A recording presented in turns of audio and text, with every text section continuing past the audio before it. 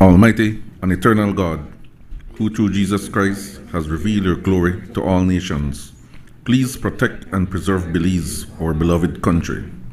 God of might, wisdom, and justice, please assist our Belizean government and people with your Holy Spirit of counsel and fortitude. Let the light of your divine wisdom direct their plans and endeavors, so that with your help we may attain our just objectives. With your guidance, may all our endeavors tend to peace, social justice, liberty, national happiness, the increase of industry, sobriety, and useful knowledge. We pray, O God of mercy, for all of us, that we may be blessed in the knowledge and sanctified in the observance of your most holy law, that we may be preserved in union and in that peace which the world itself cannot give. And after enjoying the blessings of this life, please admit us, dear Lord, to that eternal reward that you have prepared for those who love you. Amen.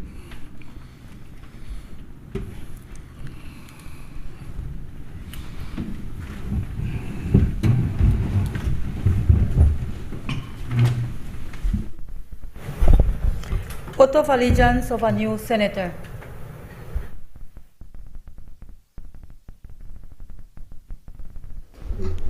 Madam Clerk, kindly administer the oath of allegiance to the new senator.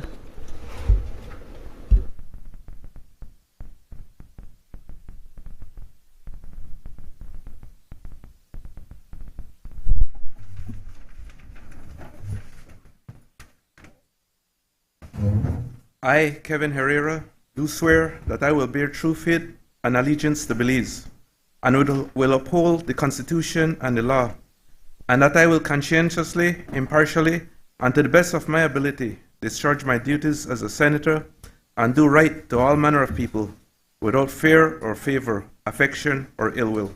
So help me God.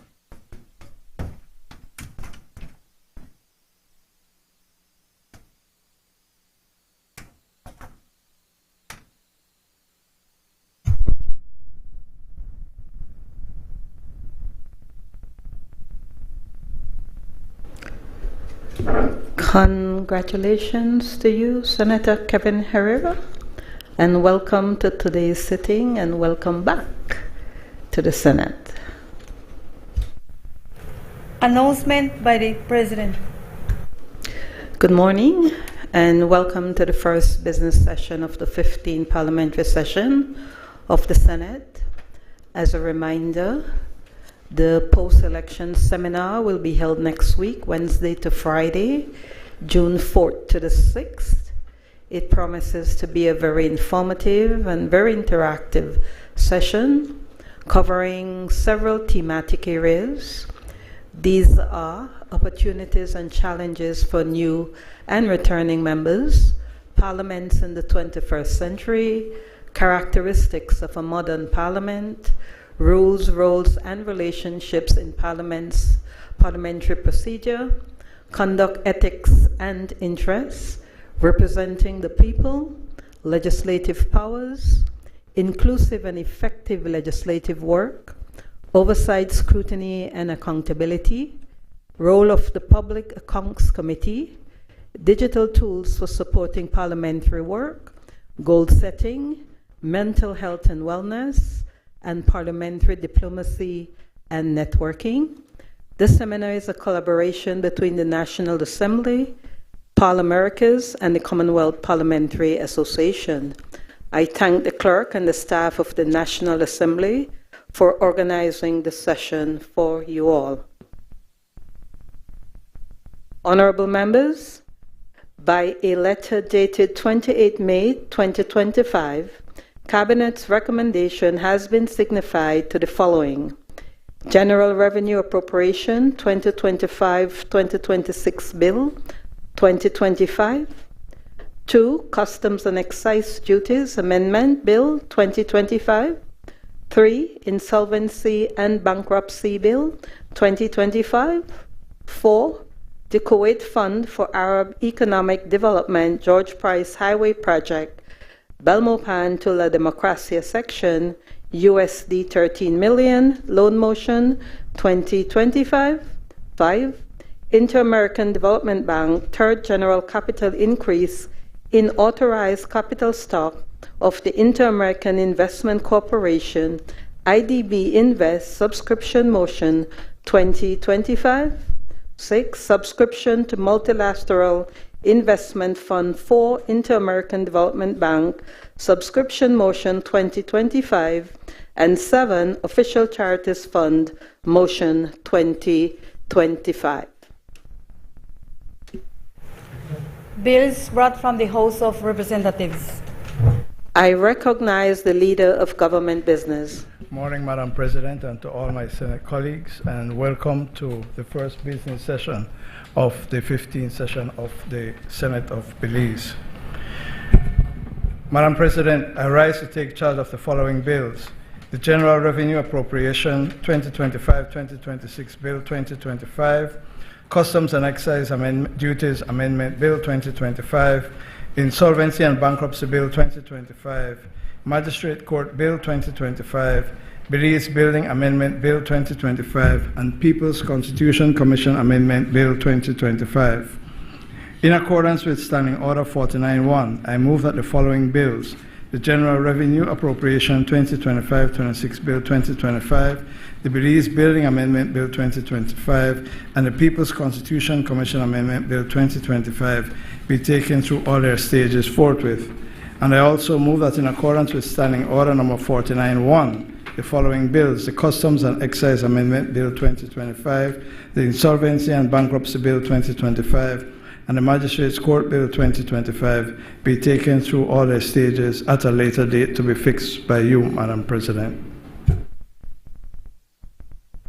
Honorable members, the question is that the bills entitled 1. General Revenue Appropriation 2025-2026 Bill 2025, 2. Belize Building Amendment Bill 2025, and 3. People's Constitution Commission Amendment Bill 2025 be taken through all their stages forthwith. All those in favor, kindly say aye. Aye. Those against, kindly say no. The ayes have it. Honorable members, the question is that the bills entitled 1. Customs and Excise Duties Amendment Bill 2025, 2. Insolvency and Bankruptcy Bill 2025, and 3. Magistrate Court Bill 2025 be taken through all their stages at a later date. All those in favor, kindly say aye. Aye. Those against, kindly say no. The ayes have it. Paper. I recognize the Leader of Government Business. Madam President, I rise to lay on the table sessional paper number 1/1/15, draft estimates of revenue and expenditure for fiscal year 2025-2026. Honorable members, that paper is ordered to lie on the table. Motions relating to the business or sittings of the Senate. I recognize the Leader of Government Business. Madam President, I rise to move that at its rising today, the Senate do adjourn to a date to be fixed by the President. Honorable members, the question is that at its rising today, the Senate adjourn to a date to be fixed by the President. All those in favor, kindly say aye. Aye. Those against, kindly say no. The ayes have it. Public business, government business, motions.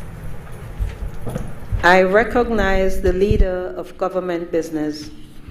Madam President, I move that whereas the Kuwait Fund for Arab Economic Development, hereafter referred to as the Kuwait Fund, provides support to Arab and other developing countries by providing concessionary financing and technical assistance for implementation of key development projects and programs.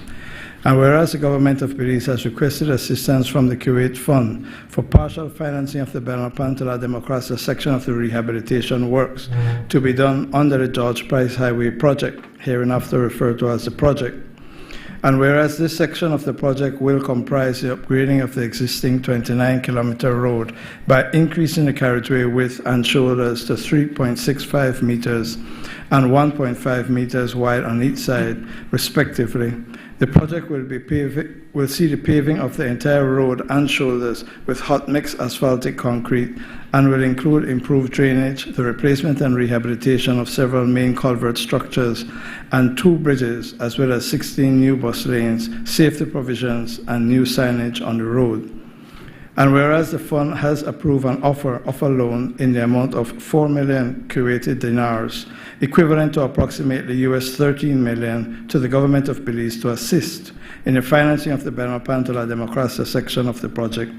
And whereas the approved funding will be used to finance 47% of the total amount needed for the entire civil works required under the project, and whereas the government of Belize will cover the remaining 53% of the total cost of the civil works for the project through counterpart contribution and the possibility of a second loan from the Kuwait Fund for Arab Economic Development.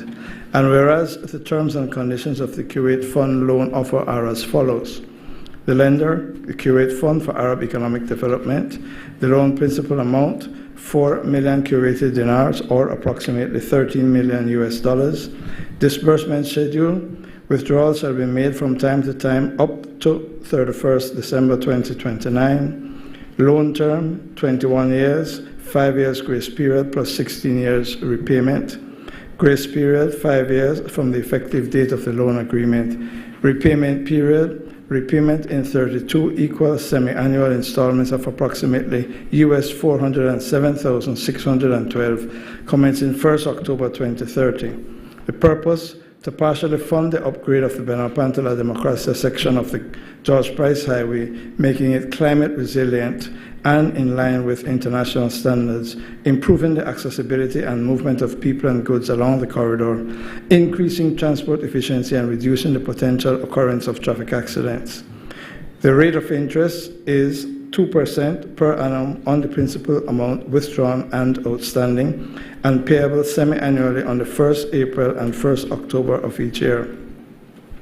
Service charge at the rate of 0.5% on the principal amount of the loan withdrawn and outstanding, payable semi-annually on the 1st April and 1st October of each year. And whereas under the provisions of the Section 7 of the Finance and Audit Reform Act 2005, the government of Belize is required to obtain by way of a resolution for such borrowing. Now therefore be it resolved that this Honourable House, being satisfied that the loan proceeds will significantly contribute to the enhancement of a major road network in Belize and improve the economic and social development of the settlements along the George Price Highway, approves and confirms that the government of Belize may enter into a loan agreement with the Kuwait Fund for Arab Economic Development on the terms and conditions set out above, and further authorizes the Minister of Finance to execute and deliver the said loan agreement, and for all documents associated therewith, a copy of which is hereto annexed.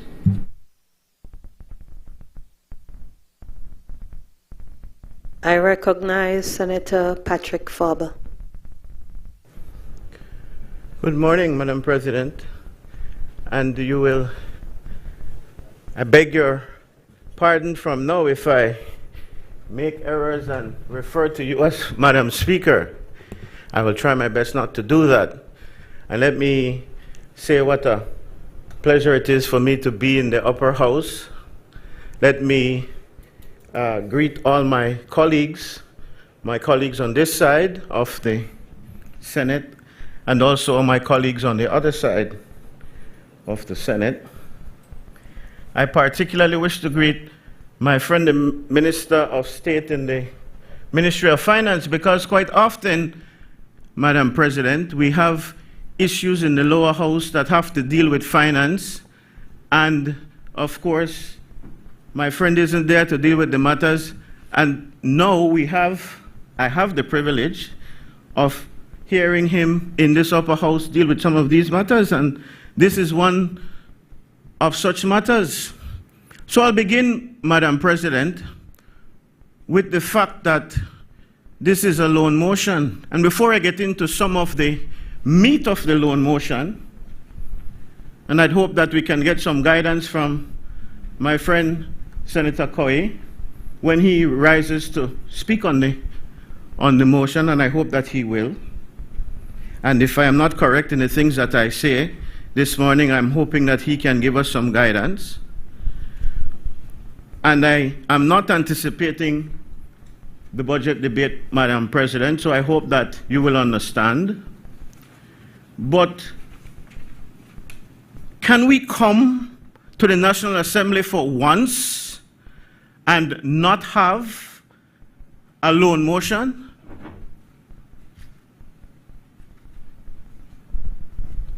My friend Senator Coy will tell you, Madam Speaker, Senator Coy, sorry, Madam President, you see what I told you, Madam President? I will keep reminding you from time to time. Wonderful, I need the assistance. Our friend Senator Coy will tell you later on, as the Prime Minister boasted in the lower house, that there has been significant reduction in the debt to GDP ratio. The Prime Minister boasted, in fact, he said, it's not me who's saying it, it is the IMF. And in fact, we are well beyond the target. He's saying that it is at 61%. And that was the target for 2030, and we're at 2025, and we're already there. That's what he said. And I'll get into some of that later on in the budget debate, Madam Speaker. But what they will not tell you, and what is very glaring, is that the national debt of this country, and correct me if I'm wrong, Senator Coy, stands today at $4.41 billion. Write that figure down, yes. No me says so. The IMF says so. $4.41 billion. And for record, the national debt when the UDP left office in 2020 was $4.64 billion. Now, let's look at that for a minute. $4.64 billion, and you will keep in mind that this included the super bond debt. This included the Venezuelan Petrocarib debt. All of that was wrapped up in this $4.64 billion worth of debt that I am telling you the UDP left in office. When the debt to GDP ratio was what, Senator Coy? 133%, you say? Or the IMF say? And today, when you say the debt to GDP ratio is 61%, the national debt of this country is in no better position in terms of a dollar figure. It is 4.4%. Sorry, 4.4 billion with a B dollars. And we have to ask ourselves why. Because of the very same thing that is going on here. Can we not come to the National Assembly anytime we come and have a loan on the table? This government, Madam Speaker, has borrowed almost $500 million in as many years. Five years, $500 million. These people aren't playing, Madam Speaker. They are saddling this country with debt. A quick reminder. Sorry, Madam President. Madam President, yes. Thank you, Senator Pitts. Maybe I should put this right here.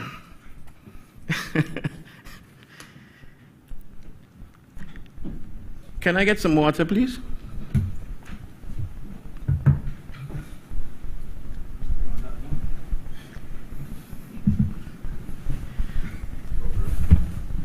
In fact, that's the other thing I'll struggle with, the time limit, yeah? When Senator Courtney called me and congratulated me on being appointed to the upper house, I shared with him that I think that will be my issue. Because in the lower house, of course, we don't have that time limit, but I'll do my best to keep in the time frame. Almost $500 million, Madam Speaker, the PUP administration has borrowed.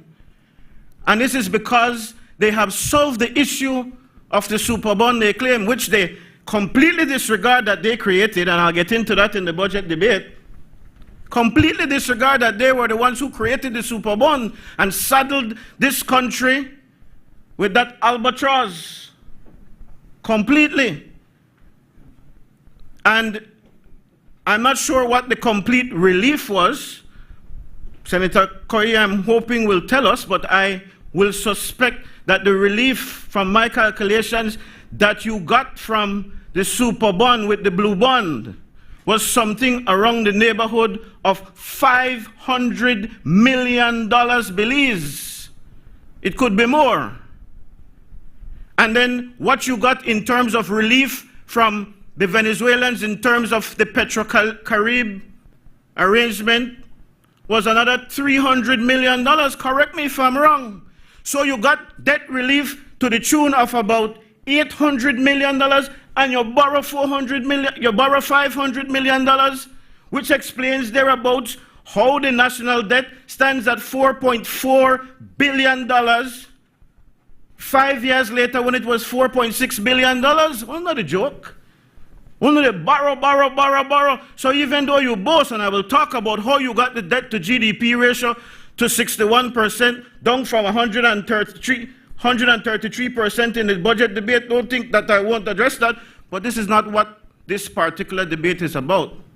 This is about their borrowing, Madam Speaker, and can we come to the National Assembly on any given meeting and not have to borrow?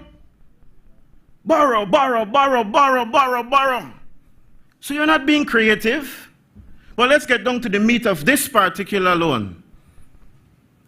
You're borrowing money to fix the piece of road, which I will agree. I just drove that piece of road coming to Belmopan. From Democracia to Belmopan, the road, in fact, most of the road is uneven. There is a part that is extended out. And I remember when they did that extension, maybe past Senator Wade, I have trouble too because I used to call you Pastor Wade. Senator Wade, maybe it's probably as long as 15 to 20 years ago when they made that extension out. And you could see clearly where the pavement is a different color. In fact, they have had some serious accidents that have killed notable people in that area. So it is a piece of highway that is very dangerous indeed, and there is no doubt that it needs to be fixed. But when you look at the fact that you're borrowing this money from the Kuwaiti fund, and it is not even the total amount. In fact, when you look at the budget, you'll see more money being allotted for this same portion of the road. Then you have to wonder, are we getting value for money? And then when you look at the details further, in fact, you'll see that this contract has already been given out. So what is the purpose of bringing this? In fact, it is a slap in the face on all of us in this house of the Senate, because it is a house. All of us in this House of the Senate, Madam President, should take offense to the fact that they are bringing this loan motion now, when in fact, what is required is for these things to be brought in advance of the contract being awarded. But that don't happen, that done gone. They already awarded the contract. And the manner in which the contract was awarded, Madam President, our hands were tied pretty much from what the loan motion says. Our hands were tied. The Kuwaitis pretty much told us what we will do. And that's a part of some of these loans that we get again. They pretty much lend us money, but then tell us how we will use the money, tell us what we must spend it on, a lot of consultations. They tell us who we will contract, who we can't hire. And that might be safer, because when they tell us we can hire who we want, we see the political cronyism and corruption creeping. I guess that's why we got to the stage that they have to handcuff us. And that's sad. But there is devil in the details, Madam President. And we must look at this very carefully. I don't think it makes any sense to say we don't support. As I understand it, this is a house that can't really turn back anything that deals with money. But we certainly, Madam Speaker, can have our say and say that this kind of motion, one, it is additional borrowing. I'd want to recommend to the government that we stop borrowing for a while. My goodness, for the rest of this year and maybe for the rest of for the whole of 2026, can we not bring another loan motion? I have been in the House of Representatives for 22 years, as you know, and this is not a regular thing. It's not a regular thing for every House meeting, every Senate meeting to have loans on the table. But that's the nature of the PUP. I listened as the new session of Parliament started and the Speaker, or maybe it was the closing of the last session, and the Speaker boasted about how many sessions of Parliament we had. And it was an extraordinary number compared to other years. Well, every one of those were packed with loans. But I leave that again, Madam Speaker, for the budget debate. And then the terms of this loan, Madam Speaker, don't benefit the Belizean people. And so, Madam Speaker, while I don't think we can turn it back, as I've said, we can certainly say that we don't give our support overall, and we will have our say in terms of saying that it is not good for the Belizean people. Madam President, I'm sorry. Thank you. It's your first meeting, so we'll let a couple slip.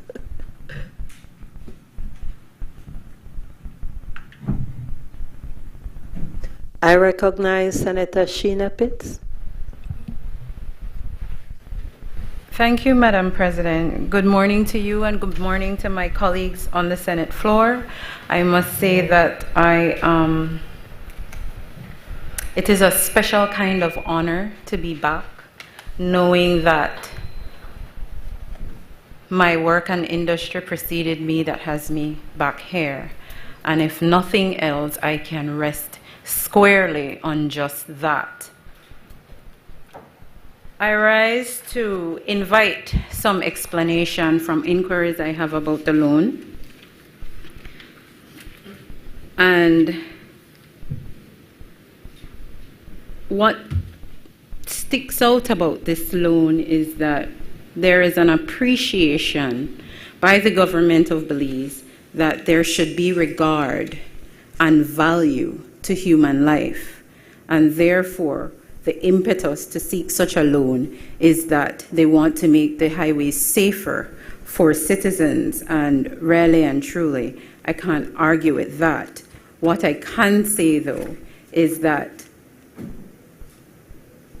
I would invite the government of Belize to be measured in how they can recognize priorities and be measured in how they borrow to address those priorities.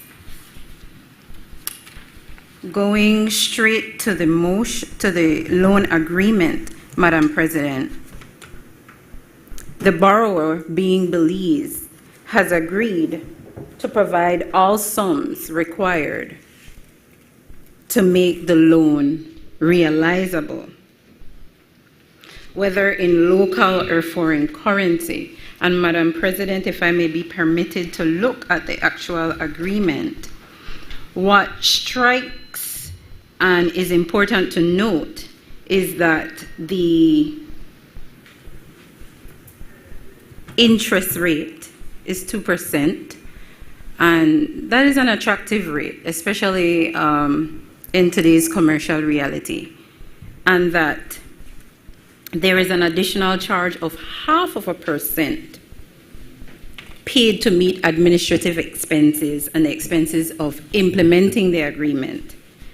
I also note that there is 0.5% to be paid with relation to Section 3.02 of the agreement that makes provisions for special irrevocable commitments. And so I ask for clarification. Since this loan, it has already gone, the actual contract has already gone before us, I seek clarification on whether or not there has been any special irrevocable commitment, and if so, what? And who is the beneficiary of such a commitment? I also note that in section 109 of the agreement, 1.09, sorry, the loan shall be paid at Kuwait or such other places as the fund shall reasonably request.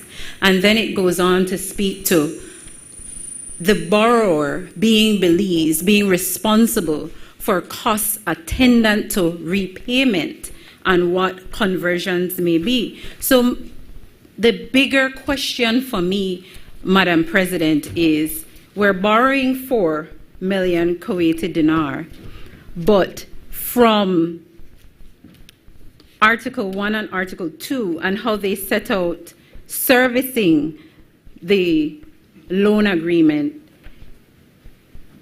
I would really like to be made the wiser whether or not inherent in those terms, the reason why those terms are set out that way is because there is an additional cost to actually service the loan agreement. And if there is an additional cost, what that is.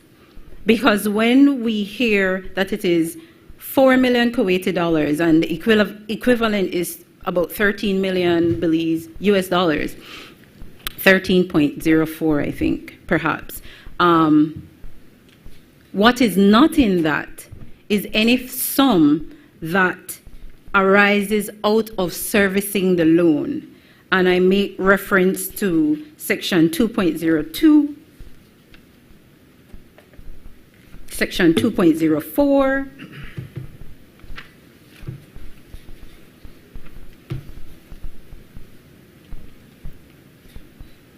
what I must point out that as much as it is sad, as Senator Faber has pointed out, that we have been straitjacket to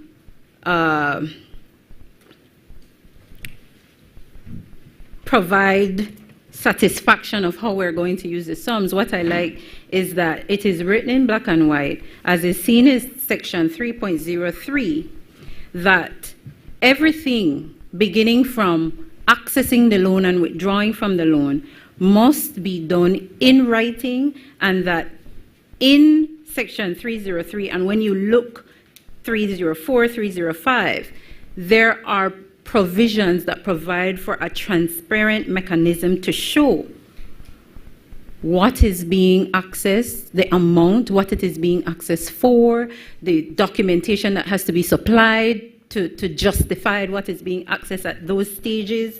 And so, I mean, in as much as we're here borrowing again, and we shouldn't be borrowing, at least the loan agreement has in it some safeguards to say these things are there, to show that there is a transparent way to account and document how these funds will be used and what for. And the agreement is very specific that the funds ought not be used for any other purpose but for the one to which it is sought, which is for the road.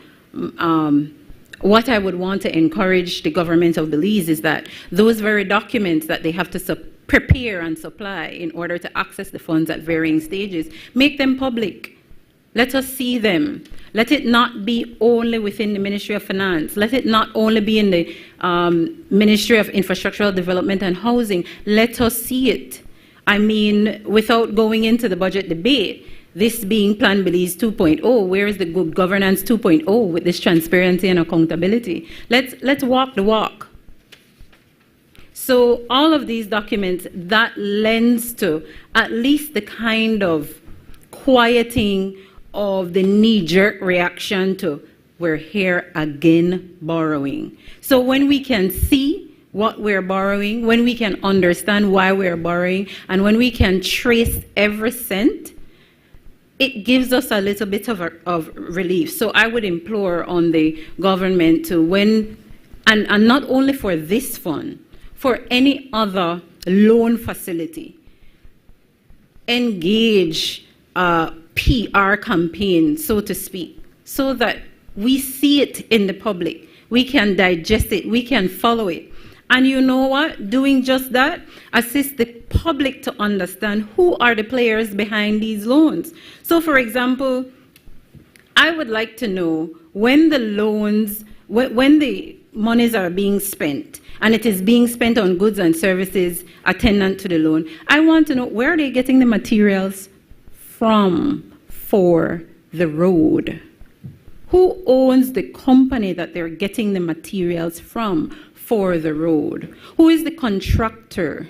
Who is the engineer and the site supervisor?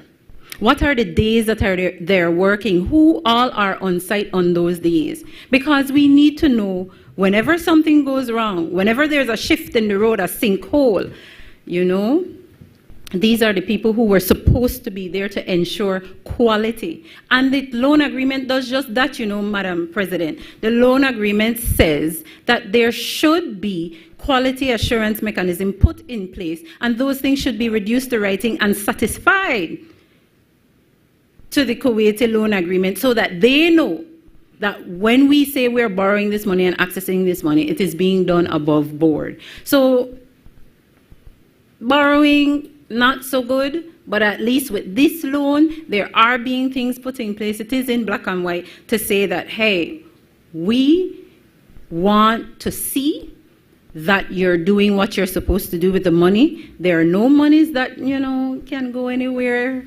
seep out, anything like that. So show the public. We want to see it. The loan provides for it, and we expect that the people of Belize are supposed to see what this loan is providing for. So when we buy into such a loan agreement on these terms, we know and we can see the loan at work. What I like also is, oh, and I need to ask Senator Cowie, I see the term, the acronym PEU. I don't know what that is, so if you could please explain when you rise. Oh, thank you. You don't need to do it, I know what it is.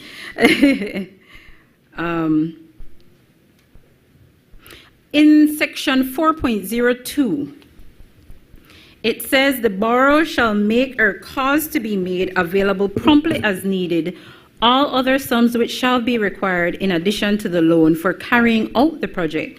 All such sums to be made available on terms and conditions satisfactory to this fund. And I don't know that I understand what other such sums that could be, and if you could please give me an example of that and what should be required. Because I find that it's a whole lot more palatable when we know. Take the veil off these things. What I like is section 407 that says the ministry is tasked to maintain records adequate to identify the goods financed out of the proceeds of the loan, to disclose the use thereof. I made reference to that before, but there it is in section 4.07. In section 4.08, it makes reference to goods imported. And forgive me, I don't know engineer or builder of road. I don't know Bob the builder. What goods are envisaged to be imported to build a road? Because in 4.08, it makes reference to ensuring or cause to be insured with responsible insurers all goods financed out of the proceeds of the loan, and those subject to marine transit and other hazard incident to purchase and importation of goods into the territory. So what is being imported? And two, since the clause provide that those should be insured, which insurance company has been engaged to provide the insurance and at what rate?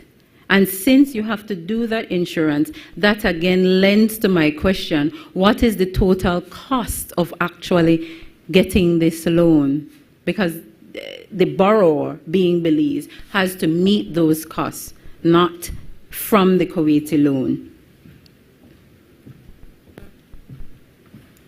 And I don't know, we're on the cusp of the hurricane season, starting tomorrow, and in all reasonableness, such insurance must cover acts of God and whatnot. And we know how these insurance go. They will take the rates sky high. And I would hope that the government could show us that they actually shopped all the insurance agencies to see what attractive rates and go with the cheapest one. So it's just a matter of providing the Belizean public with everything that this loan contemplates ought to be done.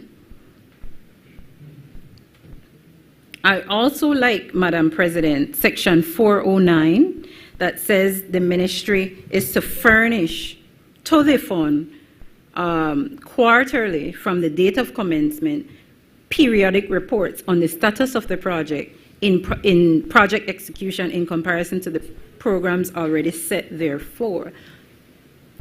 Transparency.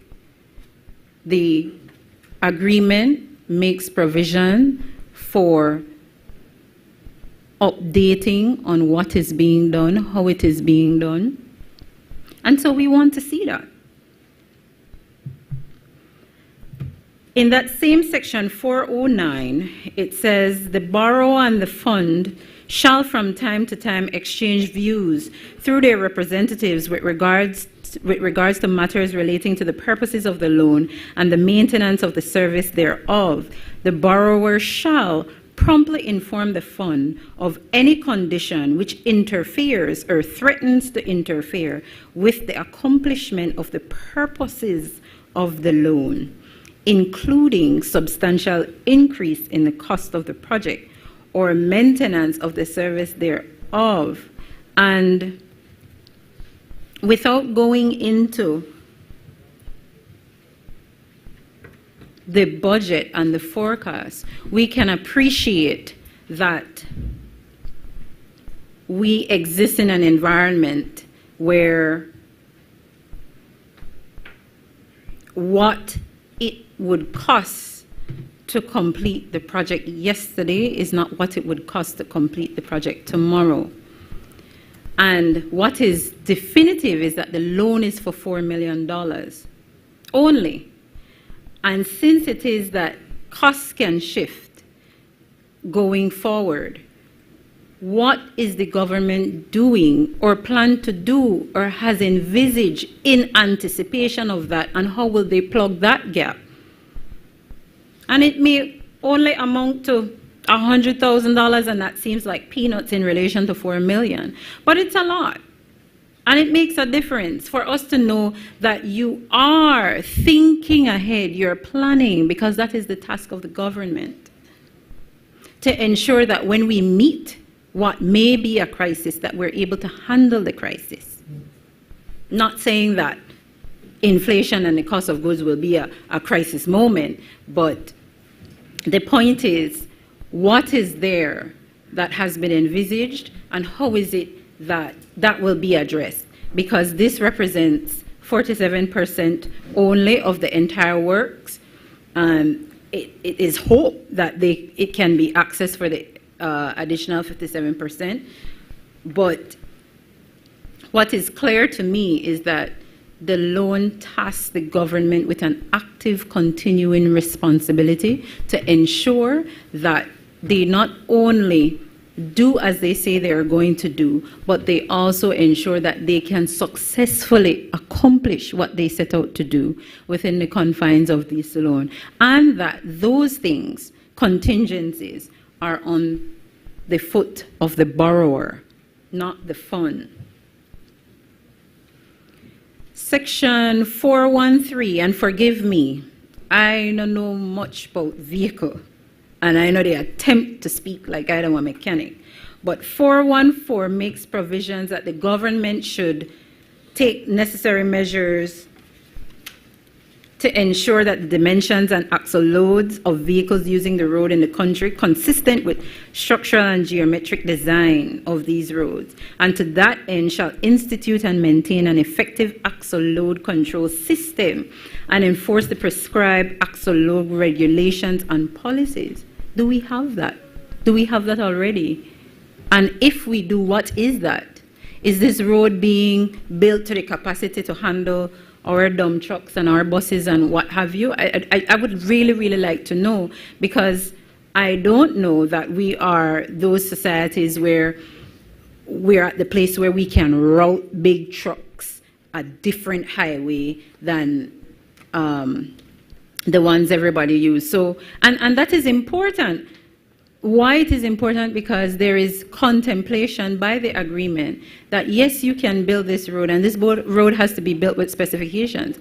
But if you use it in such a way, you will diminish the value of the project you sought to get and the value of the loan. So what the loan agreement is saying, hey, you have a responsibility to ensure that the purpose of this loan will not be destroyed or damaged within a short space of time because you've not directed your mind to how it is to be used. So what axle load control system do we have? I don't know. There is, as far as I know, and I tried to check, we don't. The closest I've come is, without trying to preempt any future discussions on future bills, the farthest I know is that we are contemplating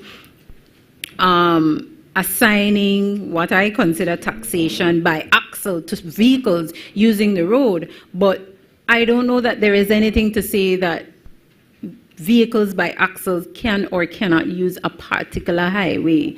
So I think that is serious concern for us, and why I point it out is because many a times perhaps we can extend the life of some of our roads if we do some kind of axle load control system and manage the vehicles that use some of the roads and streets, because that contributes to breaking up the roads. I can tell you, when in downtown Belize City, if there is any disruption to the flow of traffic on Albert Street or Regent Street, the buses that would normally use those main thoroughfares are sent into the neighborhoods nearby, and when those buses are running down there, you can hear the vibration and the shake of the homes from the buses on the road.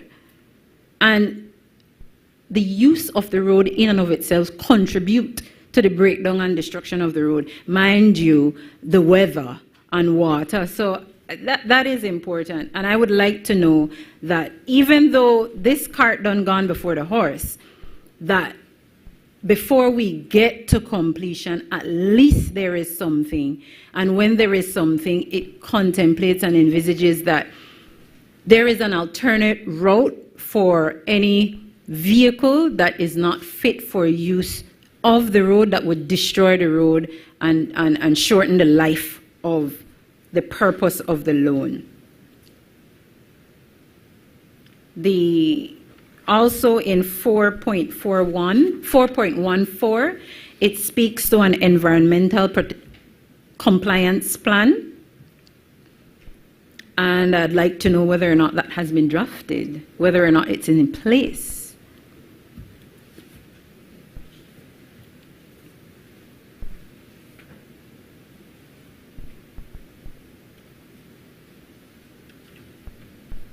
So, my observations in relation to the axle load program is that tractors and rollers and heavy equipment and metal truck, like those, really should not use the highway. But then again, what other highway do we have for them to use? So what are we doing then?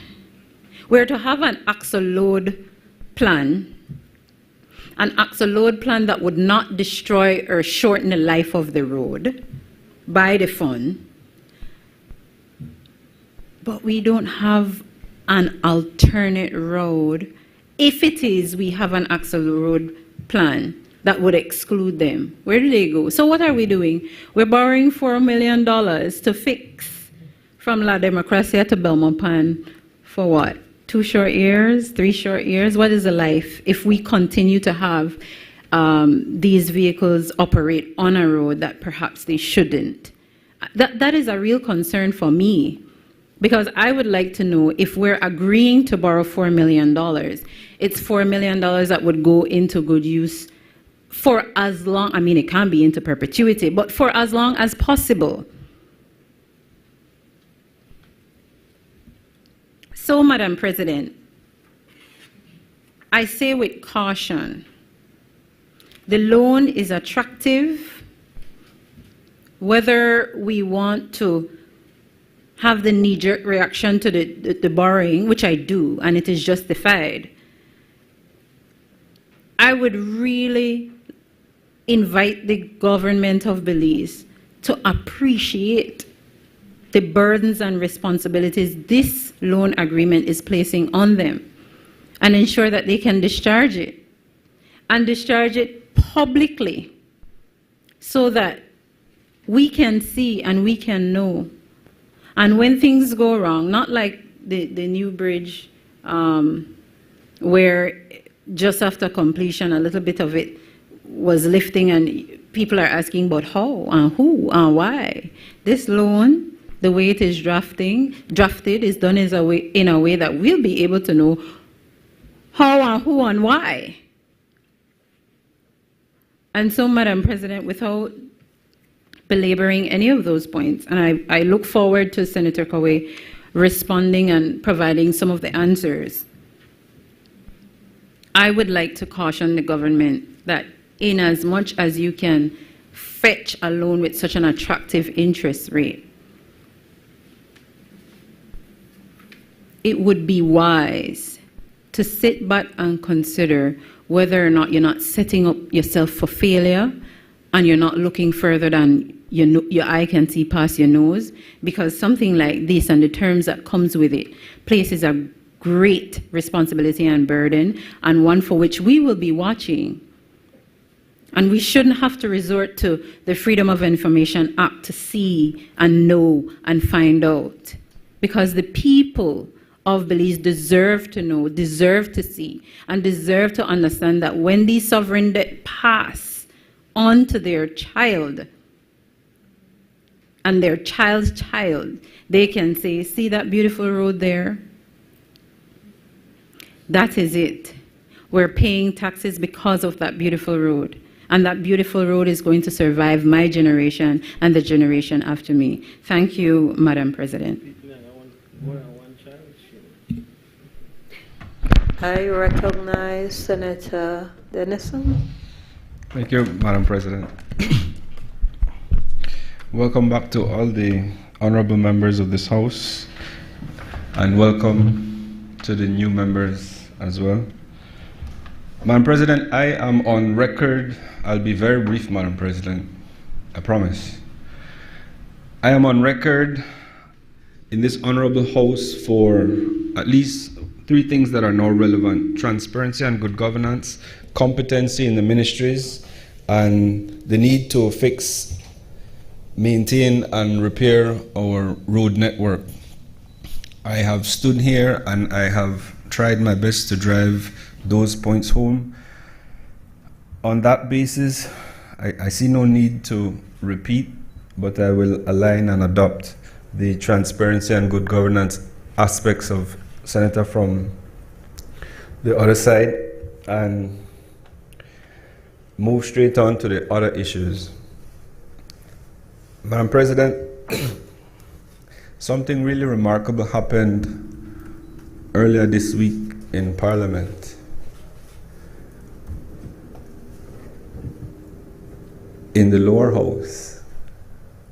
Because up here we're used to criticism from this side, right? To this side. But in the lower house, you don't really get that. It's over there to this side, but it's noteworthy that a little bit of that came from someone from this side. And why is much being said about it? Because thinking people are not afraid to share their ideas, to say when things are going well and to say when things aren't.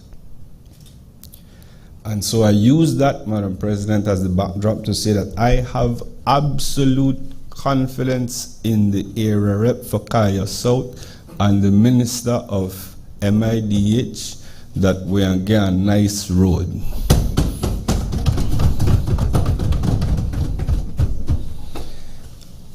I use that also, Madam President, to say that the Ministry of Finance has clearly outdone themselves with the nature of this contract and the concessionary rates that are attracted to it. I think it's applaudable, and we must acknowledge when good is being done. So kudos to the Minister responsible for Finance and this loan agreement. It's one of the best that I have seen, and I again align with the transparency issues. I think that ties it together even more so to assure the Belizean people that we are going to get value for money. So kudos, Mr. Minister of Finance and Minister of State and the Minister of Finance and my colleague in this House. As it relates to fixing and maintaining the roads, Madam President, I was pleasantly surprised to hear that a minister responsible for road networks was able to tell us how much miles of road networks we have, how much of it is paved, how much of it is gravel, how much of it is dirt road.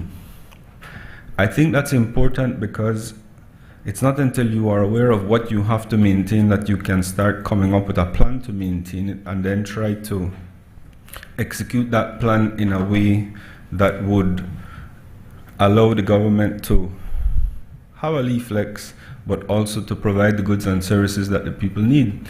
And so I want to commend the Minister for MIDH, because I will say this, the road construction didn't stop after the election, Madam President, and I was just so happy to see that. Like, there was this fury, like, and rave to fix roads and make the city and the country look good just before the election, but it didn't stop. And so I don't want it to stop, Madam President. I want it to continue. I want it to roll out. And so it is for those reasons, Madam President, that I stand in support of this loan motion.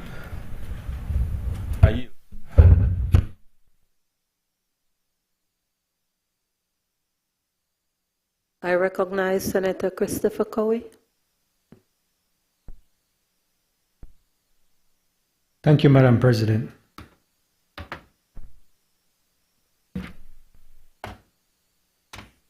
I was hoping that I wouldn't be put in a spotlight like this, but unfortunately it seems that turns out not to be the case.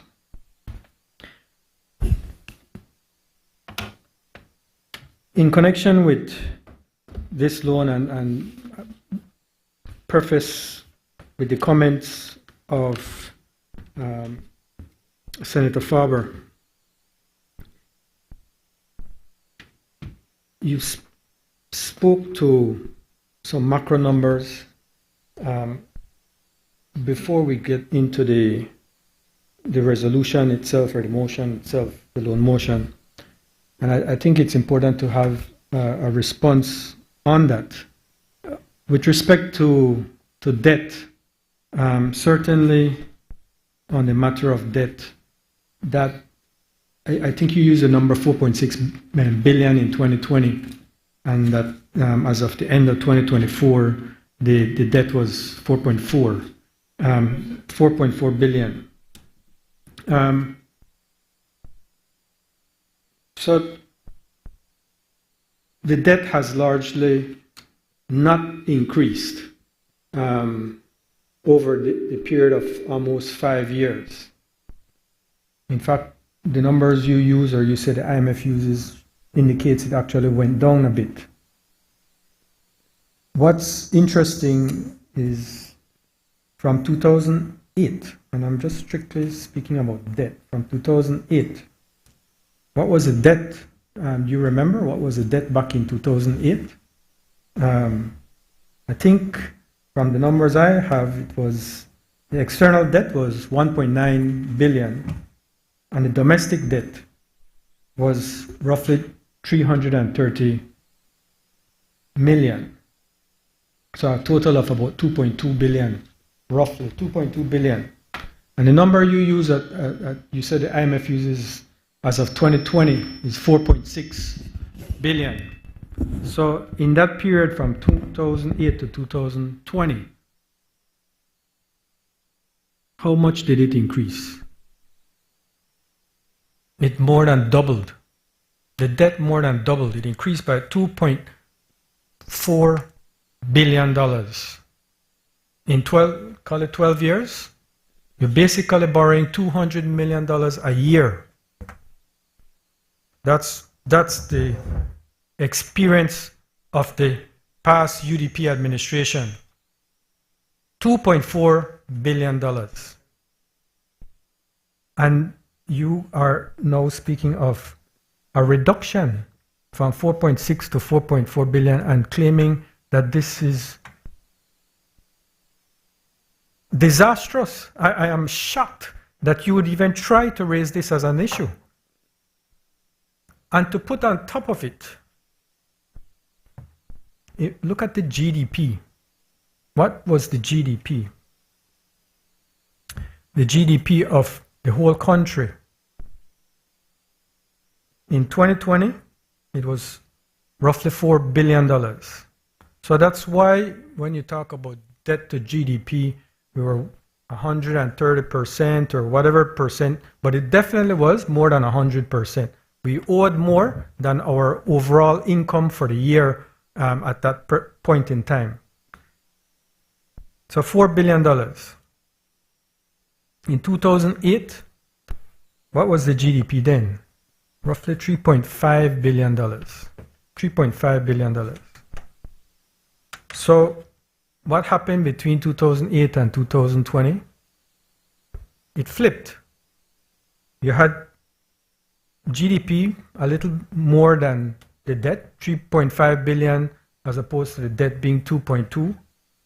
Now, by 2020, we had a GDP only 500 million increase. Only 500 million increase in 12 years in the overall income of the country, from 3.5 to 4 billion, 500 million increase. But yet the debt went up by $2.4 billion. Where did that money go? Where did that money go? It certainly didn't go towards the enhancement and the upliftment of the people, because they didn't get richer. What was the per capita GDP, the average income per person? The average income per person. In 2020, it was $10,000, roughly $10,000. In 2008, it was actually higher. The average income per person was $11,000. I'm just using wrong numbers. I could give you the specific number, but it was higher. It was 11,000. It was more than 11. It was $11,335. So what does the last administration, the UDP administration, what do they have to show for their 12 to 13 years in government? A reduction in the average income per person. People became poorer. Evidently, people became poorer. That's the past. But let's look at between 2020 and 2024. So we just spoke about the debt, but we also can speak about the income, the GDP. And I mentioned that the income was $4 billion in 2020. You know what the income is as at the end of 2024? 6.8 billion. 6.8 billion. So we went up 2.8 billion. We went up 2.8 billion, an increase of 67%. The average per capita income went from $10,000 to over $16,000, over 60% increase in the average income per capita. So in that period of time,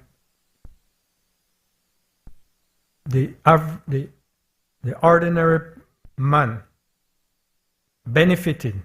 He did not suffer. He did not suffer. He benefited in the past 5 years. That's why we could say the debt to GDP has gone down. It's gone down now to 61%, because while the overall debt has marginally reduced, yes, it's at 4.4 billion. It marginally reduced from the 4.6. The average income per person has gone up by over 60%. Even in accounting for inflation, that average income per person has substantially increased by near 40%.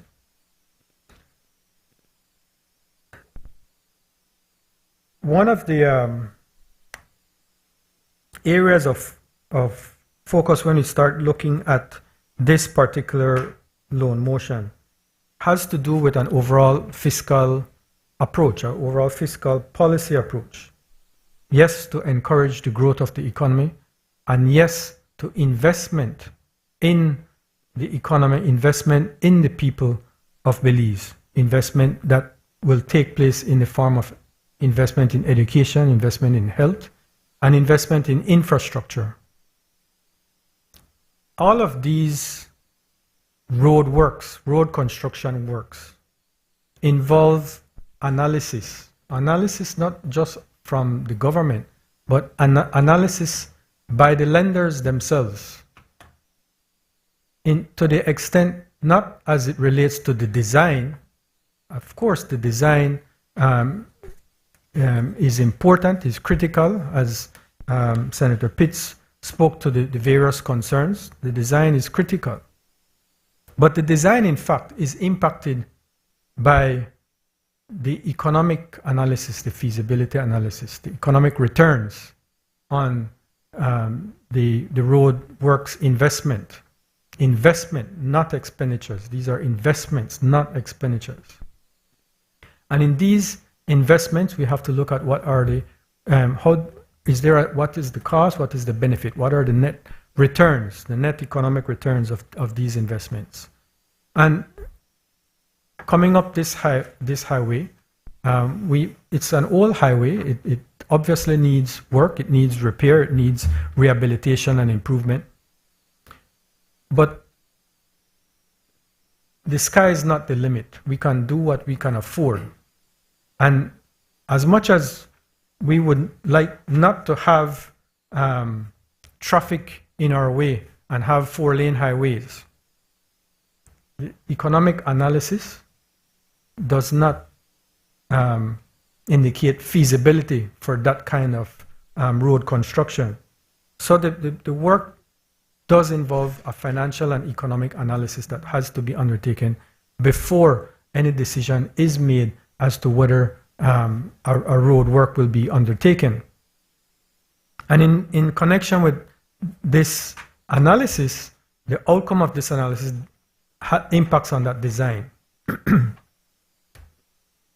So in terms of that loan motion, in terms of the highway, what is done is not a reactionary approach to the deterioration of the highway, but a plan. And in the case of the George Price Highway, that plan is for the rehabilitation of the entirety of the highway from Belize City to Belmopan. That is broken up in lots, and this is one of the lots from Democracia to Belmopan. But that analysis, both in terms of design and in terms of economic return, is done for the entirety of the highway. It is determined that it is feasible, it makes economic sense to rehabilitate the highway.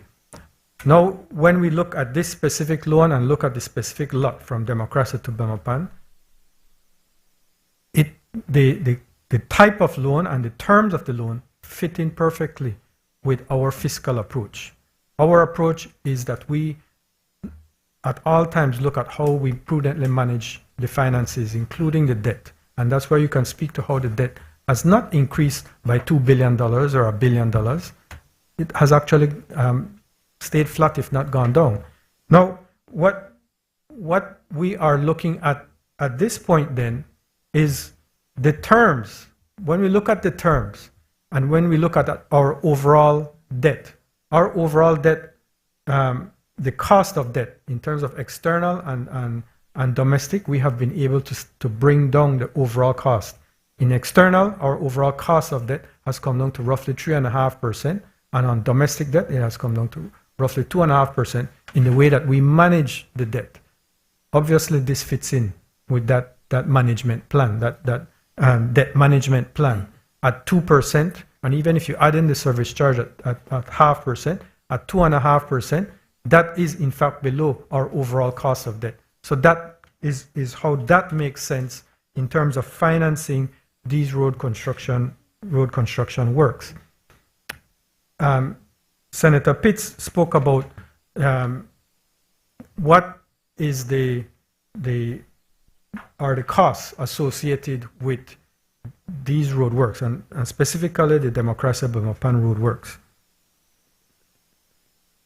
The 12 or 13 million that is under this loan does not cover the whole amount of the projected estimate. I believe the project estimate for that lot is roughly 27.5 million US. So this represents a portion of it. The remaining portion will come from counterpart funding from the government itself, and the expectation that the Kuwaitis will in fact come in with a second loan amount that will make up the full balance of the project requirements. So that is the overall cost of this project. Now, in terms of what happens when this project is undertaken, there's an open tender, and there was an open tender for the procurement of the works by contract from eligible contractors in country. That was done, as far as I understand, was done over the past couple of months, and from that open tender, contractor was identified. That contractor will be responsible for the building of the entirety of the road. So there aren't many contracts that the government will be doing procurement for. They're not looking to do insurance, and those actually are handled by the contractor himself or itself. So that doesn't come into the realm of responsibility or direct responsibility of the ministry or the government, because it's the contractor that has the responsibility to conduct the works and to meet these requirements in terms of insurance, etc. So we're not looking at these individual components. It's the contractor that has that responsibility. On the area of transparency and disclosure, if I'm not mistaken, given the size of that contract actually will be tabled, if it is not yet tabled, at the House. So there will be open disclosure of that contract with the contractor. In terms of implementation of that contract and the works being conducted, certainly on the financial end, the payments that come in, and the payments that come in terms of disbursement, and then the debt servicing payments that go out are handled by Central Bank. So Central Bank posts on its website the various loans that the government has on a bilateral basis and on a multilateral basis. We have a very long-standing relationship with the state of Kuwait. I think the first loan that Belize contracted for was for the works at the the building of the Philip Goldson Airport. Since then, they have done a number of other loan arrangements, including under the UDP administration, and that includes the Caracol Road. I think both phases 1 and 2. The Kuwaiti Fund was a co-finance partner in that project, and as well, I think, in the Hummingbird from Belmopan to Sibun. So these terms here are not new. These are familiar terms because in the long-standing relationship and an excellent diplomatic relationship we have with Kuwait, that they have always lent to us on a concessionary basis on those on similar terms as those. So both in terms of the financial terms and overall in terms of the specific terms that you referenced, those, as I understand it, are consistent. I don't know specifically. I understand it to be Tycrob and Sons, but I haven't seen the contract myself. But that's who I understand to be the contractor. So looking at the various items that you referred to, I don't know that there are many areas that I haven't covered, but at the same time, these are familiar provisions that have existed over time.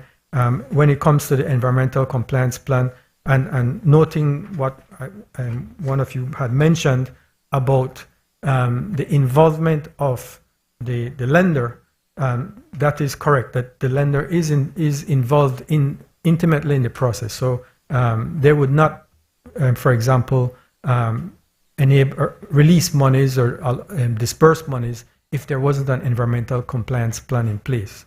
They wouldn't allow the signing of a contract without their non-objection.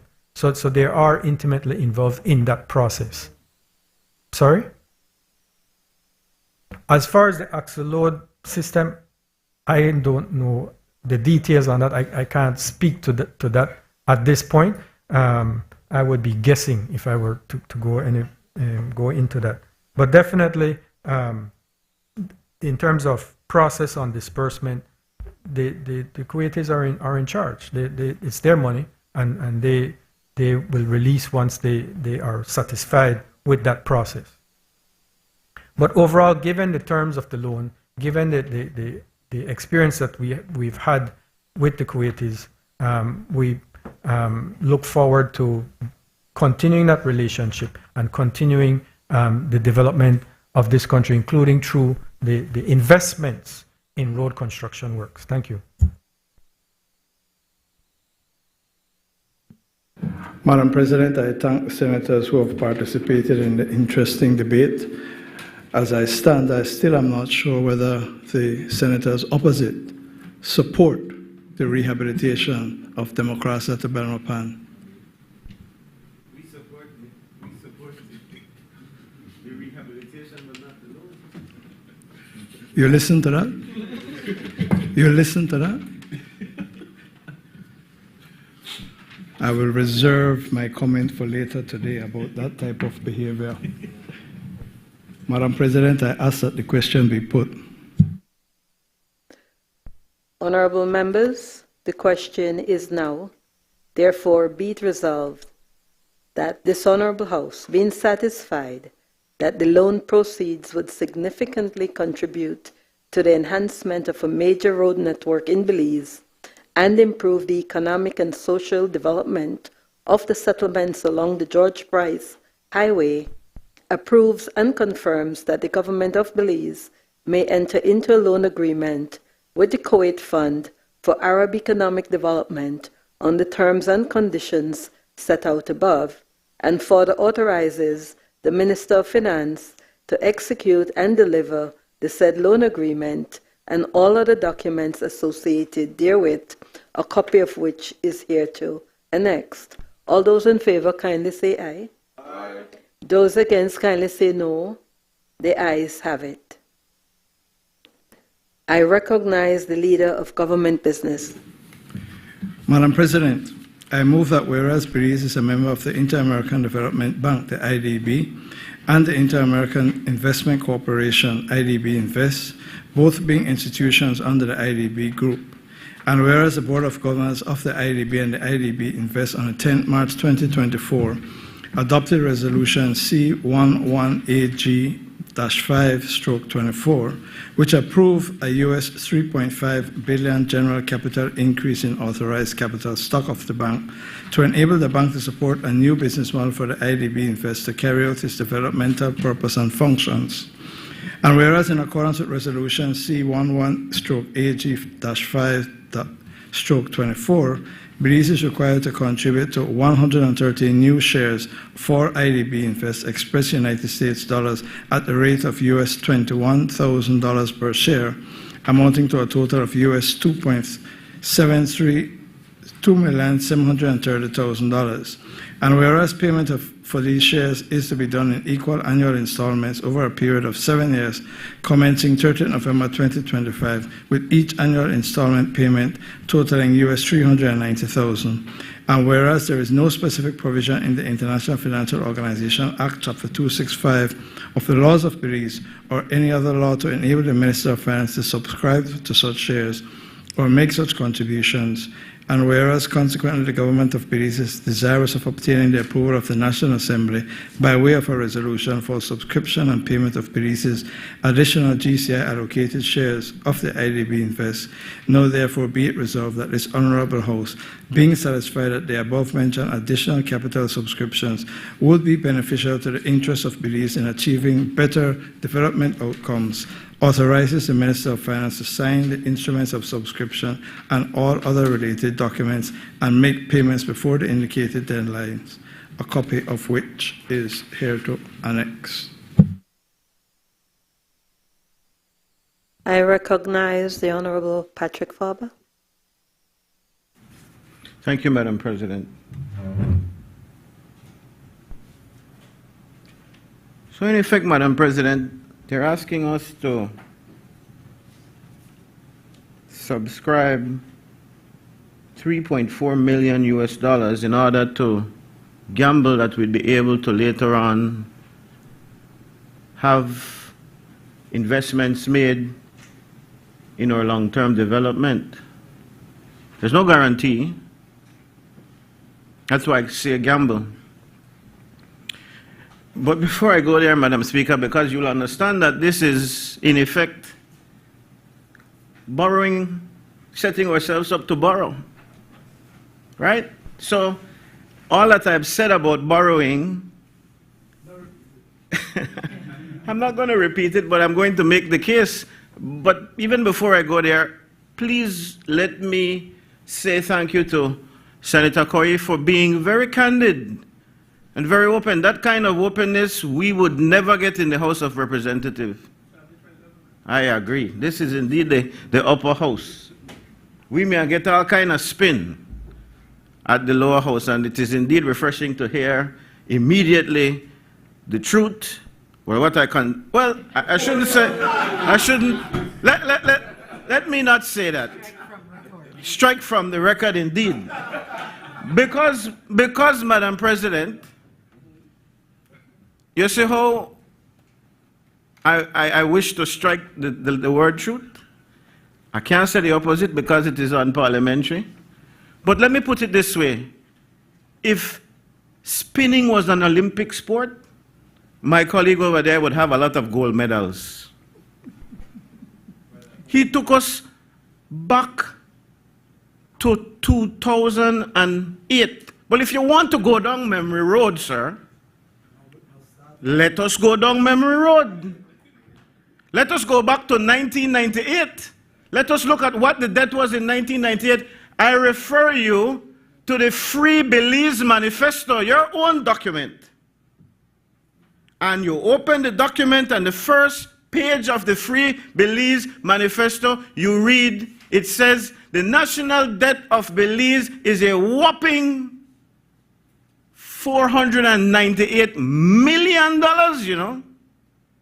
And this is what the UDP left the country with, according to your own PUP manifesto, $498 million. $500 million, sir.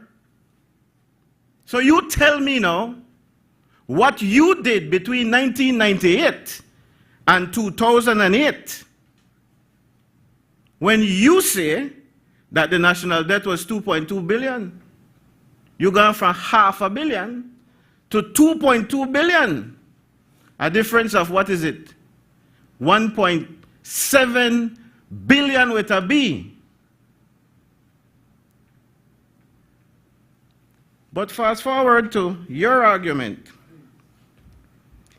that the UDP, I'm sorry, that is 10 years, in case you missed the math, 10 years, 1.7 billion.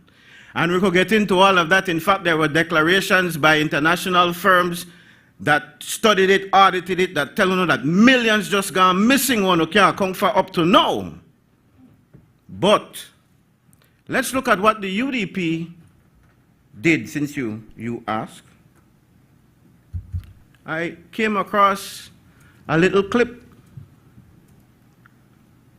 recently, came up in my memory on Facebook actually, where the Prime Minister, I think it may have been in COVID time because we were in the actual Independence Hill chambers, and we were behind the plexiglass. And the Prime Minister was actually having a candid moment. He was saying that the UDP, under my leadership of the Ministry of Education, borrowed money even when the country was in recession, and gave the teachers raises and the public servants raises in 2012, in 2015, in 2017. And your famous line, all of the PUP administration, all the PUP people, they have gone on record repeatedly scolding the UDP over and over for spending $1 million a day. But they never fired a single teacher or a single public servant during COVID. That is how, it's not everything, certainly not everything, but that is just one tidbit out of how we got to some of that debt. Nothing like that ever happened in your time. Yeah, but I'm talking about you setting yourself up for borrowing again. That's where we are, and I'm trying to show you how my friend over there is the best spin doctor ever. Not yet. I'm graduating in August.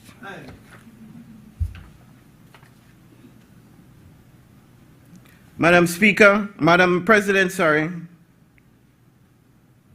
I leave all of that. Oh, but still, he spoke about GDP. He spoke about the debt. So, you know, what he didn't tell us, he spoke about the debt being, or sorry, what is it?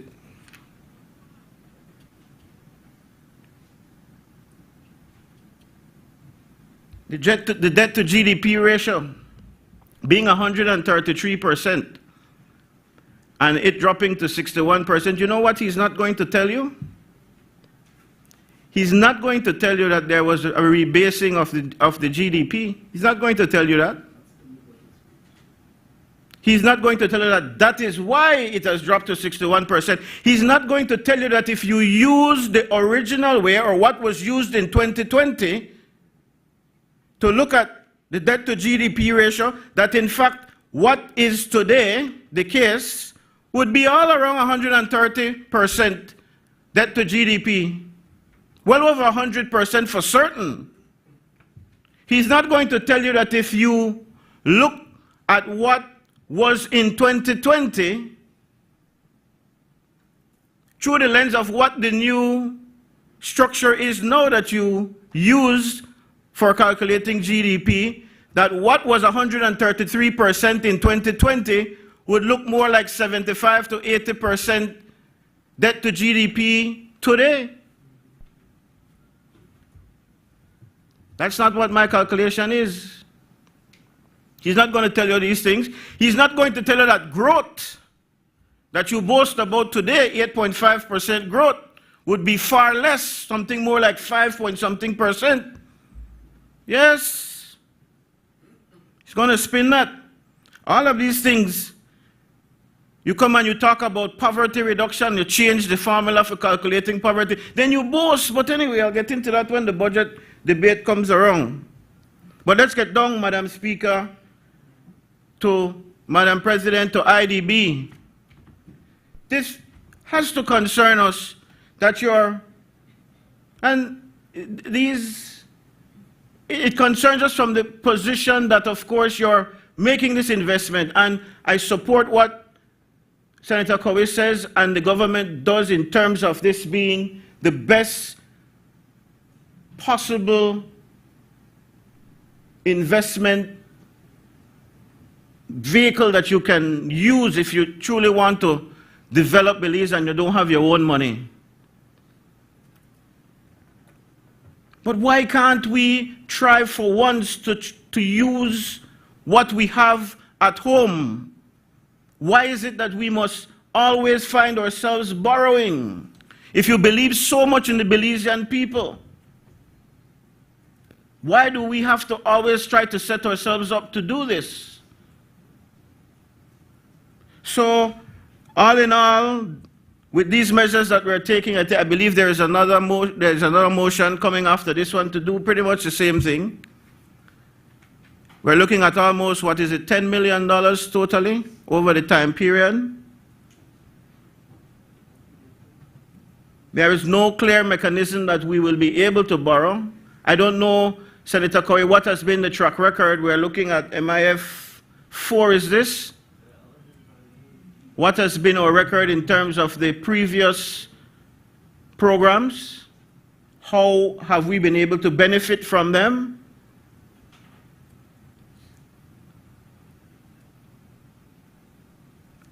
What is it that we're giving up when we make these investments in these entities hoping to receive something back? How is this affecting what you can give to the teachers, for instance? You have said to the teachers, we don't have any money for you. We cannot afford to give you what you want. Is that an opportunity cost? Could these monies be used, for instance, to better handle our teachers and public servants? Definitely a consideration. I hope that you will support that, Senator Denison.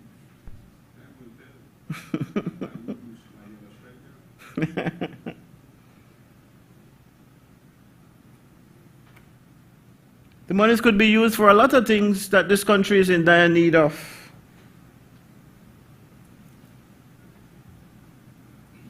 So, Madam President, we need to better use the resources that we have, and we need to cut the borrowing out. This is setting the stage, in my opinion, for further borrowing, and we need to really put a clamp on the borrowing. This cannot be the way we move. Cannot be the way we move. And that's, we see that this is a borrowing government. Borrowing government. So, I'll leave it there, Madam Speaker. Thank you, Madam President. Thank you.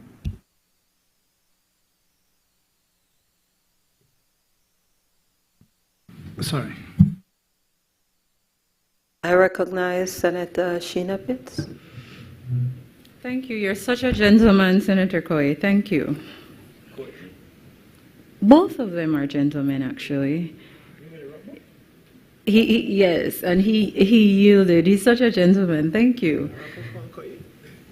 But and we do want to give Senator Cowie an opportunity to respond, because I do have some questions. And in true form, I'm here to seek some clarifications on it and point out what I've found in the papers supplied.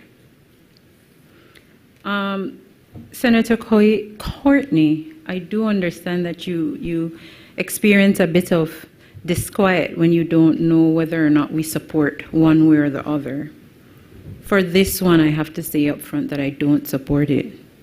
The reason why I don't support it is because not now. Honorable Senator Faber pointed out that this is a buying into, setting ourselves up to borrow later. And so we are making money available. We're asking the people of Belize to make money available to put into a fund that there is no guarantee, even though putting into it we will have voting rights one way or the other, to put into a fund that we have no guarantee that we will immediately access to use for the people of Belize. The resolution CII-AG-5-24 at paragraph 2, and if I may be permitted to read,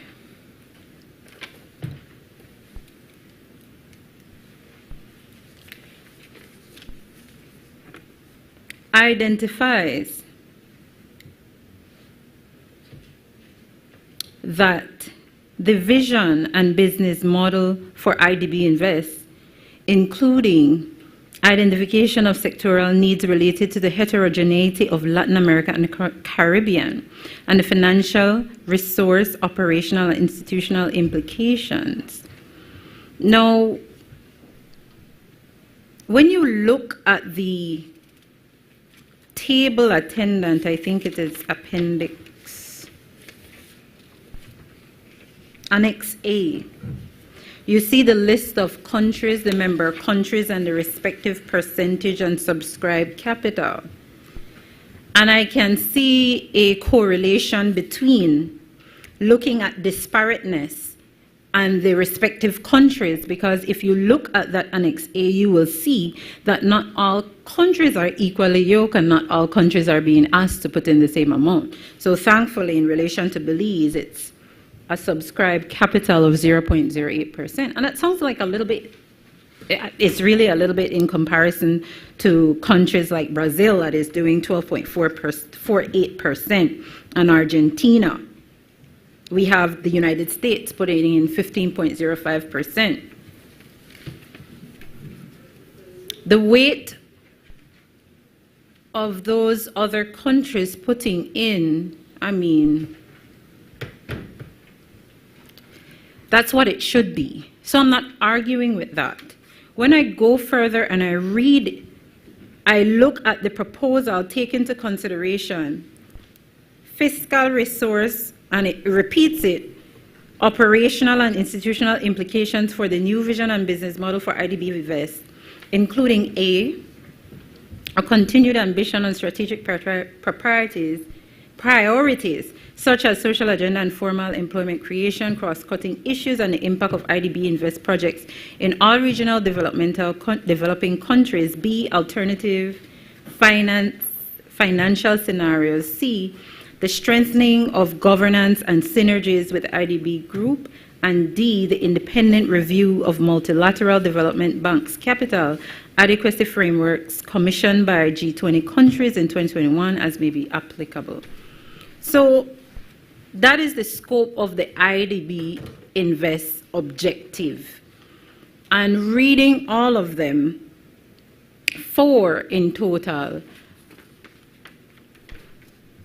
I don't know that I can happily say that I can see how we should be buying into all 4 at this point in time. Remember, we're coming off of just discussing the Kuwait motion, identifying that we're putting people first. Consistent with that, in putting people first, putting money into later on having to borrow. When we have more pressing issues right now, why are we securing monies for the future when we can secure the monies for teachers right now? So that is the basis for which I can't say that I support it. And see, the thing is, at page 2, paragraph numbered 5, it says, as established in the agreement, no member shall be obligated to participate in any part of the increased capital. We don't have to, Madam President. We are not obliged to. So why must we put ourselves in the shoe to earmark $2.73 million that can go towards increments, salary adjustments, and allowances? The thing is, Madam President,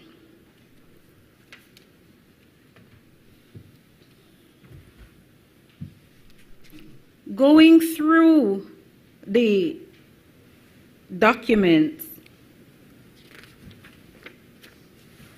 I can see that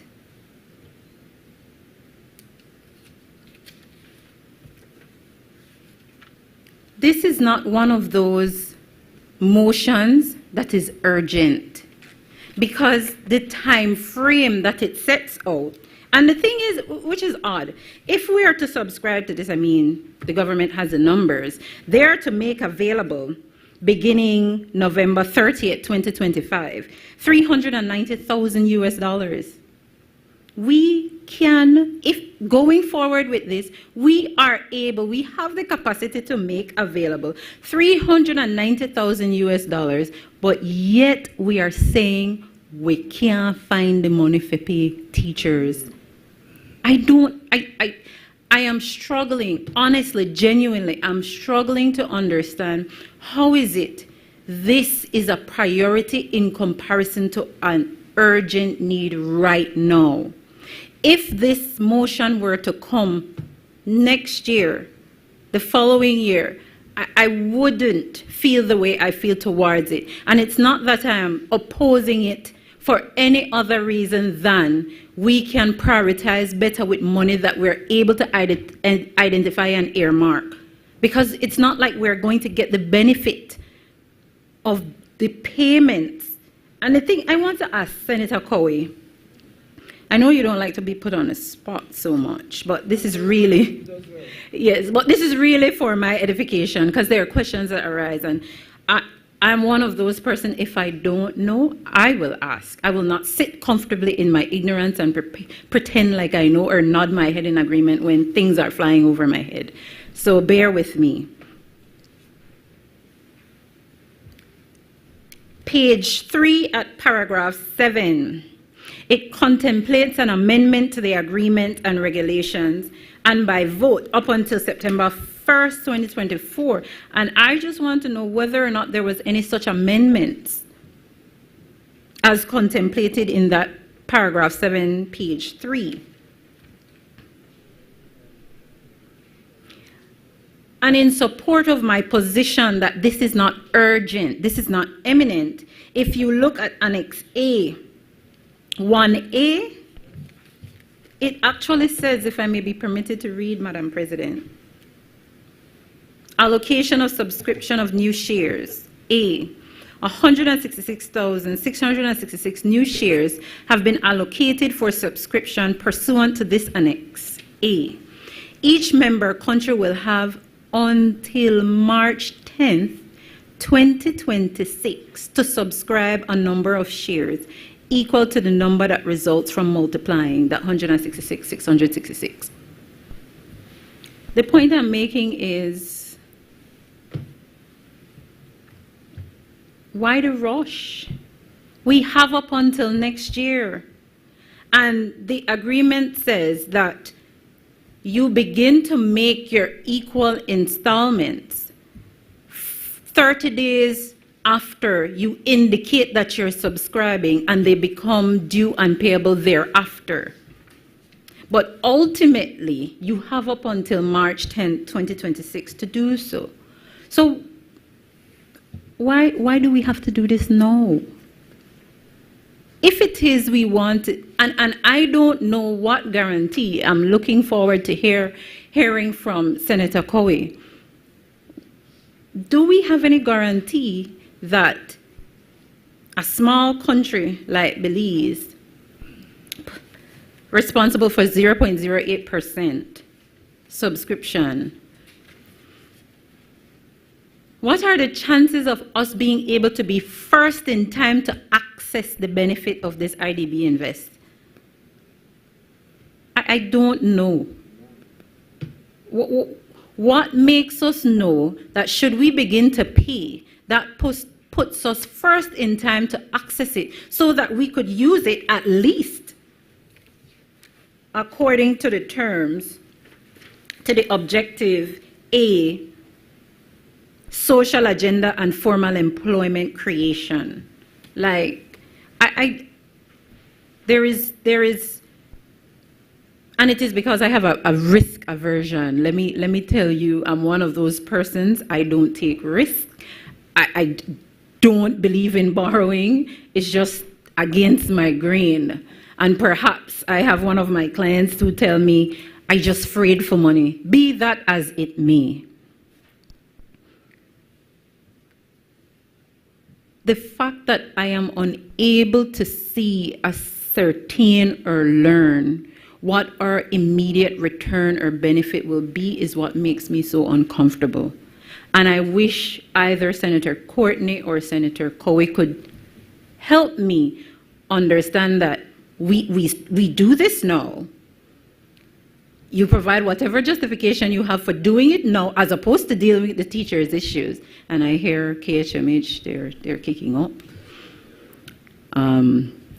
Yeah, you all have the storm ahead brewing, and you know, it's stated, the Prime Minister knows. So I would like to understand, really, genuinely, no cynicism, how is it that we can prioritize, earmark, having the ability to earmark this amount of money to put into IDB Invest above and over what is emergent right now for Belizeans?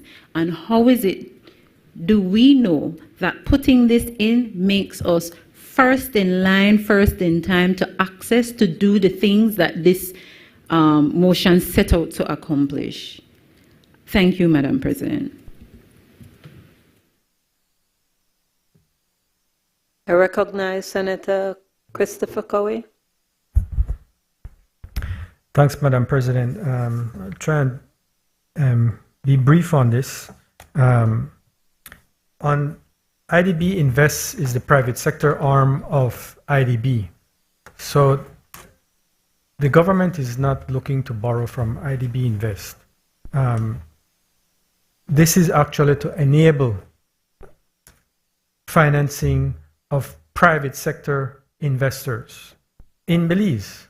So this is actually to enable better access to finance for Belizean investors in our economy. So I think we needed to make that quick clarification on what this resolution or motion is about. It's a subscription motion for investment in or further investment in IDB Invest by the country of Belize, just like all the other countries that you see in that table, in accordance with the ratio of our interest in that entity. Now, IDB Invest has been around for however many decades, but IDB Invest was not active in Belize until actually the past 4 or 5 years.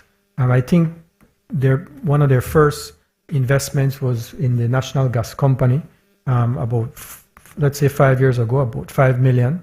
But since then, they have lent to the private sector to the tune of over $100 million US. So that, in effect, is investment in the country. That's the equivalent of foreign direct investment in the country through IDB Invest. That reflects the confidence that IDB Invest has in business in Belize.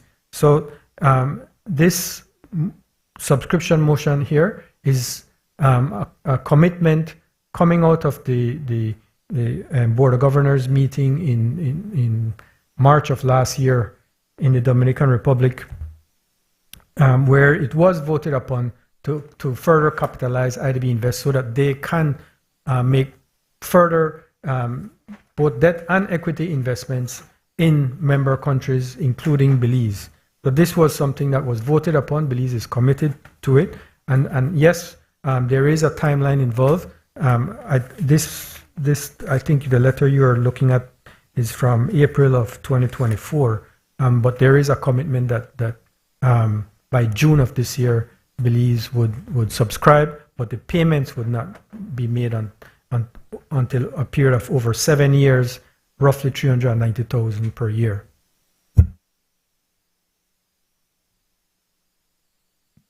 Madam President, just to add to what Senator Cowie indicated, this is designed to support and facilitate the private sector of Belize. In addition to the National Gas Company, $30 million US has been loaned to Belize Electricity Limited to assist it in its adaptation to climate change, to electric vehicles, and to restoring some of its infrastructure. Another $30 million US was loaned to Atlantic Bank Limited to support medium and small enterprises. $5 million to Marie Sharp for her to retool and to expand her operations. Make no mistake about it. The senators on this side support the Belizean private sector. Make no mistake about it. We will continue to facilitate investment by the private sector by making concessionary loans available from IDB Invest. We will do it again and again and again in the interest of the Belizean people.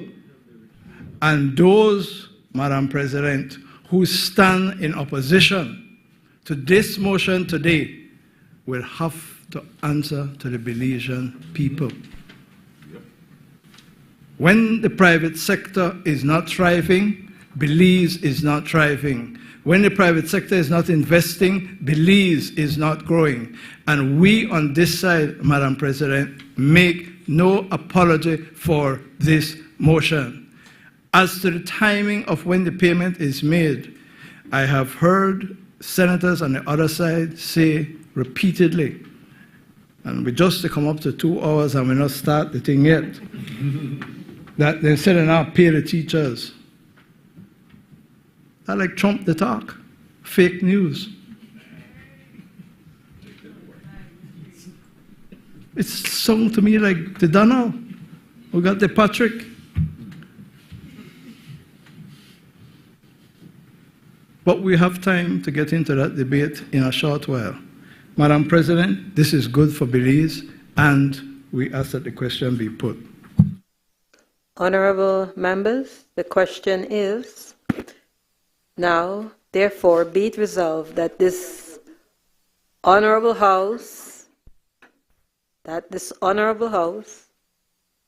being satisfied that the above-mentioned additional capital subscriptions would be beneficial to the interests of Belize in achieving better development outcomes, authorizes the Minister of Finance to sign the instruments of subscription and all other related documents and make payments before the indicated deadlines, a copy of which is hereto annexed. All those in favor kindly say aye. Aye. Those against kindly say no.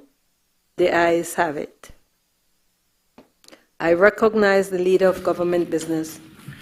Madam President, I move that whereas Belize is a member of the Inter-American Development Bank, and by virtue of its membership, Belize has a right to benefit from the bank's Multilateral Investment Fund, which was established for the purpose of supporting economic growth and poverty reduction in its member countries. And whereas there has been successful establishment and implementation of MIF-1, which was later replaced with MIF-2 and subsequently MIF-3, which is currently ongoing and was recently renewed until 12 March 2026. And whereas the member countries of the bank, in recognition of the vital role of entrepreneurial innovation in addressing development challenges, fostering opportunities for poor and vulnerable populations, catalyzing dynamic economic growth, mitigating climate change, and advancing gender equality and diversity in the Latin American and Caribbean region, agreed to the establishment of the fourth Multilateral Investment Fund, MIF4, in a sum of US $400 million. And whereas the Board of Governors of the bank on the 10th of March 2024 adopted resolutions AG 8/24, CIIA/AG-6/24, and MIF/DE-7/24, which approved the establishment of the MIF4, which shall govern the assets and liabilities of MIF3 and support the continuation of its activities through the purpose stated above. And whereas, as per the norm, this replenishment of the MIF will be made up of contribution commitments by donor member countries of the bank, and whereas Belize has allocated a contribution to MIF4 is US $691,699.60 to be paid in 3 equal annual installments of US $230,566.53, of which the first installment will be due and payable on July 2025. And whereas there is no specific provision in the International Financial Organizations Act, Chapter 265 of the Laws of Belize, or any other law to enable the Minister of Finance to make such contributions, and whereas consequently the Government of Belize is desirous of obtaining the approval of the National Assembly by way of a resolution before making such contributions, now therefore be it resolved that this Honourable House, being satisfied that the above-mentioned contributions to MIF4 would be beneficial to the interests of Belize, authorizes the Minister of Finance to sign an instrument of acceptance and contribution and all other documents associated therewith, a copy of which is hereto annexed. I recognize Senator Sheena Pitts. Thank you, Madam President. Just some quick questions I'd like for Senator Cowie or Senator Courtney to provide. It says it's to support economic growth and reduce poverty. Have we already identified what those programs are? And, you know, what are the ramifications, specifications of those programs, implementation, that sort of thing?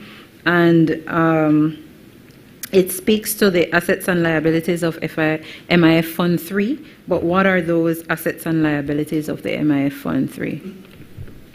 Thank you, Madam President.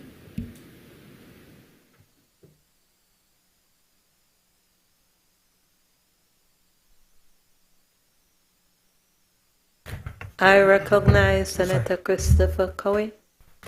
Yes, thank you, Madam President. This MIF is another arm of the Inter-American Development Bank Group. Really, the role of the IDB, or the MIF, is really known as, conduct its operations as the IDB Lab. And as IDB Lab, it largely provides technical advice, technical support on a grant basis to private sector business. This is also not for government. This is to help support the development of small, medium-sized businesses through technical support and advice with grant support and technical assistance. In terms of its assets and liabilities, it as a part of the IDB group, it really is it is consolidated within that group. So their balance sheet is basically part of the balance sheet of the IDB group.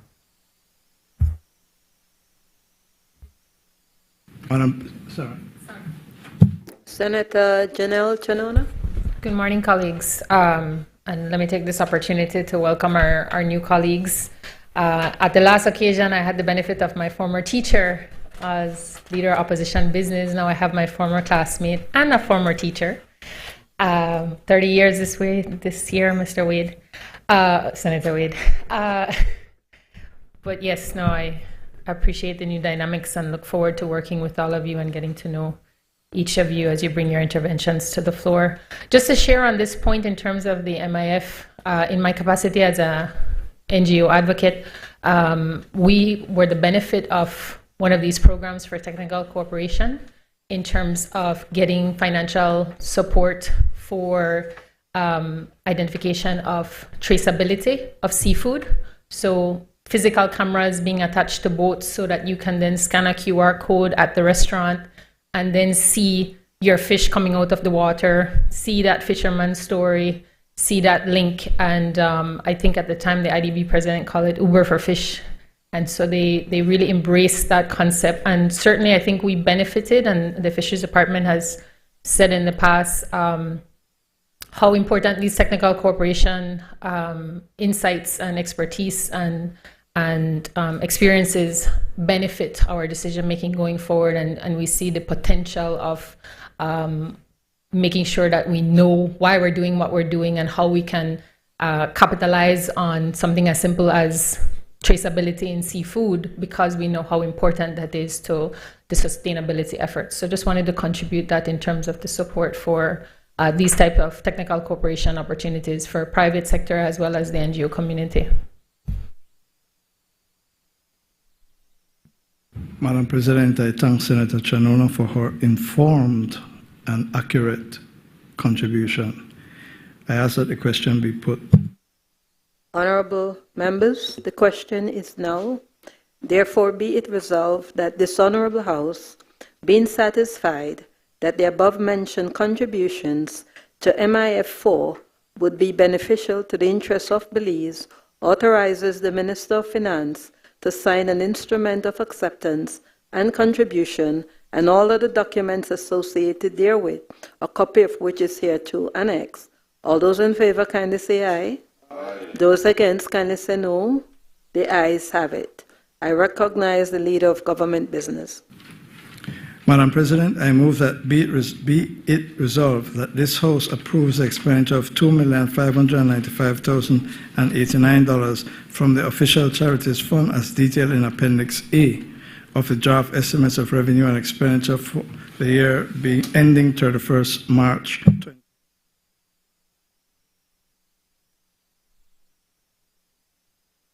Madam President, I ask that the question be put. Honorable members, the question is, be it resolved that this House approves the expenditure of $2,595,089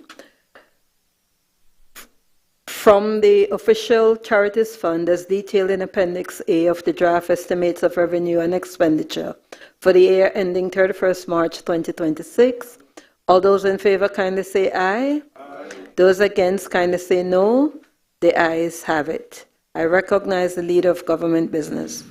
Madam President, I move that whereas Section 3.1 of the National Assembly Staff Act, Chapter 14 of the Substantive Laws of Belize, Revised Edition 2011, establishes a National Assembly Staff Committee consisting of the Speaker of the House of Representatives, or in her absence, the Deputy Speaker, 3 members of the House of Representatives, the President of the Senate, and 1 other member of the Senate nominated by the Senate, and 1 member of the staff of the National Assembly, or 1 other person who is not a member of the staff of the National Assembly nominated by the staff of the National Assembly. And whereas Section 3.1c of the National Assembly Staff Act, Chapter 14 of the Substantive Laws of Belize, Revised Edition 2011, provides that the President of the Senate and 1 other member of the Senate nominated by the Senate shall form part of the National Assembly Staff Committee. Now, therefore, be it resolved that this Senate nominates Senator the Honorable Brittany Galvez to be a member of the National Assembly Staff Committee. I recognize Senator Patrick Faber. Madam President, before I say anything, let me say that I don't know personally Senator Brittany Galvez, and I'm sure that she's a lovely person. Has nothing to do with her. But I would want to know, how was it that we got to Senator Galvez to be nominated to be the representative for the staff committee? Was there a process? Was there some kind of democratic process among senators in this House? And if not, what is the process that can now be employed for us to properly select democratically who the senator that will represent us in the staff committee, what can that process be? Because this to me seems to be ramrodding or a representative on us when we did not have an opportunity to make a selection, and I think that we ought to have had that. Thank you. I recognize Senator Glenfield Dennis. Madam President, I align very strongly with that sentiment. No personal ill feelings. I have stood here and critiqued the appointment procedure for no less than the Auditor General. The staff of the National Assembly is very near and dear to me. They function in a way that has been extremely professional, and I have never found anything short with those staff, and such an important committee, I think, warrants a sort of ventilation, even if, I don't know. I yield, Madam President.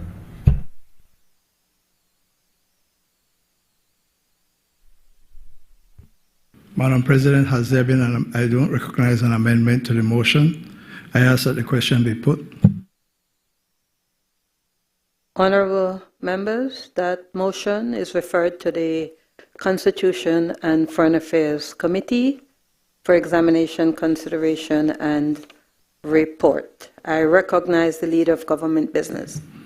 Madam President, I move that whereas Belize signed the agreement between Belize and the Benelux states on the exemption from visa requirements for holders of valid diplomatic passports on 6 May 2025 in Brussels, Belgium, and whereas the purpose of this agreement is to strengthen and further develop friendly and cooperative relations among the countries, and whereas within the framework of this agreement, holders of valid diplomatic passports will be exempted from visa requirements to enter the territories of any of the other parties to the agreement, and whereas the government of Belize is desirous of ratifying the agreement pursuant to Article 12, and whereas Section 61A(2)(a) of the Belize Constitution, as amended by the Belize Constitution 6th Amendment Act, provides that the Senate shall authorize the ratification of any treaty by the government of Belize. Now therefore be it resolved that the Senate authorizes the government of Belize to ratify the agreement between Belize and the Benelux states on the exemption of visa requirements for the holders of valid diplomatic passports, a copy of which is hereto annexed. I recognize Senator Sheena Pitts. Thank you, Madam President. Senator Courtney, I support this. I start by saying that I support it. And I only would have wished the good senator were still in the Ministry of Foreign Affairs, because I am aware that the good senator did some work in trying to get Belize to the level where travel would have been a bit hassle-free for Belizeans, for those of us who have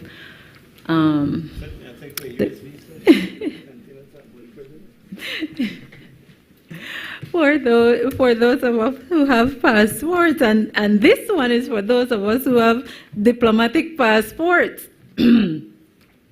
But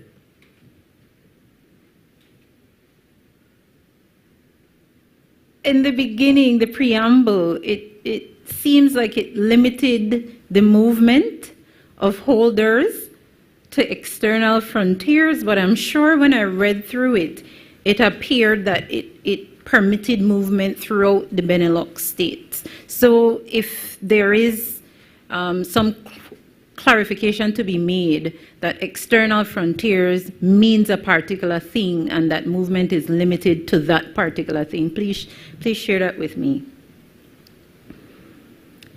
And then, you know, like all Belizeans, we want more.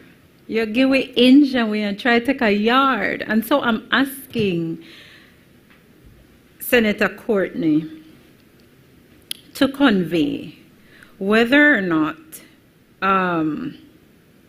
through the exchange of diplomatic note, we could indicate that we would be interested in seeking whether the provision for visa waiver could be extended to students. I mean, because the reality is what's going on in the US, or Belizean students may have to begin to now go to Europe for studies. And so if there is a possibility for us to ask in the event, because I do know there are Belizeans who go that far for education. Matter of fact, I have a cousin that far.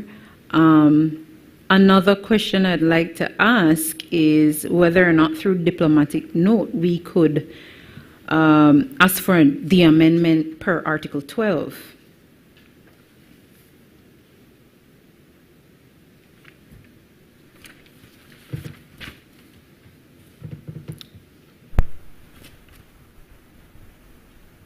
And then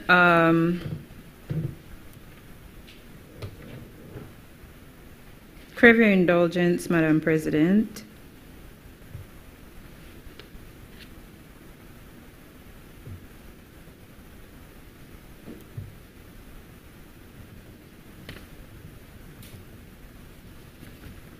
The only other minor query, because it's not major, looking at Article 8, whether or not or whether it would be hereafter that we supply through diplomatic channels the respective specimens of the passports.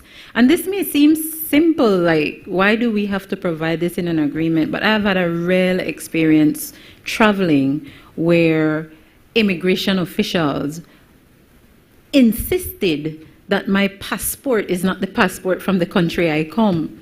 And so when I saw that article there, I understood, as simple as it is, why it is necessary. So in support of this, all I would like to ask is whether or not through diplomatic note we could engage them mutually, since that is provided for, whether we can engage them to extend it to other classes of citizens who would need to travel to Benelux states for legitimate reasons and not only diplomats. I yield, Madam President.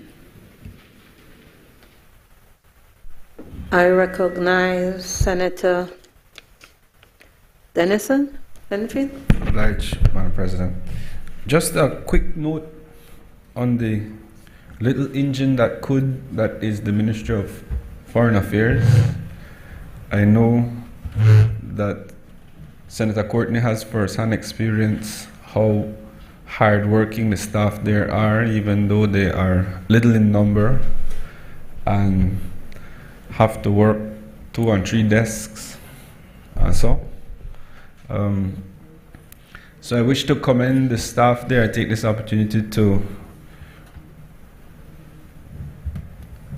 acknowledge their hard work and dedication to the development of the country of Belize, and to acknowledge my friend who we are losing in the Ministry of Foreign Affairs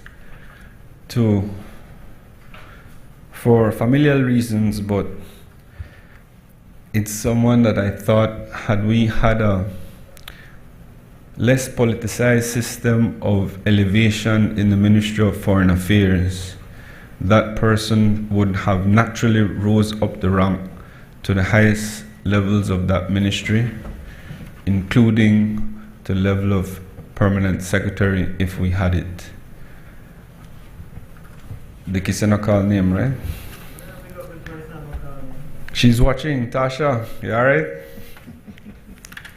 Tasha works hard, Mr. Courtney. So I just want to join because that is the exact point that I have. The class of passports, if we can look at expanding that. I'm not sure what the rationale was for it being limited to diplomatic passports. I'm open to hearing if there was a specific rationale for it, and then what would be the reasons why it couldn't be extended. That is all, Madam President. I yield.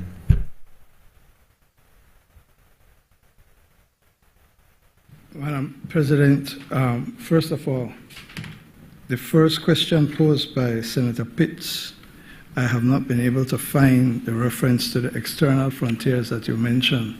I don't know exactly where that is. Yes. Right. So, recognizing that the Benelux states are acting jointly under the convention between the Kingdom of Belgium, Grand Duchy of Luxembourg, and the Kingdom of Netherlands on the transfer of control of persons to the external frontiers of Benelux territory down at Brussels. First of all, there is something called the Schengen area, which is, say, a number of the member states of the European Union, not all of them, which have a system under which they operate control at their borders. You cannot enter the Schengen area without a Schengen visa, which is a visa that entitles you to enter any of the Schengen area countries and Switzerland. 1. 2, what the preamble is referring to, Senator Pitts, is the agreement under which these three countries, Belgium, Netherlands, and Luxembourg, agreed to have joint control and management at their borders with any external country. So they have that agreement. With respect to the Schengen visa waiver, the Schengen system is operated by the European Commission. Member states of the European Union, member states of the Schengen area retain right, power, and authority to enter into agreements in relation to diplomatic passports only. Any other type of passport, official or ordinary, is controlled in Brussels. It is controlled not only by the member states, the Commission, but also the Parliament, the European Parliament. And therefore, for there to be a waiver or any exemption relating to any passport other than a diplomatic passport, it's a process in Brussels. And that is the process to which Senator Pitts referred, that we have conducted a campaign to seek to get the visa waiver in relation to all passports. We were only able to get this, and there are other countries, for example, Hungary and a couple others in the European Union, where we do have the waiver for diplomatic passports. But that is because we can do so on a bilateral basis and have that negotiation with them. The campaign continues for the Schengen visa waiver for all passports for the entire Schengen area. It is not easy, as you are aware. The current climate in the developed world is very much anti-migration, and the whole notion that you would be allowing another country right of access, the citizens of another country right of access into the European Union, perhaps now is not the time to actually put that to a vote. That being said, what we have been told, and this has been confirmed to Minister Fonseca and to the Prime Minister, is that insofar as the criteria exists for qualification for the Schengen visa waiver, Belize ticks all the boxes. So it's a question of timing. When is the appropriate time, having regard to the politics in the European Union, in the Schengen area, that we will advance that process.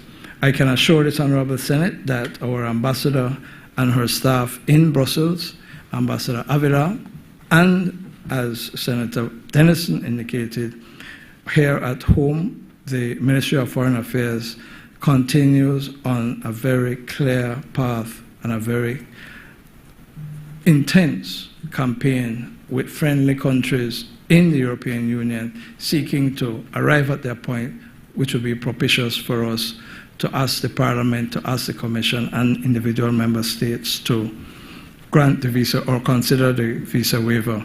So insofar as students are concerned, you have to await when we are able to get a wider visa waiver.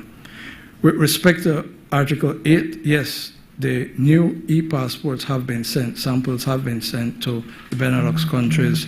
They have them as samples, so you should not run into any problem when you next arrive. Thank you, Madam President. Honorable members, that motion is referred to the Constitution and Foreign Affairs Committee for examination, consideration, and report. I recognize the leader of government business.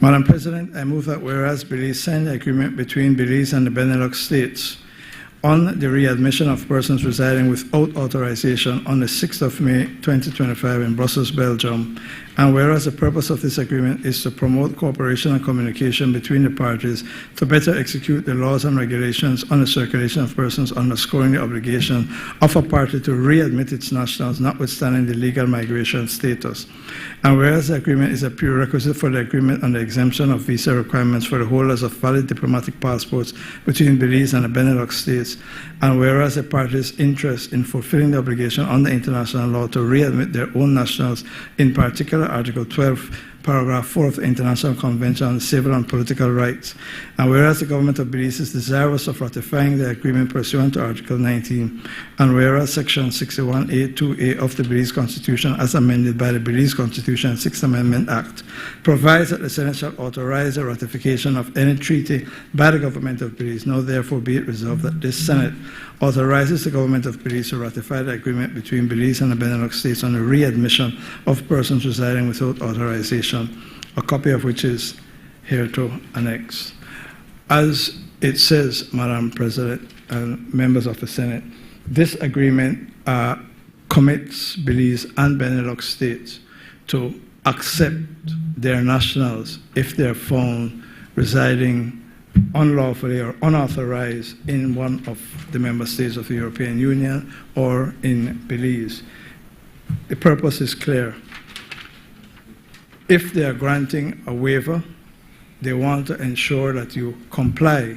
For example, under the waiver, you have a maximum of 90 days. If you overstay, they want an assurance that the government of Belize will accept someone coming, and they, on the other side, will take their nationals if they're here unlawfully.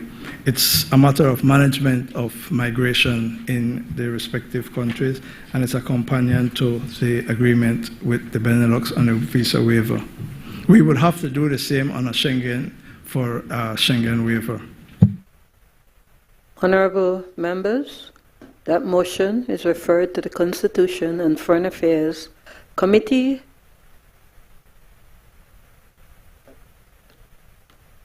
You wish to? Just one short point, Madam President, but I am not strident against you already in your wrapping up. So, No, go ahead. thank you most kindly, Madam President. I have to say that on this side we support this, the readmission go hand in hand with the earlier motion, but I like the way diplomats phrase things. They call it readmission, not deportation. So we are signing on to this agreement and considering that it's really effectively deportation. I trust that our diplomats know that they are not to cost the country of Belize any expense to be readmitted back home for them staying out of time. We're all responsible people. And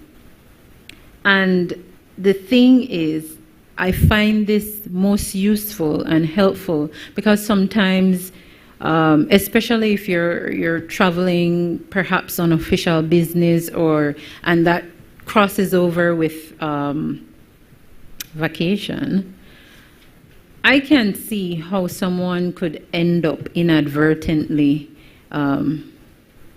staying over their time. And it is good to know that there is an agreement that will not treat any diplomat in any hostile way other than to ensure their safe readmission back into their country. So I'm rather pleased to see something like this going hand in hand with the previous motion. I yield, Madam President. Honorable members, the motion is referred to the Constitution and Foreign Affairs Committee for examination, consideration, and report. Bills for second reading. I recognize the leader of government business. Madam President, I wonder if before we start the debate on the bills, if we could suspend for just perhaps 10 minutes? Certainly. I accept your second, Senator Chadura. The Senate is suspended for 10 minutes.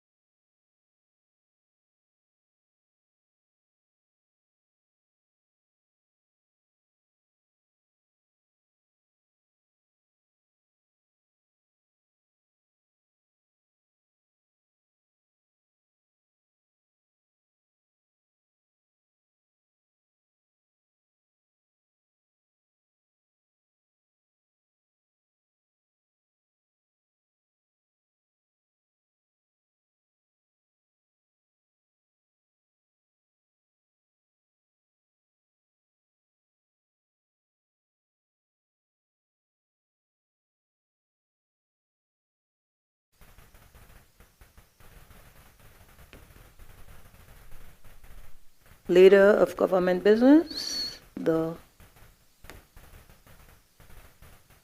Madam President, in accordance with Standing Order 10.8, I move that the proceedings on the order paper be entered upon and proceeded with at this day's sitting at any hour, though opposed. Honorable members, the question is that the proceedings on the order paper may be entered upon and proceeded with at this day's sitting at any hour, though opposed. All those in favor kindly say aye. Aye. Those against kindly say no. The ayes have it. I recognize the Leader of Government Business. Madam President, I rise to move a second reading of a bill for an act to appropriate certain sums of money for the use of the public service of Belize for the financial year ending 31st March 2026. Madam President, before us we have the bill, the General Revenue Appropriations Bill, which was passed earlier this week by the House of Representatives. We also have, which was tabled in the Honorable Senate this morning, the estimates of revenue and expenditure for the upcoming fiscal year. And we also have the report of the performance of public finances. Madam President, in making my presentation, I seek your leave to refer to my notes. This particular budget debate, Madam President, comes within a special context at a particular time that is important for our democracy. And Madam President, we must look at that context because the debate in the other place during the course of this week was in many ways disappointing, because we live in a democracy, and in a democracy, the people speak. History was made on the 12th of March, 2025. The people of Belize were asked a single question, and they answered that question, Madam President. Who do you want to govern Belize for the next 5 years? And in order to answer that question, we reenacted a traditional process that has served this country well for decades. The National Assembly was dissolved, a nomination day was appointed, and an election date was set. Madam President, the People's United Party, of which I am a proud member, and those of us on this bench are all members, the People's United Party nominated 31 candidates, one candidate for every division in this country. No other political party did that. Never in the history of this country has there been a general election in which the main political parties did not go head-to-head in every constituency. It was the beginning of what was going to happen. The Belizean people, Madam President, those who were registered to vote, had an opportunity to look at the plans, the programs, and the proposals put forward not only by the People's United Party, but the divided United Democratic Party, and also independent candidates. And they made up their mind. They also considered, and I listened carefully to the debate on the loan motions this morning, and I'm sure we're going to hear more of it. They reviewed the performance of the government led by the Honorable John Bresenio from November 2020 until Election Day. They passed judgment on that, they passed judgment on Plan Belize 2.0. And history records, Madam President, in unprecedented numbers, and let me be specific, 128,000 voters quietly cast their ballots. 65% of registered voters exercised their right to vote. And when the counting was done, when the last ballot was counted, 66% of the votes cast were cast for candidates of the People's United Party. And so we are here today, Madam President. This debate in this Honorable Senate, as it was in that other place, is as a result of a historic mandate of the people of this country. And those who do not understand that the people have spoken, those who are not prepared to accept that Plan Belize 2.0 has been endorsed by the people of this country, will remain where they are seated on that other side for decades to come. Winston Churchill said, Madam President, and I quote, "Politics is not a game. It is an earnest business." And it is indeed an earnest business. And we say that the politicking ended on the 12th of March, 2025. We are here to do that from, I'll try to help you. I'll try to help you. I'll try to help you. Be careful. Be careful. We are here now to do the people's business. And in doing so, Madam President, although my friend Senator Farber will not like it, we have to, it gone way back to when? 1998. I'm not going that far back. That's too far for, I remember. I going to 2020. This century. He gone in the last century. You know what, one doctor of history? What kind of doctorate you get? What kind of doctorate you get? Public administration. I think that history. Madam President, he will not remember, and so I will remind him that we inherited an economy which the GDP had shrunk by 14.1%. Thousands of Belizeans, Madam President, were not working, and tens of thousands were underemployed. Let's remember, there's talk already about it, public sector wages were cut, increments cancelled. Senator Herrera will tell you, in the private sector, people were sent home, businesses were closed down. The overall deficit stood at 8.4% of GDP. And yes, Madam President, regardless of any attempt to revise history and any attempt to present a fake narrative, the national debt stood at over 130% of GDP, brought about by the United Democratic Party government of the day. That is what we inherited in November 2020. And the days were dark, Madam President. We all remember the COVID conditions. Confidence was lacking. Our people were despondent. But we had a plan. Plan Belize, Madam President.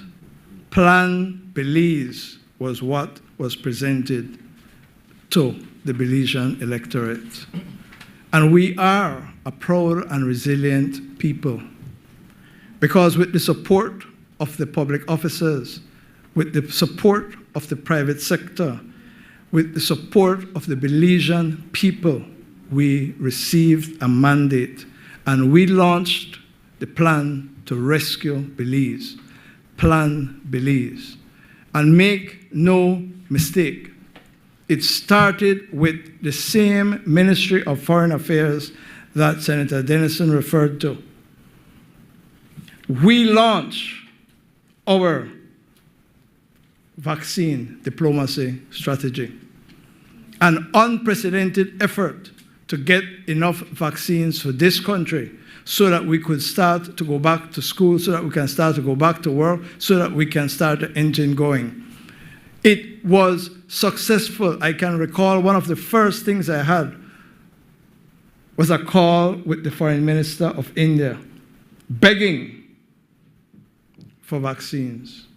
We got the assurance. I got a call a week later from Senator Kamina Johnson-Smith, Foreign Minister of Jamaica. How is it that you all get vaccines, not only from India, but also from Mexico? How much did you have to pay? I said, Kamina, not $1. What? Well, my ambassador is telling me, no, skillfully, carefully, strategically, with clear plans, strategies, we went about day in, day out, night in, night out, calling everywhere we could to get the vaccines that were necessary. And that is what provided the basis, Madam President, for us to start the rebound, the revitalization of the Belizean economy, inherited in the doldrums from the United Democratic Party. And so today, we can stand here proudly, and I do not want to be misunderstood. We are not here saying it was the government and the government alone. Quite the contrary. It was a national effort.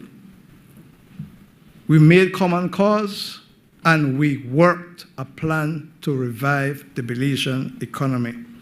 And so, as I say, we can all today, including those opposite, stand tall and proud, because it was the IMF that recently published data that said that we had the highest GDP growth, some 8.2%, in the Western Hemisphere, except for Guyana, which of course we know is going through an oil boom.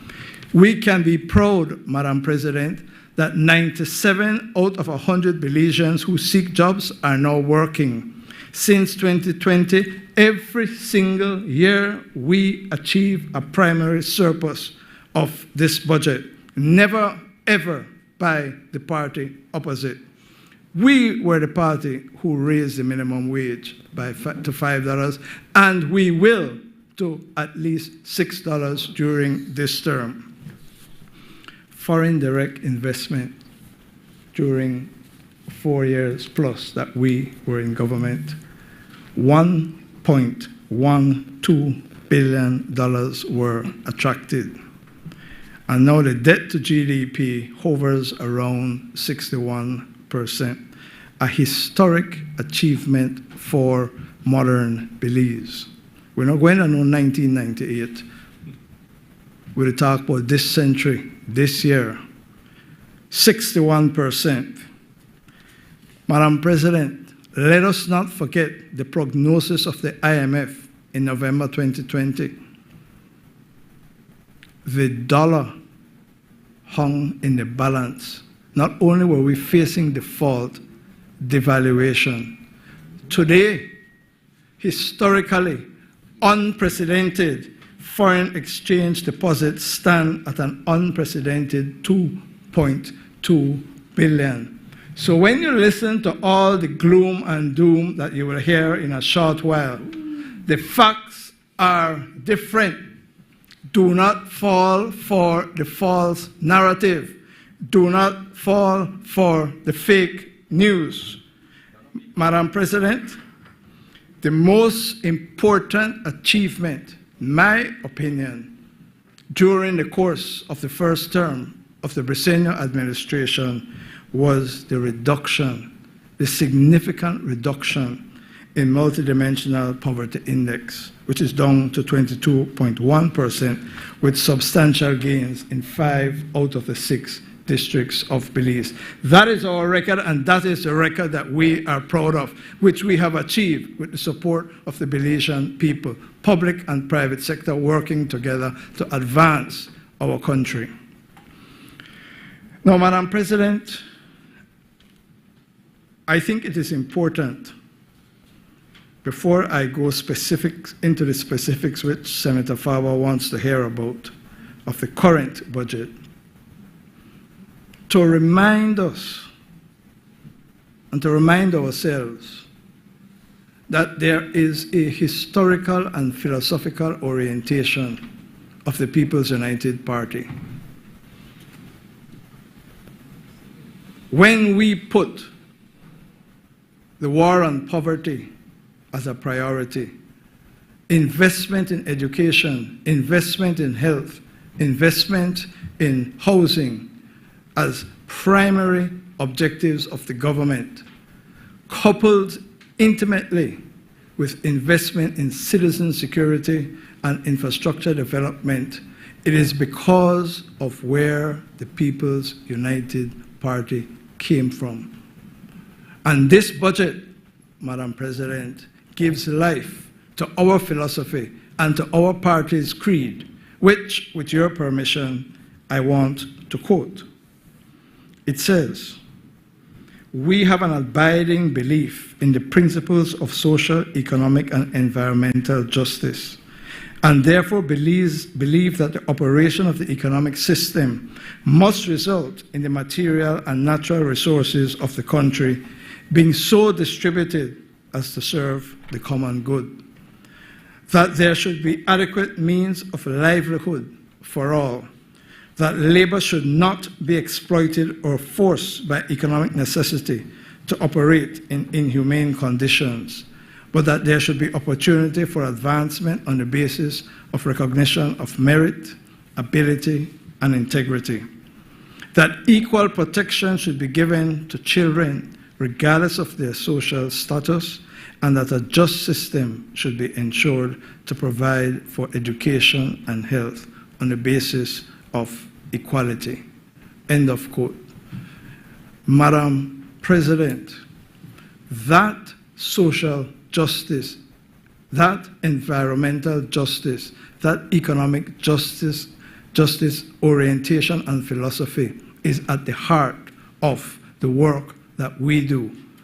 Madam President, we believe, quite frankly, that it is only when we commit to a philosophy that says not that the rich should have less, but that the poor should have more, that we build a Belize where everybody wins. And that is what we are about, and that is what this budget is about.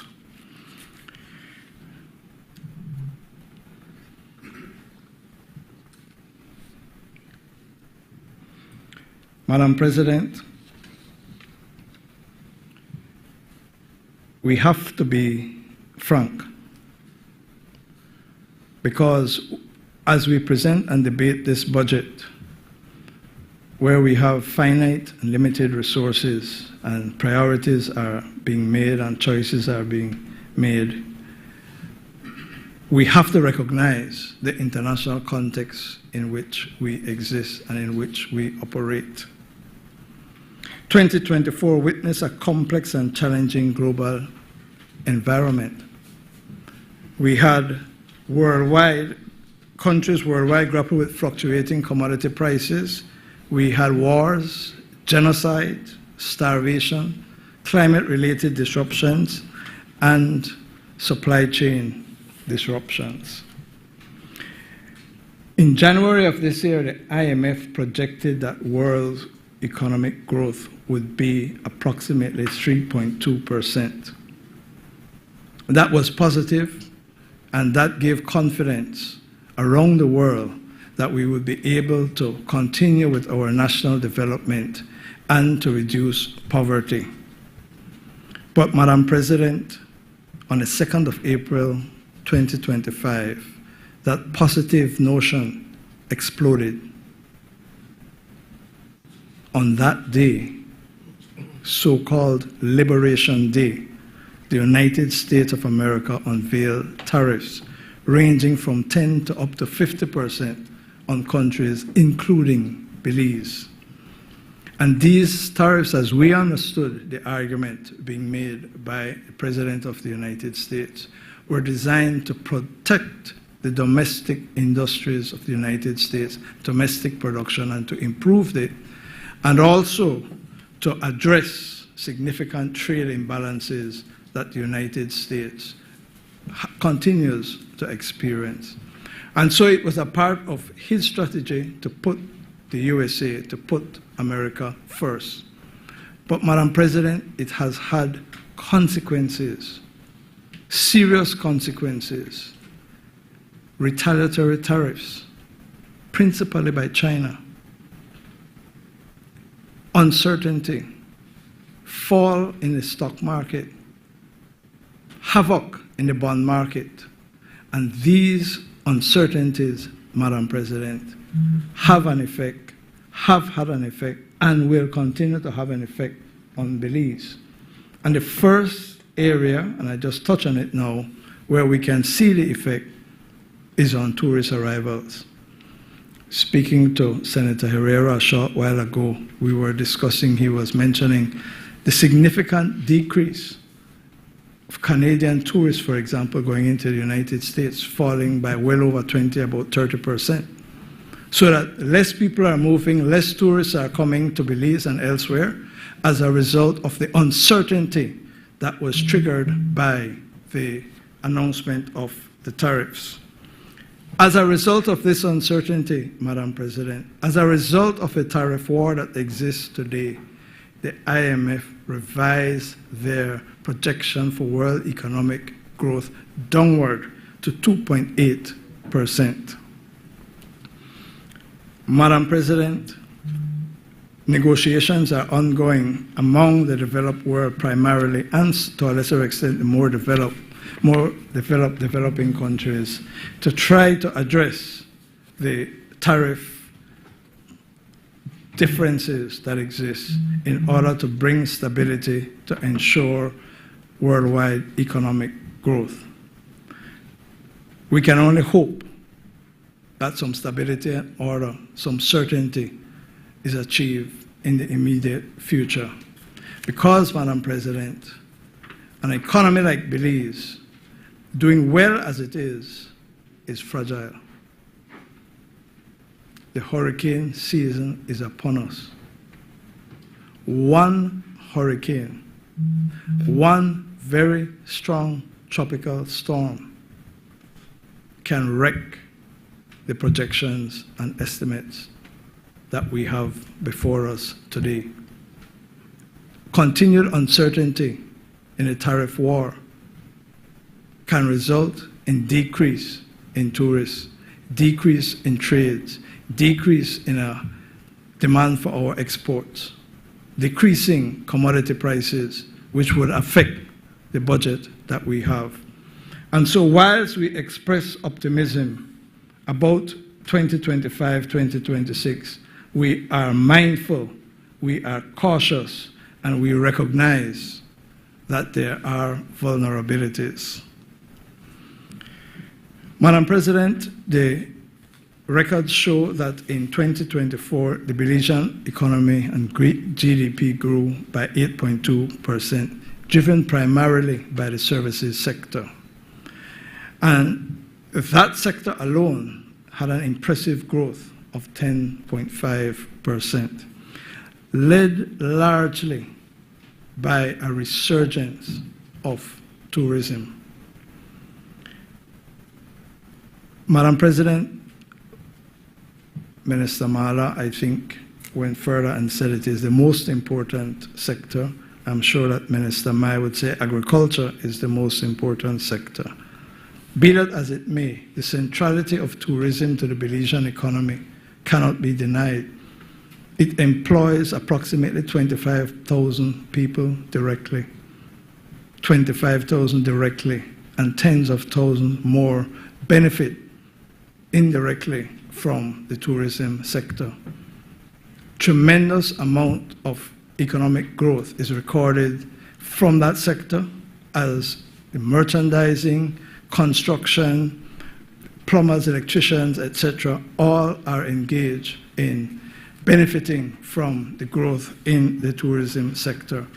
And in 2024, that 10.5% growth was reflected, Madam President, by the historic arrival of 550,000 overnight visitors to Belize, 70% of which came from the United States of America. Hence, the need for caution and for monitoring what is done in the United States. But as Minister Mala pointed out, the Belize Tourism Board and the stakeholders in that industry are well advanced in their strategic planning and initiatives, seeking to look for new and different markets in order to maintain the arrivals coming into Belize if indeed the figures show a significant decline coming out of the United States of America. And so, Madam President, we have to give praise and tribute to the tourism sector and all the stakeholders for the visionary and strategic leadership and the way in which Belize tourism is growing. And Madam President, it is important for us also to observe that on the cruise side, we had just under 1 million, approximately 900,000 cruise visitors in 2024, and has been said for decades.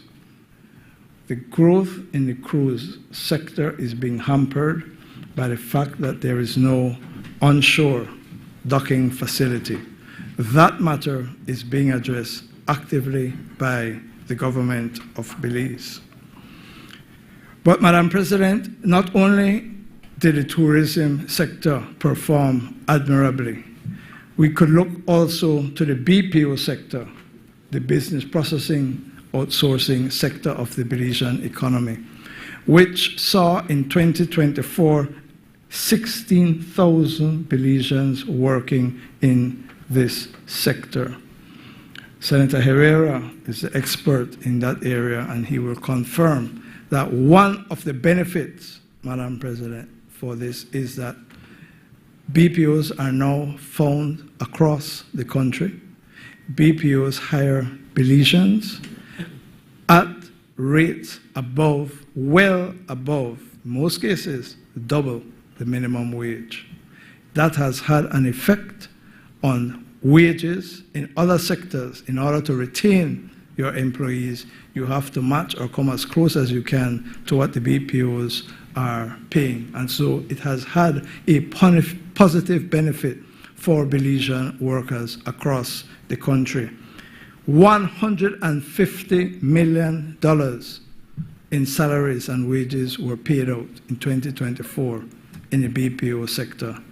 Madam President, I am sure the historian over there will tell us how much they paid out, how much wages were paid out in the BPO sector, how many Belizeans were employed in the sector.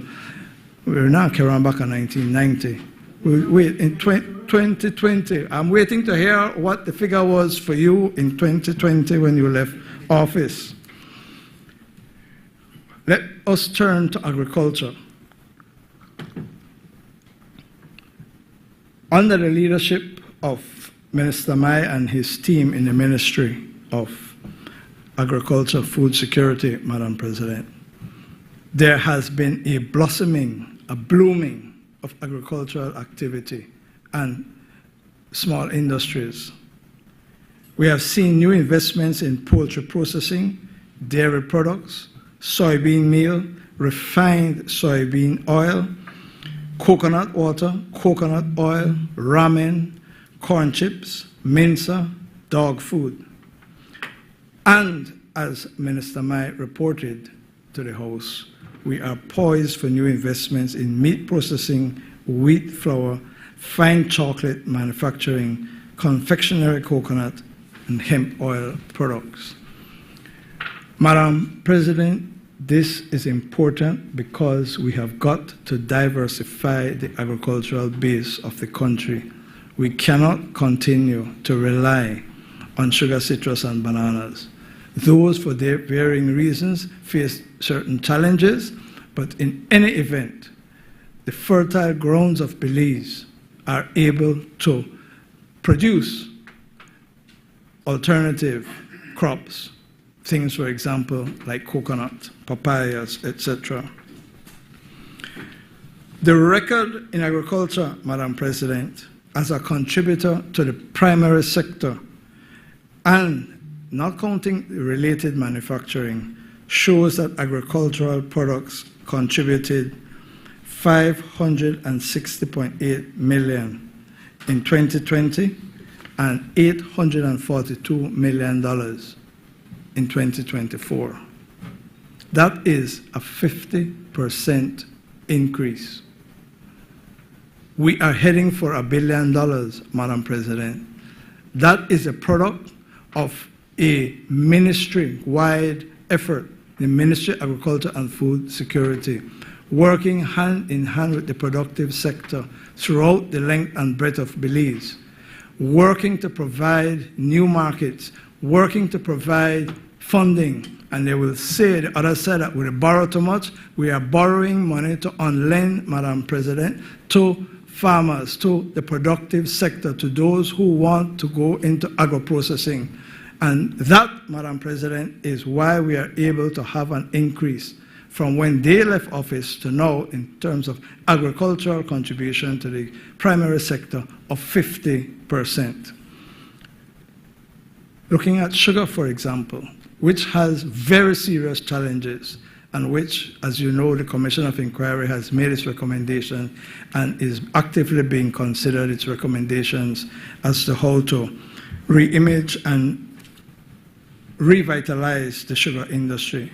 Nonetheless, because of good prices in 2024, we had exports increase from 157.9 million to 182.3 million, Madam President, which is a 15% increase. Molasses had a tremendous increase from 6.3 million in earnings to 22 million. But as we said, Madam President, the current crop, excessive rainfall, there is disease, and there are other challenges which are affecting the sugar industry. And it requires and will receive the attention, priority attention of the government. And I say that to mean both factory and farmers. The survival of the sugar industry in Belize, its contribution to life in the northern parts and to the western parts of Belize is significant. And we as a government have an obligation to work with the stakeholders to ensure that that industry thrives. Citrus, Madam President, had its challenges, but yet saw an increase in earnings from 24.6 million in 2023 to 33.5 million in 2024.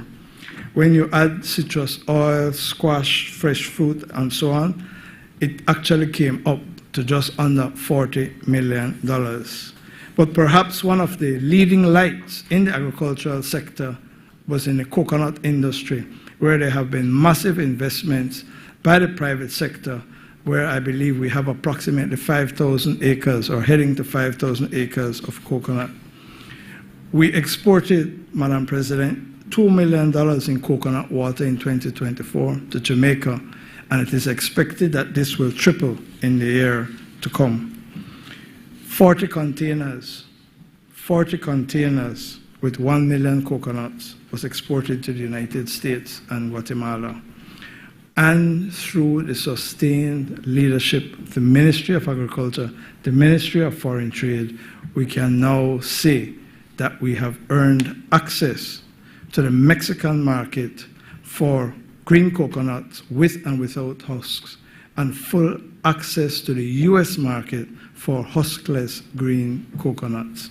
And so in this fiscal year, we intend and expect that there will be exports of coconut to the United States of America.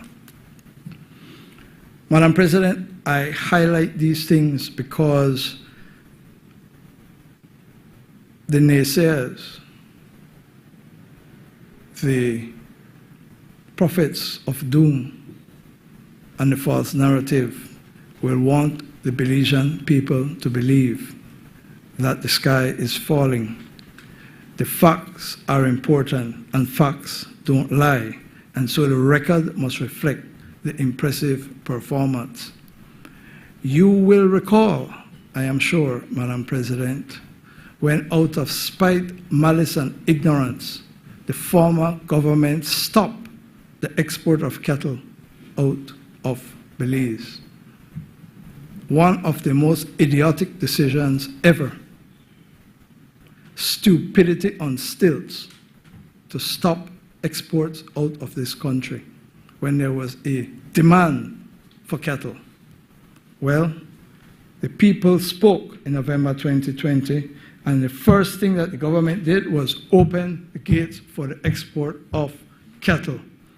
And today, Madam President, we can say that in 2023, the exports were $77 million.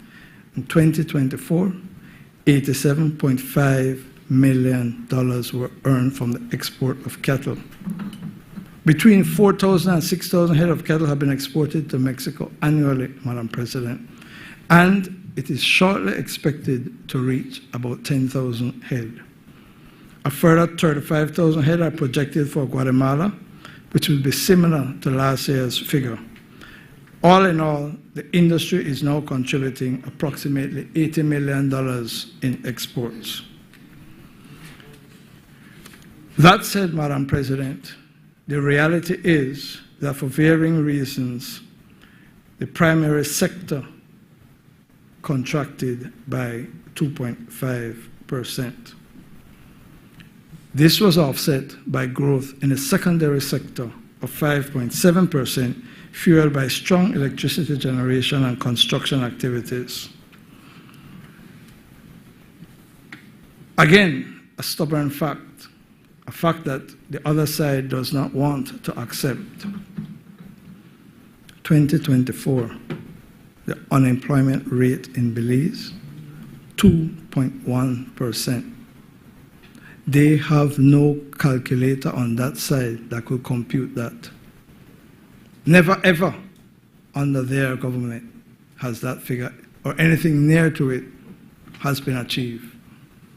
2.1%, Madam President. What is it saying? It is saying that Plan Belize worked, and Plan Belize 2.0 that builds on this successful track record means that we're there on track and we're there on the right track, regardless of what you will hear in a short while. We have to, Madam President. No, man, I just talk to him. I had a pretty quick answer, the doctor. Madam President, as I foreshadowed a short while ago, we have to be flexible. We have to be able to navigate and negotiate what is happening around us. The Ministry of Foreign Affairs and Foreign Trade, under the leadership of the Honorable Francis Fonseca, has, and Minister of State Leal, have a responsibility and a critical role to play to ensure that our national interests are served, firstly, with respect to our territorial integrity and sovereignty. This year, Madam President, we expect, we don't know for certain, we expect sometime this year we will be notified of the date for the hearing of our cases at the ICJ, which will cause us to spend significant funds in order to ensure that we have and continue to have the best representation in order for us to have success in both cases, the case with Guatemala, the case with Honduras. But beyond that, Madam President, beyond that, the ministry is engaged actively in pushing the trade agenda. We know, Madam President, that cooperation agreements and negotiations continue with El Salvador, with Mexico, Taiwan, and the European Union. Markets are being opened in El Salvador, Madam President, in order to generate more exports from Belize on more, or I put it this way, on better terms, guaranteed access at lower tariff rates. That discussion is well advanced, Madam President, but not only there, the PSA with Guatemala is also well advanced, and it is critical to us as we look for export markets to try to use those markets that are available to us next door. And therefore, a concentrated effort is being made to conclude those negotiations and hopefully this year to kickstart negotiations with Honduras for either a partial scope agreement or some other economic cooperation agreement. All of this, Madam President, is necessary because I have already described the significant investment that is going into agriculture, and those farmers who wake up early in the morning and who go to their fields need export markets. And that responsibility, that effort is being led by the Ministry of Foreign Affairs and Foreign Trade under the stewardship of Minister Fonseca and Minister Leal. Our partnership, Madam President, is critical in this area, and I go back to the European Union, which we approved the agreements with the Benelux countries. And we referred already in some detail, so I won't repeat it, to the need for the Schengen waiver. Why is the Schengen waiver necessary? Senator Pitts quite rightly raised it in the context of students, and that was a part of the discussion we were having with Senator Herrera a short while ago, that as challenges emerge up north for students, we need other opportunities for Belizean students where they can be easily facilitated with getting visas for education purposes. But beyond that, we export to Europe, we import from Europe, and our business people need to move freely in order to expand our trade relations. Not only students, not only business people, but also tourists. They come into Belize without Europeans without a visa. And so we say it should be reciprocal for Belizeans who want to visit European countries. The best argument that we have is that we have always had and continue to have visa-free access to the United Kingdom, even when the United Kingdom was a member of the European Union, and there was no flow, legal or illegal, migration to the European Union, to Europe, to the United Kingdom to enter Europe. So, Madam President, the point of the matter is that the relations between the European Union and Belize, both in cooperation and development assistance, is critical, as well as ensuring that our diplomatic relations are deepened. And again, I want to pay tribute to the Ministry of Foreign Affairs, Foreign Trade in that regard. Madam President, where are we? CARICOM remains a critical market for Belize. We have consistently had a trade surplus with CARICOM member states. The opportunities for export of agricultural products and agriculture-related products continue to be excellent, and we need to continue, for example, right now getting the approval of CARICOM to conclude the negotiation with El Salvador to approve that agreement. Will be the same with Guatemala, etc. The CARICOM market we have secured for sugar. We are now exporting coconut water and other products. And the point of the matter is that there are opportunities for soybeans, for example, soybean oil to go into CARICOM. So, Madam President, the fact of the matter is that not only has the agricultural sector been robust, the business processing, outsourcing sector been robust, the tourism sector been robust, all around construction, energy generation, etc., have all been booming in the past year. And therefore, this budget that we present, Madam President, takes as a given positive economic growth, continued positive economic growth in the context of a challenging international economic environment. What is it that government has looked to in terms of its performance? Very quickly, total revenue in the last fiscal year, Madam President, $1.646 billion. 98% of which was recurrent revenue. 92% of that was tax revenue, Madam President.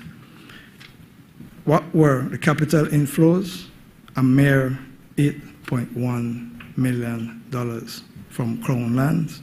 9.2% or $136 million was the excess of what was projected in the estimates for 24-25.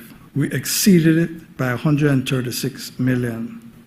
On the expenditure side, the total spending, $1.664 billion, 3.7% higher than was approved by the budget. And of that, Madam President, the recurrent spending total $1.226 billion. Capital spending, $438 million.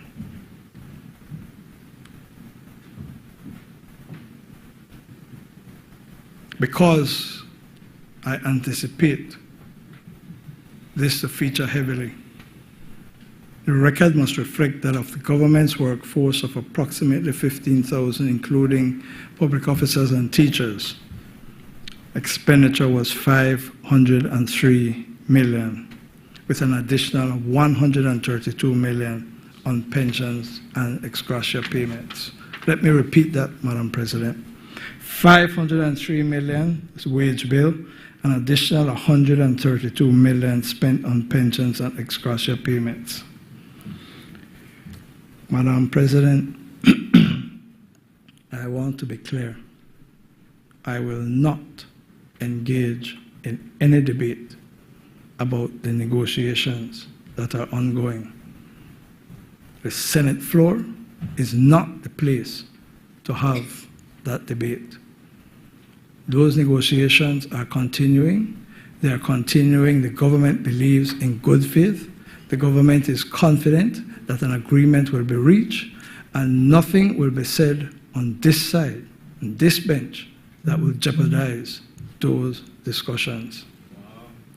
Nothing. Madam President, the overall upshot of government's performance in the last fiscal year is that the primary surplus was 1.48% of GDP, beating the projected 0.46%, and the overall deficit of 0.26 beat the target of 1.3%.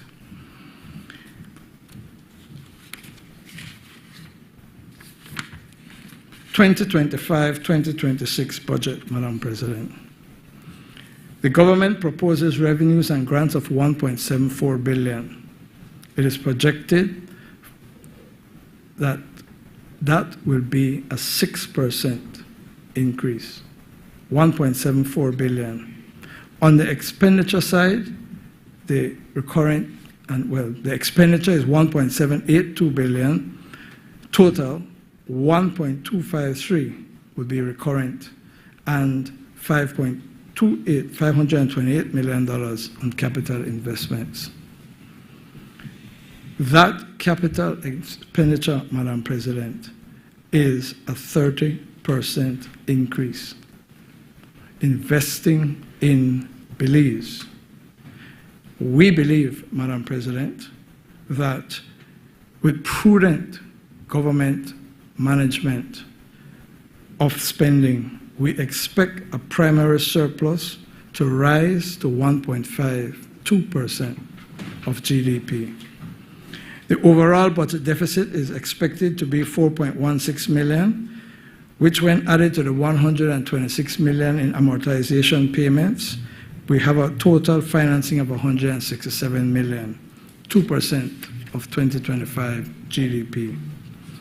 This year we will appropriate a record $336 million to our Capital 2 budget, and 184.9 million to Capital 3. This Capital 2 and Capital 3 investment, Madam President, is going to be primarily to fund our ambitious social programs and ambitious infrastructure programs. Madam President, colleague senators, the fact of the matter is we're up on track. We're up on the right track because we are moving forward. The budget presented to the Senate today demonstrates continued prudent management by the government of the people's resources, and I commend it to my colleague senators for their consideration. Thank you, Madam President.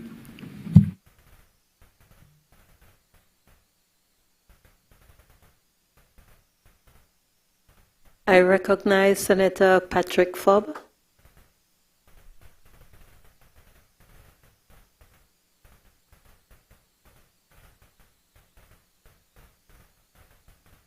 You have 75 minutes.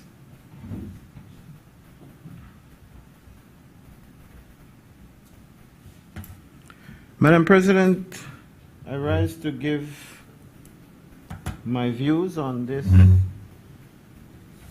budget presentation for the fiscal year 2025-2026 that the government presented, Madam Speaker, under the theme From Promises to Performance. Madam Speaker, with your permission, I will refer to my notes, and I think that will... Madam President will... Madam President, sorry. Allow you to refer to your notes. 22 years, Madam Speaker. It will take me a bit. I'll try my best. Madam Speaker, I rise this afternoon. Madam President, are you right in front of me in writing, man? Madam President, I rise this afternoon to speak not only as the lead senator of the opposition, but as a voice of those across our nation whose struggles have been drowned out by self-congratulatory fanfare of this budget. We listened to 3 days of it earlier this week. The Prime Minister called it, Madam President, from promises to performance. But, Madam President, from where we sit on the ground, the reality is different. For too many Belizeans, this budget should be called what it truly is, from spin to struggle. Because while the government spins a tale of surpluses and successes, the Belizean people continue to face daily struggle. Daily struggle, Madam President, to feed their families. Daily struggle to find decent paying jobs. Daily struggle to access proper health care. Daily struggle to provide education for their children. Daily struggle to live with dignity in their own country. Madam Speaker, my friend and colleague, Senator Courtney, spoke at great length. How long was it, Senator? You said? It's hard to do math. I've done a lot of math. 50 minutes. And he spoke about some of the global, regional, and domestic conditions that will affect the fiscal year that we approach. In particular, Madam Speaker, he spoke about the tariffs, and he spoke about the declining grants. He spoke about the shifting trade relations. But, Madam Speaker, I waited to hear what it is that he would have recommended. I waited to hear as well what the Prime Minister would have recommended last week or 2 weeks when he presented. I think it was on May 12th when he read the presentation. I waited to hear what is it that they would have done, what is it that they would have recommended. In fact, I waited to hear the Minister of Foreign Affairs, which he just gave a heap of praise. I waited to hear what they would have done when Mr. Trump announced these tariffs to be heaped on Belize and the rest of the world. And I am still waiting, Madam President, to hear what it is Belize will do. A little bit later on in this presentation, and I'm going to have trouble with the time, so I'll try to be quick. In fact, if I stick to the script, it would probably be better, Madam President, but because I'll be sure to get through. But later on, we will hear about the MCC grant, where $250 million, Mr. Trump said, you can't get that anymore. And then Belize finds itself in a quandary.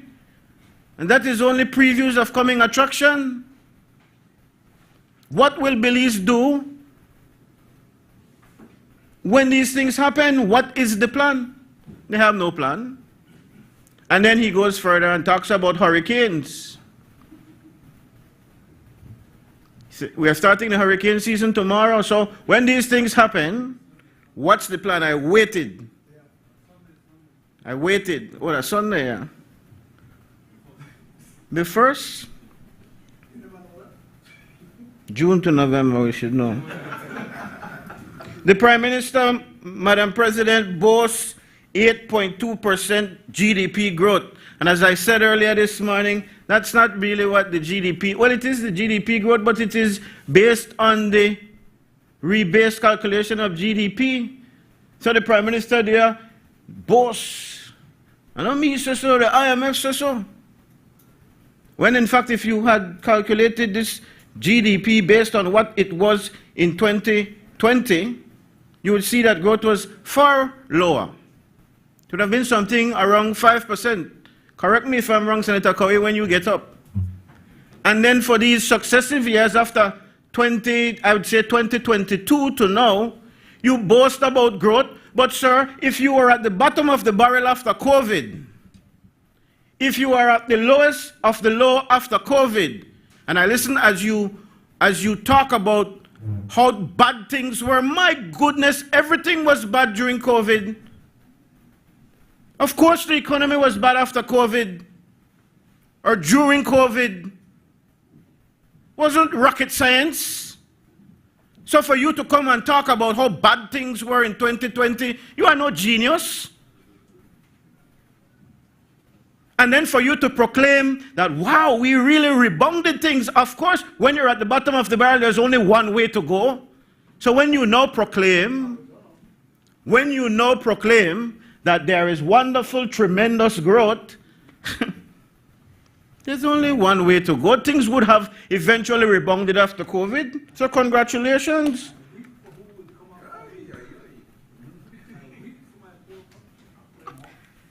This figure also, Madam Speaker, this 8.2% GDP growth, does not take into consideration that there is a contraction of the primary sector. There is instability in the manufacturing base.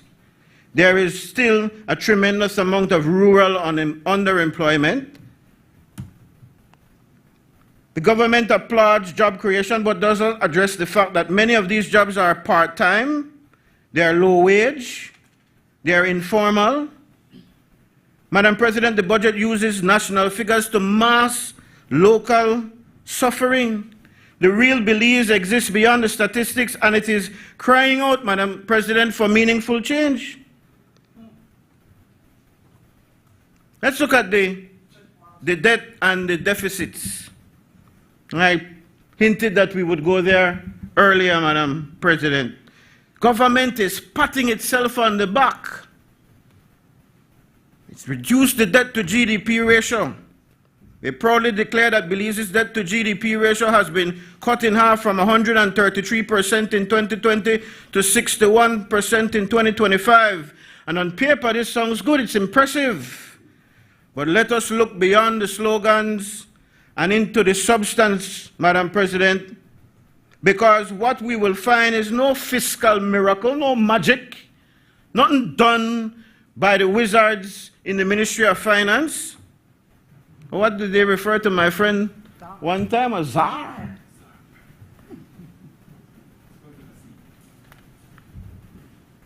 It's a manufactured illusion, Madam President. In November 2020, when the PUP took office, Belize's national debt was, as we've said already today, $4.65 billion, with the debt to GDP ratio being 133%. Verified by the IMF today, the debt is still an eye-watering $4.41 billion.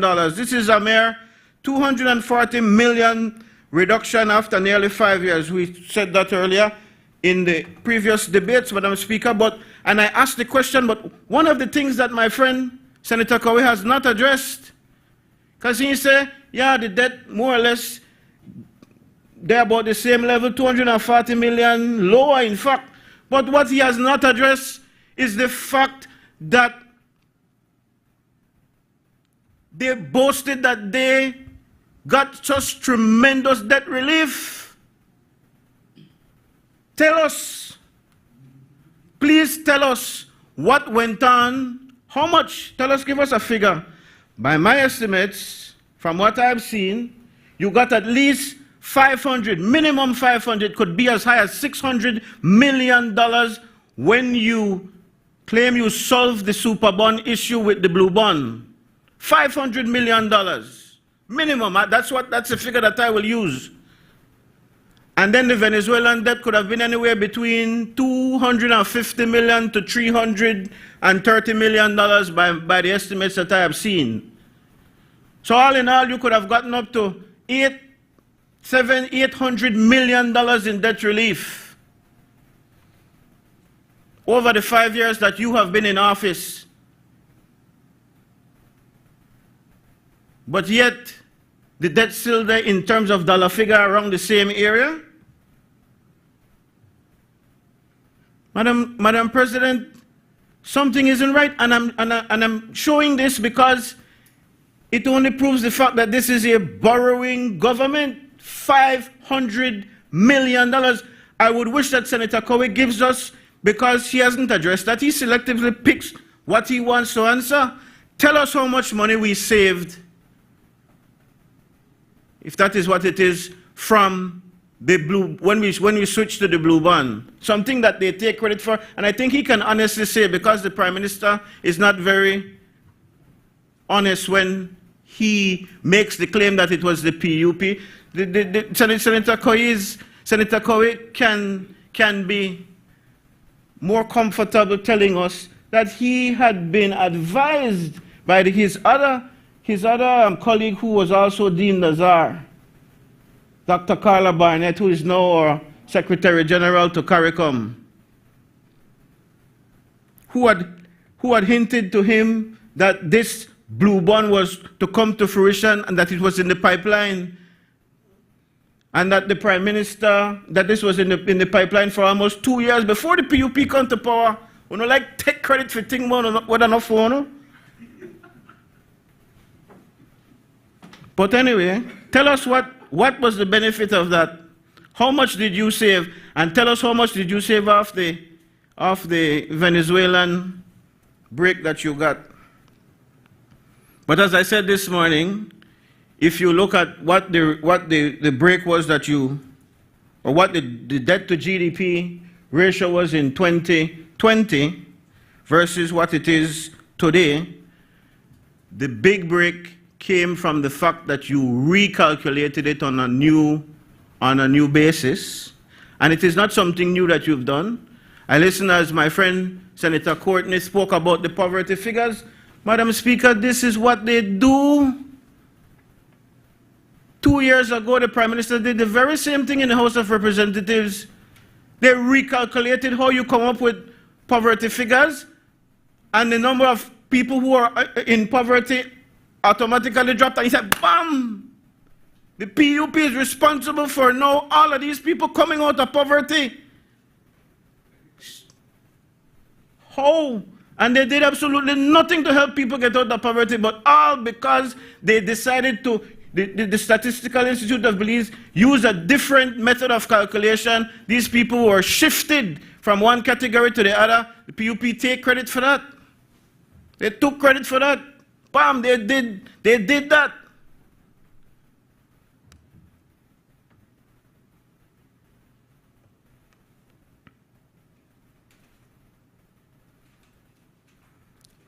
Senator Koye asked me about borrowing under the UDP.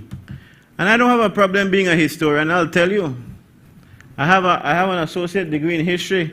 Senator Chanona will tell you that that was my major in sixth form, where we studied together.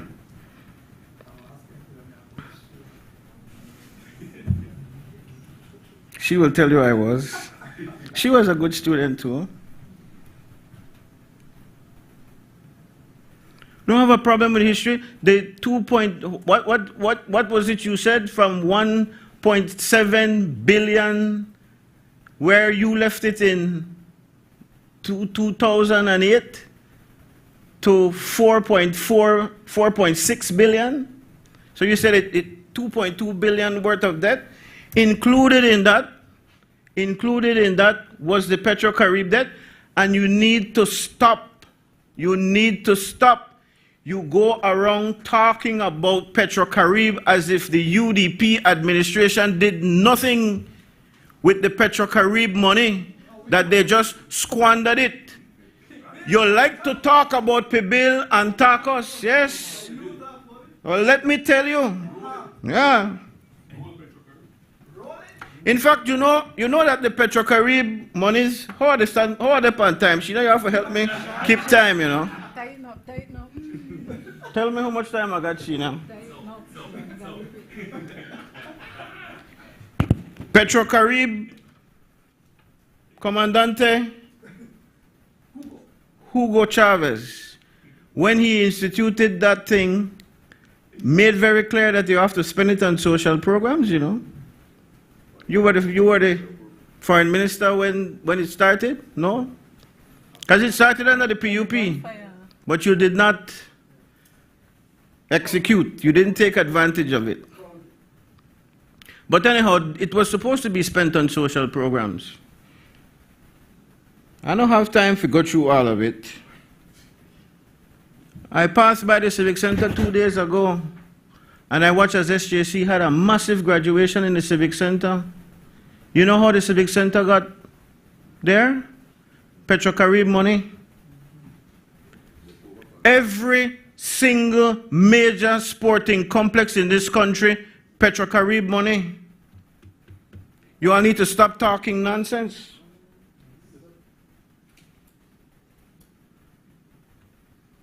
But let me give you a little tidbit more. In fact, let me go through them. If you go to Benquevejo, there's a stadium there. If you go to Cayo, San Ignacio, there's a stadium there. If you go to Falcon Field, Petro-Carib money.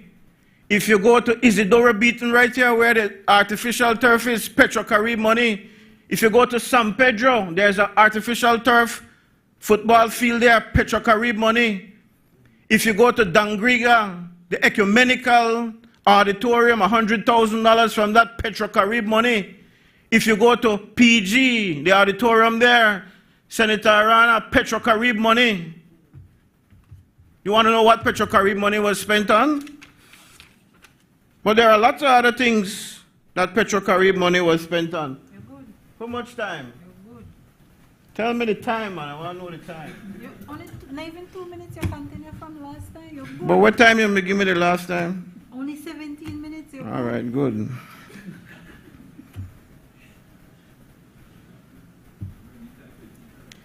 $20 million of that Petro-Carib money was put into the National Bank. Nobody talks about that. You behave like it was squandered. In fact, it's not 20 million, $30 million. New infrastructure, Lake Independence Boulevard was built with Petro-Carib money. Chetomal Street. You know where Lake Independence Boulevard is? Ask Cordell. He'll tell you. $2 million were spent on minor streets in Belize City, and in fact, your mayor in Belize City continues to enjoy the amount of cemented streets in Belize City. No, you don't have to pave any streets in Belize City. Street upgrades in the main towns. Corozal received streets, Orange Walk Highway through the town. $4 million, Orange Walk San Antonio Road. $2 million, Belmopan. The roundabout right here in Belmopan, Petro-Carib money. Oh, yeah, so, well, given the way how the PUP does mathematics, I'm sure. Social support assistance. Christmas share, yeah, mothers. Listen how much they spend per Mother's Day, which is where you talk about Tacos and Pibil. 0.9. No, they talk about it all the time, and you can't get enough to talk about it. 0.9 million. Anyway, make a rest that.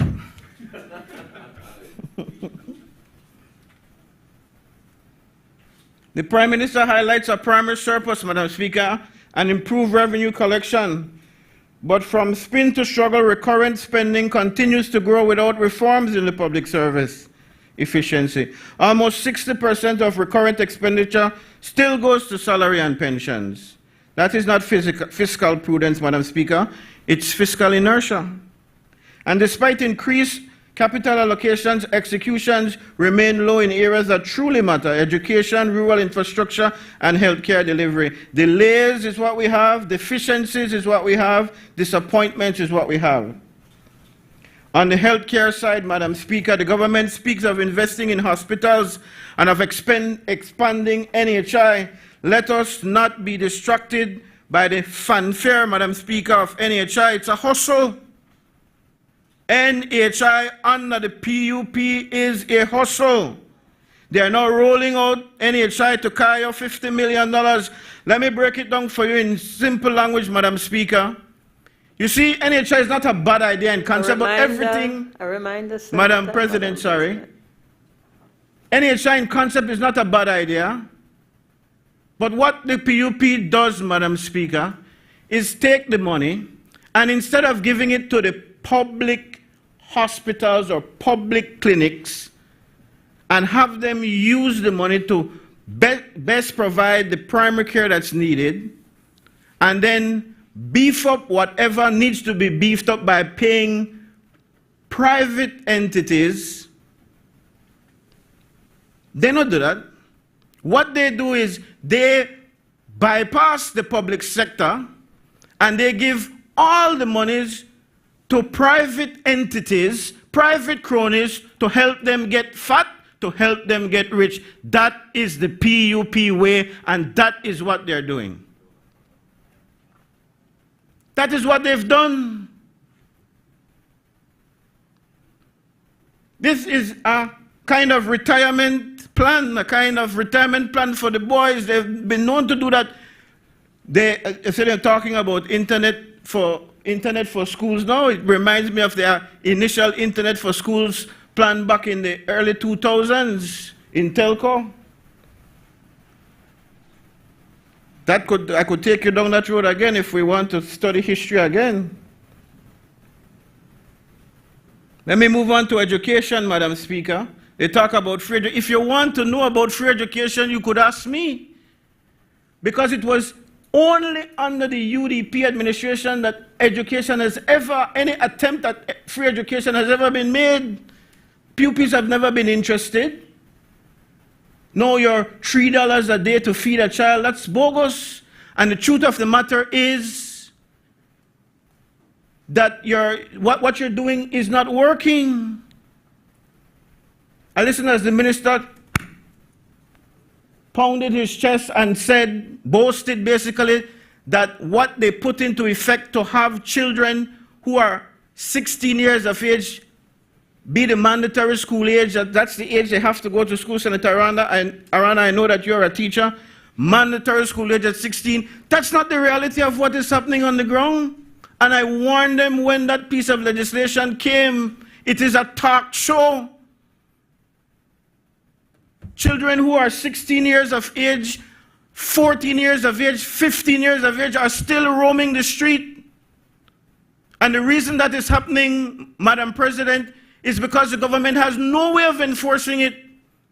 So for you to now get up in the House, and those of you who will get up in the Senate and say that this is a success and these children are in school, the minister actually said that they are prepared to put extra schools, extra teachers, extra classrooms. That's nonsense. And you know how I know it's nonsense? Because the UDP administration did it. We did it down south. When we put in place the $300 subsidy, you want to know how to do it, you check with me. We put in place the $300 subsidy, and the students from Stan Creek and Toledo, Senator Rana can attest, I am sure, the students who are graduating from primary school, transitioning to high school, that's how you get 14 and 15 to continue. They were overwhelmingly trying to get into high school, and the teachers from Julian Cho, the teachers from Toledo Technical High School, the teachers from Georgetown, the teachers from Independence, the teachers from Ecumenical, the teachers from Delil Academy, all came, the administration all came and said, we cannot get the children in. Can you help us with additional classrooms? Can you help us with additional teachers? That's how you know additional children are going to school. That's how you know the 14 and the 15-year-olds are going into school. That's how you know that the additional monies are being there, that they're going to school. Okay, you talk and say free education. I know my friend Senator Coy knows well about the Delil Academy. School finance reform, I know he knows well about school finance reform, and he knows well what to do in order to have schools have the resources to take care of students who need. What we need in schools is equity. Equity in the distribution of the resources. Not this blanket statement on free education, give everybody the same thing. It's going to fail. And what you're doing in education is failing because you have no idea what level the students are at. Because you do no testing, you took away the PSC, you took away the CXC, you have no clue since COVID what the children are going through. You allowed one man who was at UB confused, UB Ghana Galen, confused Galen, Ghana the Ministry of Education, confused everybody there. Nobody had the confidence in him to be the minister. And then the man want to put them out, what's so confused when they ask him anything, he don't know. Never know anything.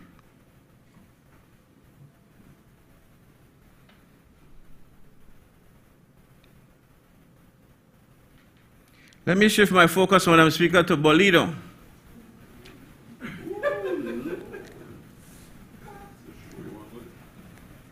I'm going to talk a lot about Bolido. And you have said everything about Bolido. But you know what? I've always said, Madam President, the devil is in the details, so you boast, you pat your chest, so you do all that $17 million profits on Bolido. And you've said that this $17 million will go to NHI. Well, I don't tell you what is the deal with NHI with this set.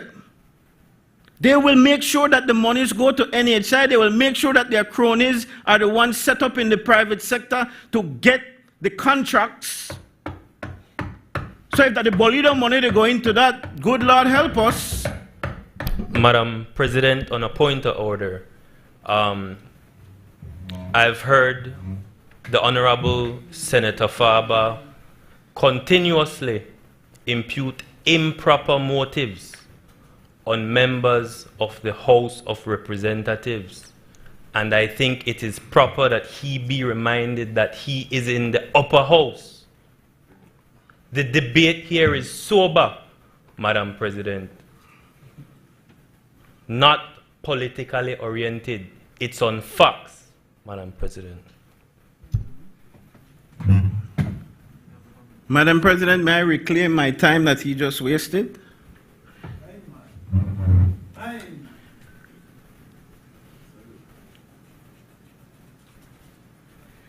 Madam, okay.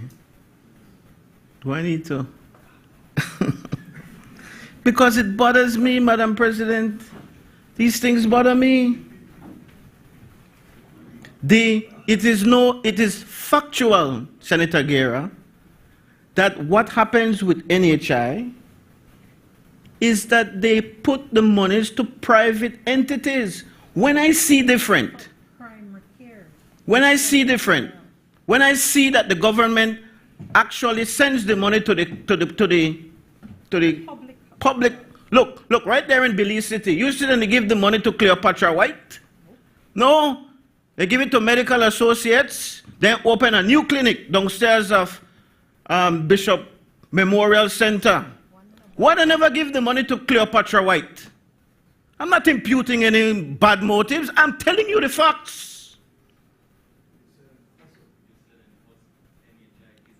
It is a hustle because it is being put into the hands of private entities when it can be put into the public sector. All right, let's do that. Let's call it a scheme. That's not social justice. How in the world can that be social justice? Senator, I remind you, senators, kindly be reminded of Standing Order 40 that we are to maintain silence. Madam Speaker, Madam Chair, am I allowed to reclaim this time? Senator Faber, you may continue, and I'm reminding you have 20 minutes. Thank you, Madam President. 20 minutes and you want me to wind up? The other thing that they said they will spend the Bolida money on is, well, they said you put it in the charities fund. I wanted to ask that question, but I said I'll wait. So I didn't say anything on the charities fund. But the other thing that you said you would spend the money on, sports program, but you not tell me how much. You not tell us what goes where. Is it a secret? Can somebody tell us? Because the devil is in the details when it comes to the PUP administration. And forgive me again, Senator Guerra, but if you want me to go into the historical context of these things, you see, I listened earlier this week when the Minister of Transport chided the leader of the opposition and the members of the opposition about the new transport system and said that she was being like you, casting aspersions. But it is because this country has been burnt by actions of the PUP before, actions of the PUP administration that has seen this country out millions and millions and millions of dollars. They don't like to hear the historical aspect of things, but it is the truth. The MCC monies prove the point again, Madam President, that we ought not be reliant on foreign monies and foreign grants. We need to be able to find monies from other sources. I watched Senator Herrera, one of the old debates that you did for the budget, maybe a year or 2 years ago, where you complained about what was being estimated to be collected in land tax. And it's the same every year. And I remember when the honorable member, sorry for Lake Independence from the House, became the lands minister on Plan Belize, the original Plan Belize.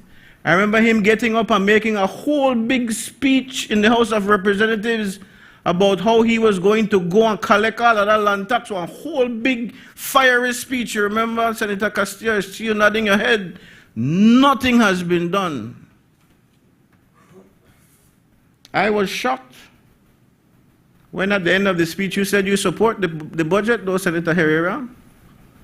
You supported it when all of this happened. So I hope you said that up to $100 million could be collected annually. And again, we see in this budget nothing near to that being collected or being sought to be collected. I will wrap up with two things that my friend spoke about. How much time I have? You said, I think Madam President said I got more. Oh, okay. Two things that that my friend Senator Courtney spoke about. You spoke about cattle, and I'll take some of what Senator Guerra said, and I'll be careful. But what you said was just the furthest thing away from the truth. The UDP, sir, on September, what is the date? September 1st, 2020. Can you tell me who was in government then? You can't remember. You can't recall. Nightmare. It was the UDP that was in government.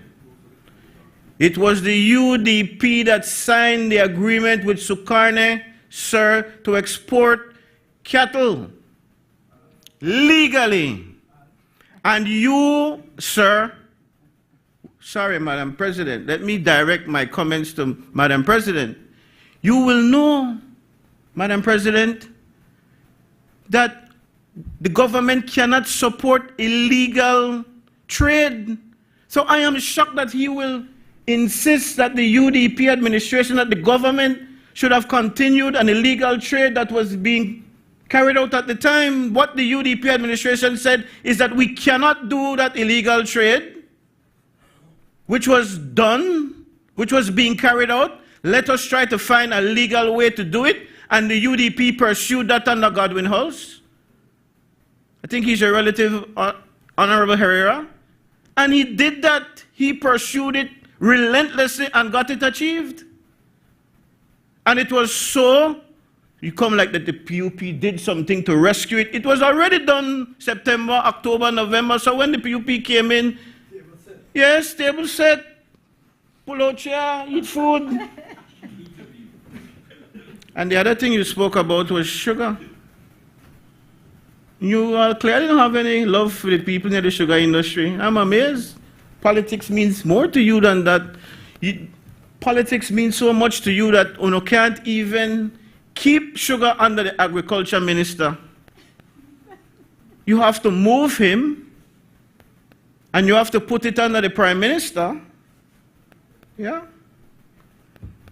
Because you have to preserve things with BSI, ASR.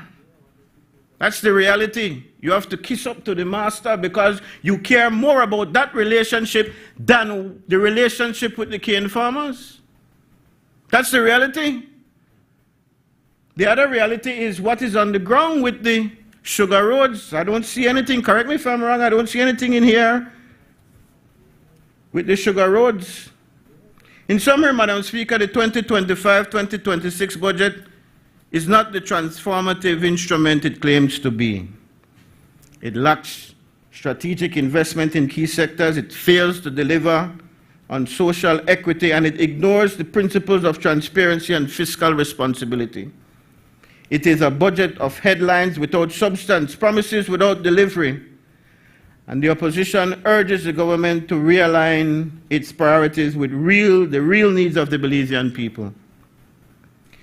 Madam President, we urge the government to shift from a model of political showmanship to one of people-centered governance, and to ensure that every dollar spent delivers tangible, measurable improvements in the lives of all Belizeans.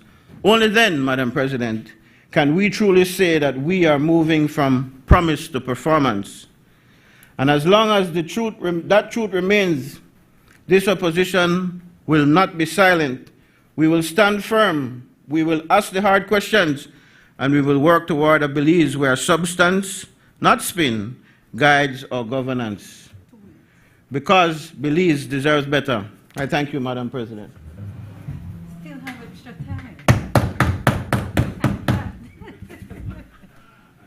time. I recognize Senator Kevin Herrera.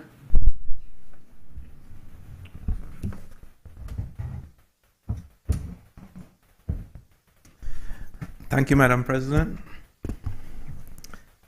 Madam President, if you'll allow me, I'd like to refer to my notes during this presentation. As well, Madam President, to try to cut down on confusion, rather than referring to a fiscal year as 2024-2025, I'll just say 2024, but referring to the same thing.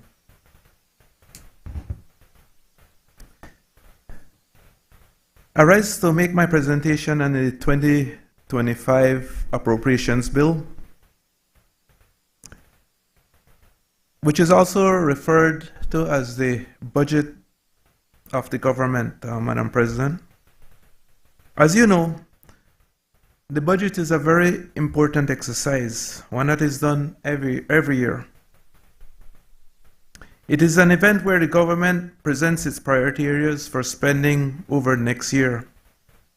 This event is marked with much fanfare and chest thumping. Madam President, and to be fair, and we need to be fair to the current administration, the 2024 fiscal performance was remarkable in several ways, and I think that we need to say that. For example, while the economy grew by 8.2%, the revenues grew by 13% when compared to the previous year in terms of actual outturn. In that year, revenues increased from 1.46 billion to 1.64 billion during the past year. There was more good news. While the revenues grew by 13%, the expenditures only grew by 2%. Expenditures were 1.63 billion in 2023-2024 financial year to 1.64 billion in 2024-2025. That, I believe, from a fiscal standpoint, was remarkable and demonstrates quite a bit of fiscal discipline, especially given that it was an election year and a time where fiscal discipline is normally thrown out of the door. We will get into these numbers a little more down the road in my presentation, Madam President, but as well, I think that there was also another area that I think was very commendable, and that was in keeping inflation at around 3%, given the dynamics of what was happening in the global economy. We have the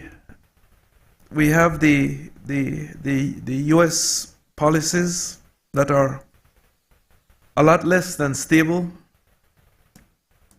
and you have the environment in Europe that again is much less than stable. And so I think that keeping inflation down during that time, Madam President, was another big achievement.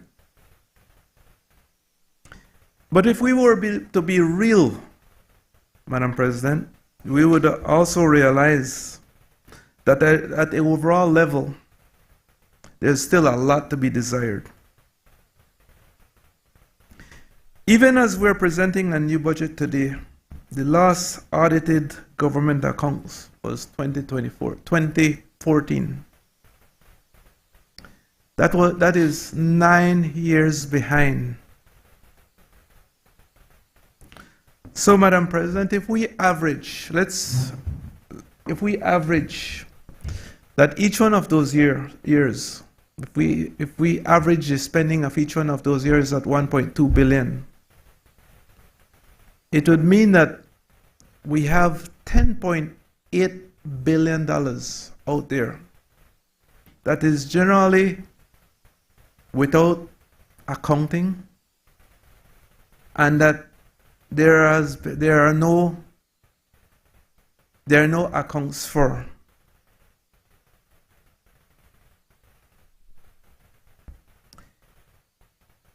The accounting for government and the responsibility for this lies with the government, and in particular the Ministry of Finance.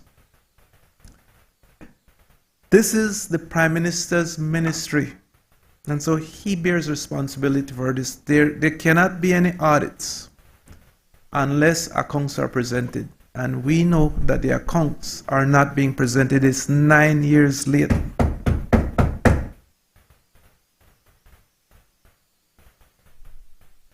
This continues, Madam President, to be a major violation of the Finance and Audit Reform Act,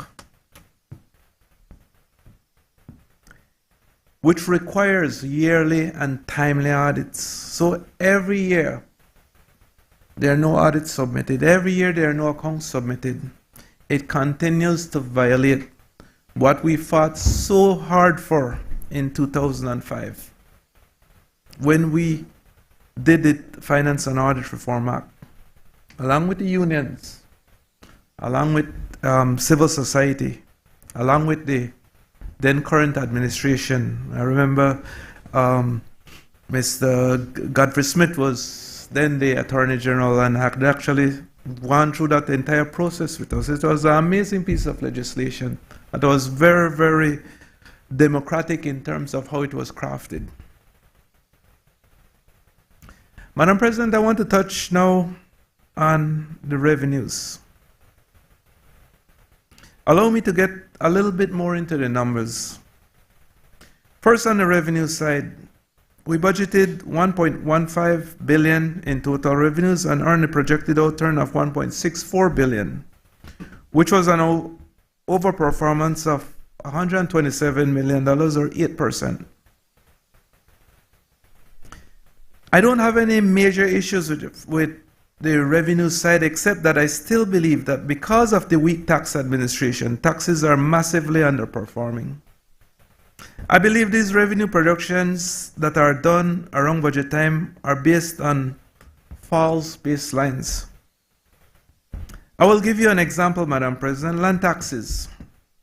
Senator Coy recently informed us that after checking internally, that the potential for the land tax is not 100 million, it's at 60 million.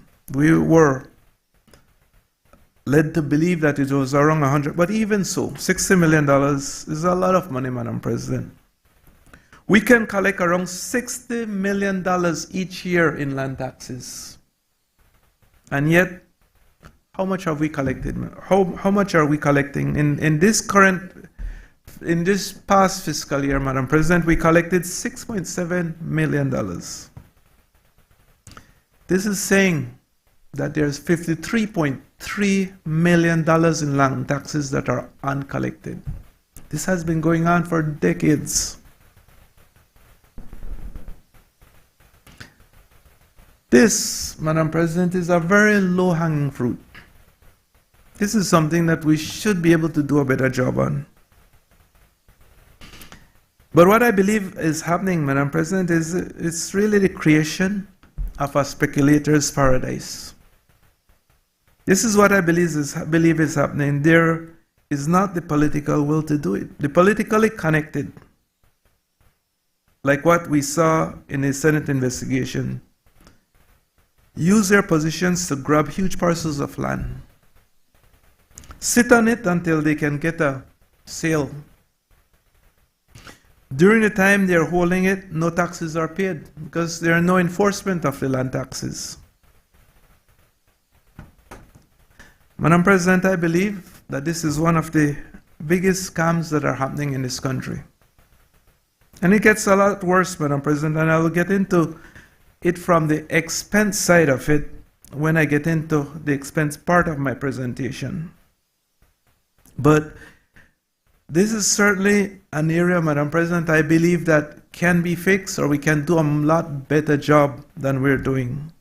$6.7 million collected and a potential $60 million is really nothing that we should applaud ourselves for. Madam President, from all the reports I've gotten, there is still a lot of leakages linked to undervaluation of goods coming in, and just the same on the frontier of GST collections. The need to improve in these areas will improve our primary surplus and reduce our need to borrow for budgetary support, which is really what we want to strive towards. I think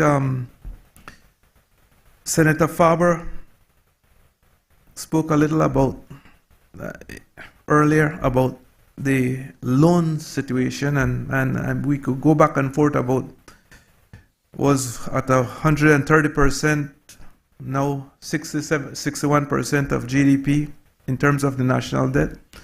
But the truth is, Madam President, if we don't have to borrow, why borrow? And if we could improve the collections in these areas, it will reduce our the need for us to continue to borrow for budgetary support. This money can be pumped into further social programs like what Senator, the leader of government business, Senator Courtney, mentioned, which, again, that's really where we want to go. We want to continue to fund education. We want to continue to prepare the next generation of Belizeans. We want to continue to empower them to continue the work of nation building. But if we continue to borrow, we continue to dig a hole, Madam President, and at some point, the debt will balloon again. Now, I know that the current administration has pushed to a large extent to borrow from multilaterals at much more favorable terms, and I think that's certainly something that should be commended. But again, if we can reduce the amount of borrowing, Madam President, I think we're on the right path. Now, on the expenditure side, Madam President, I think this is the bulk of my presentation. The recurrent expenditures were very much in line with what was budgeted the previous year, and overall, we budgeted $1.174 billion, and we spent $1.225 billion. Which is a difference of $51 million, or a variance of 4%. Again, right in there, not much to quarrel with respect to the expenditure side. Like I said, I think that in the previous year, we exercised quite a bit of fiscal discipline in terms of not having these numbers out of whack. The Capital 2 allocations were $276.8 million budgeted, and $344.3 million was spent. This represented an overspend of $67.4 million, or 24%. So that one went over quite a bit.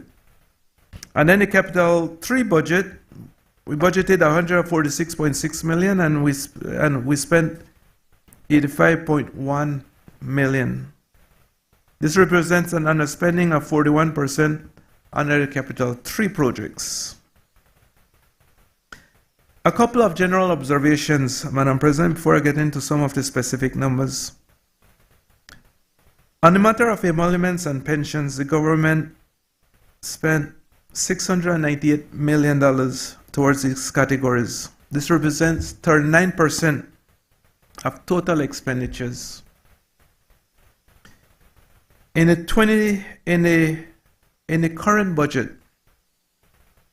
that we're getting into, we have those two expense categories at $710 million, and so we continue to see that emoluments and pensions continue to grow.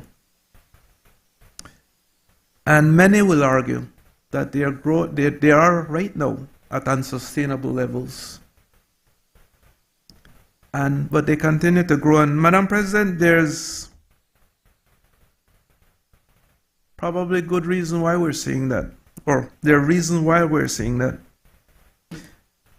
I could be a little more sympathetic to the government, but when I look closely at these numbers, Madam President, it's difficult not to recognize that this is self-afflicted. And I'll give you an example. In the year 2022/2023, there was a total of 13,192 government employees.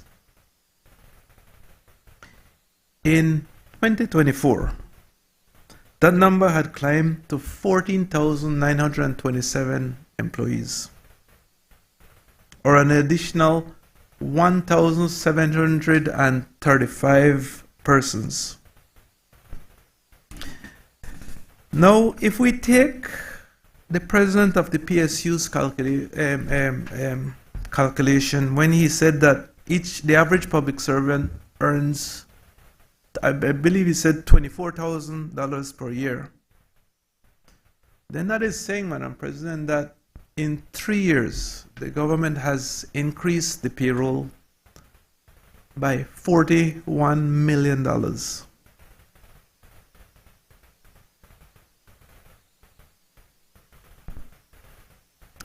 Now, what we are seeing here, Madam President, is there's really a choking out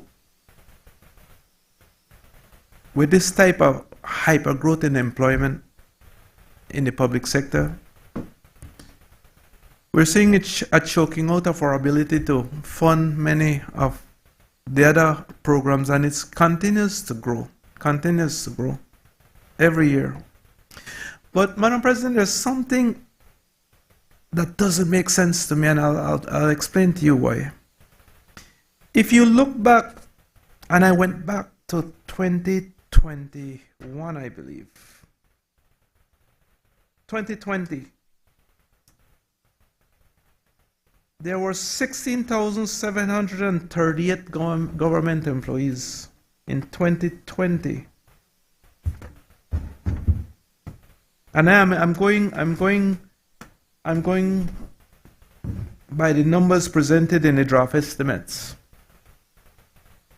And then in 2022, there are 13,192 government employees. That's a difference. That's a reduction of 3,546 persons. I don't recall at any time that there was a mass reduction in staff to that extent. But those are the numbers I picked up, and so I just thought I'd just mention it.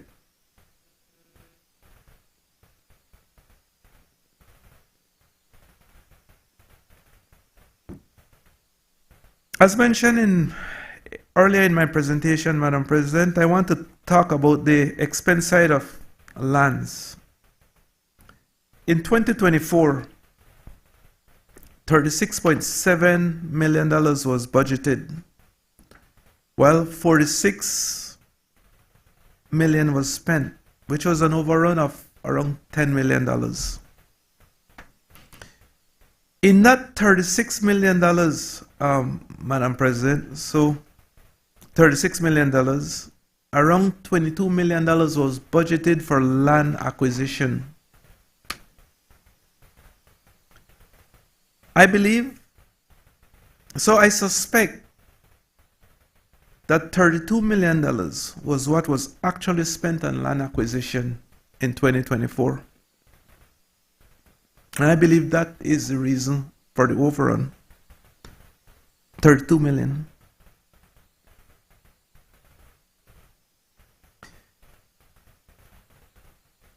And this is an area that continues to be in front of us, Madam President. Some would even refer to it as that this is a hustle. The well-connected get title for prize properties. These titles are given out as double titles under the pretense of a mistake. The government then gets involved and compensate those persons. at market rate. In the final analysis, Madam President, the government and citizens get a double whammy. Because first, you have the transfer of the land, and then you have to start compensating the persons who got these properties. Again, I think that, Madam President, if we're supposed to fix many of the areas, there's so much that needs. We talk about social programs. Why do we talk about social programs? Because there are many who live among us who are struggling. And so we want to make sure that it doesn't matter what the economic circumstances of young people's parents are, that they're able to get a good quality education, because that's the only way we'll develop this country. That's the only way we'll continue to go forward. That's the only way we'll be able to prepare the next generation. Similarly, you should not be limited in terms of your access to adequate health care because of your economic circumstances. But if we continue to not manage our resources properly, if we continue on some of the things that we've seen over the past decades, it really reduces our ability to address these critical areas. I wanted to know, Madam President, I just want to get into a few of the budget categories that I feel warrants some type of discussion.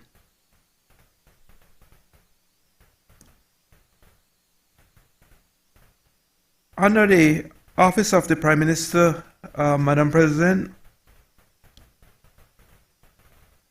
there was a budget of $35 million, and then $47 million was spent. That's an overspend of $12 million, or 34%. Now, under the Office of the Prime Minister, Madam President, it almost seems like this is I wouldn't want to call it a miscellaneous fund, but it seems like it's like a general fund. And so monies are put in there, and all types of expenditures are incorporated into that.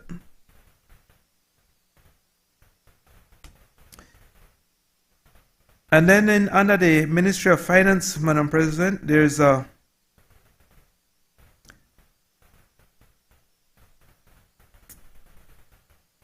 $415 million was budgeted, and there was a expenditure of $430 million, which was around $15 million overspent, Madam President, which represents a 4%. Again, not a very huge in terms of the percentage, but one of the overruns.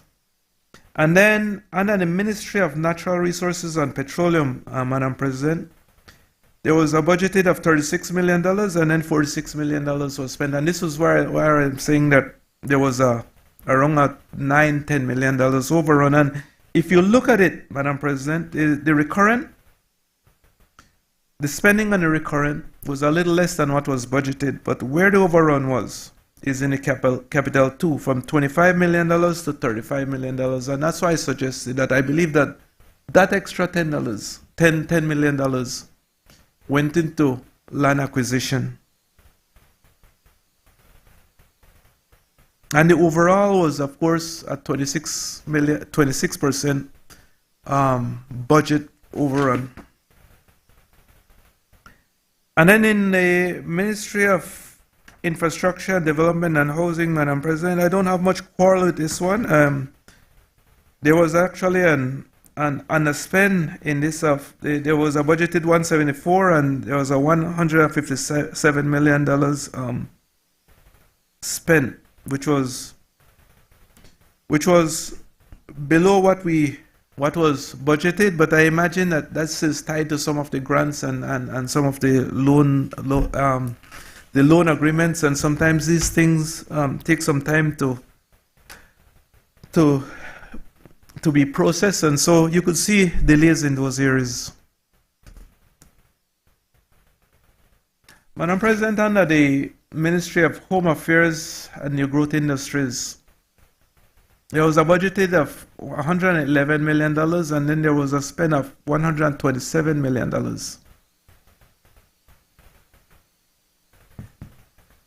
Now, the number of employees, Madam President, so we have a $15 million overspend in terms of over what was budgeted. But then if you look at the number of employees in that ministry, Madam President, it's 1,900 persons.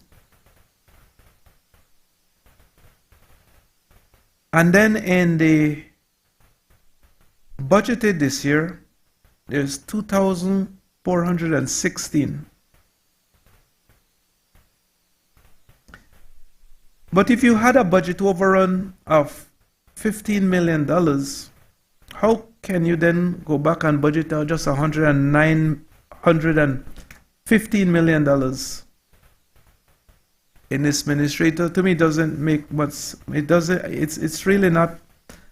It's becoming it's a little difficult for me to reconcile in my mind, because you're looking at almost 400 extra employees in this ministry.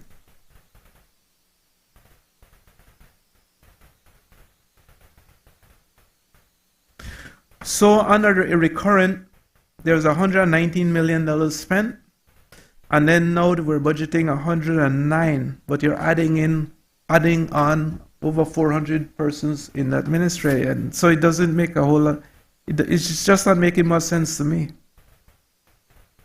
And the capital too is relatively straightforward, but under recurrent, it doesn't seem realistic.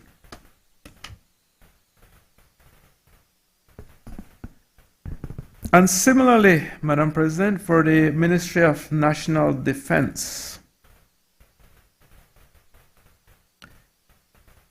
there was an overrun of $17 million. There was $74 million budgeted, and there was $93 million spent. The employees seem to be stable at 1,838. But then if you spend $93 million, how will you then now spend in the new budget $81 million for the same number of persons?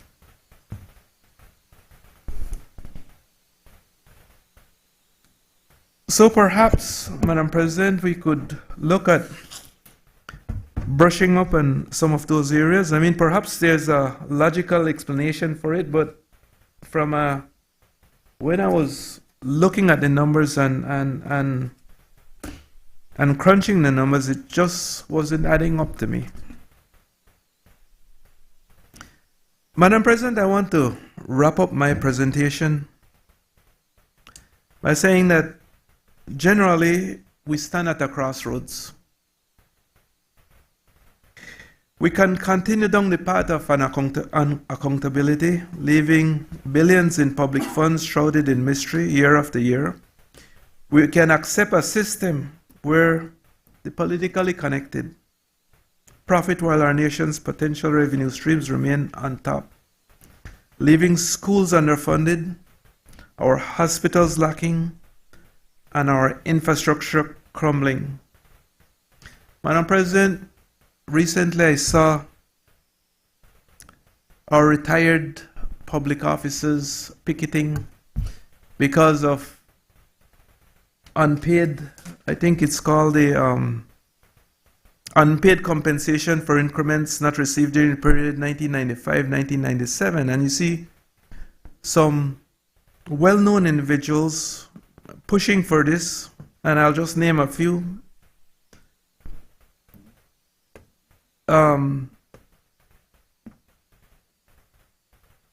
You have great educators like Bernard Card, my friend, who I've served with previously. Brendan Armstrong, Crispin Jeffries. These are some of the names that jump out and that are behind this issue. And I'm saying that if we had an economy that grew 8.2% in the previous year, you know, we say we're doing relatively well, and I believe, I commended the government on that at the beginning of my presentation, but I also think it's only fair, Madam President, that if we have some of our public servants who have retired now and and are trying to get some of their benefits that they feel that is owed to them, that perhaps we should give them that ear and listen to what they're going through. From what I understood on the news, many of them, well, some of them have died even before they have been able to reach that point, and this is something that I would hope that, we could look at addressing. I think it's only fair, Madam President, and I also saw our very own Senator Dennison on the picket line fighting for that same issue, Madam President, and so I said I think it's only fair for those who have served before, who have put in their time, legendary educators, other people, the former commissioner of the police, that we try to address those issues for them. The budget, like those before us, presents figures, but without timely audits, Madam President, those figures are a little more than a phantom. Without the political will to collect what is rightfully owed to the people, we are not just missing opportunities, we're actively shortchanging our future. The choice is clear. We can settle for the status quo, or we can rise to the challenge and demand a government that is truly accountable, truly transparent, and one that is serving every citizen of this country.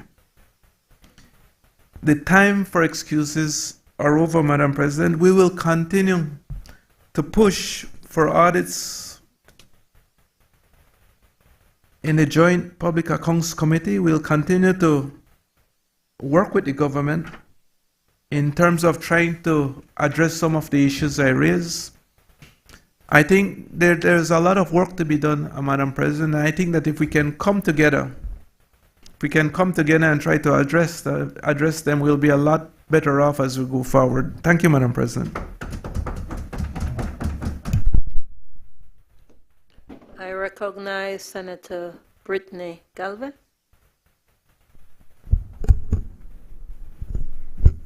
Madam President, I stand before you to offer my contribution in support of the General Revenue Appropriation Bill for the fiscal year 2025-2026.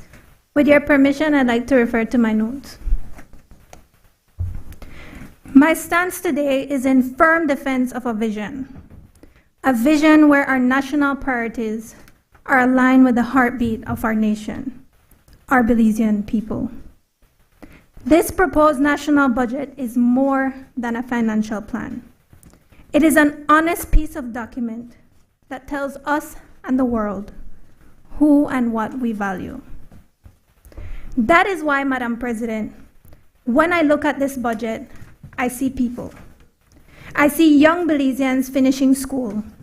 I see single mothers becoming first-time homeowners, and I see national development that will benefit all Belizeans. This budget, Madam President, is more than just numbers on a page. It is a blueprint of Plan Belize 2.0 that is rooted in strengthening education, healthcare, infrastructure, and the resilience of our economy and people. On that note of economic resilience, Madam President, I'd like for us to reflect on the past for a moment.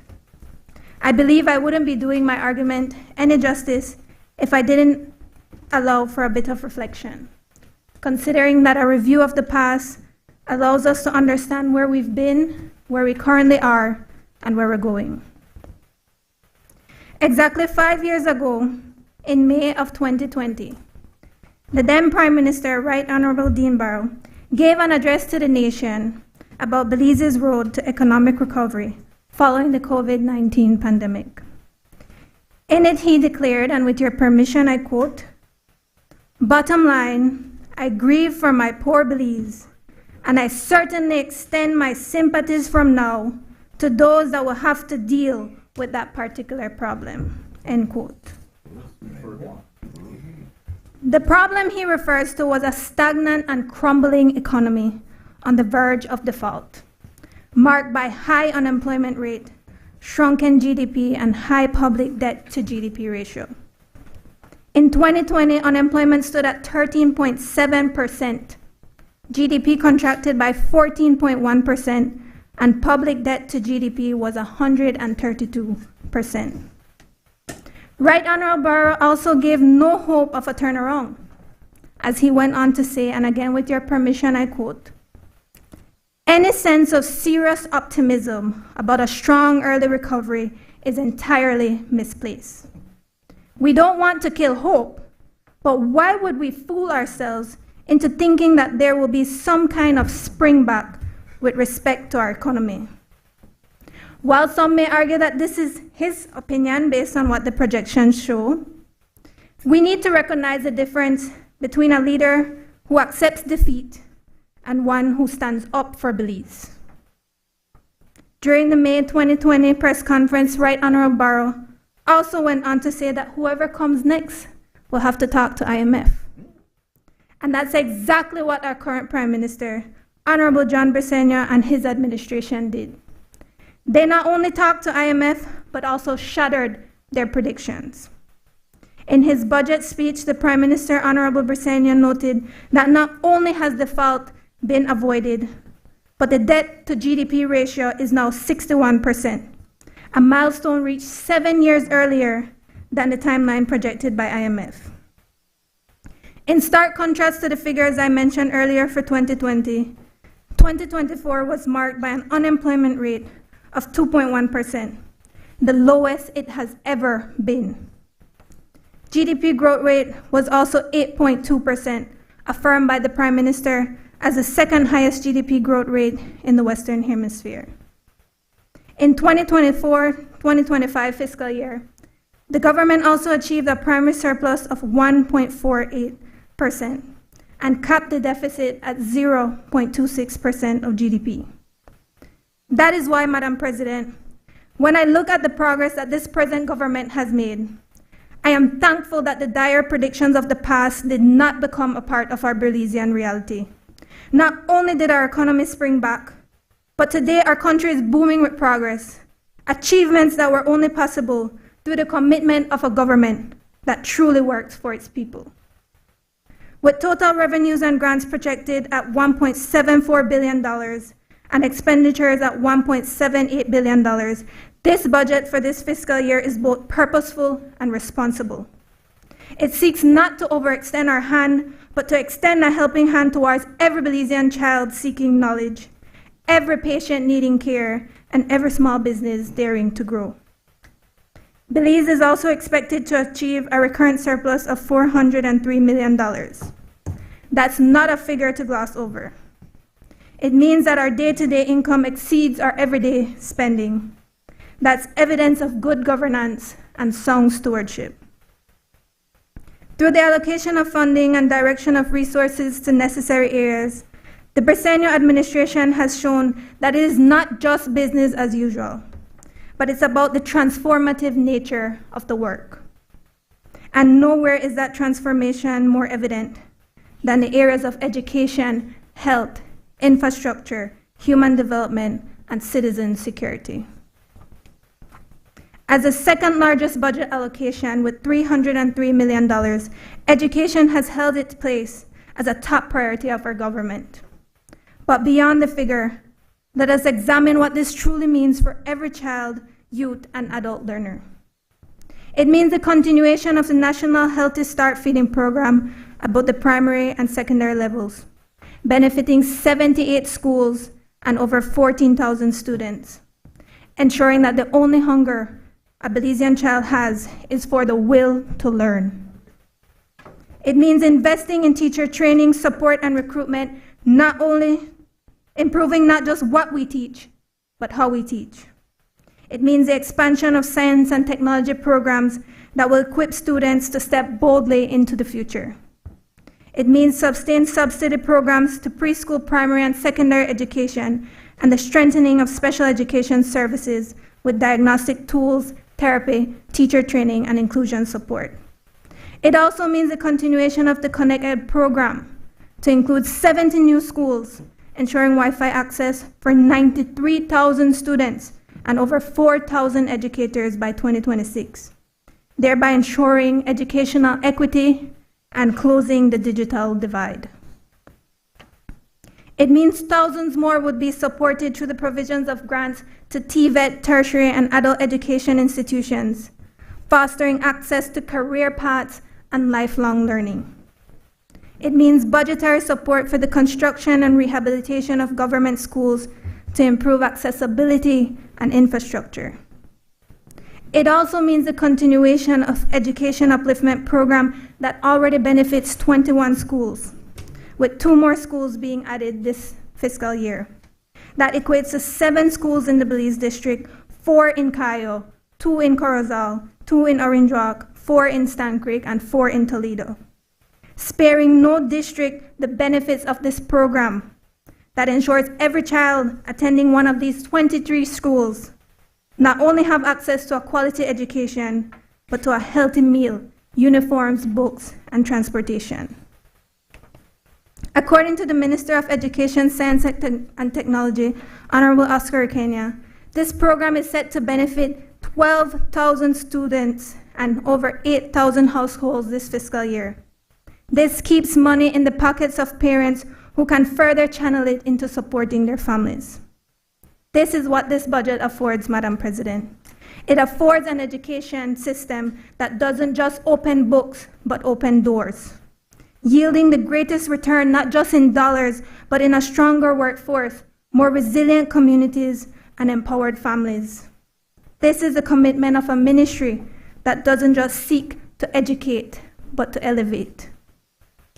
Now from the classroom to the clinic, being built on the premise that a healthy Belize is a resilient Belize, the Ministry of Health and Wellness is receiving $181 million this fiscal year to improve the lives and health outcomes of all Belizeans. This budgetary allocation sends a strong message that healthcare remains at the core of our development. With this budget, the ministry will continue its hemodialysis support program, helping patients with end-stage renal failure to facilitate free life-saving dialysis. As stated by the Minister of Health and Wellness, Honorable Kevin Bernard, they will also continue to modernize health centers across rural and urban areas.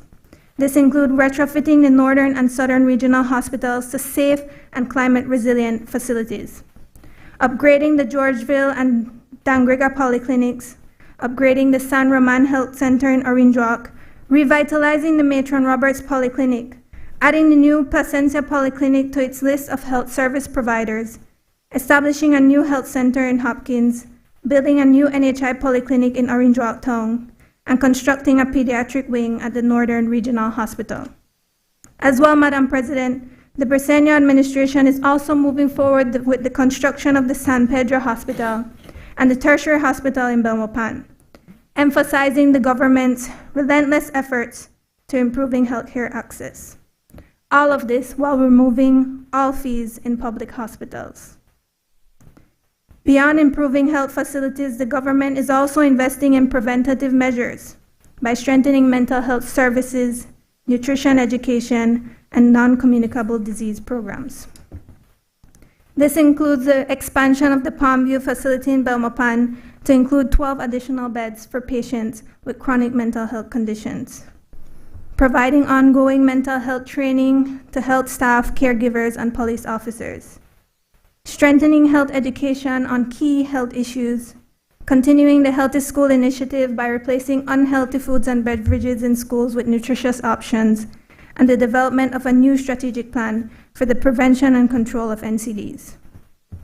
With this budget, the Ministry of Health is also actively working to recruit and retain more nurses and specialists by providing scholarships to both home and abroad, and implementing a nurse retention package and launching the first ever Belize Human Resource to Health policy, a landmark step to strengthening our health workforce.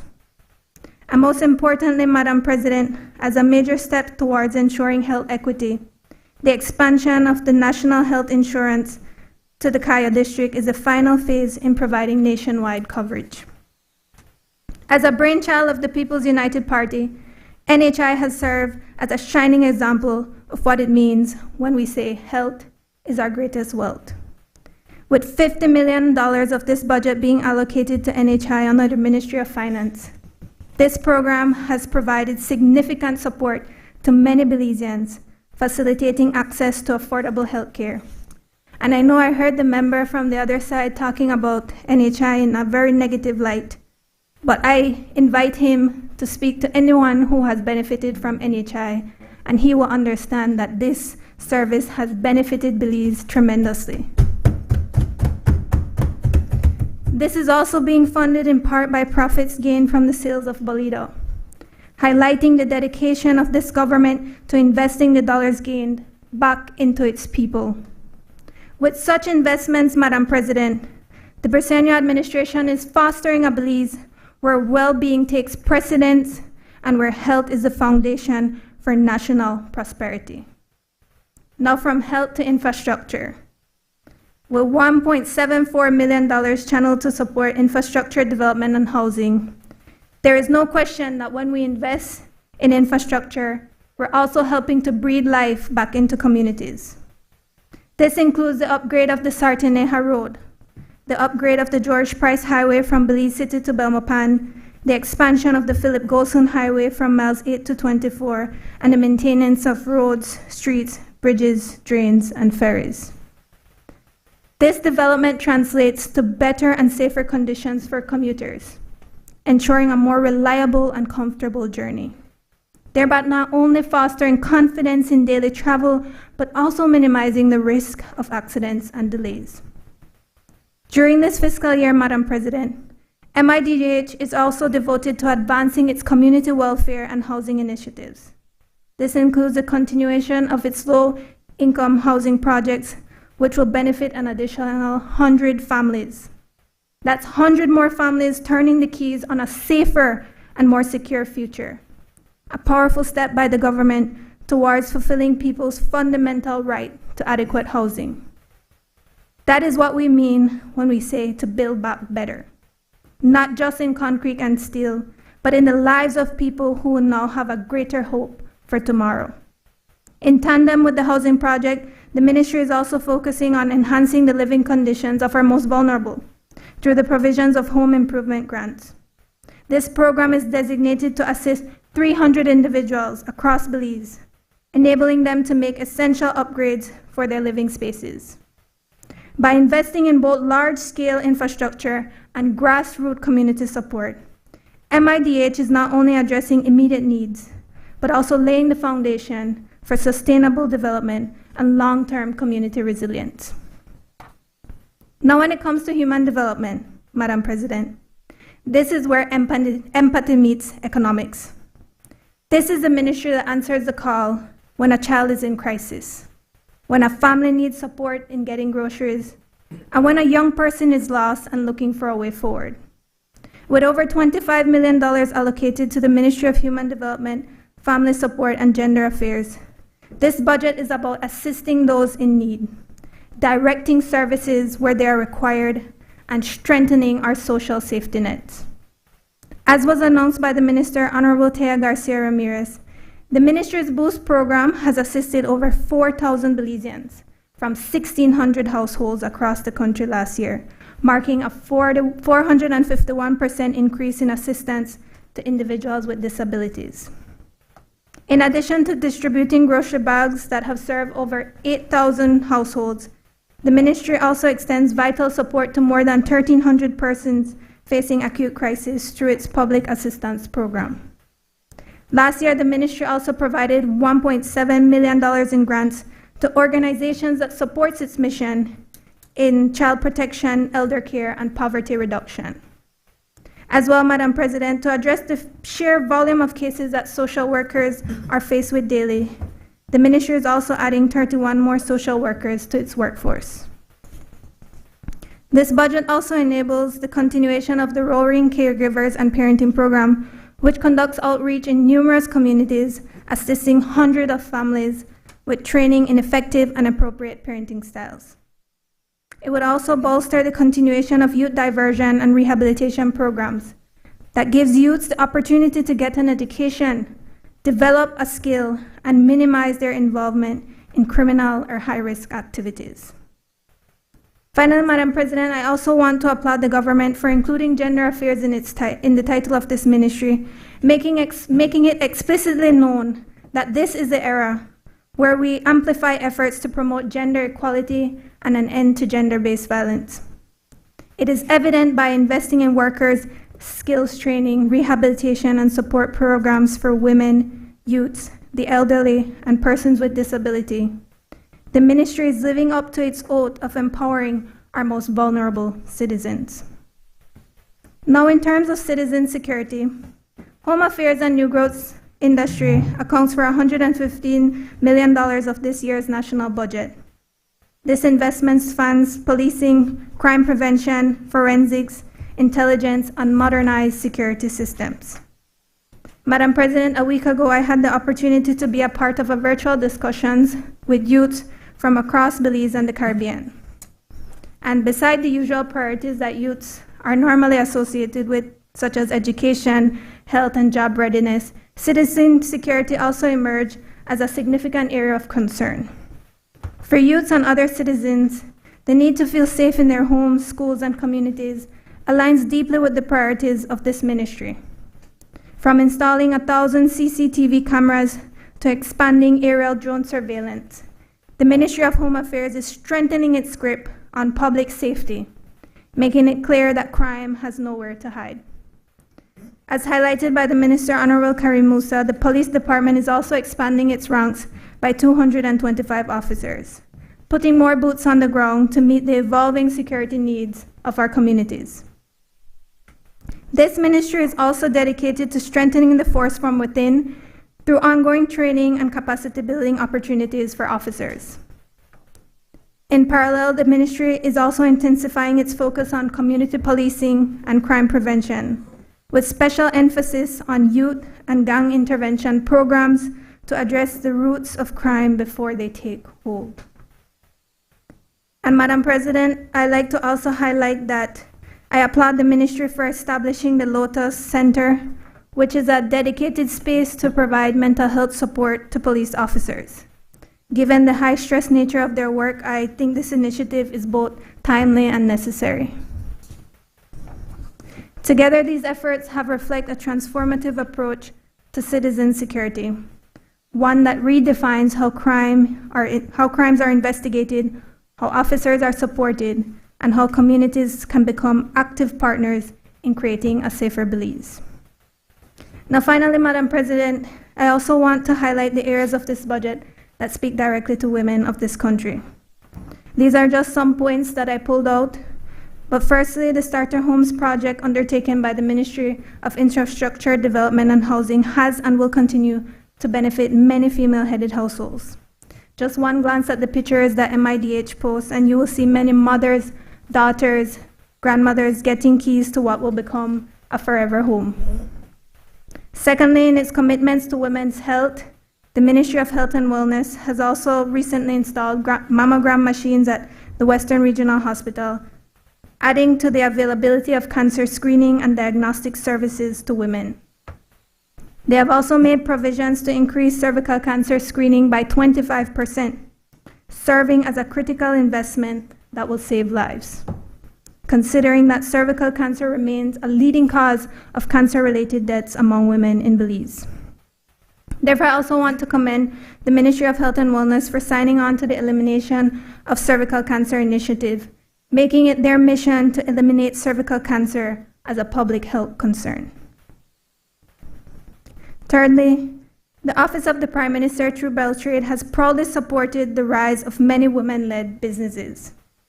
This involved formalized training in business development, advising, and coaching, as well as grant funding of $2,500 to 13 female entrepreneurs through the MSME Roadshow competition, serving as a powerful example that women are not just contributors to the economy, but architects of it.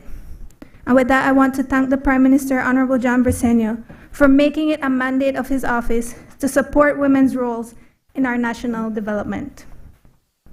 The Ministry of Human Development, Family Support and Gender Affairs has also been instrumental in this area of work, through efforts aimed at women's economic empowerment. This includes training in entrepreneurship, animation development, agricultural production, cell phone repair, and digital and financial literacy, significantly improving women and girls' reach and potential across various sectors. As well, with its responsibility to gender affairs, the Ministry of Human Development will continue to expand its services aimed at combating gender-based violence. The ministry has also developed a 2025-2028 strategic plan for gender mainstreaming across the public sector, which will seek to involve all ministries as crucial partners in the fight against gender-related issues.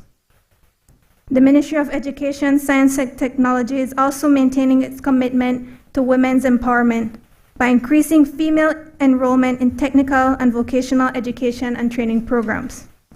Through dedicated scholarships, more women are being equipped to pursue careers once considered off-limits, helping to break both barriers and gender stereotypes.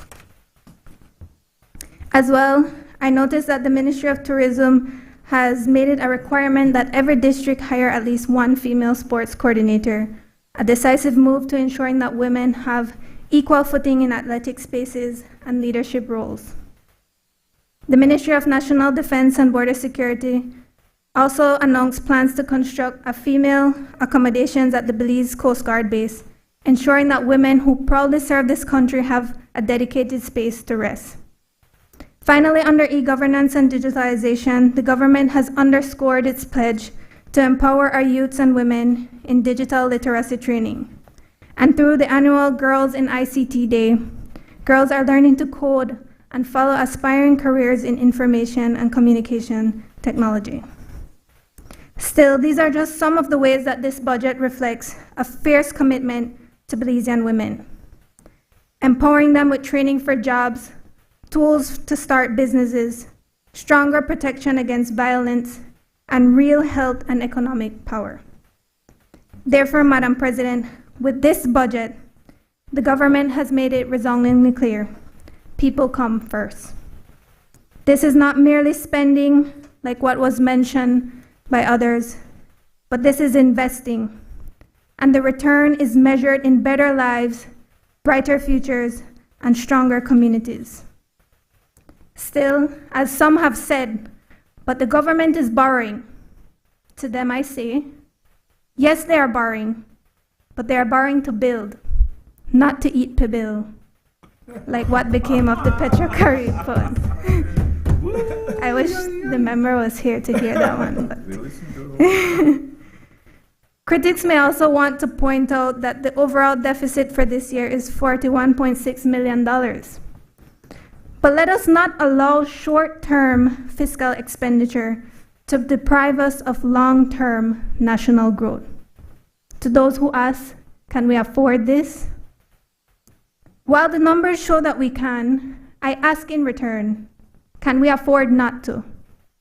Would we rather delay the transformation of our health centers, stall the education of our youth, or postpone the upliftment of our most vulnerable? Madam President, if we do not leverage these resources now, we potentially delay the development of an entire generation. And that's not something we can afford to do. Still, even with all the accomplishments and objectives I've outlined today, there will be those who will try to blow smoke where there is no fire.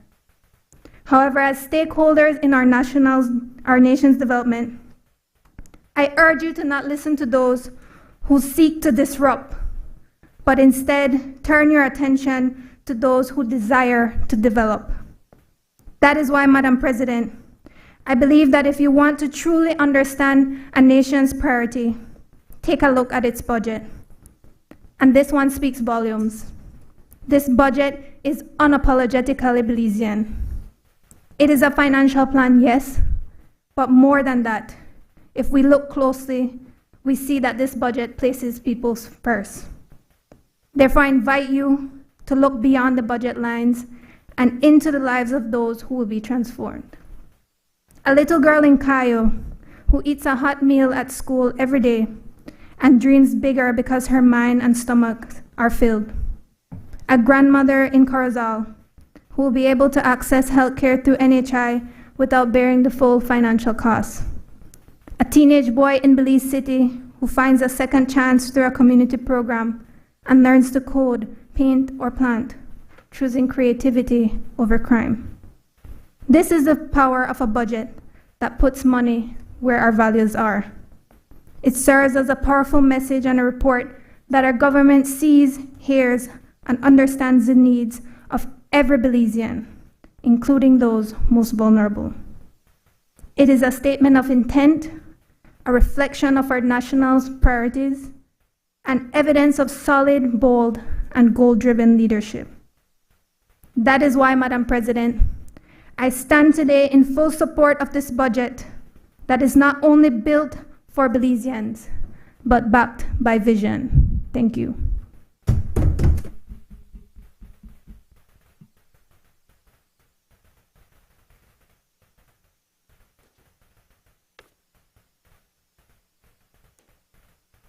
I recognize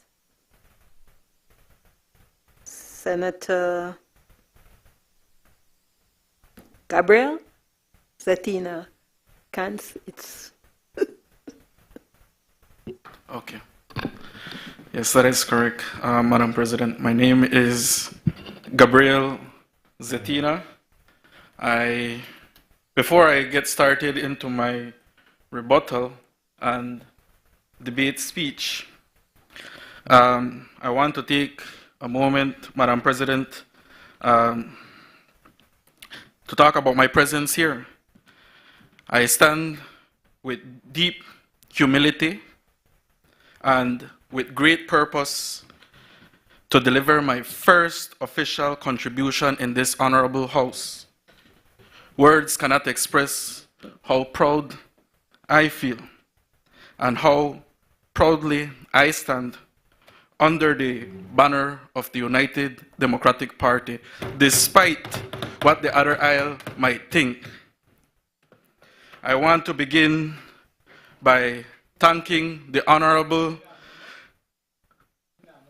I want to start by thanking the Honorable Tracy Tager Panton, Leader of the Opposition, for my appointment, and let this serve as one of her leadership which is measured by principle and historic. It is a reflection of bold vision that she has for the United Democratic Party. That's right. I also want to congratulate her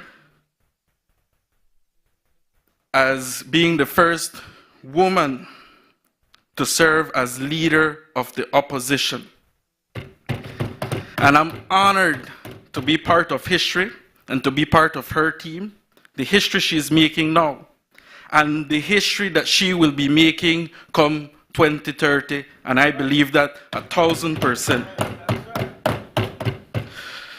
I rise here, and I want to make note a couple things,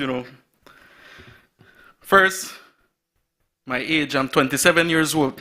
I think I'm one of the youngest in this chamber. And I also want to highlight my education. I have a high school diploma, and I put it out there now because I don't want it to be used against me later on. I don't want that to define me, though. For me, I'm not here to dwell on the past, but yes, I try. I'm new to all this, So I really came here prepared with a speech, but after hearing the lead Senator of Government Business, the Honorable Eamon Courtney, I'm forced to have to give a rebuttal. But I will get to that.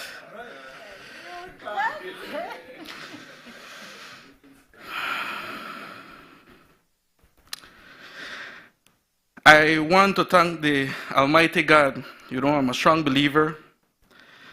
And it is my belief that through His divine grace that we gather here to fulfill one of the most serious duties in governance, that is having the opportunity to debate this draft of the fiscal year 2025-2026. And lastly, I want to take a moment to thank my family and my colleagues here for their unwavering support, for their encouragement, and for allowing me to stand here as we represent the people of this country with a different view.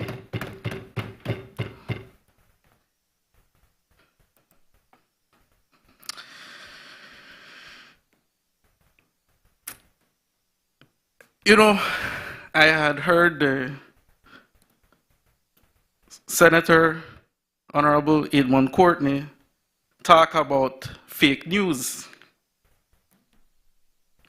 And so that's why I said that I had my speech prepared, but I'm forced to have to give a rebuttal now because I want to set the record straight. And I even heard the beautiful speech of Senator Brittany Galvez, and she went into deep history, but she failed to mention one thing. So at the end of the day, they're twisting the truth for their own political narrative. Let's try to understand one thing, debt to GDP. They keep talking about 2020 debt to GDP to what it is today. And I want to break that down to what does it really means for the Belizeans watching at home. Debt to GDP simply means that how much, for example, how much a family owes versus how much they earn. Again, the history has been given already by Senator Brittany Galvez. And what happened in 2020 when we refer to debt to GDP, yes, it was high, but not because of reckless decisions like you guys paint it to be. It was because of a global shutdown, not only in Belize, but in the entire country. There is one word that you guys failed to add, that was COVID-19. I will say that again, that was COVID-19. So the next time you guys talk about debt to GDP, again, it wasn't reckless decision being made. When, I will get to that, sir. When the PUP left office in 2008, you see, you're forcing me now to dive into history, and I had to quickly prepare something here.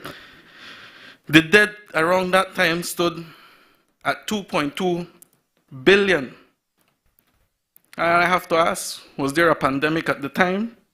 Because my colleague, lead Senator Honorable Patrick Faber had mentioned that prior to you guys taking office for those terms, or those years, sorry, was 500 million. So it went from 500 million to 2.2 billion.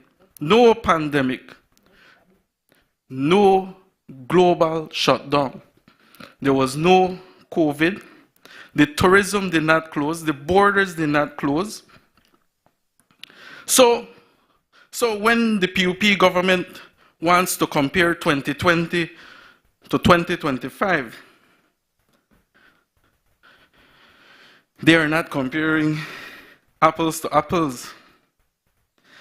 I will say again, yes, the UDP borrowed, but one can argue that the UDP borrowed to pay off the PUP's credit card.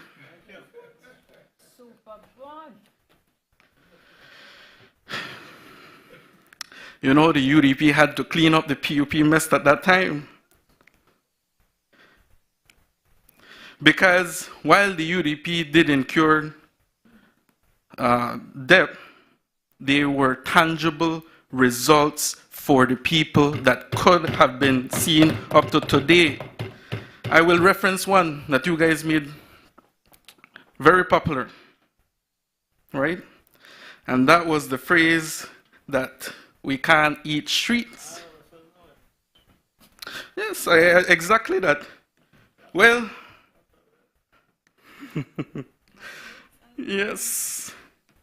So the PUP were very famous for saying we can't eat streets, we can't eat roads. Well, today, you bring a loan motion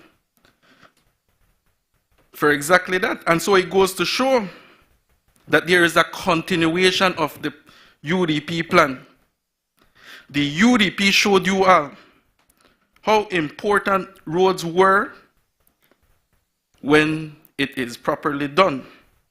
And you guys can thank us for that.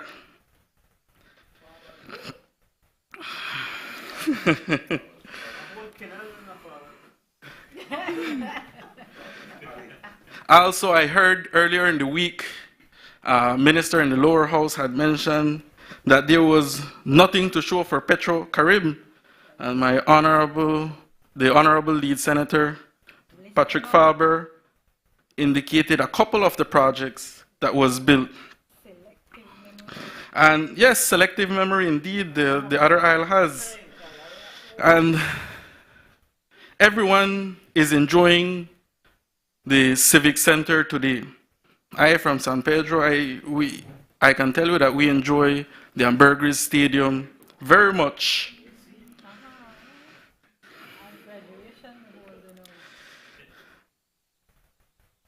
Even, I will give you another example that there was a grant and loan and all those things. The Marian Jones Sporting Complex.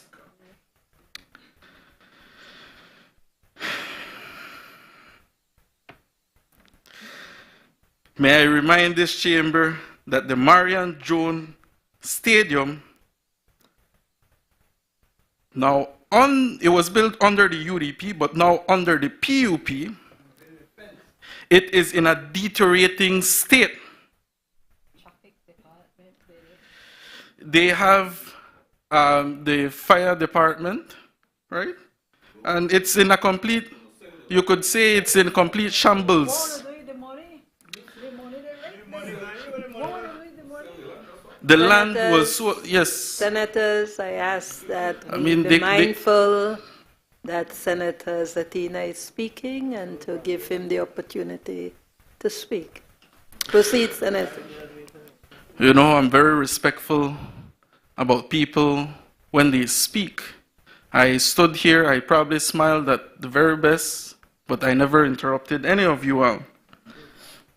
So, Madam President, when the leader of government business talks about fake news, may I remind you, sir, you have to take a look at your own propaganda.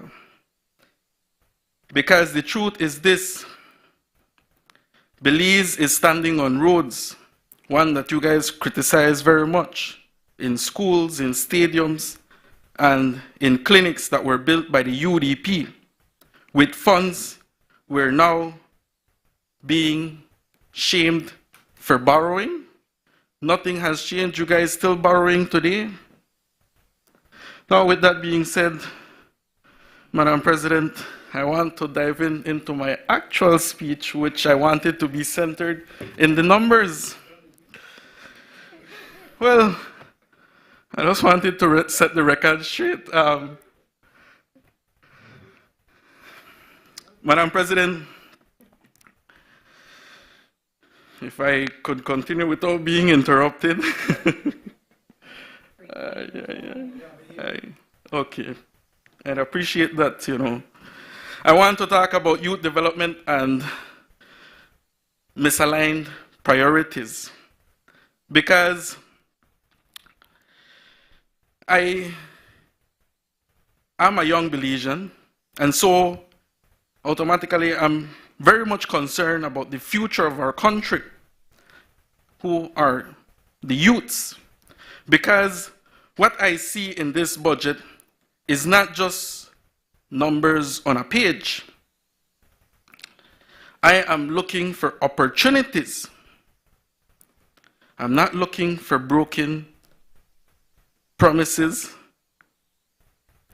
When I looked into the 2025-2026 budget estimate for youth support service, you best believe I was hopeful.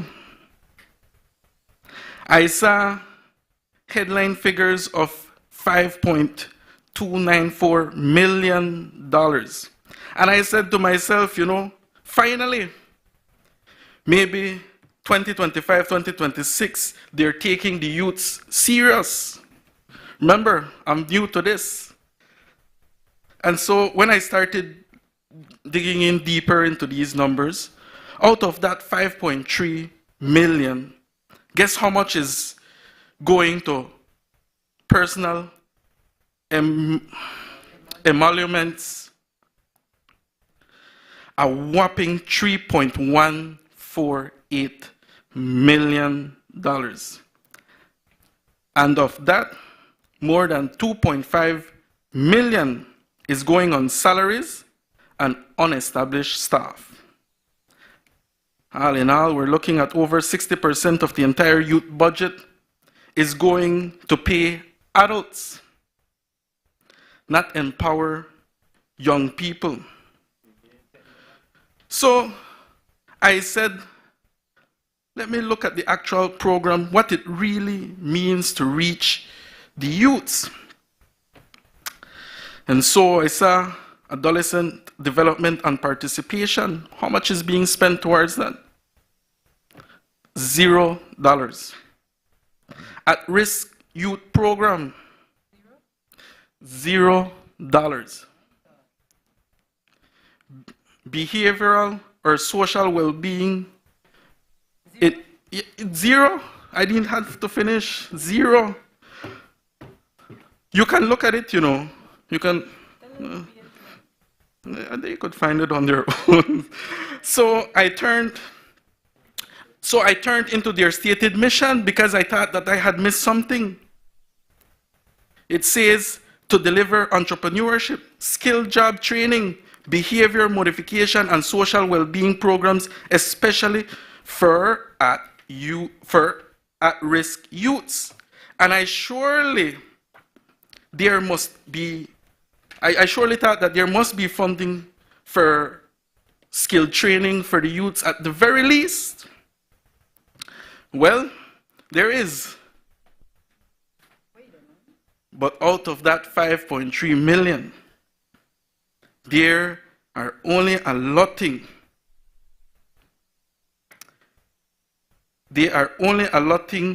for 60,000 for skill training. Only 60,000. And then I said, well, I see summer programs, camps. You want to keep youths busy, especially we're entering into summer. School is going into vacation. Well,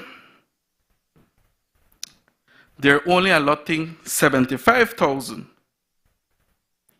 And the entire youth development project, only 570,550 is even remotely connected to youth people.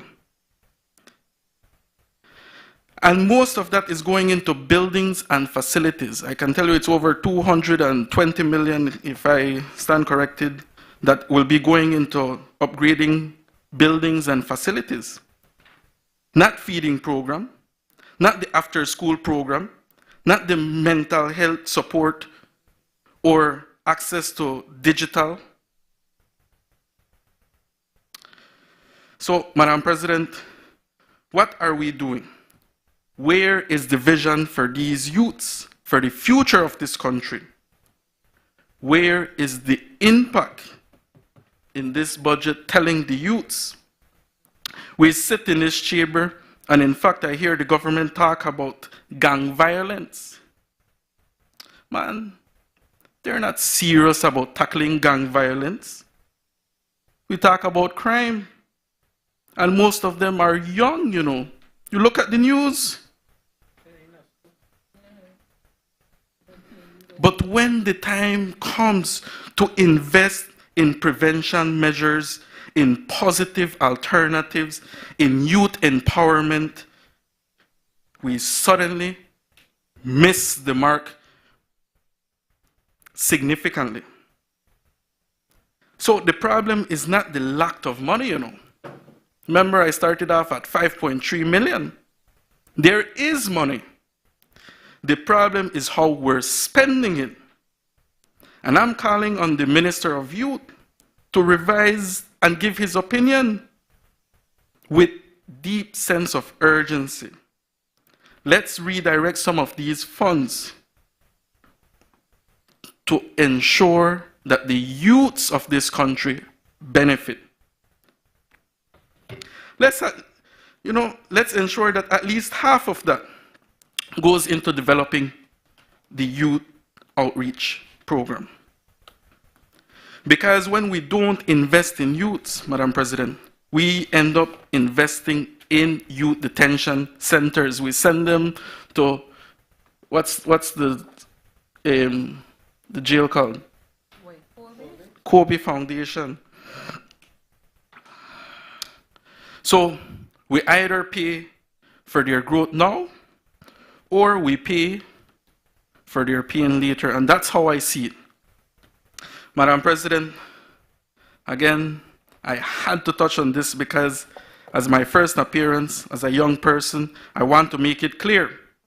I came here to be the voices of those who aren't in this room. And our young people, especially those in the margins, deserve to be more than just budget line. They deserve a government that backs up its promise with real programs. It's promise to performance. I think it stopped at promise. Next one is telephone bill. Madam President, I want to ask a real question as it relates to this fiscal responsibility. Why is the government continuously enriching Smart, a private company, nothing personal against Smart, by the way, a private company, while our very own telecom company, which is BTL, remains in debt? You would think that the government would be channeling these earnings through BTL. I notice in this budget draft, multiple ministries and departments are spending tens, if not hundreds of thousands of dollars on telephone service bills. Yet, there are no directives, no policies that ensure that these funds are being spent with BTL. And I mentioned BTL because BTL is not any company. That we, I took that line from you guys, we the people of Belize own BTL. Let me share a few examples. I always come with the facts, you know. The Ministry of Public Utilities, Energy and Logistics, you can reference page 243 to 250, you can see for yourself, because some of these numbers get crazy. They are budgeting 167,000 plus on telephone service. The Ministry of Constitution and Religious Affairs, Indigenous Affairs and Transportation is spending a total of 232,000 plus just on telephone bill. And you know what struck me the most? It's hundreds of thousands, and this is, I'm just getting started. And what struck me the most was within the management and administration section. The telephone allocation jumped to $143,028 from what it was between 2022 to 2024. The numbers at that time, the spending was about 7,000 to 10,000. All of a sudden, 2025, 2026, 143,000 plus. That's a massive 1,809.84% increase. Is that acceptable? And it doesn't stop there. The Transport Administration and Enforcement Division now has an allocation of 80,520. Man, you might say it's just 80K. The details, its previous year, it was roughly about 41,000. So you're talking about double increase. I had to look at the office of the Prime Minister. How much you're budgeting? 162,137 for telephone expense. This is not just about the telephone bill, you know. When I talk about total public utilities expenditure, well, first, let me make it clear. These are just a few ministries. But when we talk about the total public utility expenditure for the fiscal year 2025-2026, you're looking at a whopping $41.3 million. And of course, not all of that is going into telephone bill. You know, public utilities means that some go to electricity, internet, cable, TV. But what I notice, very consistent across many of the ministries, that the telephone bill is often twice as high as the electricity bill. I own businesses, and I could tell you that I don't know how they rack up a higher bill than electricity. This is unacceptable, especially in today's era, where you can find affordable phone plan that exists. What about the internet? Well, today we are in a digital era, so we should be helping to reduce the cost, not inflate them, not in today's era. I believe we must make a change. Again, BTL is not just any telecom company. It's a Belizean-owned company. It's public and it pays dividends back to the government. So I asked, why are we helping a private company grow and not ours? I believe we need a clear and immediate shift in policy. The government should switch back to BTL. I strongly recommend that. Existing contracts with Smart should be reviewed and renegotiated. And if they refuse, I'm sorry, we have to fade it out. Yes, that is capitalism. Because when I support BTL, I'm supporting Belizean-owned company revenue back into the government. Madam President, another thing that I scrutinized very heavily was the tax revenue. One of that struck at the heart of every working class Belizean, every small business owner, every family struggling to make ends meet in today's economy. On the ground, people tell you things hard out here. And I speak of the sharp and steady rise in revenue over the past few years, and the troubling question, are Belizean people actually benefiting from this tax increase? Let's look at the numbers. In 2022, our tax revenue stood at 313.9 million. In this year, 2025, it is estimated that those figures are to be 472.5 million. That's an increase of over $158 million. More than 50% in just 3 years. Now, I don't know about you all, but I definitely do not know it all, so I had to do my research and figure out what some of these terms mean, especially when you're talking about payee. And it basically means income tax collected from everyday working citizen. which has grown from 111.4% in 2020, million in 2022 to 149.3% today. Business tax collection have soared from 173.5 million to 291.2 million in that same period. That's 68% jump. So again, I ask, who is carrying the tax burden? One can argue that we have more Belizeans working, more businesses opening.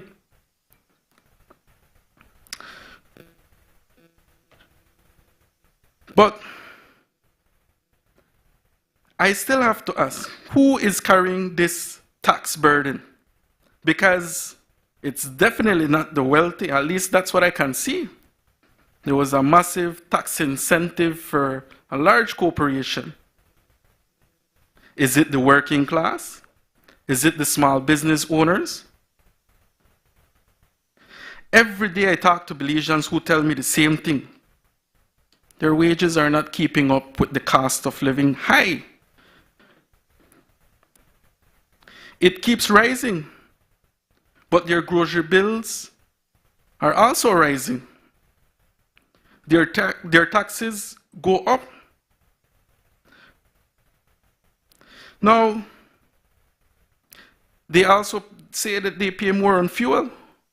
The government generates, if I'm not mistaken, 50% in taxes for every dollar they sell on the fuel pump. Everything is rising, Madam President. If the government is collecting an extra 158 million in tax revenue, then the Malaysian people deserve to see and feel the results, not just in paper, but in daily life. Where is the extra 158 million in tax revenue going? Is it reaching the communities? Is it making its way back into increasing salaries for public servants, teachers? Is it going to reduce our, I have to say this very carefully, is it going to reduce our GDP, our debt to GDP?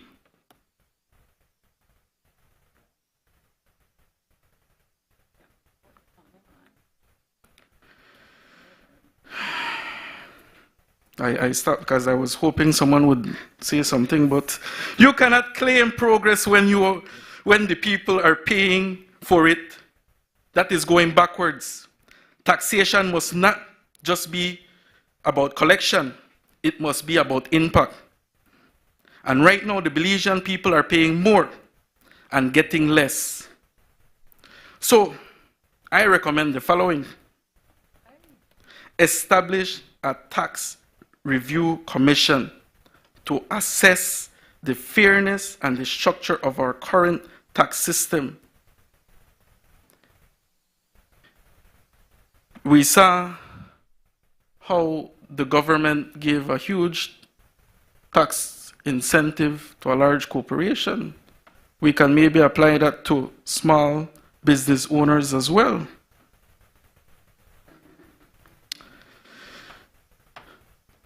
Because, Madam President, taxation must be more than just collection. It must be transformation. Right now, Belizean people are paying more and getting less. And that's not the formula, at least not in my book. Tourism. When I examined the draft as it relates to tourism, there was a fundamental question I kept asking. What is the core function of tourism strategy in a small country like Belize? You see, for us, tourism is one of the highest earners for government. In fact, where I come from, San Pedro, It's the one of the top destinations in the entire country. So,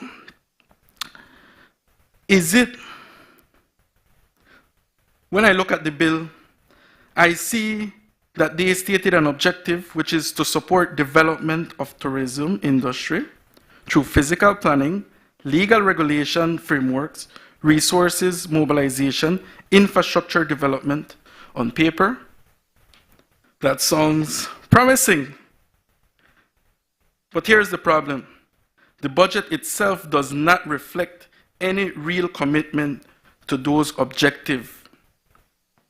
The numbers do not match the vision. There is no significant increase in budget allocation to help grow the tourism industry. No meaningful push for investment in the areas that can actually grow tourism. I've been to some villages in the north, and some areas are quite beautiful, and I think that we can take advantage to bring tourism into these different areas to help these communities grow. Everyone goes to San Pedro to look for a job, especially from the north. And I went there and I saw beautiful areas that the tourism can take advantage of. Like I said, there are villages that can develop into a tourism destination. There are coastal areas across this country. But we need to invest in these areas. You cannot talk about physical planning and regulation framework while failing to fund the very institution and department that's supposed to carry these out. You cannot claim to be mobilizing resources when the budget shows minimal new capital investment or partnership to bring in actual revenue generating project. I want to throw in there, we need to see more marketing to attract new tourists into this country, open new market. I know prior to COVID-19, the government at the time had opened new direct flights from different states in the US. We also need to see that from Europe. And the Ministry of Civil Aviation needs to work hand in hand with the Minister of Tourism, marketing, and opening these direct flights to Belize. It would increase tourism and everyone would be benefiting. More job creation.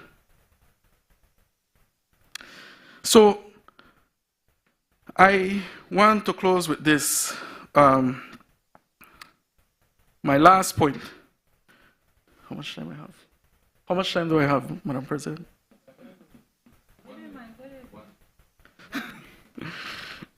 You have 7 minutes.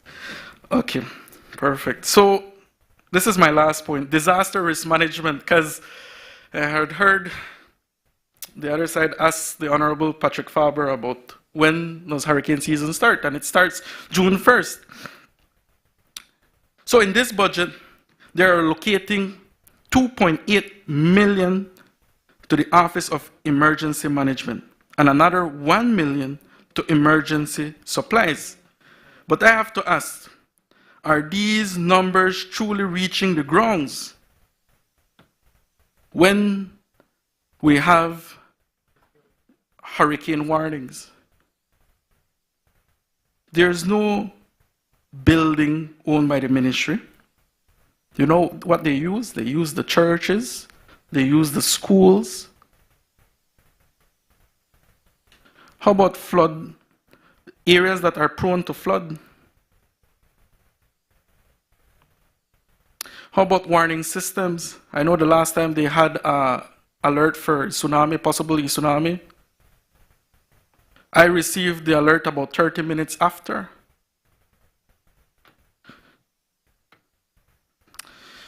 That's just a few points that I am making here, Madam President. Again, I say this with deep respect. And I hope that my recommendations would be taken into account when they are looking into creating another budget probably next year, because I don't see the other aisle making any changes with this one. But for the future reference, especially if anything, keep the youths in mind and the tourism industry. Thank you.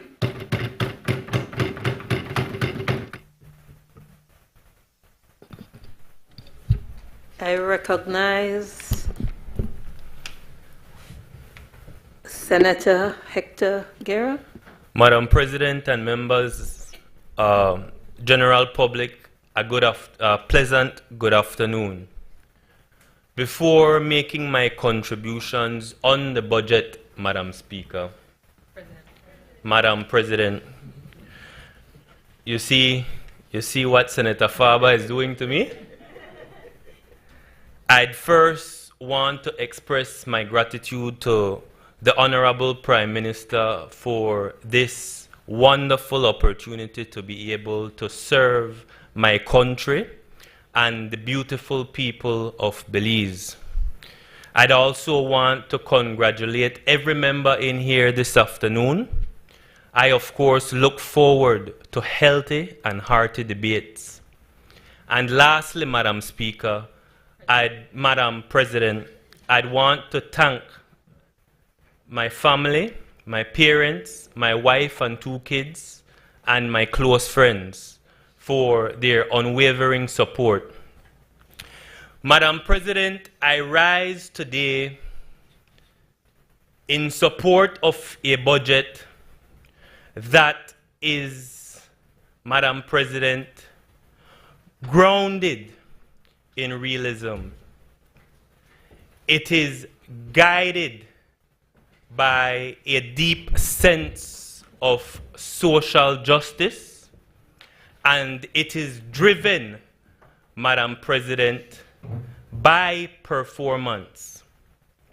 The budget as manifested in the General Revenue Appropriation 2025-2026 bill is aptly titled From Promise to Performance, a title which fittingly describes the tireless and relentless work that this PUP administration has undertaken ever since it first took office back in 2020. Madam President, in my contributions today, I'd want to address 4 key pillars of this budget. Those include infrastructure, housing, citizen security, health, and before closing, I'd want to highlight a couple figures which show that the Belizean economy is on the up and up, Madam President. These matters aren't just line items in the budget. They represent, Madam President, the foundation of development for our country.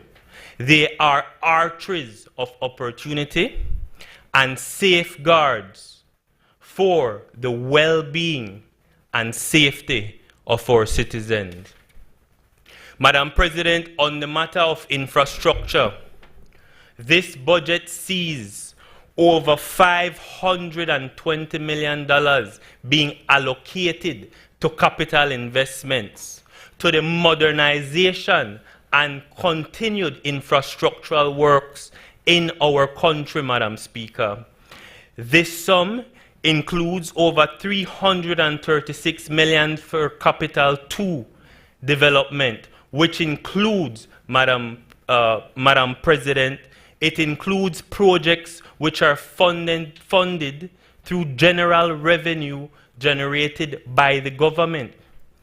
It also includes over $184 million dedicated to Capital 3 expenditures, which go towards funding projects that are funded through concessionary financing And this is an important point because this PUP administration has made it a point that financing is to be obtained through concessionary financing, concessionary loans and grants, not on commercial terms, but on terms which we as a country can sustain, Madam President. Together, Madam President, these funds are being allocated to continued works, which include roads, Madam President. So, for example, we are seeing the upgrade of the George Price Highway. At present moment, we're seeing that being done between San Ignacio and Benqueviejo. Soon to come, Madam President, is the upgrade of perhaps one of the most traversed stretches in our country, the stretch between Belmopan and Belize City. Ongoing at the moment, which this budget makes provision for, are the upgrades on the Philip Golson Highway from mile 8 to mile 24.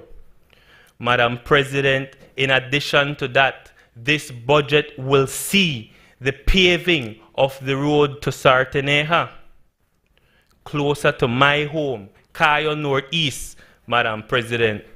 It will see, for the first time, unprecedented, the paving of the road from Bullet Tree to the Spanish Lookout community, directly affecting the lives of thousands of Belizeans and uplifting the quality of lives for the villages of Duck Run, Billy White, Santa Familia. This is what it means when the budget is titled From Promise to Performance. And not to worry, Senator Denison, the works will not finish. The works will continue, and this administration will see it to an end. In terms of bridges, Madam President, we're recently seeing we will soon see the inauguration of the Joe Taylor Bridge in PG. In Santa Elena, we'll see a repurposed portion of the Harlover Bridge being placed between Santa Elena and Santa Familia, a bridge which, when installed, Madam President, will wipe away over 7 miles of road for the villages of Duck Run, Santa Familia, and Billy White, Madam President. And so, when one looks for work, it is evident, the infrastructural works are evident and ongoing. This is what we call tangible results. Senator Zatina, you asked about tangible results. This is the manifestation of a budget that is for the people. And as the Honorable Prime Minister said, Madam President, these aren't election plums. This is what it means to move from promise to performance. On the issue of housing, Madam President, this budget recommits to seeing our Belizean people living in dignity. A house is dignity. A house transforms into a home from which a family unit can thrive, Madam President. It ensures that kids have a safe place to study. Children can thrive and turn into productive citizens, Madam President. Speaking about housing, this government has built over 600 homes since taking office. In the past fiscal year, over 200 homes were built. But the important part about all of this, Madam President, is that it is done on concessionary terms to assist our Belizean people, so that families, the recipient families, are only required to pay 25% of the value of these homes, Madam President, which accounts more or less to about $12,500. But that's not where it ends. It is then financed over a period of 10 years, and families are able to repay that in payments of $100 a month, Madam President. These are not dreams. They are walls being built. They are roofs being installed. They are keys being handed over to families and lives being transformed. This is what it means when we say we ascribe to the principles, Madam President, of social justice. Moving to citizen security, Madam President.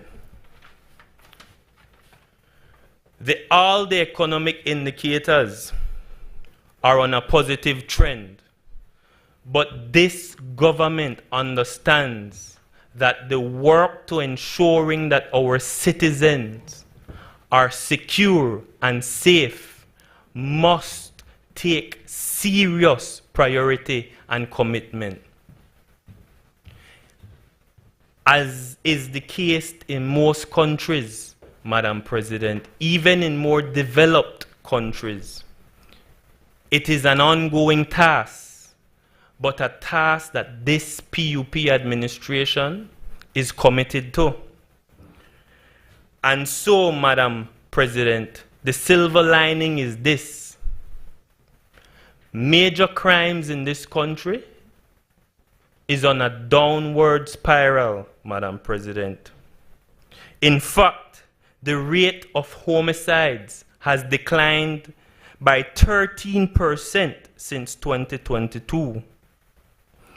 A 32% decrease alone in Belize City, Madam President. But the work must continue, and this budget will see an increase and recommitment to community policing. It will see an increase in the recruitment of police officers who must undergo stringent testing before being enrolled as police officers, and who must ensure that they are aware of modern policing techniques, Madam President. It will see the building of new police stations in Kontiki, Keycarker. It will see new police stations in Bella Vista in the south, Madam President, and in Belize City. These police stations will come equipped with child-friendly environments so that when our youths, unfortunately, first encounter the criminal justice system, rehabilitation becomes a priority, so that they don't become hardened criminals, and so that they're given a second, a third chance, Madam President, because this is what it means to be a responsible government. On the issue of health and well-being, Madam President, the highlight remains the continued rollout of the National Health Insurance Program. Madam President, this NHI has seen and has directly impacted over 230,000 Belizeans, providing access to quality, affordable primary health care, which translates to access to affordable x-rays, ultrasounds, medical consultations, affordable, Madam President, medication. This is what it means when a government cares for its people and puts its people first. Other highlights on the health and well-being, Madam President, include the removal of fees at public hospitals, the installation, Madam President, of a mammogram machine at the Western Regional Hospital, the building of medical facilities in Hopkins, in San Pedro, And in Belize City, Madam President, this is what it means to move from promise to performance. This is what it means to be a people-centered government. Madam President, I'd now like to highlight a couple key economic indicators. On the issue of debt to GDP ratio, Madam President, we have seen a drastic decrease from 132% in 2020 to less than 61% in 2024. And Senator Faber asked why we need to borrow. Well, let me tell you the answer, Madam President. The answer is that there are people to take care of. There is infrastructure which we need to develop. And there is an improvement to the lives of Belizeans that needs to be completed. This is why we borrow prudently. And when we talk about debt to GDP ratio, this is what it means when a country can afford to borrow and repay its debts, Madam President. I want to make this point. The reduction in debt to GDP ratio has taken place in less than 7 years, less than period that was estimated by the IMF, Madam President. We have also seen a primary surplus of over $106 million, which means that our country is earning more than it borrows. Over the past 4 years, Madam President, foreign direct investment has surpassed $1 billion for the period January 2021 to September 2024. Madam President, these figures are testament that our economy is on the up and up. There is investment in Belize. There is employment in Belize. And monies are reaching the pockets of our people, Madam President. In closing, Madam President, I support this budget because it is honest, it is prudent, and as I have just shown, it is people-centered. Where houses are being built, Madam President, not for ribbon-cutting purposes, but to ensure that our people can live in dignity.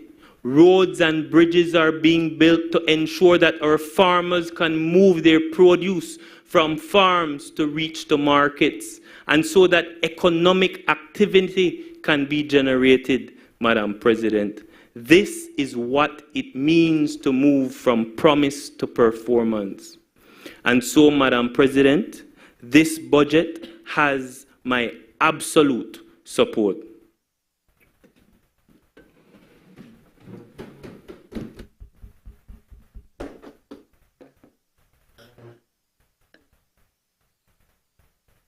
I recognize Senator Roselle Arana.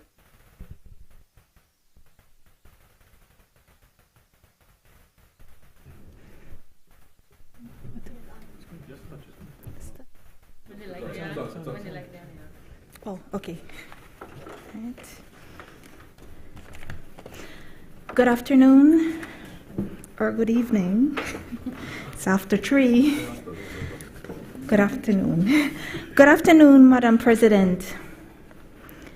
I request permission to refer to my notes. Madam President and honorable colleagues, and to the nation of Belize, I rise to fully support the appropriation budget bill that estimates revenue and expenditure for the fiscal year 2025-2026. I am honored to be here with you to humbly serve our nation as a senator. I must first thank our Prime Minister, Honorable John Briceño, for granting me this opportunity, this distinct privilege to serve in the Senate for the term 2025-2030. His visionary and transformational leadership embraces the theme of this budget, from promise to performance.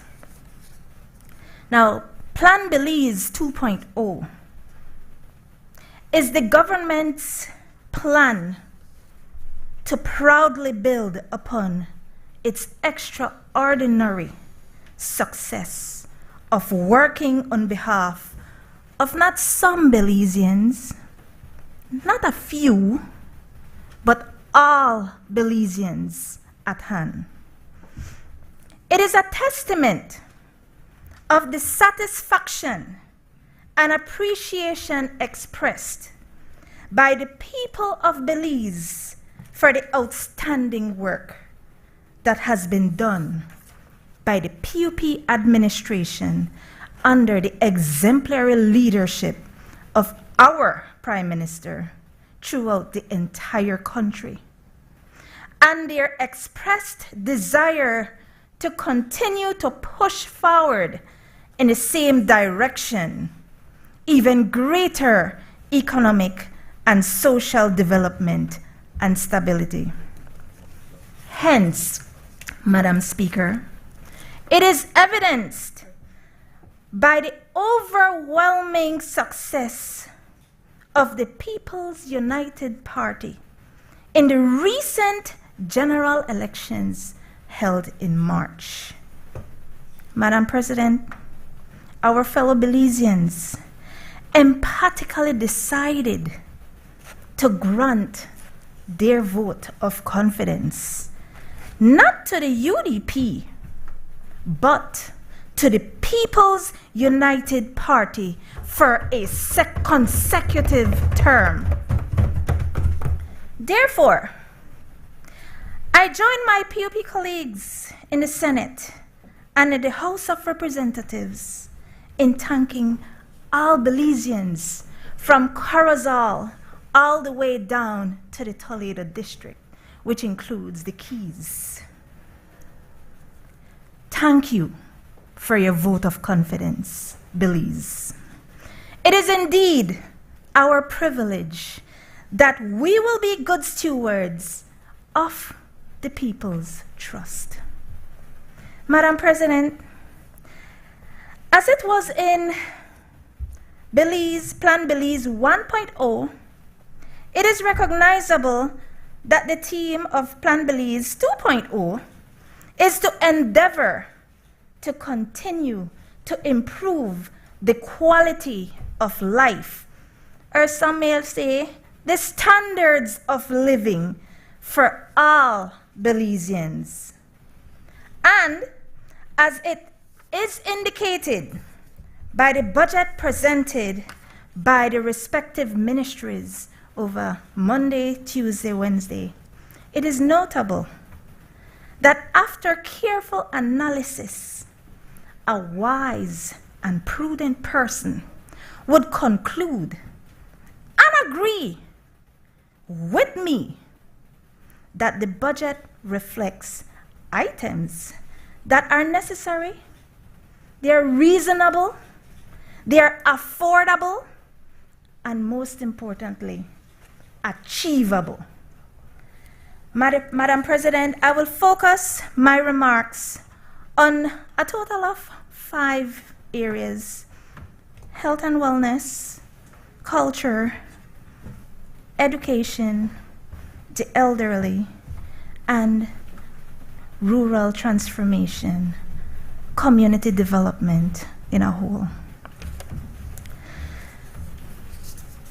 As a proud senator and an advocate for public health and wellness, I use this opportunity to commend the exemplary work being done by the Minister of Health and Wellness under the capable leadership of Honorable Kevin Bernard. I concur with Honorable Bernard when he rightfully said, there can be no prosperity without public health and wellness. Madam President, what this budget reflects is an earnest attempt to make healthcare services more accessible and affordable for all Belizeans, while also focusing on improving the quality of services delivered. This is reflected by allocation of funds to have the full complement of highly skilled personnel to provide all required services. Madam President, when we look at recruitment and retention of employees, it is critical. We all know people want to earn more money, and people are leaving.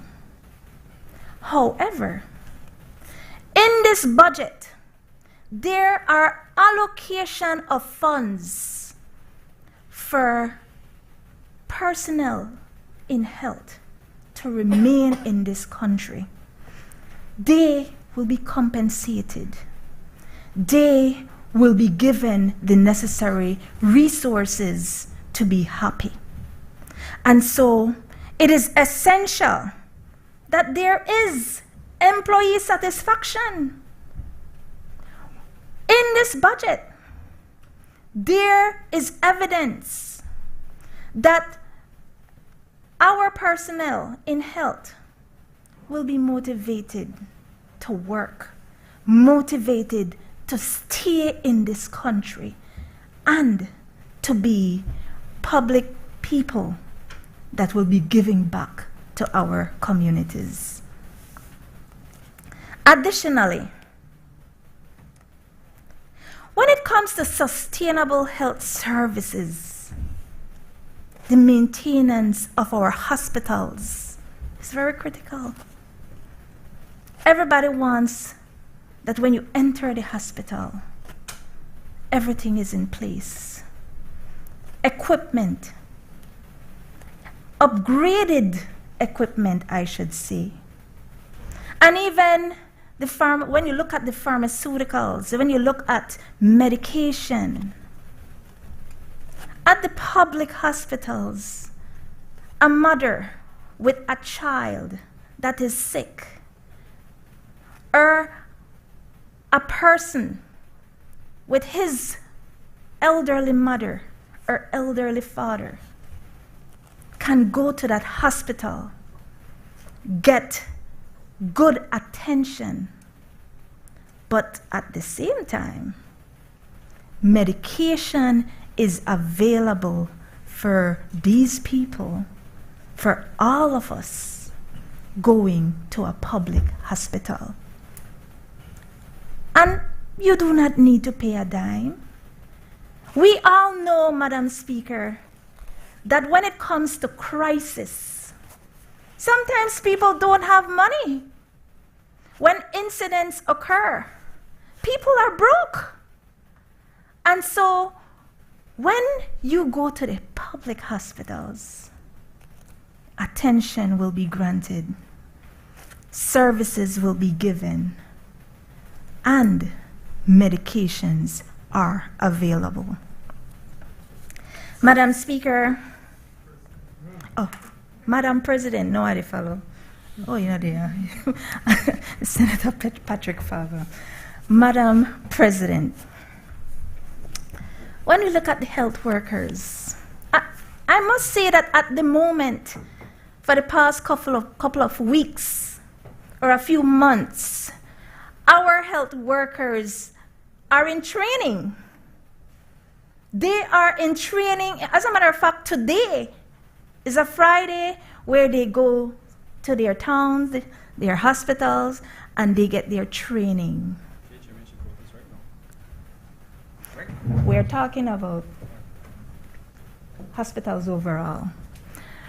So, Madam President, and there was a time when the healthcare worker was only given $100 for the month.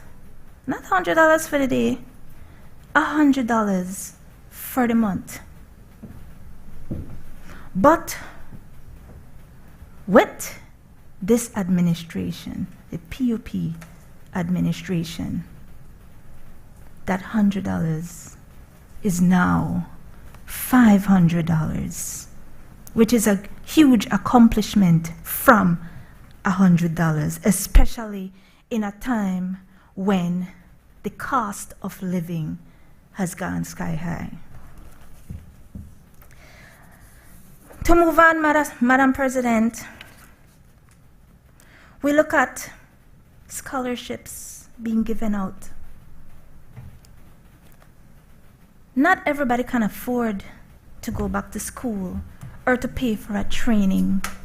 However, scholarships are provided and allocations are there for it, for people to become skilled and for them to do a good job. Madam President, I got it correct this time. One of the things that strikes me, and I think people don't take it as an importance, mental health. Mental health has also been allocated in this budget. And people might feel that mental health means that you're getting crazy, but it is not. Mental health affects people quite differently. Everybody looks at mental health, and you might look at someone and you say from the outside, he okay, she okay. But we do not know the type of anger that person might have inside. Some people might have gone quiet. They don't want to speak to anybody. To the point that at times, some individuals might even want to commit suicide. But they look okay. Madam President,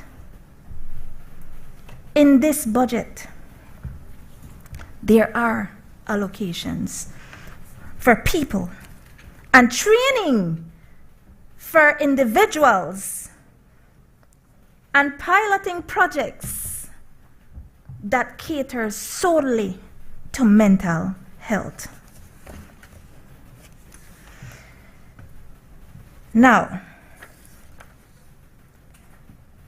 Madam President, I call on all senators on both sides of this chamber to reflect deeply on what this health and wellness budget reflects.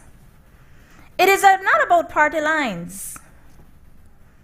It is about lifelines, as one person once told me. We need to ensure that the next generation grows up healthier, more resilient, and more prepared to carry on this nation forward. We're here today, but we're going to get older. And so we need to take into consideration the generation coming behind us. So, if we are doing our part today in health and wellness, tomorrow the next generation is going to come in line and do better. Madam President, I will talk a little on culture. It does have a little bit of history in it, a lot of history. And I must applaud the efforts of the Minister of Culture, Honorable Francis Fonseca. He has done a lot, and he has always done a lot in areas of culture. It is significant, and this significance can't be overstated in the governance of Belize, because it is partly what defines who we are as an individual, as a community, as a nation. Belize is proud to be a multi-racial or multi-ethnic country. It is our cultural identity that shapes us. And so we embrace, appreciate, celebrate our cultural diversity in this country. At one point in time, you could have said, well, there were 7 cultures in this 7 ethnic groups. Now, it is a melting pot of races coming together. And so, it is a part of what we call our cultural heritage. Each and every one of us represent culture in what we do, where we go, where we live, etc. Whether it is about the dance, about the music, what we eat, the traditions we have in our communities, it is all part of culture that we harness.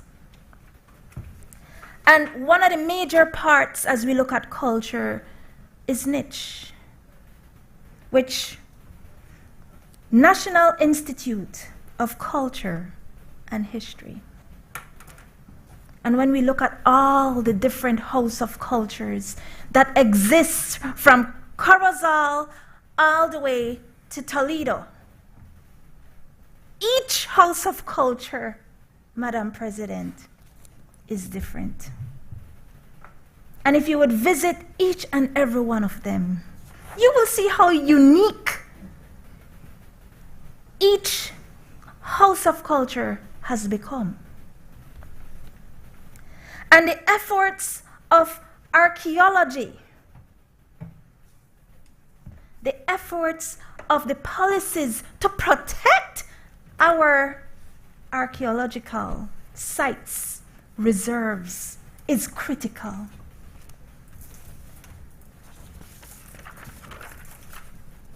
And as we look at the different food, which I've mentioned earlier, that we have in our ethnic groups, they're all different.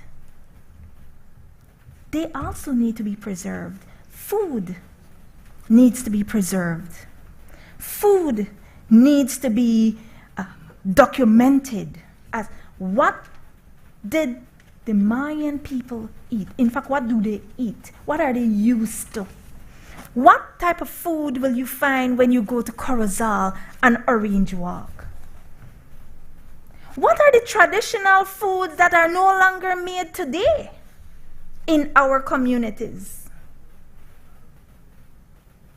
We don't want to lose the aspect of the food that existed in the past, but we want to bring it back so that it can be something that can be shared with our people, our children to come. The handcrafts. I can recall when I was in Orange Walk, different artisans and artists used to come and teach us to do different stuff. basket, weaving, sewing, and the list goes on. Embroidery. All these things need to come back. Are we still teaching them? All of those things need to be preserved, conserved, taught, so that our children can continue in preserving our culture. Now, furthermore, Madam President, it should be highlighted, and this is as a recommendation, because we have a lot of artists out there, and we all know one of our very own artists got into an accident the other day, and he was critically injured, reckless. And we all know that a previous artist passed away, which was Consigo. Condolences to his family. But Madam President, we have an icon. And as I said, this is a recommendation that can be added in the budget. He passed away 17 years ago. The late icon, Andy Palacio.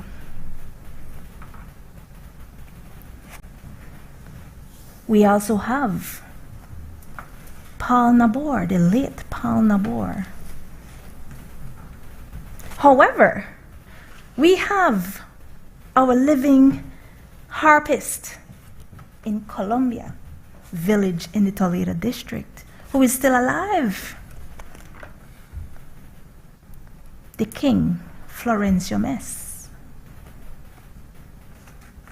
And so we need to honor Florencio Mes while he is still alive. But we need to make sure that when it comes to the late Andy Palacio, who have made a huge contribution to this country, along with Paul, the late Paul Nabor, and the late Aurelio Martinez, something can be done that the legacy they hold can be passed on to our generations. So whether it is creating a memorial, a center where they can be appreciated would be nice.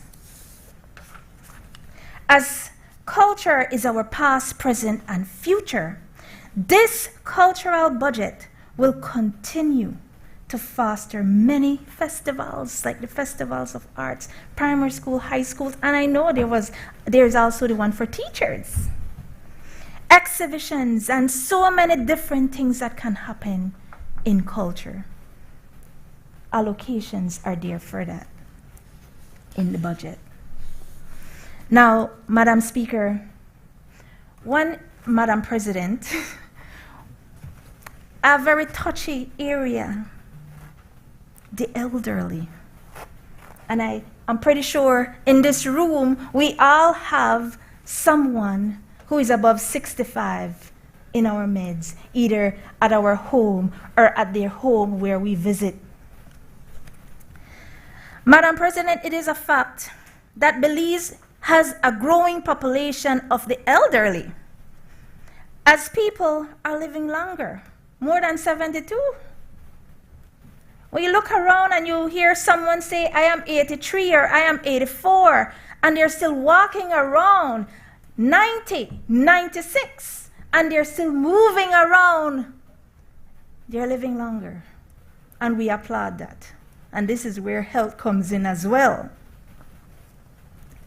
According to a report by PAHO in 2024, those over 65 years and older were about 5% of Belize's population. It is critically important that their needs and challenges take into consideration through the various ministries of government, and I highlight one, because when I looked at the budget, there were allocations for the elderly. Madam President, we love our elderly, and we must treat them with love and dignity and compassion. And it is something that is, again, in the budget. And when I look at the allocation, at first I said, oh, this is a small amount, but when I looked at the next year, 2024-2025 reflected at least $47,000, which I believe is not enough for the elderly. But when I look at 2025, 2026, it has gone up from $47,000 to $292,000 for elderly care. As a matter of fact, at least 870 clients are benefiting from this program, and more can be added to this program.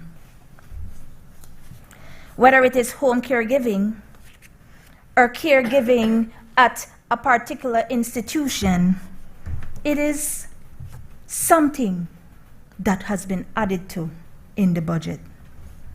And through the Ministry of Human Development, with the leadership of Honorable Minister Tea Garcia Ramirez, the support for families and the elderly is highly appreciated. And I must add that there is a council, the Council on Elderly, that we need to tap on.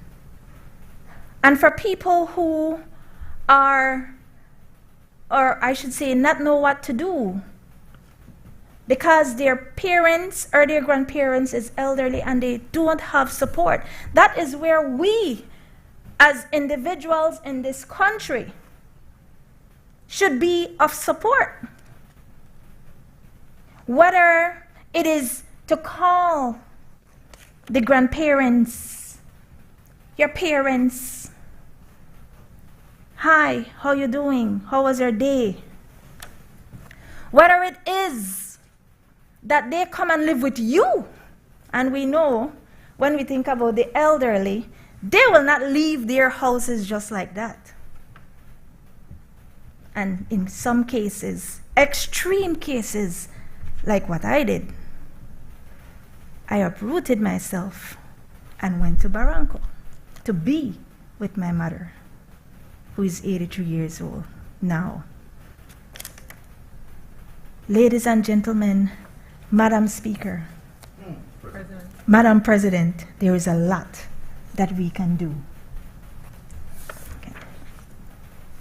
Now, one of the areas that I want to look at is rural transformation. And when I look at rural transformation, I had to tap into also public utilities as well. Because, Madam President, they're combined. They come hand in hand. Whether it is water, whether it is electricity. My colleague on the other side mentioned about communication, internet.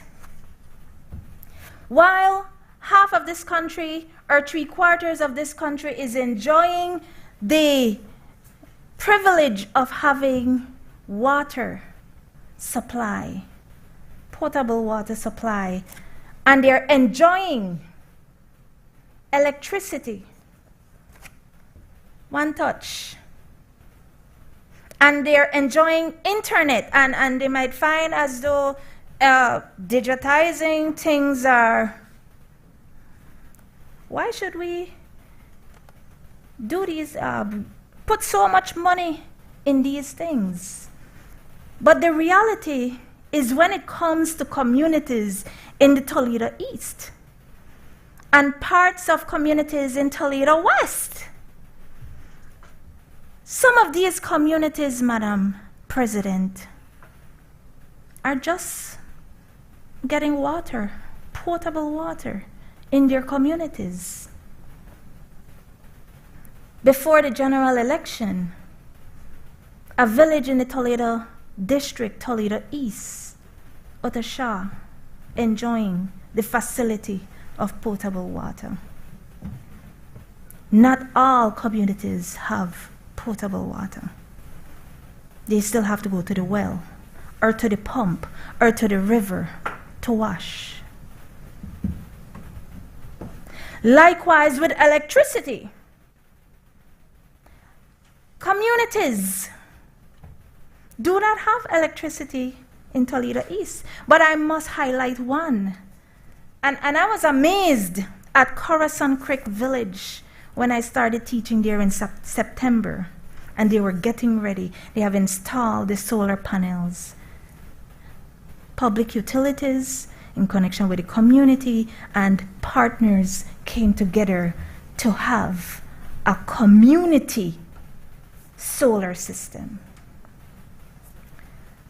They received that late November. And so the village of Corazon Creek Village is enjoying electricity with one touch of a button. But I'm pretty sure other communities in the Toledo district are waiting for that same program to come to them. At least 4 more will enjoy at some point between now and 2026. Internet services. The internet services, as we look at, out here, at the minute you jump a certain point from a point in, let's call it Punta Gorda and surrounding closer communities to the highway, all the way up north, might be enjoying high levels of internet connection. But we have communities pass, or at least through the feeder roads going back in Toledo East. Internet services can be difficult. And while Barranco Village, a year and a half ago, finally received the internet, and we look at Midway now enjoying privileges of some aspects of this internet, we still have communities almost next door, Conejo Creek Village. They have to climb a hill. The students have to climb a hill to go and do their research. The realities are real. So, my colleague, I hope you understand where we're coming from, or where I'm coming from, because I'm talking on matters of importance that is happening in the Toledo district. Much less communication. It's a real thing. Certain areas you can get service, and the minute the bus is going, or the minute you are on the feeder road, no internet connection until you reach a certain point. Off grid. That is how it is for some of us. Or we're going to school, and on our way going to school, you will not get any service or any messages until you get to school. And so now,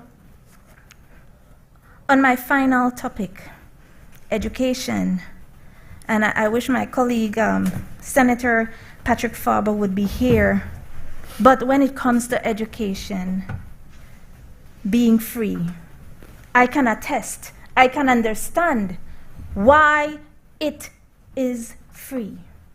Because while some of the communities and towns up north in Belize district, all the way going to Stan Creek, might have certain privileges, when it comes to certain communities from Stan Creek going down, some kids, if there was no transportation, they would not be going to school.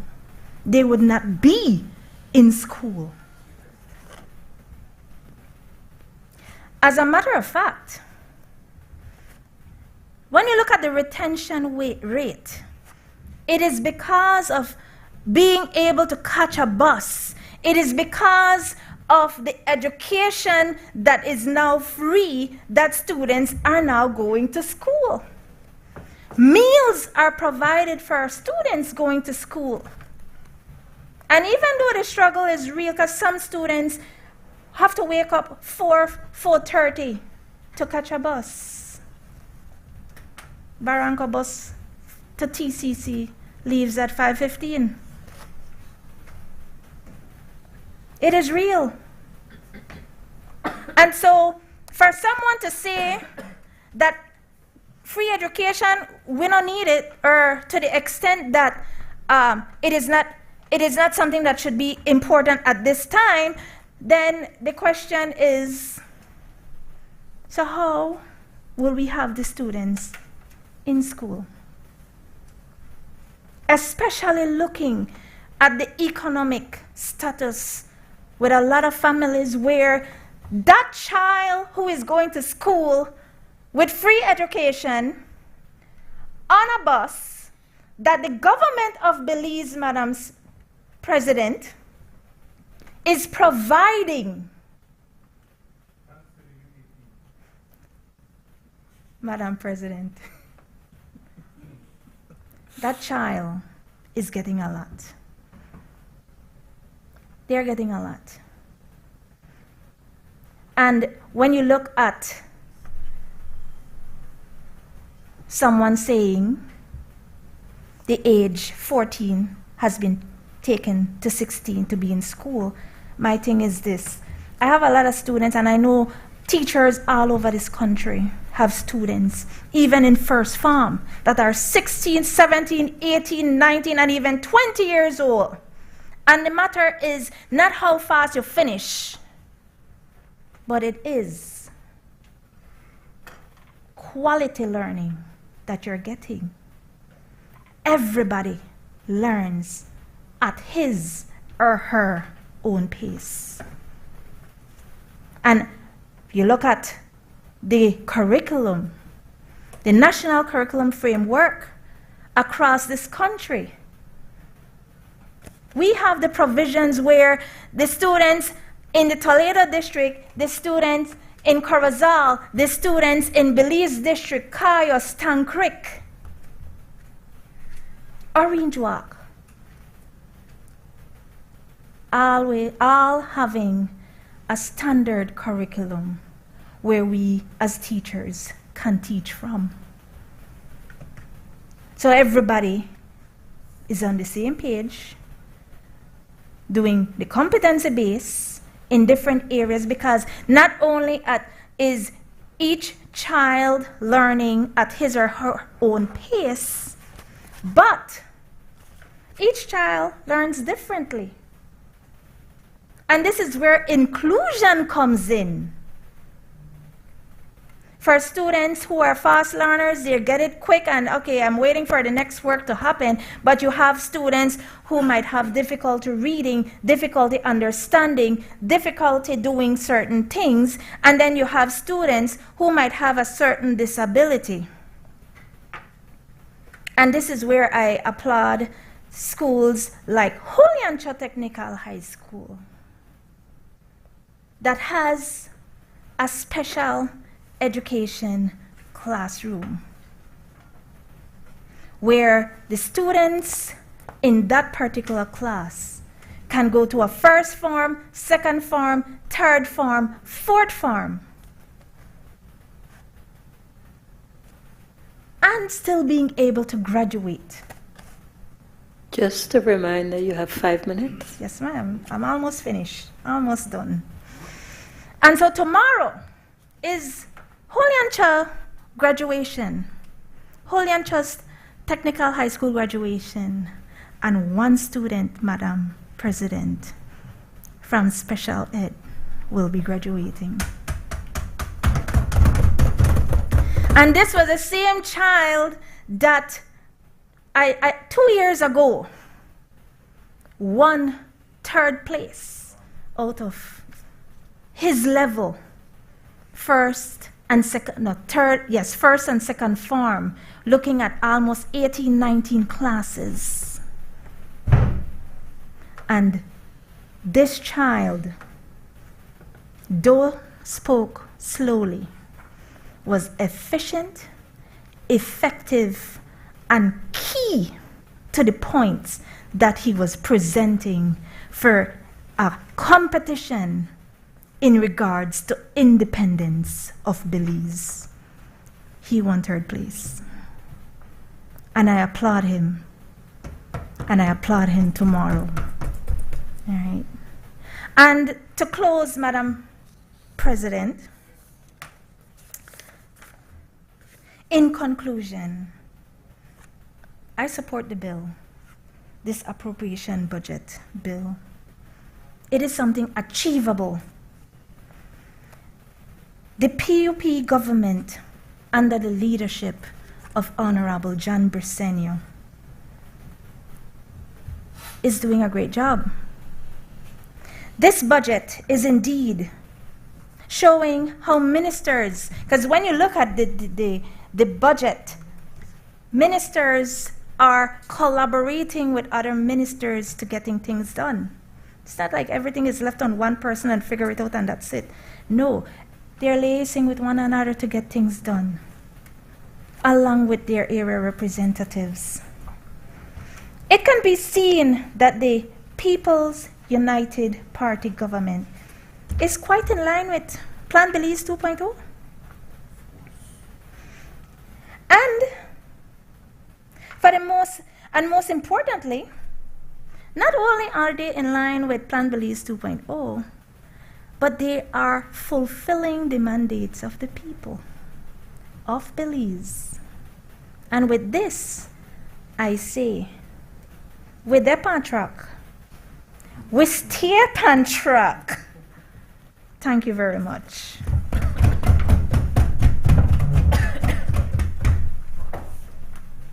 I recognize Senator Denison Glenview. Obliged, Madam President.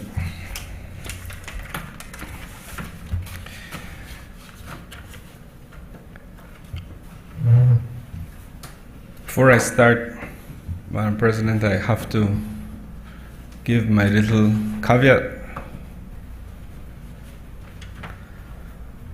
A critique of the budget and the financial policy should not be tied to a vote of confidence in the government. I say that, Madam President, on my own behalf, and I ask also that the members of the lower house accept it on behalf of the member for Kaya South.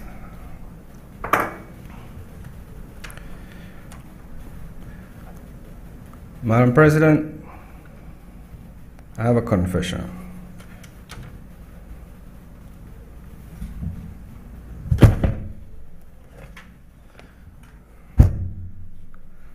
$1,740,629,892.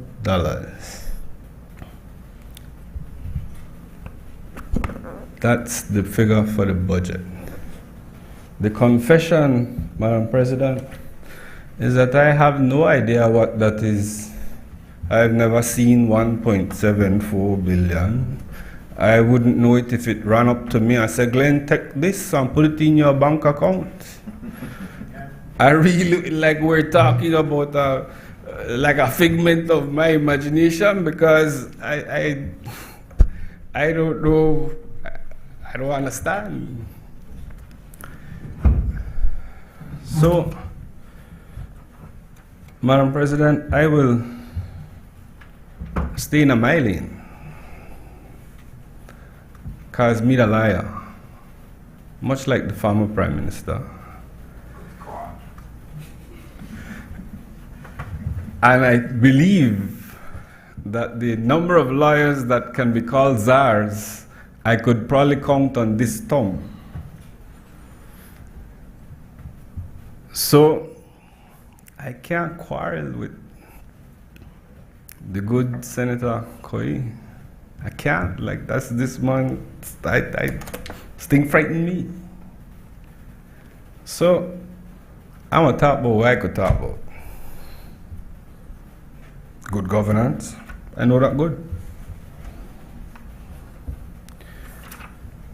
I could talk about pondering salary increases.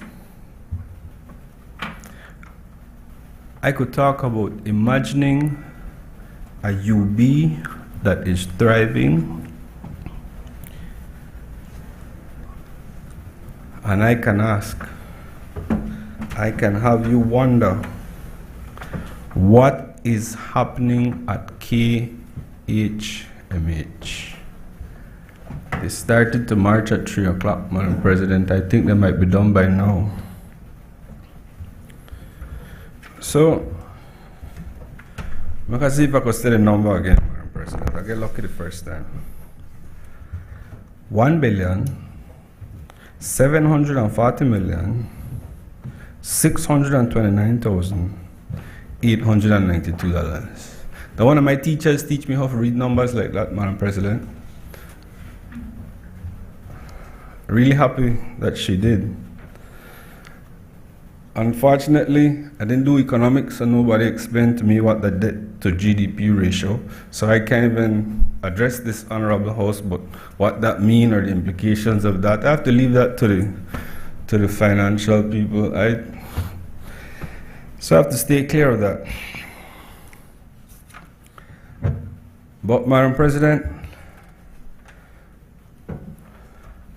one of the things I will do first is to adopt everything great that my friends have said that the government is doing within this budget. I fully adopt all of that. And I congratulate the Minister of State in the Ministry of Finance for putting together the draft estimates of revenue. When it comes to governance, Madam President, one of the things I know is that you have to start to stop when you know what you're doing is wrong. And I challenge us in the legislature to assess if we can continue on this same trend, aligning with what my friend for the chamber has said, especially as it relates to lack of audits, the type of accounting we're doing as a country, and what that all means for the governance of this country. So, Madam President, everybody the quote thing. So, bring a lead quote, if I may refer to my notes, Madam President. This is from Jordan B. Peterson's 12 Rules for Life. It's a very nice book. Tell you some pretty obvious things, but sometimes you have to read them to understand. In there, he says, if a society does not reward productive pro-social behavior, insists on distributing resources in a markedly arbitrary and unfair manner, and allow for theft and exploitation, it will not remain conflict-free for long. If its hierarchies are based primarily or only on power, instead of the competence necessary to get important and difficult things done,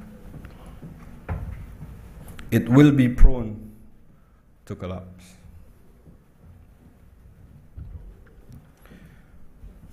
Madam President, we can't say enough about the failure in the oversight mechanisms. We can't say enough about the procurement procedures that need to be fixed. We can never tire of hearing about the breaches of the Finance Reform Act. And so, Madam President, that leads me to question, what is the real purpose of the legislature in the budget?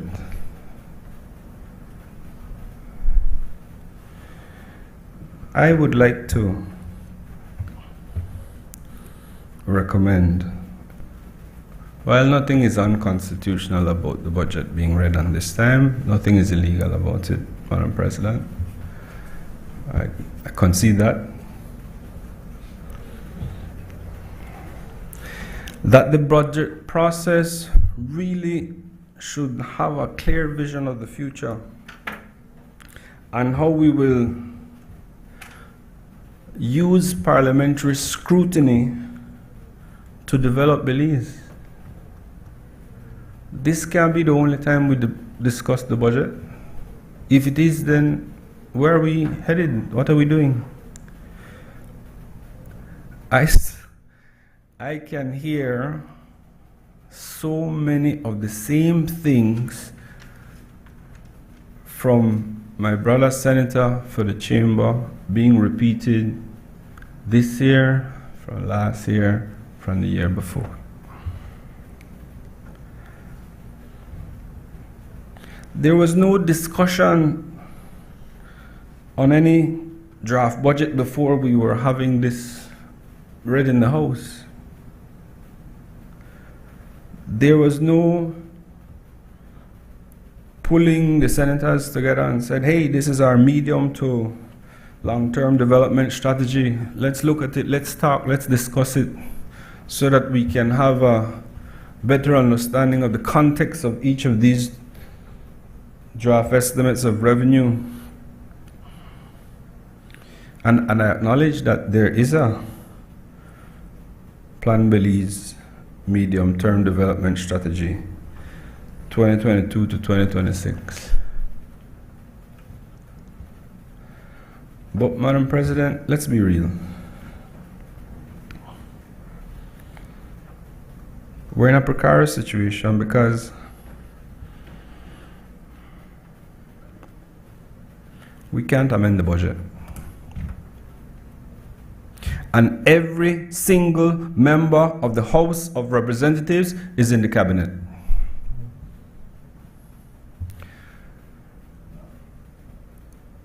That's incendious. So, I see that as buying loyalty, I will say that. And it's curious because the members of the House of Representatives, ministers of state and so, Monday got to the House of Representatives on an electoral system that I'm not gonna go there, that's not subject of the budget.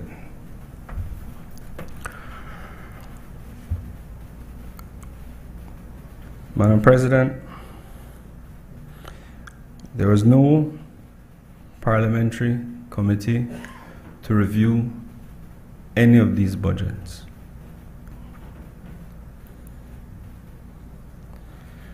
It's not even as if we could make a recommendation on what are the priorities and have a sensible discussion about that.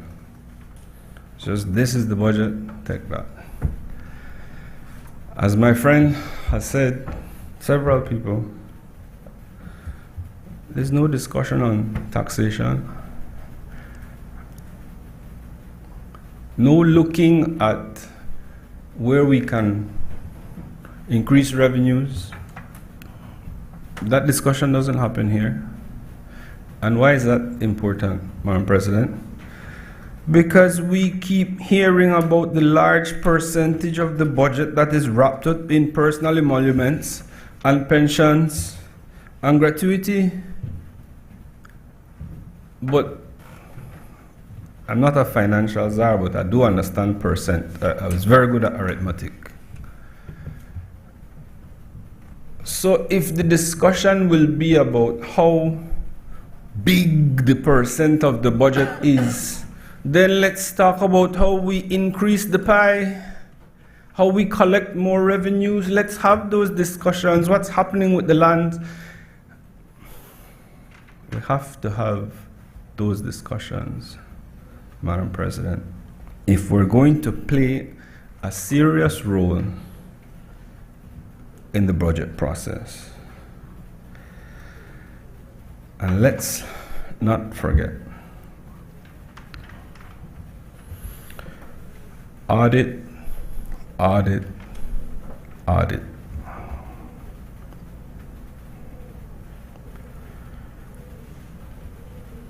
Tired of cry about audit.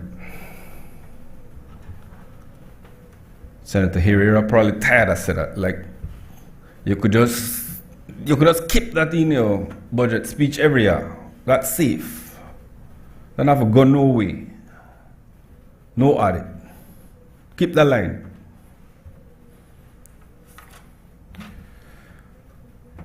So, Madam President, we talk about 588,264,942 on personal emoluments. Again, same thing, Madam President. I've never seen that amount of money. I don't think I will see it in my lifetime. If it walks up to me and backs me in my face, I will not recognize it, because it's a figment of my imagination. I can't understand it. It's not tangible. But let me tell you some numbers I understand.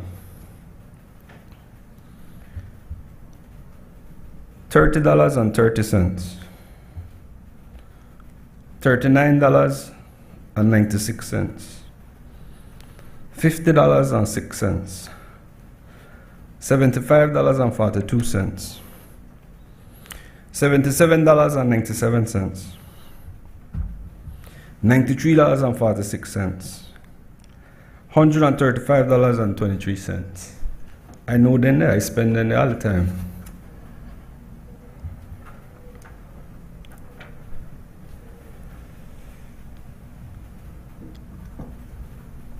Those, Madam President,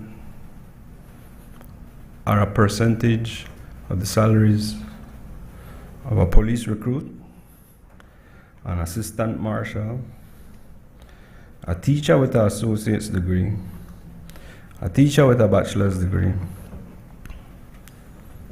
a nurse with lots of years of experience, a lecturer at UB with a master's degree, and a professor at UB with a PhD. That is what is 3% of their annual salary.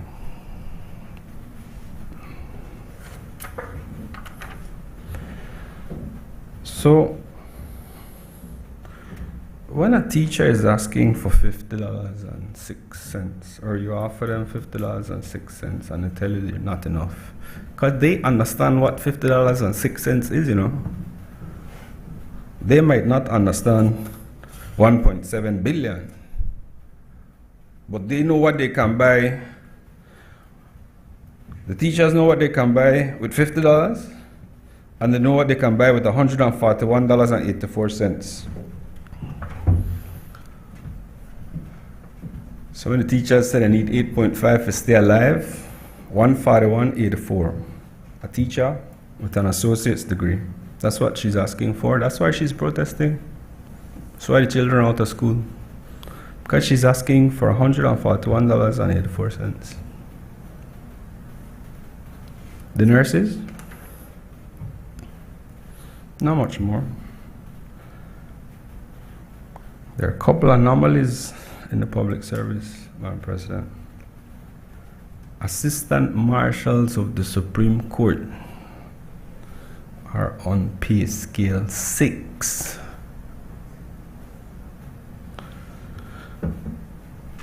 Taking home $1,331.84 a year. Real?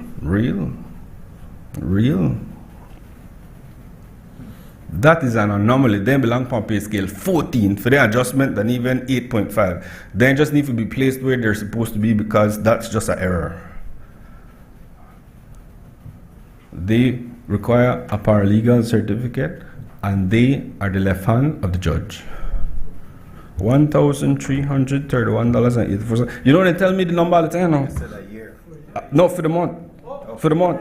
$665.82 and 92 cents, 15th ending. They know the number good. You could ask them and tell you. 665, Mr. D. That will get 15th ending. So when the people ask for 8.5, that $113.21, you know. That them people are protest for.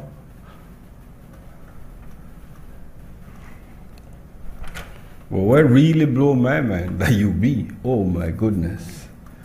UB teachers have not seen an increase since they got 5% back in 2015.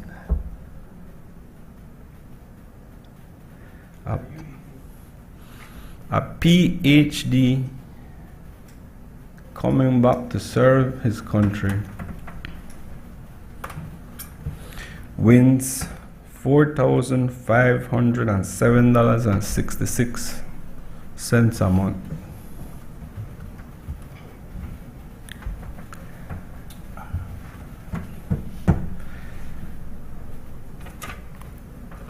You see, Madam President, when you talk numbers where people don't understand, it gets out of context. $1.74 billion mean nothing to the teachers. They don't understand. They have never seen it. They will never see it. But $50 extra in them paid. They know that.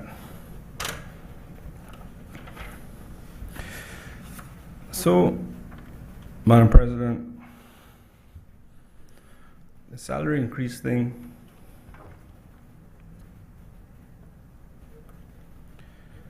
is really just about them fighting for a livable wage.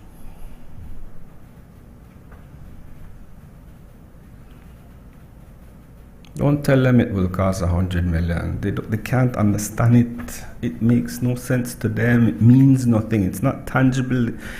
It's like a figment of their imagination. But tell them you can't give them $247.77 to a police officer with 29 years of service.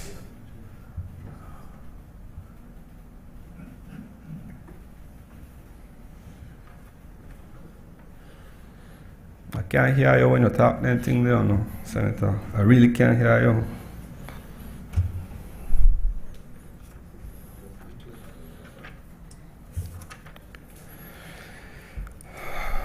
So, I joined my colleague, Senator Galvez, in quoting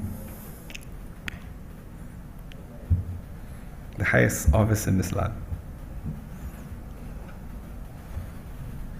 Many of these teachers are simply mothers. Many of them have mortgages they owe the bank. They have children in school and they have expenses to pay.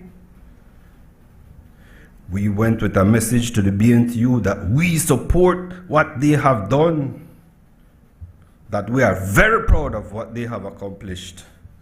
We are going to stand up with them and insist that the government pays the full salaries to teachers.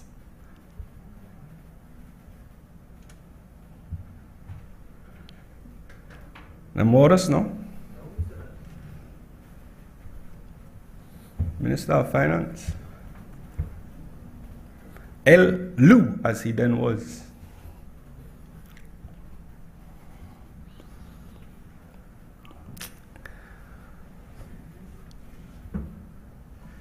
You see, it's convenient rhetoric when you want the teachers vote for you.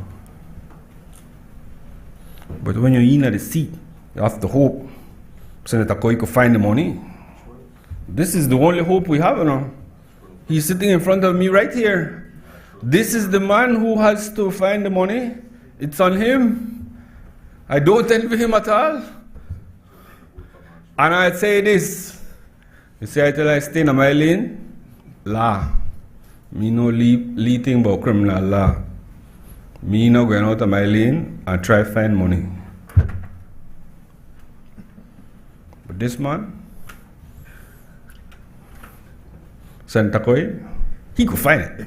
It's in his competence to find it, I'm sure. If anybody can find it, it's Chris Coy.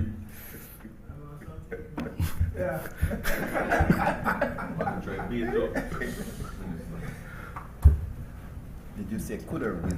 The Minister of Finance is a very successful businessman. I am glad that that Minister of Finance and this Minister of State in the Ministry of Finance, they're in the seat now. Because if anybody could fight it, they're the man for the job, right? March 12th? Yes, sir. That not me say so. You said the people say I don't vote, so that never me. So I want you to realize, right, that for the teachers, realize with me that if you don't make dollars, it doesn't make sense. Not CENTS, you know. Sense. So, not telling people about the increments with hell like that's something you're kidding. Like, they don't earn that, man. That, you know what? Make again the advice. Please tell no CEOs and head of government departments, especially labor, no go agitate them people just before they go and protest and just rile up more. Real. So, Madam President, another number. I could read it. Maybe in my lifetime I'll make this number. 7,650,000. Imagine if the University of Belize were thriving, what it would do for this economy. Just imagine. Now ponder this. UB used to get $11 million, you know. Since 2022, then they get 7.65 million.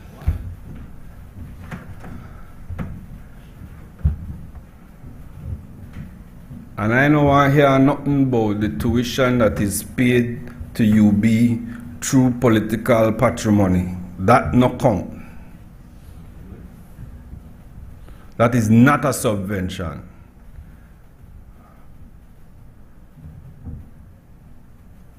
The Ministry of Education last year met with the teachers and said to them, in 2025, the budget estimates of expenditure, revenue and expenditure for fiscal year 2025-2026, we will give you $10 million. That's what they promised them. I didn't see it. It's the right thing, you know.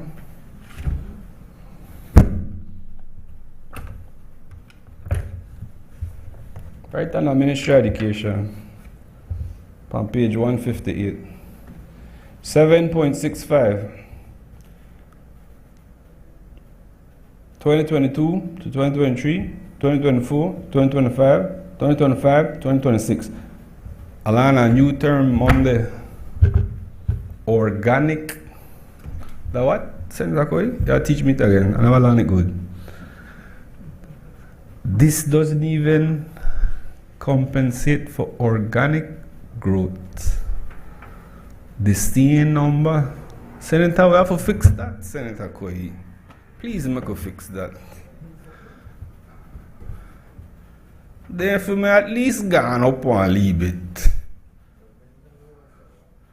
Make we get it 10 million for UB, man.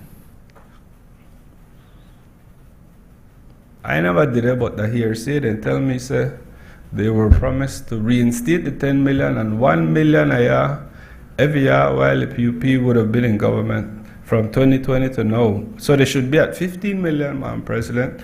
That arithmetic, remember me not understand finance, I understand arithmetic. They did a half of that, 7.65. See? So, Madam President, you see, the UB subvention is important because that's our national university. St. Galvez, you never gone it through? No. They have a responsibility to make education accessible to the masses. So tuition hasn't, I think tuition only ever gone up one time at UB, right? One time since they start.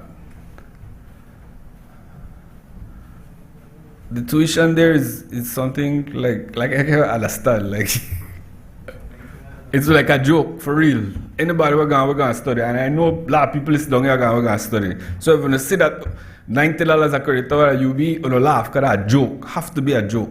So they know to make money off of that. We want to attract PhDs for teach their people.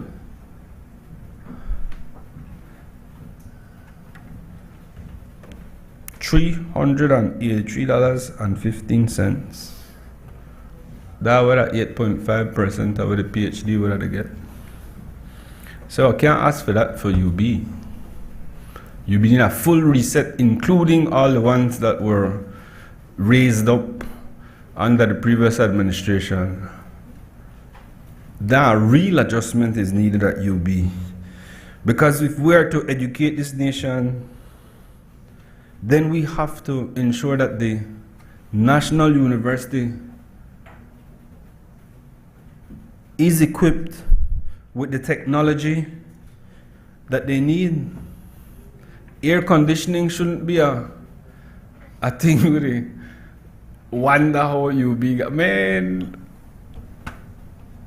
All are we going with? My class never had AC. But I'm hot, no? People ain't can't get AC in their room, man. They need to stay relevant, Madam President. There are things like smart hubs, and so that we need to start investing as a nation. How we are built a country, we will ensure that GDP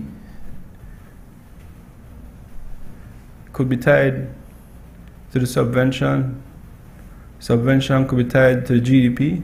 So things start to good for the country, the national university start to better, then get one lead up.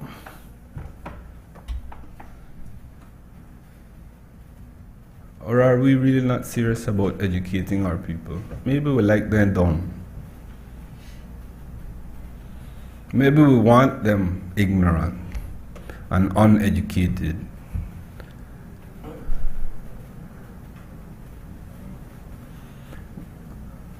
We really have to ask these questions when we keep UB's subvention the same. Let's invest in UB, Madam President, because you see,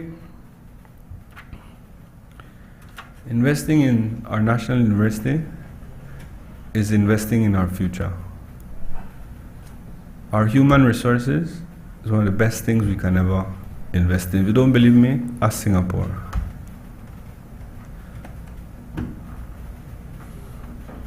Madam President, earlier I promised to talk about as if I wonder what is happening at KHMHA. Finance subvention gone down. Them they are 34 million, they are 33 now. And they're right around 33 since 2022.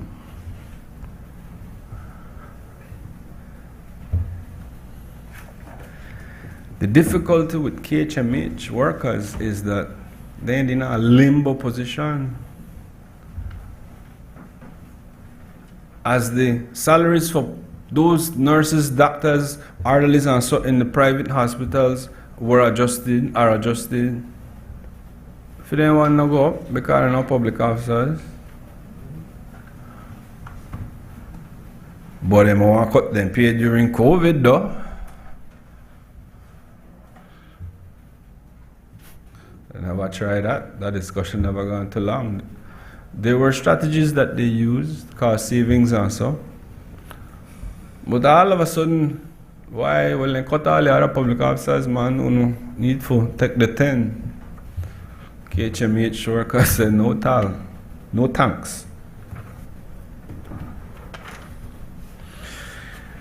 You see, Madam President, I want to go up on lead discovery.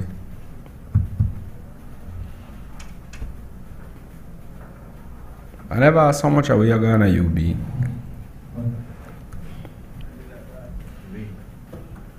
Good. You going to UB? I got enough time to, I get no degree though. I go hang out. But I want to ask this. Oh yes, let me drink you. That UB. Oh yes. Senator, I'll remind you have 10 minutes. That's fine, Madam President.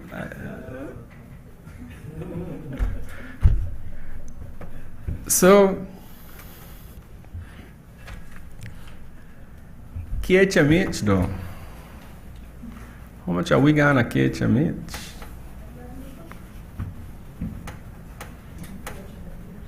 I have to put my hand high. I don't know 3 surgery at KHMH. when your picnic start turn blue, you run go to KHMH. When holiday or late at night and something happened to you, you run go to KHMH. And when you're there at the private hospital and you look for them, guess what they say you? KHMH. They might have Tylenol, but I can tell you what they don't have is contrast for the new CT machine. Oh, the expensive one? Yeah. No contrast. So, we got a nice machine. I'm glad to see it. I'm happy. I'm celebrate that. Make we maintain the thing, man.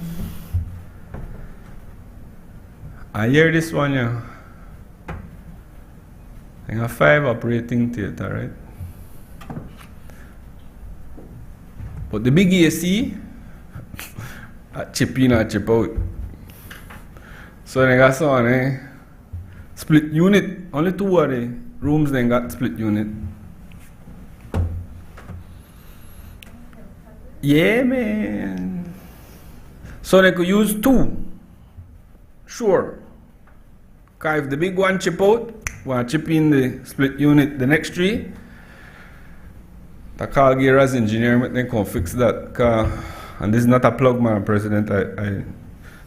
Chamber, sorry.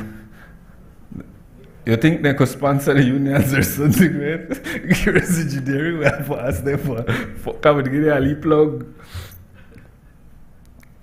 So, there is shortages of supplies. But like, I try to talk about it like you say, the place near KHMH.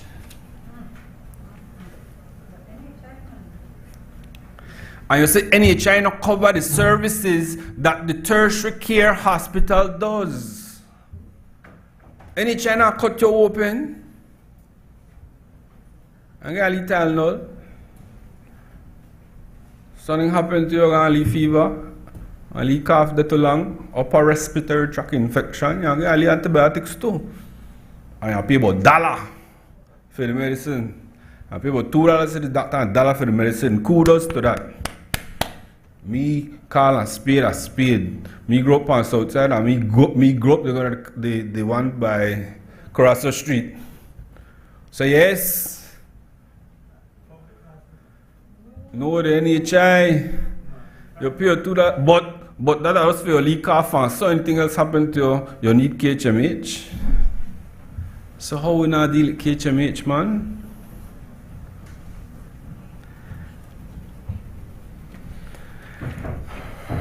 You see, I know we are building a nice new hospital on the expensive land about pan, right? But when I have to forsake KHMH, man, make we fix up that place and leave it now. Give them leave money, $50 million right off in a bills. That are one of their income stream. That's what the government wrote off last year. And when you say, boy, hold on, leave million phone, you can't collect that. Say we're going. We're giving you 10% on the dollar, whole 5 million. Run on the thing. We are pay off all the thing at 10 cents per dollar. No, let's write that off.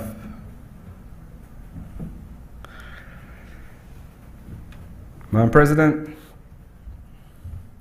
I have to big up the family of Arlette Castillo, who's a PCA from Dangriga, who served KHMH for many years. God rest her soul. She was right there in the fight for all those things that they needed, the pensions and all that. Lay dead and not get no pension.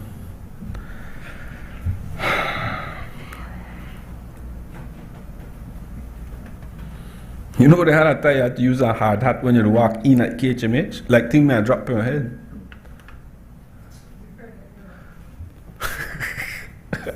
Senator, I'll ask you to wrap up. You have about 5 minutes. Madam President, obliged. Thank you very much for the reminder. I don't think anybody else was reminded so much.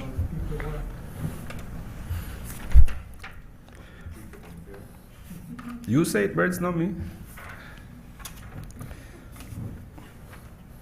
So, Madam President,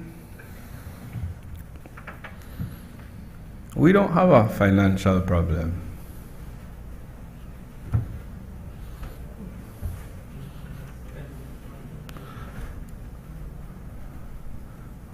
We just know how to put the money. What power need for put the money? We just know how to collect the money from where to collect the money from. And I say, we know how to fire the public officers there where we need to fire. Kind of run got a minister to hire them back, right? We not stop hire or add to this. Every time, you know, when you want wage bill to high. Oh, but we need more this, we need more police, we need more this, and we just keep adding to the wage bill. No public officers hire nobody, you know. That the government keeps adding to the wage bill by new hires. Make we put a moratorium on that. Make we find this signing, how much million they say we need for the teachers. My name no, because I wouldn't even understand the numbers. All I understand, the people and ask for $113.21.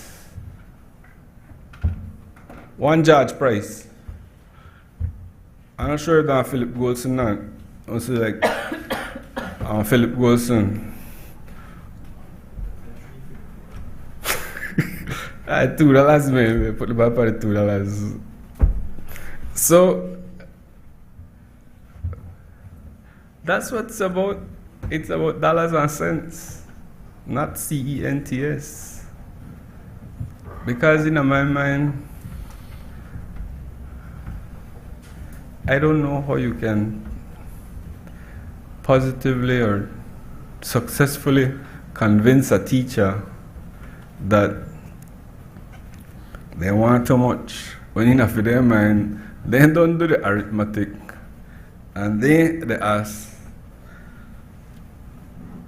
for $113.21.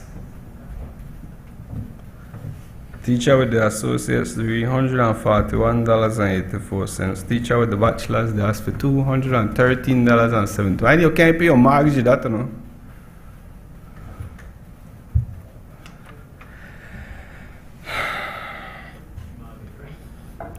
We can't get a mortgage, true? So, Madam President, I could focus on what we really need to focus on, because I got most of 3 minutes left now. 1 minute. I know that a lot of time for you, Senator, but let's go. We are focused. Give the teachers what they want. They know they ask for that. Each teacher they ask for and leave it. The numbers problem, that the government problem. Make we give UB what UB need. Make we give KHMH what KHMH need. And you see me, I stand up here and tell you no. 2005 can be repeated. Thank you, Madam President. For our health and well-being, we'll be suspending the Senate for 10 minutes, so you can take a breather, and we will return in 10 minutes.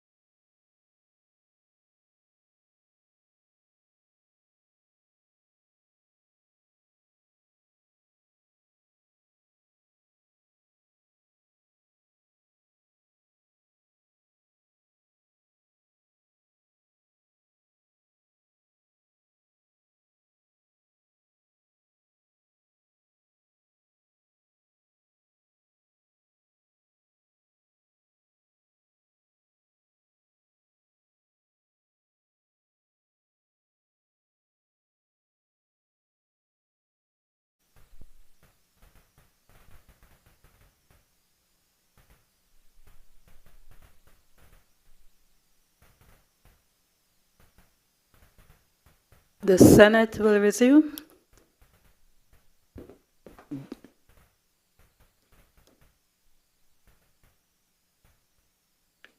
I recognize Senator Janelle Chanona.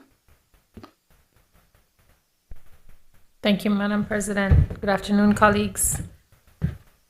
Madam President, I ask for your indulgence that I can refer to my notes during my participation.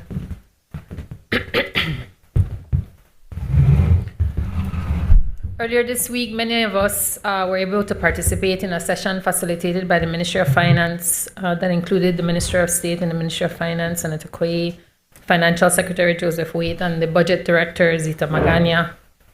Since I joined Parliament in 2022, this has been the fourth such session, and I want to thank Senator Koyi for his commitment to those conversations. In my opinion, it validates the importance of engagement and dialogue, and I also think it validates the need for implementation of similar measures like making relevant data publicly available and accessible in a timely manner, engaging our citizens in policymaking, and ensuring accountability for the decisions and actions of our elected and government officials. I start there in thanking colleagues for that session because one of the key takeaways was that the next term will require that we generate a surplus savings. And that stuck with me because government is not a profit-driven entity.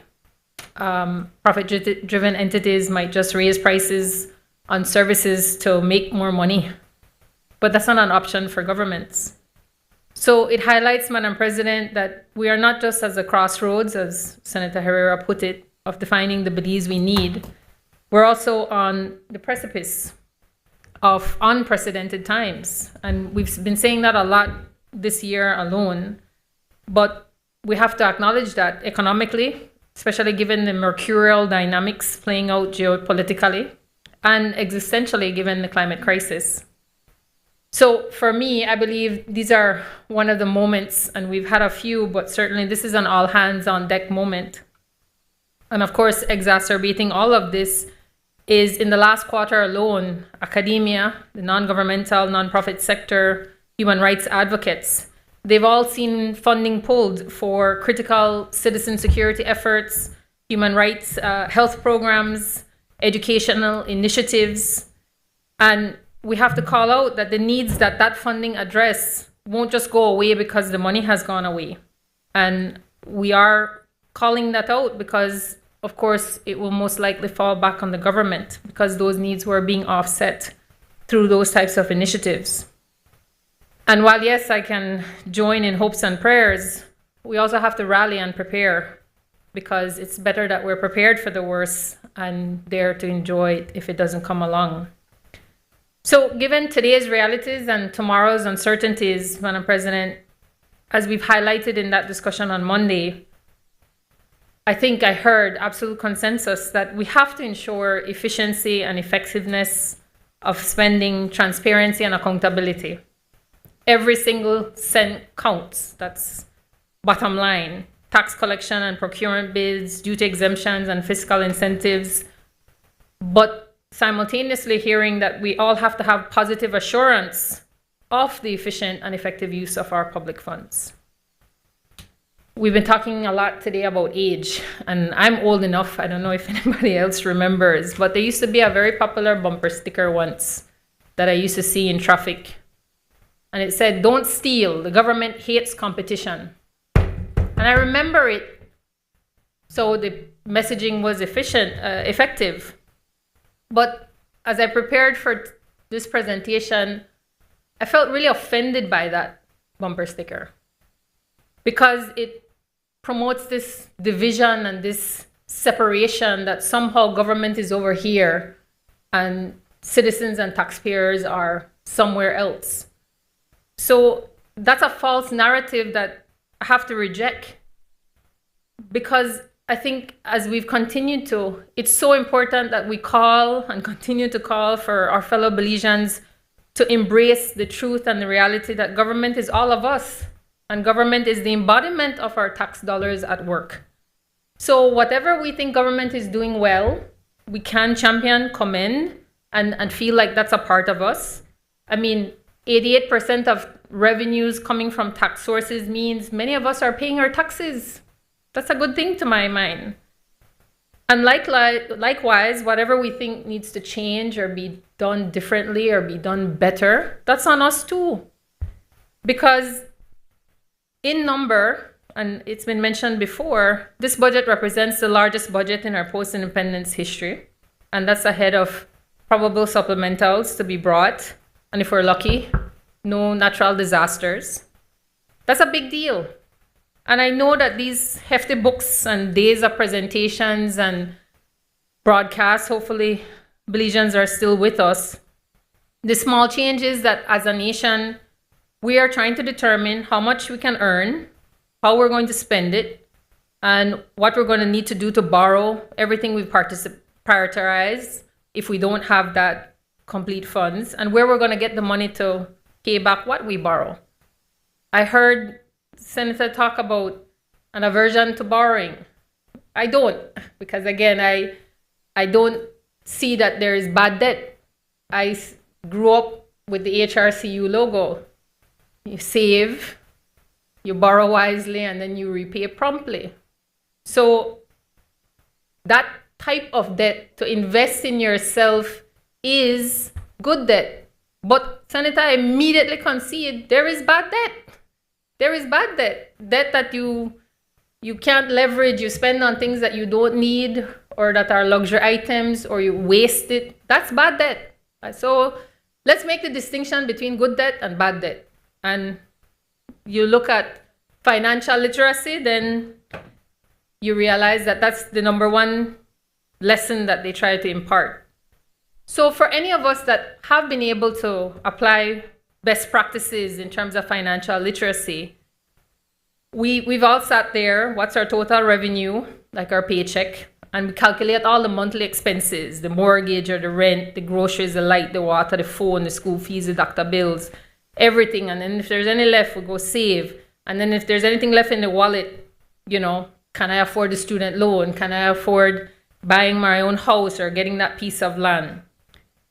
And that's where I come to in terms of the good debt, because if we can invest in ourselves, like I'm sure Senator Dennis would agree, that student loan, having those skills, we have a legitimate expectation. If I earn a PhD, I will be paid for a PhD. So that's considered a good debt because you're investing in your education and then you're expecting to be able to increase your revenue potential. So that's typically how it works.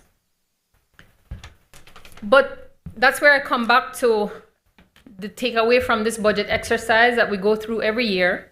And even though people are, that's just a checkbox and, we just go through that and we bother, I resist that and I try to encourage people to see themselves in the budget. Because somehow I keep hearing this perpetuation that they can't reconcile the impact of the national budget every year on our own lives. So we are challenged to help identify what we need to do to make sure citizens don't just hear about these big numbers, but to ensure they feel the weight of the budget, not on their heads holding them down, but in their back pushing everybody forward. So when we ask real questions like, do we feel safer in our homes, on the street, in the park, on the football field, on the basketball court? Do we feel like we get bang for our buck in the grocery store when we walk out with our purchases? We feel like we get the health care we deserve? Do we feel like we get the education we need when we hit the job market? Do we feel like we have dignity in our work? It's not just a job. Do we feel like we're living paycheck to paycheck? Or do we feel like we're able to save here and there and do more than just make ends meet? But here's the thing. If the answer to any of those questions is no or meh, then we not just get to criticize and complain. And we were speaking earlier in the break room about repetition, that it seems like every year there's this cyclical, government will say everything is great, opposition will say it's terrible, and then, you kind of have this predictability of, inserting.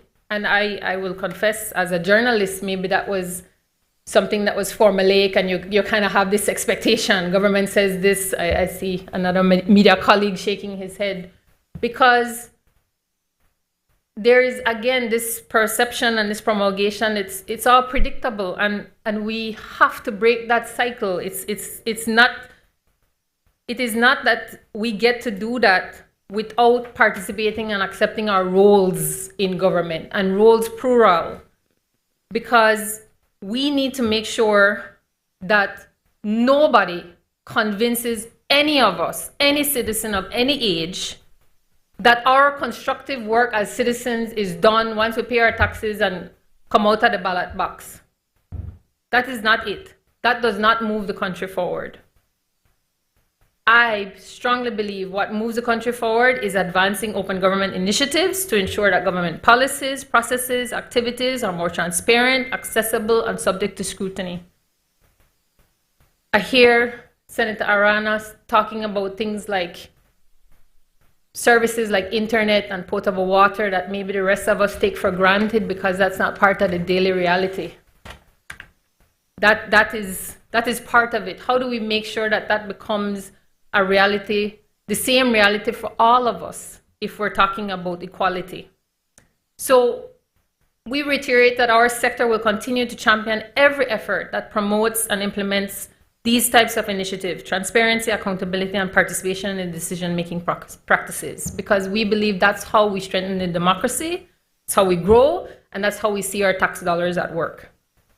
But as was called out earlier, even though we have this legal framework, we have these laws, we have the Financial Reform Act, the implementation and enforcement of that has been inconsistent for a long time, for too long.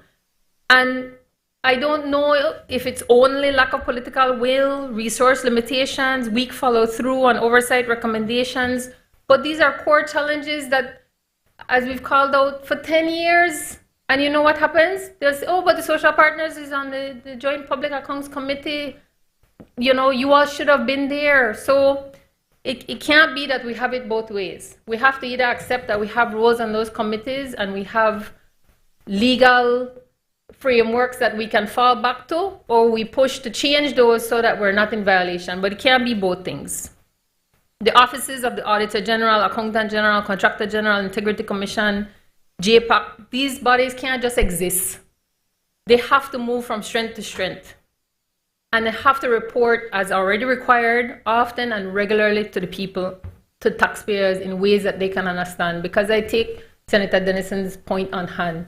And you see it every time these scandals come up. $100 million no seem to register in terms of losses. But a $40,000 scholarship, that gets on the front page, that makes the Facebook viral because it's relative. So how do we communicate in a way that people can internalize that every dollar counts, whether it's 40 or 40,000 or 40 million? So these types of national processes have to be proactive, collective, and as Senator Koi emphasized on Monday, treated urgently, because we have a limited time frame before we have some big payments come down the pipeline. And I think Senator Dennison opened a door that I think deserved to be kicked down a long time ago. We have to have some open, honest conversations. And I hear this word being bandied about every time we talk about managing government money, taxpayer money, corruption. I am told that the estimated cost of corruption is $1 million a day. I can't find who started it. Lots of people have repeated it, but I can't find out where the source of it. But even if there's a mere possibility, if that is not enough to motivate us, as Senator Herrera called out, $10 billion out there, and we don't have audit for the last decade. So how do we make sure that we can talk about these initiatives like UNCAC and all of these efforts, but in the same breath, with sometimes more passion and certainly more frequency, we're ready to point fingers at certain departments, certain ministries, certain officials, and make all types of accusations about revenue losses in various forms, but sigh in resignation. Oh, but then get away with it. Oh, you're going right, so. Again, public, we can't have it both ways. We can't. So we have to agree that we need to give our oversight bodies, and I noticed there were some nominal increases to offices like the Auditor General office in the proposed budget. But we have to make sure that we give our oversight bodies the kind of resources we're identified already and can review further to identify, to make sure that they are in a position to help us identify what is causing government to hemorrhage and where. Because we need to have everything on the table. We need to know exactly where our revenue actually is. And, as I said, have very candid conversations about potential areas that are causing those losses. Negative assurance and anecdotal evidence based on whistleblower or one-off things that get exposed, not enough. Not enough. We need to get back to annual audits, yes, but we also need to discuss things like governance audits. One of the two Belizeans, I'm told, that graduated from regional economics experts are saying that our executive is too big. But let's test that. Let's see if we can validate that we need the size of the executive that we have. But if there is an opportunity for us to be efficient and effective with less, then let's do that. Certain departments get a bad rap, but maybe they don't deserve it. Maybe, as we were talking about with Senator Koi, maybe the leakage in importation pales in comparison to fiscal incentives. Maybe the tax reform is the answer. Maybe it's pension reform. Maybe it will take exorcising all of those ghost workers from the public service. Maybe all roads lead to the hotbed itself. Maybe it's a little bit of everything. But we simply don't know for sure. And I, for one, am tired of presupposing or assuming. We know what that gets us. And I don't know how we move forward if we don't know for sure. And I am proposing specifically that we need to commission some type of third-party review. Because let's face it, if we wanted to do it ourselves, we would have done it a long time ago. Get a third party in to review and identify the leakages, the losses, so that we can realize the efficiencies needed. And I want to start here in asking every single oversight body to confirm either that they have the resources they need to do their jobs, and if they don't, to identify that to the public. Because it is unreasonable for us as parliamentarians who took an oath, who are called upon to approve the budget, to assume that they have what they need to do their job. Because believe me, and I already hear the colleagues talking about this, as members of the Joint Public Accounts Committee, we have to hold those offices accountable. But I don't want to go in assuming that they have what they need to do their jobs, if that is not the case. I am hearing they do, and I am hearing they have that, but I need that to be something that we have confirmed, because I need to know if our expectations are legitimate. And if they don't have the personnel we need, then we don't have the reasonable expectation of being able to depend on the critical nature of those offices and what they're doing. Because these entities cannot only be in name. They must be working, seen to be working, and for the public to feel them working, so that we're all confident that our limited funds are being stretched, maximized, and getting where we need them to go.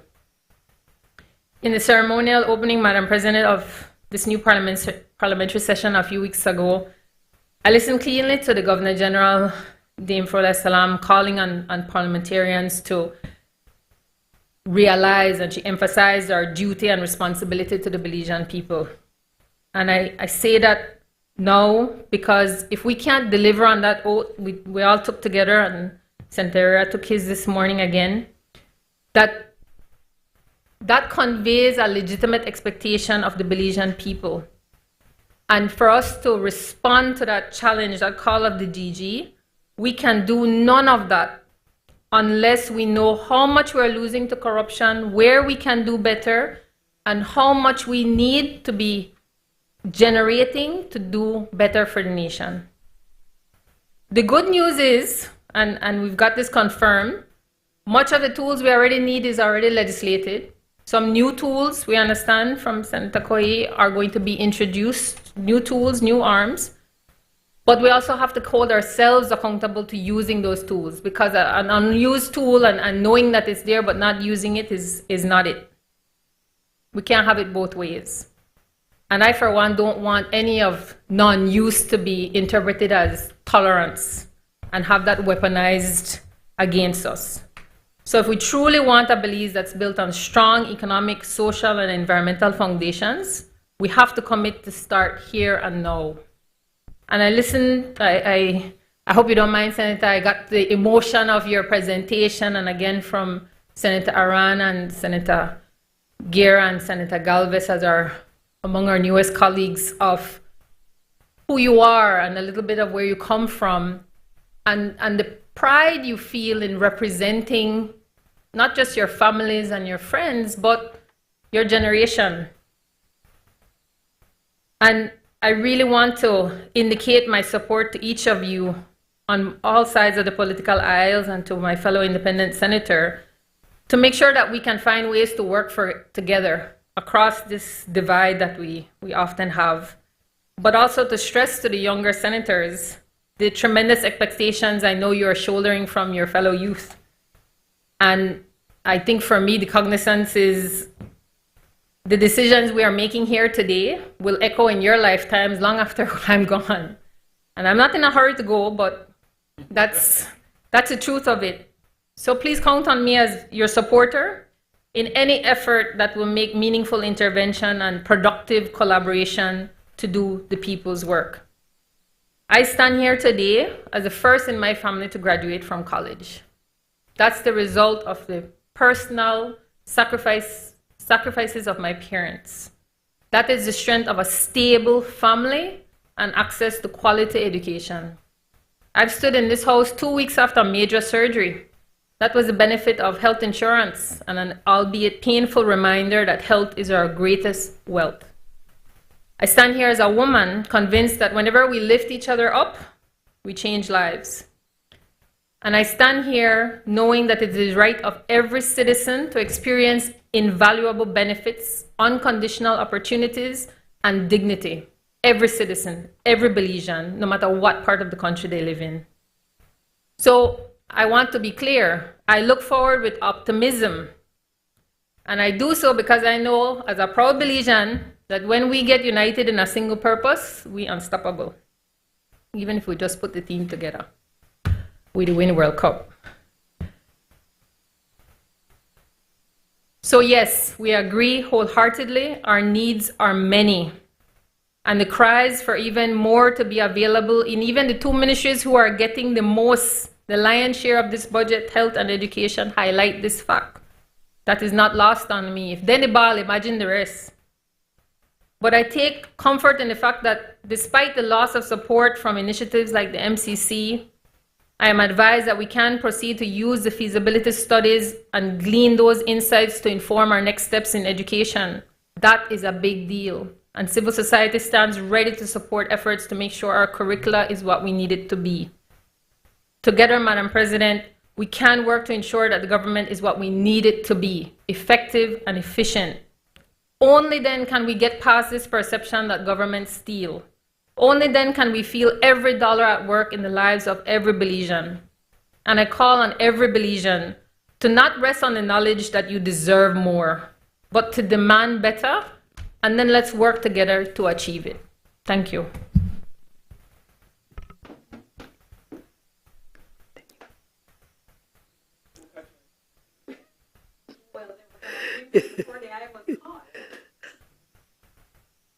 I recognize Senator Linsford Castillo. Thank you, Madam President. Hi, man. I don't take long.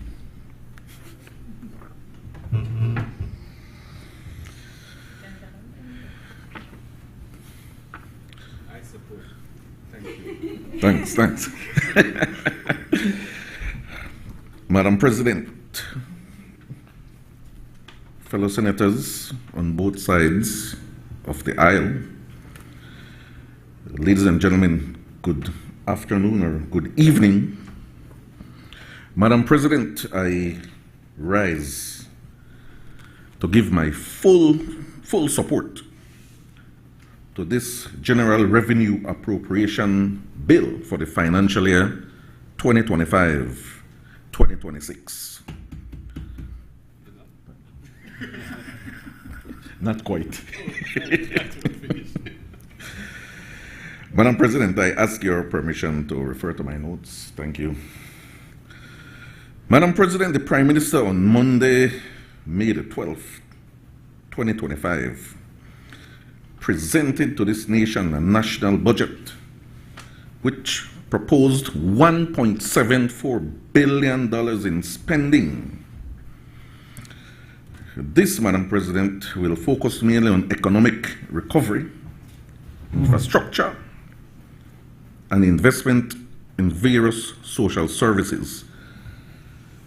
And Madam President, just for information, when the bulk of my notes that I am referring to comes from out of two documents, Plan Belize 2.0, and of course, the budget speech that the Prime Minister delivered on May 12th.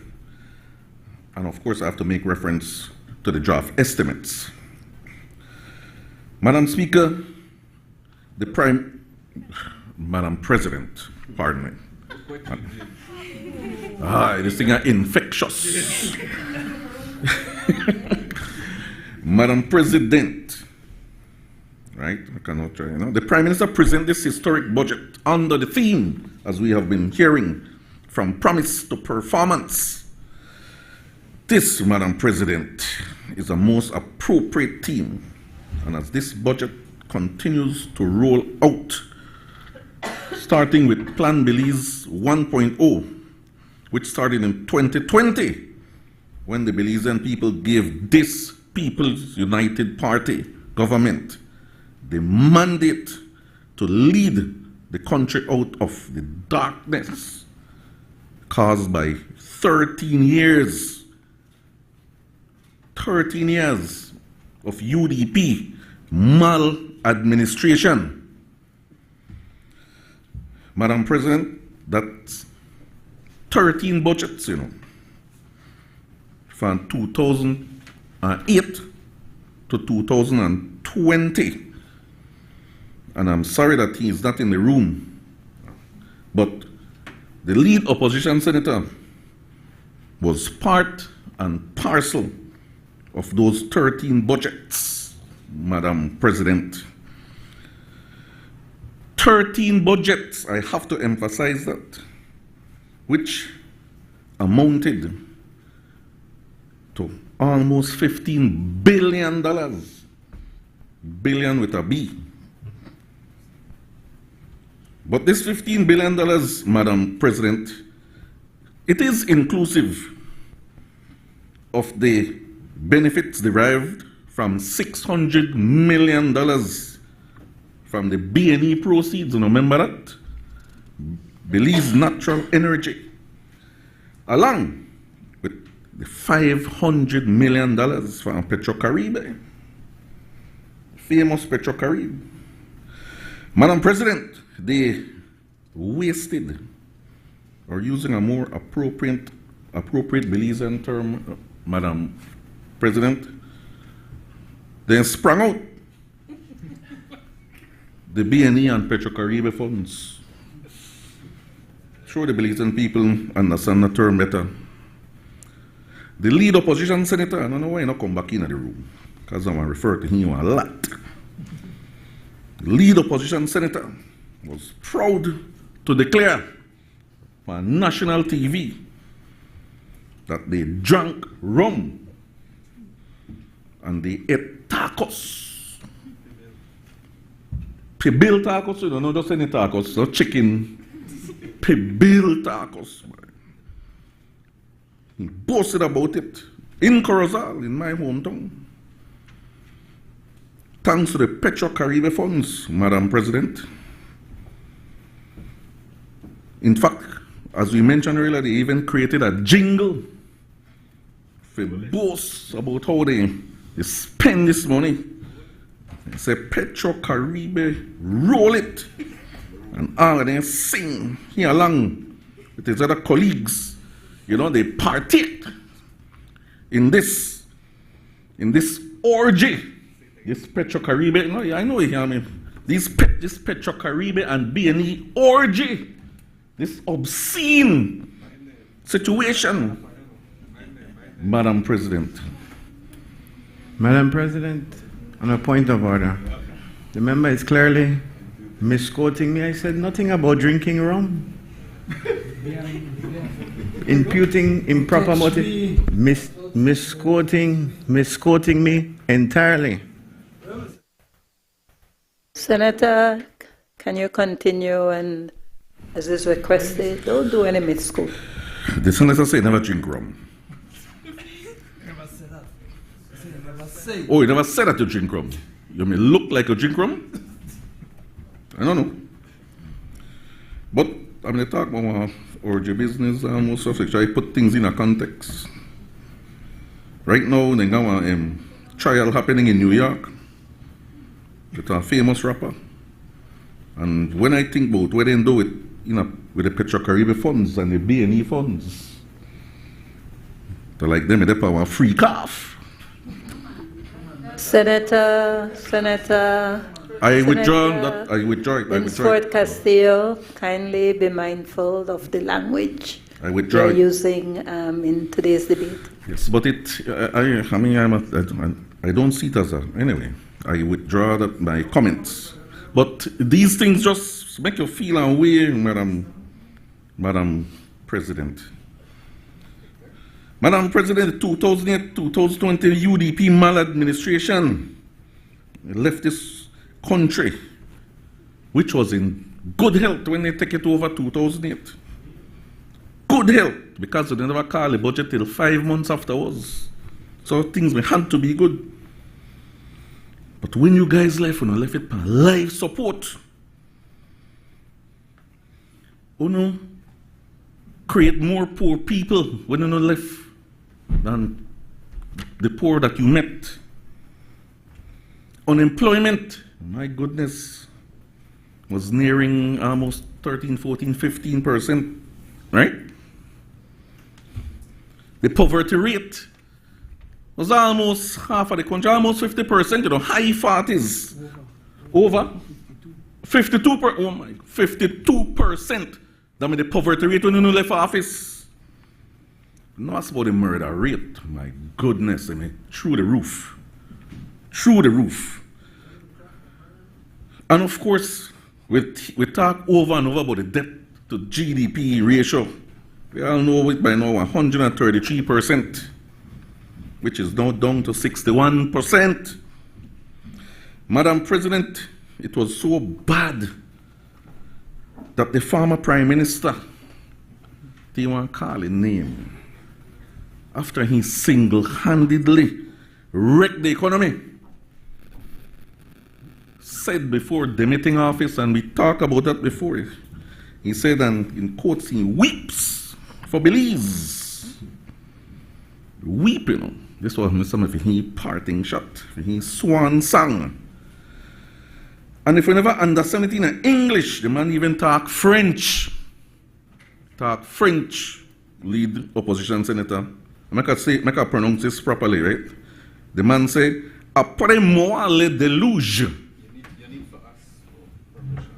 Madam President, I spoke in French. I should have asked. Yeah? Yes, it was. I should have asked if I could have. As long as you translate it in I will, yes, I will translate. But he said, après moi le déluge, which means, after me comes the flood. And you know what I mean by flood? I mean destruction. After him, things wreck. And he went as far as saying that he pities whoever succeed him as Prime Minister, something to that effect. But back then, if you could recall, he could have only talked to two persons. One, the now Prime Minister, Honorable John Bresenio, which will soon become the Right Honorable John Bresenio. And the second person, guess who was the UDP? Guess who was the UDP party leader at that time that ran in that election? Huh? Or soon to be doctor. Right? You, lead opposition senator, you don't be the party leader back then. You were a prime minister in waiting. But you know what? If by any stroke of luck or miracle you may happen to become the prime minister, you would have certainly made your leaders' words, then doom and gloom, you may make that become a reality.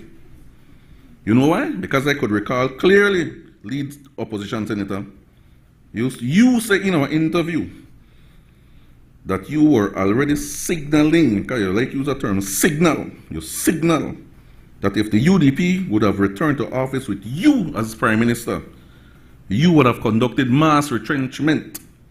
So what you said in an interview. You also indicated and signaled that you would have sought the assistance of the IMF.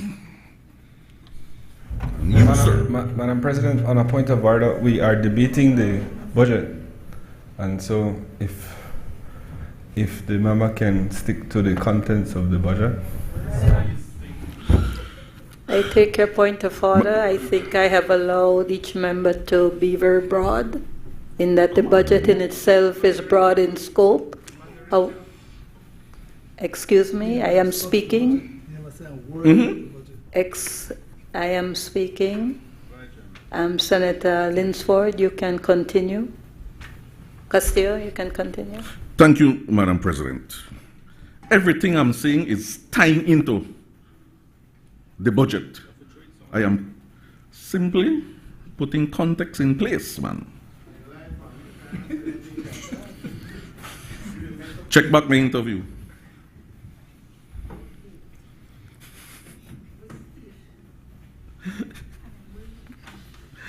Madam President, all those things that I've said. Senators, let me remind you, as we have been doing, there is a requirement that if you wish to interrupt, you can do so on a point of order, and I take the point of order. So if there is a point of order on an issue that Senator Castillo is bringing up, that a member feels that they ought to do that point of order, then they have that. They can do so if they so wish. Senator Castillo, can you please continue? Thank you, Madam President. Madam President, when the PUP formed government on November 11th, 2020, at the very first cabinet meeting that the Prime Minister convened, and I was told this, but I never did a cabinet meeting, obviously. The Financial Secretary's response, Madam President, when asked, you were there? Okay, good, so you could attest, right? When I asked the Financial Secretary, how close to the edge of the cliff are we in terms of the economy? His response was, I put it in a quotation, and he said, we are not close to the edge. We're off the cliff already. Am I right, Senator Courtney? We're already close to the edge. We're down at half of the cliff by the time the PUP take over in 2020, man. How bad things be bad. But as I said before, Madam President, and you have to allow me to add a little bit of context in order to justify why this budget, this promise to performance budget is a continuation of the 2020-2025 Plan Belize 1.0. Madam President, under Plan Belize 1.0, the PUP government was able to roll out the national health insurance, and several of the senators before made reference to this wonderful, wonderful scheme, the NHI, the national health insurance, after 2020 was rolled out, and it affected approximately 200,000 Belizeans. 2 230,000. It impacted in the Corozal, in the Rinjawak district, in Northside Belize City. 200,000, Madam President. And now, the good news under Plan Belize 2.0, under this right here, an additional 93,000 Belizeans, am I right, Senator Guerra? 93 Belizeans at top of the 200,000, 93,000 Belizeans living in the Cayo district will now be directly impacted by this NHI, or by using the words of the Prime Minister, the genius of the NHI. Madam President, when the NHI is fully functional and fully rolled out, it will provide services to the value of approximately $80 million. That is big. And this is because the People's United Party government is committed to optimal health care for the people. And before I continue, I want to correct something that Senator Farber mentioned in his presentation earlier. I give out a little bit of fake news, fake information. He presented a picture like the NHI that want hustle. I think we might have to. Yes, hustle in terms of the private sector. Oh, they award everything to the private clinics, and he asked about what about Nathan Roberts and this and that, or Cleopatra White. Madam President, let me, yes, you said Nathan Roberts, but let me tell you,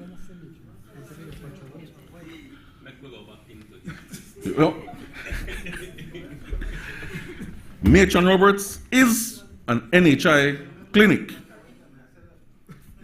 For your information, Lead Opposition Center, Nathan Roberts is an NHI clinic. The Corozal Polyclinic is an NHI clinic, and that are public. Sanar Ciso Polyclinic is an NHI clinic. Dangriga Polyclinic is an NHI clinic. PG Polyclinic is an NHI clinic. The San Antonio Polyclinic is an NHI clinic. All the NHI clinics in the Stan Creek and Toledo districts are public facilities, Mr. Lead Opposition Senator. So please, not misinform the people when it comes to this NHI and trying to create the impression that, some hustle they go on. That is absolutely false. Healthcare is an entitlement, not a privilege. That is what is stated in our Plan Belize 2.0. Under the Ministry of Health as well, and that is just NHI, the construction and upgrade of medical facilities across the country became a reality. And there's much more to come, including this state-of-the-art tertiary healthcare facility right here in Belmopan. The one who like make nice boat, but that one roll out and that one be top of the line healthcare provider services. I agree that it's still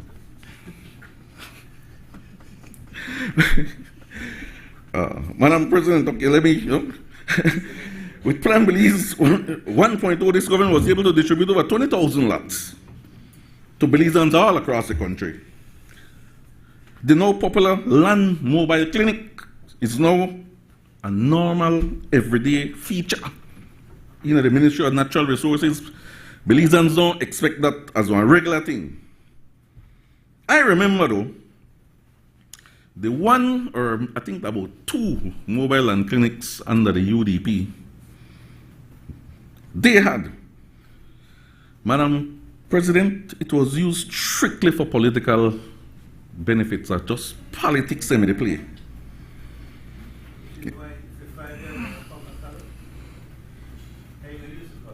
We can't deal with everybody in 4.5. They're not 5 years with the unit, that's still 4.5 years. We don't get to call it because Honorable Devin Daly will take it to call it. No. Yes.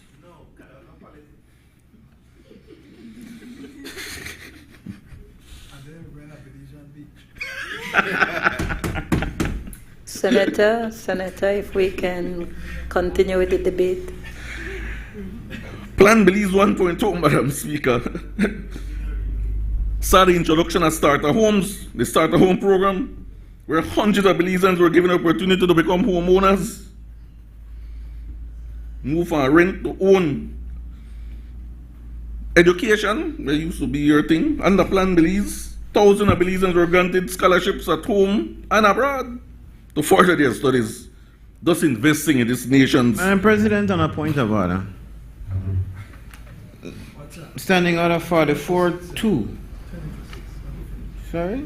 That's why I'm standing up on this point of order. 44-2, Madam President, talks about tedious repetition. Are we to understand that all the government senators are going to get up and say the same things? In the House of Representatives, we can do that. You could talk as long as you want, you could repeat as long as you want, but I'm learning quickly that in the Senate you can't do that. And all of them are getting up and say the same thing. This is a scratch record by now. So you can't do that according to Standing Order 44-2. So I'd hope you'd call him out on that and make him move on to the other topics which have not been mentioned as yet. Thank you, Madam President. Thank you, Senator Patrick Farber. Let me say that each senator stands on their own. Precisely. And so each senator has the right to speak and to debate on their own issues. I also want to do a quick reminder as we continue with the budget. I think the budget debate is perhaps in the Senate, or the bill, the General Revenue Appropriation Bill is perhaps the only bill that will come to the Senate that is very broad in its scope. It is multi-sectorial, it is multidisciplinary, it is about national scope but local impact. It touches quite a number of sectors, whether it's environmental, economic, social, physical. It speaks to all aspects of development. And so, as a presiding officer, at this one time, I facilitate and allow flexibility and latitude in all your presentations at this time. This one time, because it is the budget debate. So I just ask that as we continue, we're winding down. There are about four more senators to go. I just ask that we recognize that of each other, that I provide that latitude at this one point in time. So Senator Castillo, can you continue? Sorry, Madam President. So am I to understand that normally this is not the case, that this standing order does say you cannot repeat the arguments that another senator makes? Because that's what I read here. But you're saying that you, as the chair, are giving the latitude at this point because it is the budget debate this one time. I'm just clarifying because I'm learning here. Yes, but be mindful that it speaks to repetition of its own arguments.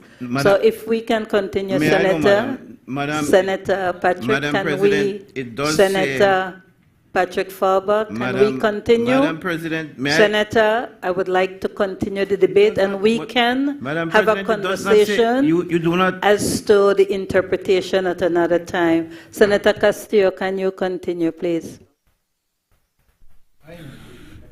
Thank you, Madam Speaker. And I want to reclaim back my time. They don't like hear the truth. And some things bear repetition because we have to reinforce. So please, man. Anyway, Madam President, let me kind of jump one little bit ahead. I want to focus the core of my presentation on tourism, youth, and sports. Madam President, in 2020, when the PUP assumed office, we all know the tourism sector was struggling. And as I said before, not only the tourism sector, but the entire economy was on life support. Of course, this was a result of mainly two things. One, the COVID-19 pandemic, right, Senator Zettina? And two, the UDP epidemic. The gross incompetence of the UDP, which existed for 13 long years. That's why the country made up on life support. We all remember, Madam President, when businesses in the tourism sector were closed, workers were without an income, and everything we just dip and stand still. I hope we never get back to those days, Madam Speaker, Madam President. But thanks to Plan Belize 1.0, the sector, the tourism sector, and the entire country was revitalized. And in the tourism industry, we started to see pre-COVID tourist arrivals.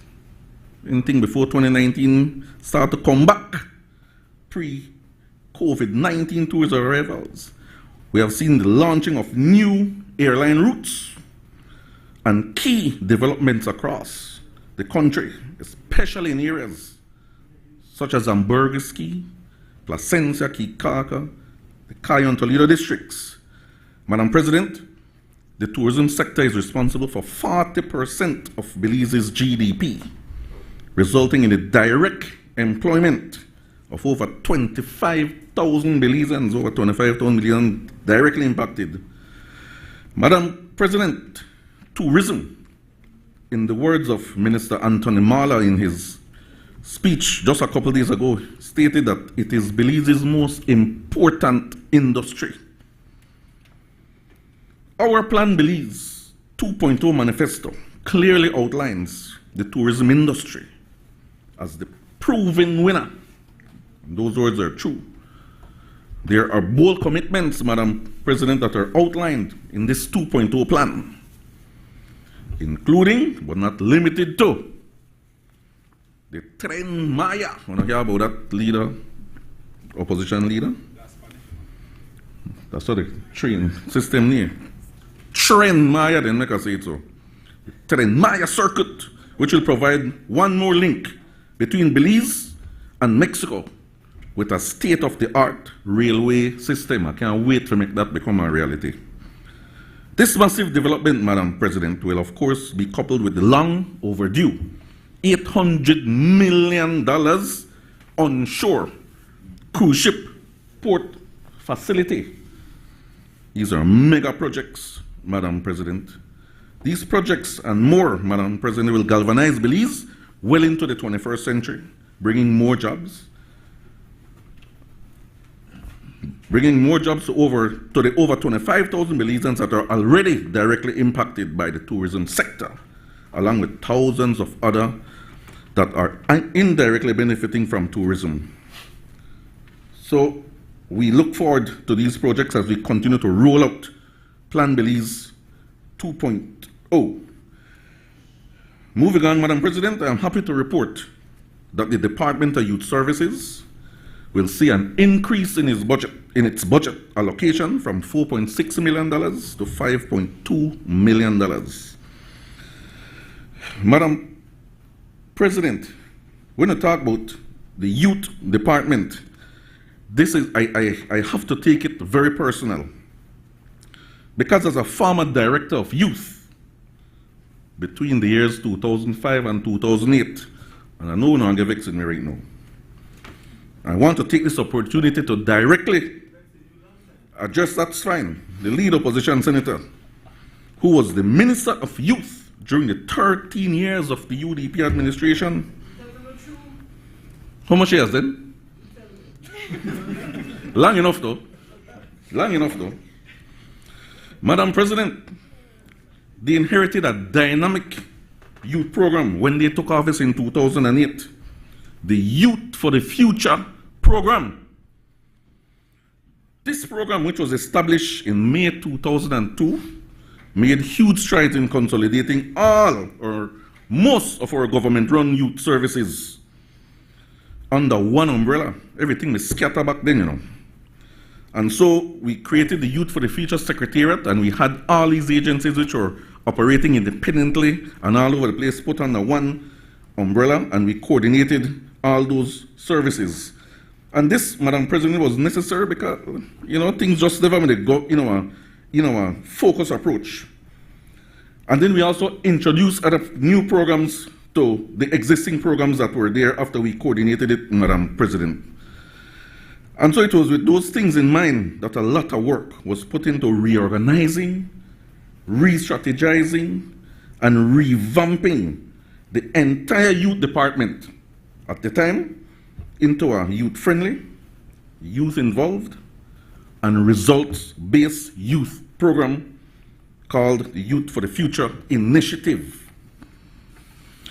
Just as an example, Madam President, and I'm leading up to something, you had a program such as the CYDP, the Conscious Youth Development Program, which under the previous UDP government operated independently from the Youth Department. This program was then placed under the Youth for the Future Secretariat, the same CYDP program, and was rebranded as the Violence Reduction Unit. That was what we did.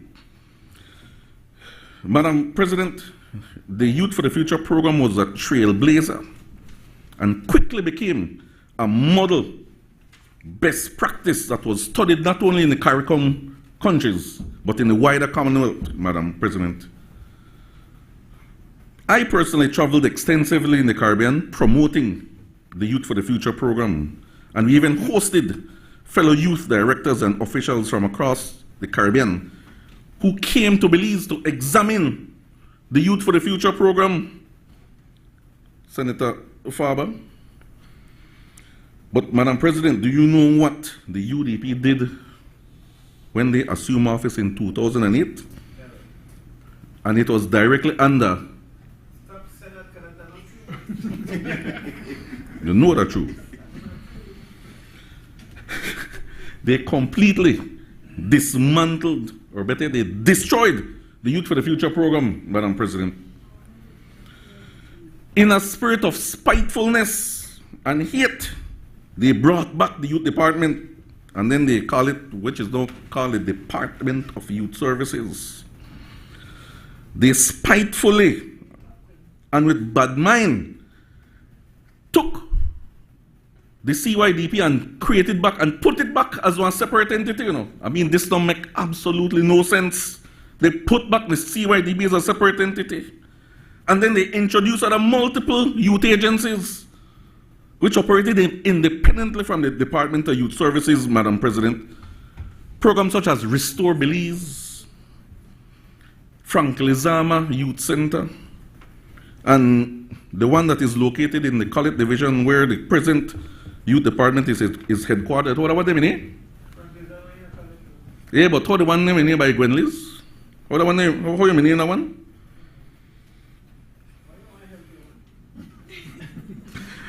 They, in effect, Madam President, brought back the scattered approach to youth work and youth development. And to add insult to injury, if you may think he may done there, they move the operations or the youth department operations from the headquarters on Youth for the Future Drive. Move it from there, which, and that building is owned by government. It was owned by the youth department. And you know what they did, Madam President? They went and they rented a hotel on Regent Street. One hotel. And started to pay one big time rent. You guys should be ashamed of yourself. Madam President, thank God for the PUP and Plan Belize 1.0. because this government was able to reverse the backward trend that the UDP was taking the Department of Youth Services. And under Plan Belize 2.0, not shut down. The program is still there. It just you just understand. Madam President, we will now be seeing much more focus and far more investment in youth program, in skills training, in rehabilitation program, summer programs, adolescent development and life skills program, Madam President, in this 2.0. As a reminder, you have 10 minutes, Senator Castillo. What? Madam President, as I begin to wrap up, make a turn quickly because it's been time to go. I have to talk about the National Sports Council. Madam President, in similar fashion to the Youth Department, the NSC story would not be complete without context. I may have to claim back some time, Madam President. Without looking back, I have added 2 minutes. Okay. Without looking back at what happened during the 2008-2020 with UDP administration, Madam President, the first terrible act that was committed under the UDP as soon as they assumed office in March 2008, under your leadership, they cancelled a contract that was duly signed and was under construction for a state-of-the-art sports auditorium to be constructed at the Marion Jones complex. The contract they don't sign, the contractor don't, they put in the groundwork. When they come in, they scrap that.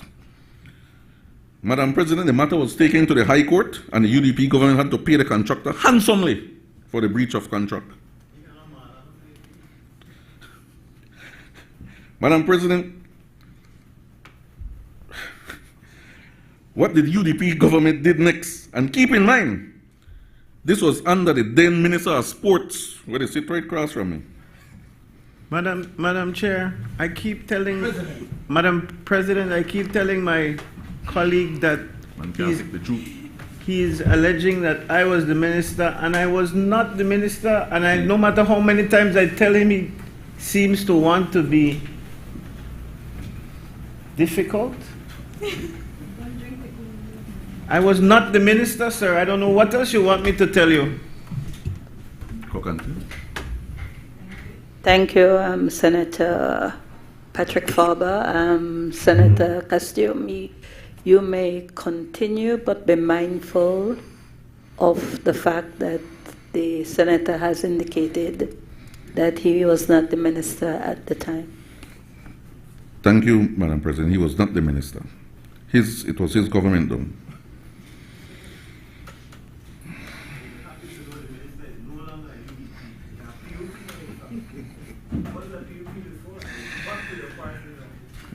Anyway, anybody remember the name Herman Longsworth? Anybody remember the name Herman Longsworth? Herman was a UDP. As a reminder, you do have 5 minutes. I rubbed on it. He later became the Minister of State in Youth and Sports. But before Mr. Longsworth became the Minister of State in 2012, he was given a multi-million-dollar contract to build one fence around the Marion Jones complex. This was after they cancelled the contract, as I said before, that the outgoing PUP government signed. So they built this million-dollar fence before building any single facility inside the compound. Could you imagine that? But it didn't stop there, Madam President. The UDP under the said Herman Longsworth, who later became the Minister of State for Youth and Sport, proceeded to erect what can only be deemed, Madam President, as a total bastardization of the prime real estate we now call Marion Jones Sports Complex. And the mess is still there today. And then eventually you became Minister of Sports. Incomplete office spaces are still there at Marion Jones in that fancy looking grandstand where they're outside, going inside. Incomplete elevator shaft. You know that place where they got elevator? Yes? Just the empty shell there. Mess is still there. The installation of an incomplete and wrongly located 400-meter synthetic track, which is today is already condemned. The installation of a below-standard football pitch, which will cost tens of thousands of dollars to rehabilitate. But they didn't do that. The lack, that's Yorubali. That's Yorubali. The lack of a proper cycle track. And I can go on and on. In other words, Madam President, they run out of money and the project never done. And they left it right so. It's still there. Madam President, the mess we see today at the Marion Jones, it is ridiculous. And after 4.5 years, we are still trying to make sense of what is there in order to fix it, which will require millions of dollars to rectify. Millions. And you know what, Madam President? That hot mess is completely the responsibility of the United Democratic Party government. And if you think it ended there, if you think that was it, think again.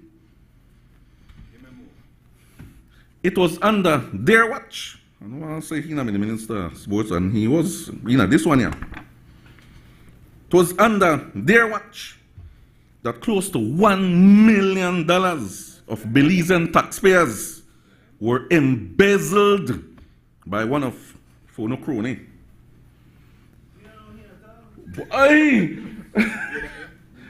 Million with an M, yes. Senators, can we continue the debate? This matter was so egregious, Madam Speaker, that the gentleman was recently convicted of the crime and sentenced to years in prison. There, Colby right now, they serve, I think, 6 or 7 years. That is what happened under your watch. Huh? Well, that is what happened. And that is the type of leadership and the waste of scarce resources that occurred under the UDP, Madam President, that is imputing improper motive again. I don't know that man any at all. Don't know him, never spoke to him yet in my life. In fact, I am the one who ordered an audit. So I really don't appreciate that. Senator? Let me wind down, Madam President, because, man, Madam President, the leadership of the National Sports Council and sports on a whole was dismal. 13 years. And they make reference to this one. Let us not forget the huge amount of Petro-Caribbean loan that was scandaled in the many ill-conceived ideas what they call sports complexes. And boss body this morning, Marshall Leck and this one and that one. All their projects were built and none of them were 100% completed. None. The money they done, and then you had this organization, Belize, where Bill stand for? Belize Infrastructure Limited. Bill just with a bill without sense all over the place. No consultation, no plan. They just build things, not put in no maintenance plan, and left it right there. And the projects were incomplete, and some of them still are incomplete. It is true. Completely true. Madam President, while we are grateful to the Mexican government for its gift of the Mexico Center, the UDP government under the then Minister of Sports, tell me another Minister of Sports then. All right. What? The Mexico Center under the then Minister of Sports did not cross their T's. You have 2 minutes to wrap up, Or Senator. dot their I's, yes, Madam President. And that is why, up to this day, I am telling you, that complex have still not been formally handed over to the country of Belize by Mexico. And thus, one of the reasons why the much needed repair and rehabilitation of the Mexico Center, which was caused by Hurricane Lisa, is delayed. That is the reason, and you try arguing me. Anyway, I run out of time. Let's me answer you.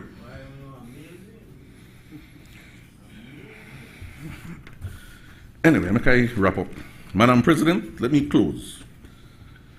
But before I close, I want to thank. No, you say if I get in at that, then they say I run out of time. You say I skip a whole page of my presentation, you know. Let me close off by thanking. 1 minute. Let me close by thanking my fellow senators on both sides of the aisle, because, you know.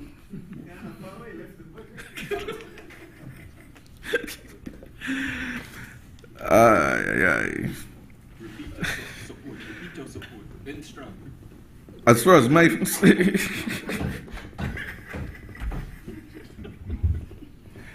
I want to especially thank my fellow senators on this side of the House as we prepare to represent the government over the next few years in this honorable House. I also wish to congratulate my other senator colleagues, as I mentioned before, in the opposition, in the civil society. Congrats on your appointment. I also wish to thank my family, my wife and my children for supporting me in this new venture. And of course, I would like to thank the soon-to-be Right Honorable Prime Minister John Briceño and the government of Belize for giving me this opportunity to serve the people of Belize in this capacity.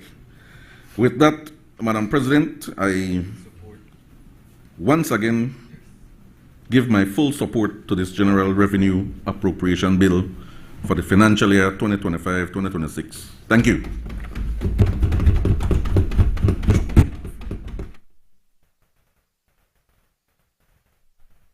I will recognize Senator Sheena Pitts, but I will ask for 1 minute. So Senator Dinsford Castillo, the Vice President, can take the chair.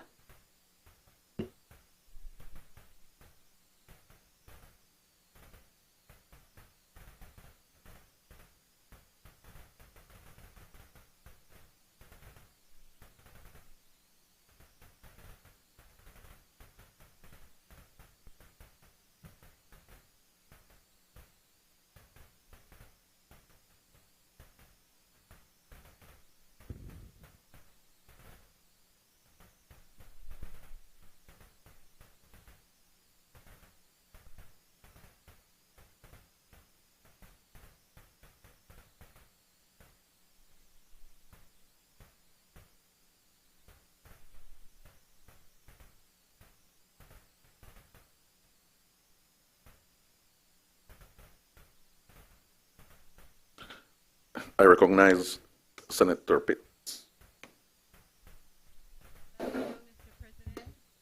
Good afternoon, Mr. President. Good evening. Good evening, Mr. President and my colleagues. Thank you for the opportunity for me to get us back to sober, responsible, and tactful and tasteful debating. Please permit me to say that I want to thank my mom, Barbara, and father, you know, a girl dad before girl dad was a thing, wherever he is and in whom I am. My brothers, among whom I am properly protected, loved, and counseled. Here I am through you. My family, my friends, even my sometimes contentious UDP family. Democracy and Belize, I am here as servant and steward. Mr. President, I would like to take this opportunity, my platform, to publicly congratulate the Honorable Tracy Tega Panton, the first female leader of the opposition. Gentlemen over there, I mean, thank you, thank you. Mr. President, she is a symbol of resistance and resilience to all women and girls. Breaking glass ceilings is not far-fetched. Honorable Panton has started the momentum to show women and girls there is no space they cannot occupy. We no longer must ask, when will we have a woman leader? she is. And I wish to take this opportunity to publicly convey my gratitude to her for her selection in me. Mr. President, I now rise as a member of the King's Loyal Opposition to make my contribution to the government's debate, dubbed From Promise to Performance. Mr. President, should I do it the Marilyn Monroe way? I mean, you know, we have to direct our attentions properly to the chair, Mr. President. I characterize immediately for sharp focus. PUP pride, a people under pressure and punishment. Now, let me preface by saying, you see, democracy provides the space for multiplicity of thought.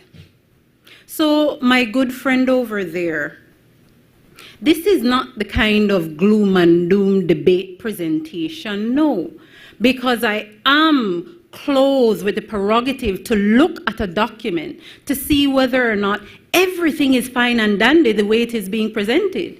And what I have done in my assessment is see that there are areas that do not enjoy this blanket cloth, the wool being pulled over our eyes.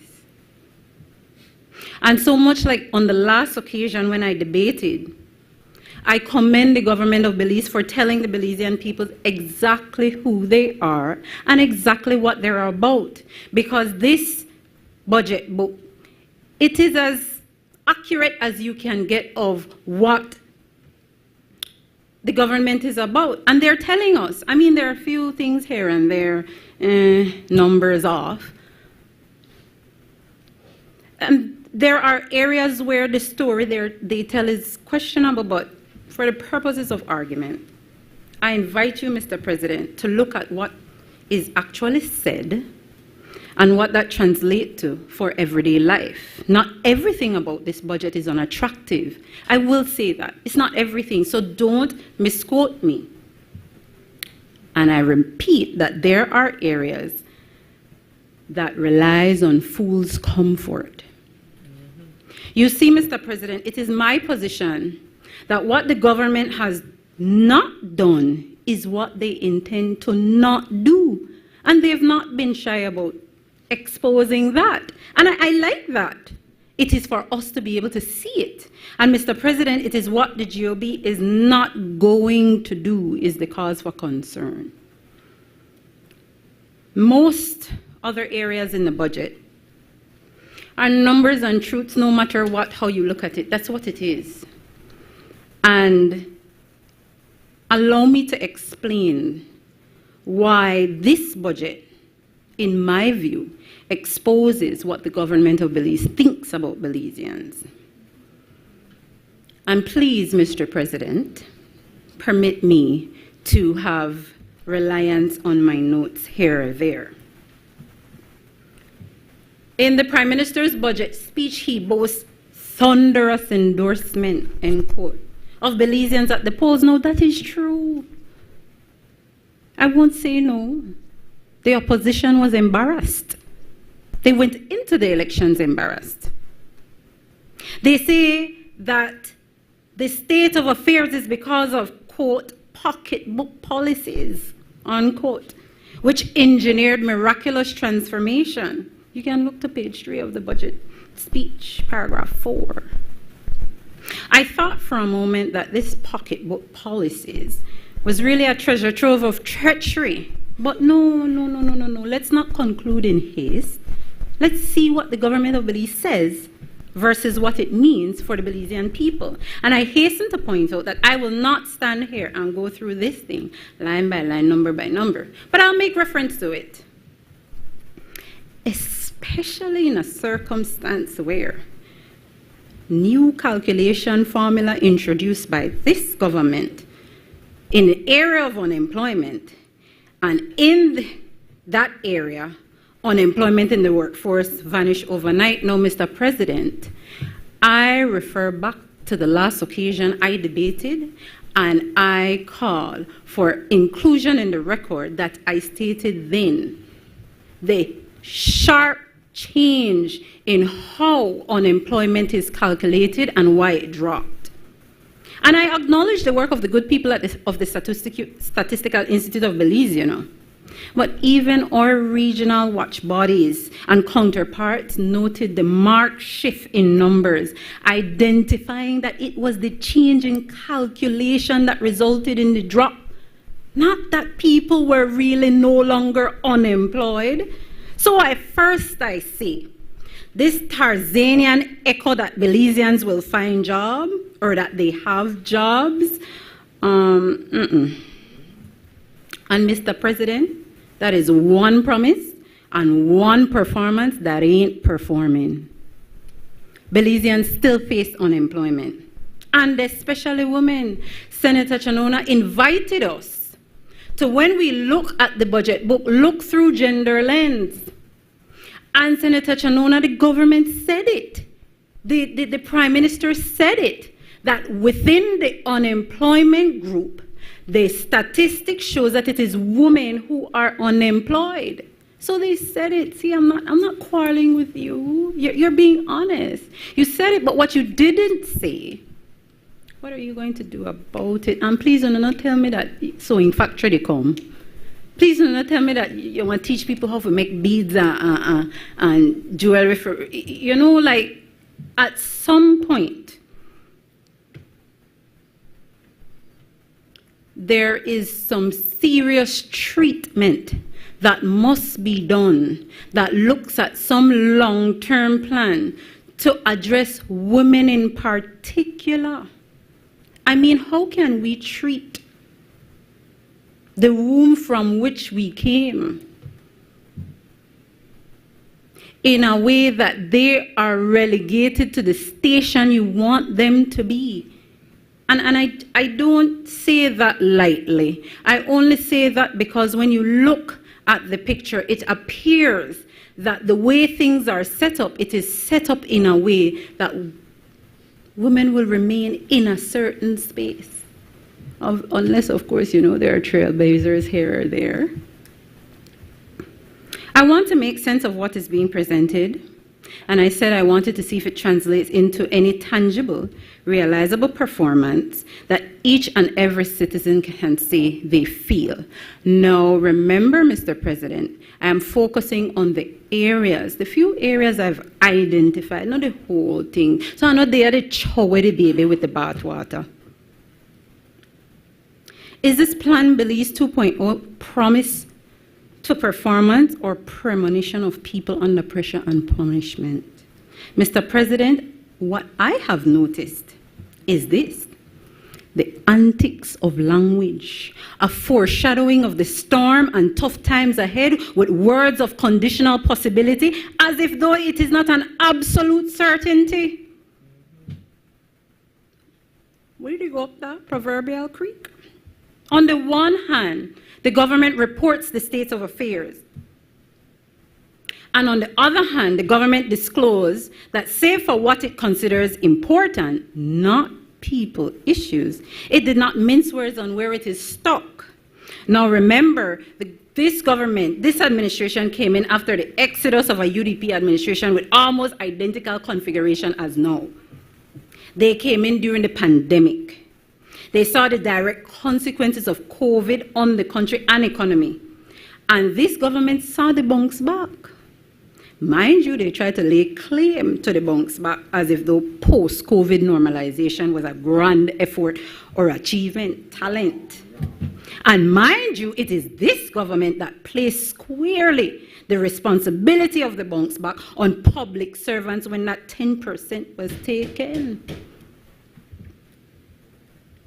In any event, let's look at some areas and see why I say the budget is presented with the antics of language, a foreshadowing of the storm and tough times ahead, with words of conditional possibility as if though it is not an absolute certainty. So let's look at the economic prospects for 2025.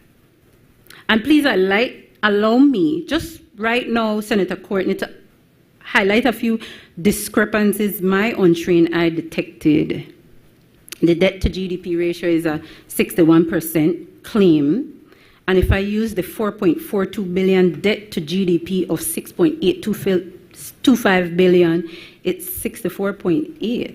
The ratio 2024 is 64.6 compared to 102.8%, not 132% in 2020. So I know you acknowledge that the numbers in here are a little bit off. I'm not putting you to task to correct it, but I'm just pointing out that, you see, when you stand up and you say promise to performance and you rely on numbers, and we have to want to accept statistics and facts and the empirical nature of numbers, let's try to strive to be accurate. In capital expenditure, Cap 2 is 344 million, plus Cap 3 is 85 million, and that's 429 million. But the total cap spending is 438 million. There's a 9 million discrepancy there, if you could find that. Anyway, let's look at the economic prospects for 2025. Those are just the two discrepancies, Senator Koyi. And this is not doom and gloom, because the truth is the government admitted, no less than the Prime Minister. And the Prime Minister said this: 1, admit headwinds to economic growth are coming, but that we may face it. That those headwinds exacerbated by the US-China tariff wars. 2, GOB admits that disease-affected crops will hinder output, which overshadow any anticipated growth in banana, corn, soybeans, sorghum, coconut, and livestock. 3, government says secondary sector expected to grow, but doesn't tell us what figure it is growing from and what rate it is expected to grow. But then again, in the environment impending, prediction is kind of foolhardy, I suppose. 4, the government says tertiary sector expected to grow and admit that this growth will be slow but stagnated. The operative word uses equilibrium levels in tourism, man. That means that not happen, not move, not go on. 5, the government admits, and this is the first time I've ever seen in its most grassroots attempt to speak to grassroots people, and I quote, from classroom to the marketplace, it will be exceedingly difficult to implement programs to stimulate economic growth. They say this is because we follow economic doctrine, that we don't subscribe to Ricardo's theory, but Sarah's theory. And this is not me, you know, Mr. President. This is the Prime Minister saying these things. Be honest. Mr. President, who the Ricardo and who the Sarah and what that got to do with the price of rice? Because Belizeans really want to know what all of this got to do with them and the price of rice. So allow me just for once, trying to understand how you match that, where the correlation is, what that means to everyday life. The Sarah we follow, he's an economic theorist who says there's a distinction between developmental backwardness and underdevelopment. And backwardness refers to nations that are poor, no exposure to industrialization, versus underdevelopment, nations that are poor but exposed to some measure of industrialization with a stronger, more developed economy. So when the government says it's attracted to Sarah's economic theory, it is saying it identifies with being poor, with little industrialization for economic development. But how does that work for Belize? The Prime Minister identified Cash Expressions Limited. Big up Cash, kudos to you, great product. We support Cash. The thing is about that example is that Cash Expressions got exposure to the Taiwanese market, which is a good thing. Taiwan is a non-contentious, predictable, and stable trading partner, if you will. But what the government has not done is say to Belizean people, how, with the global policy uncertainty amid disease primary sector industry, unknown rate of secondary sector growth, slow and stagnant tertiary sector growth in tourism industry, and exceedingly difficult economic growth pan the poor man level will affect our pockets and our quality of life. Forget Ricardo and Sarah. Think about Marie Sharp. We heard that she was able to access $5 million on one of those initiatives. That product is a product that has entered the American market that will face the tariff ahead. What new trade policy, doctrine, agreement, or otherwise is the government proposing in an answer to meet these challenges in a positive way? What is the government ready to do to shift from the U.S. being transitant market to promote economic growth? And I stand here, Mr. President, with no claim to economic czardom. Matter of fact, I don't think any of us can.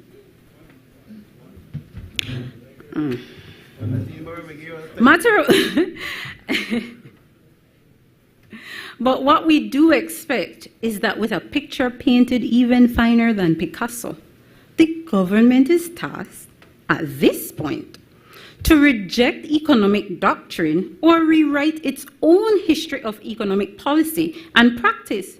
Free trade agreements exist for a reason. Belize enjoy access by land, sea, and sky.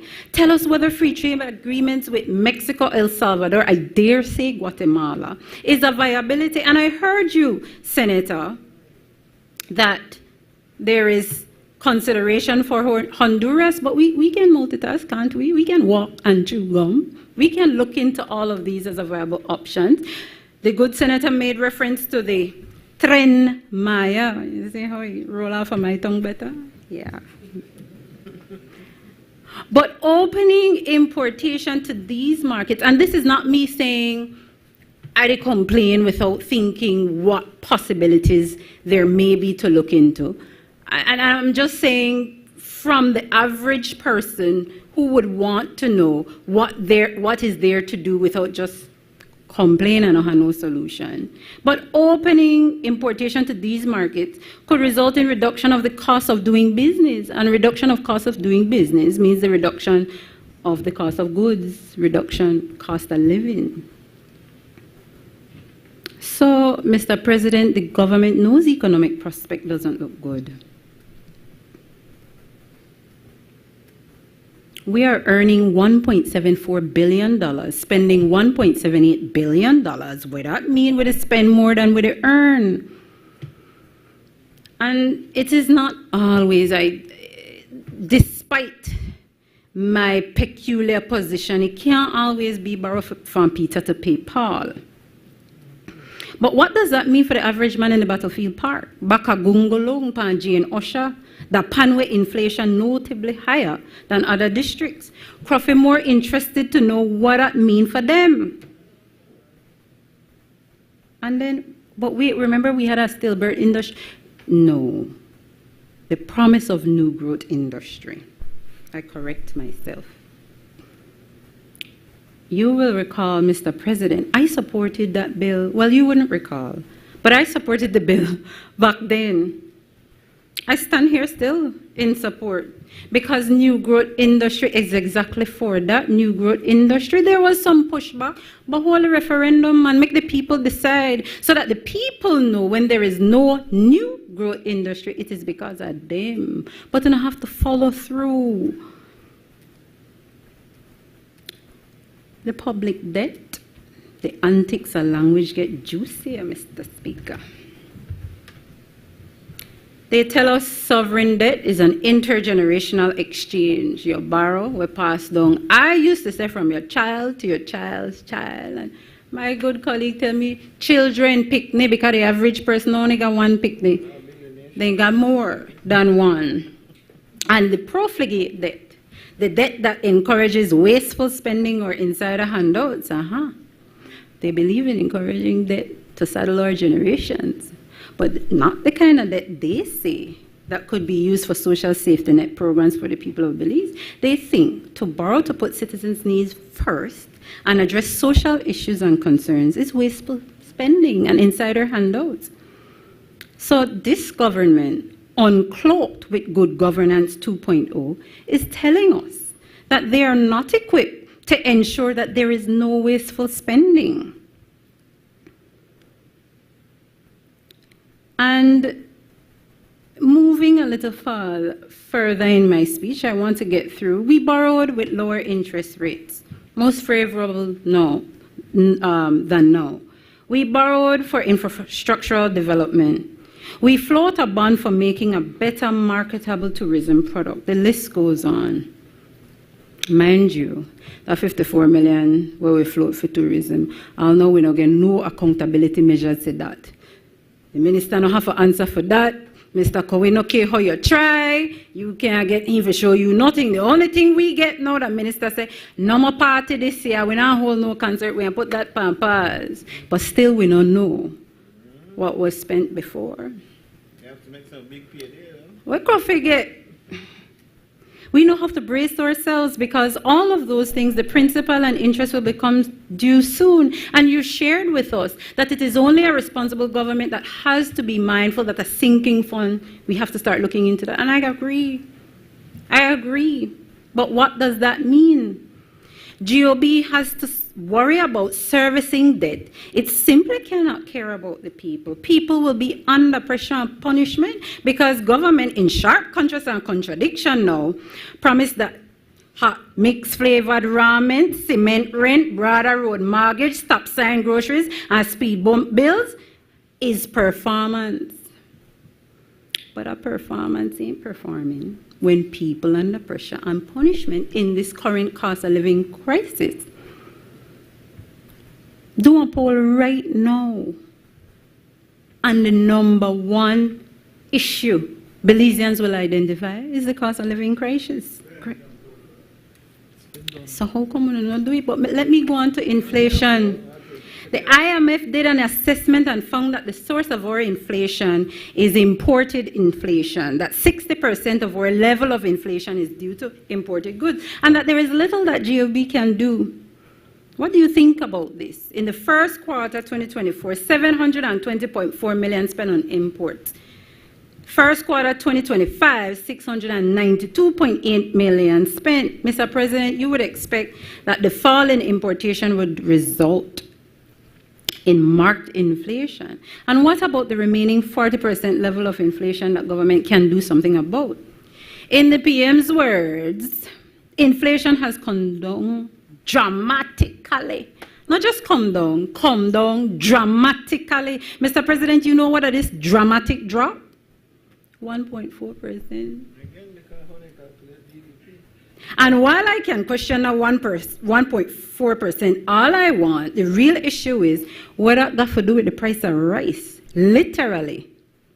Inflation dropped, but dropped 1.4% in relation to what increase? And if dropping 1.4% is to mean anything, it has to mean something in Belizean pockets. That 1.4% is not performing for Belizeans at the cash register at 88 Republics.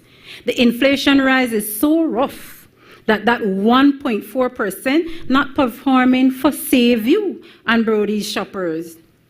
So when the budget boasts numbers and statistics, let us ask ourselves, what is the correlation between these numbers and everyday life? Because believe it or not, both from Babylon to Timbuktu, 1.4% inflation drop does not, will not address the high cost of living. And not to be facetious, but let's put it to the test and take a bet.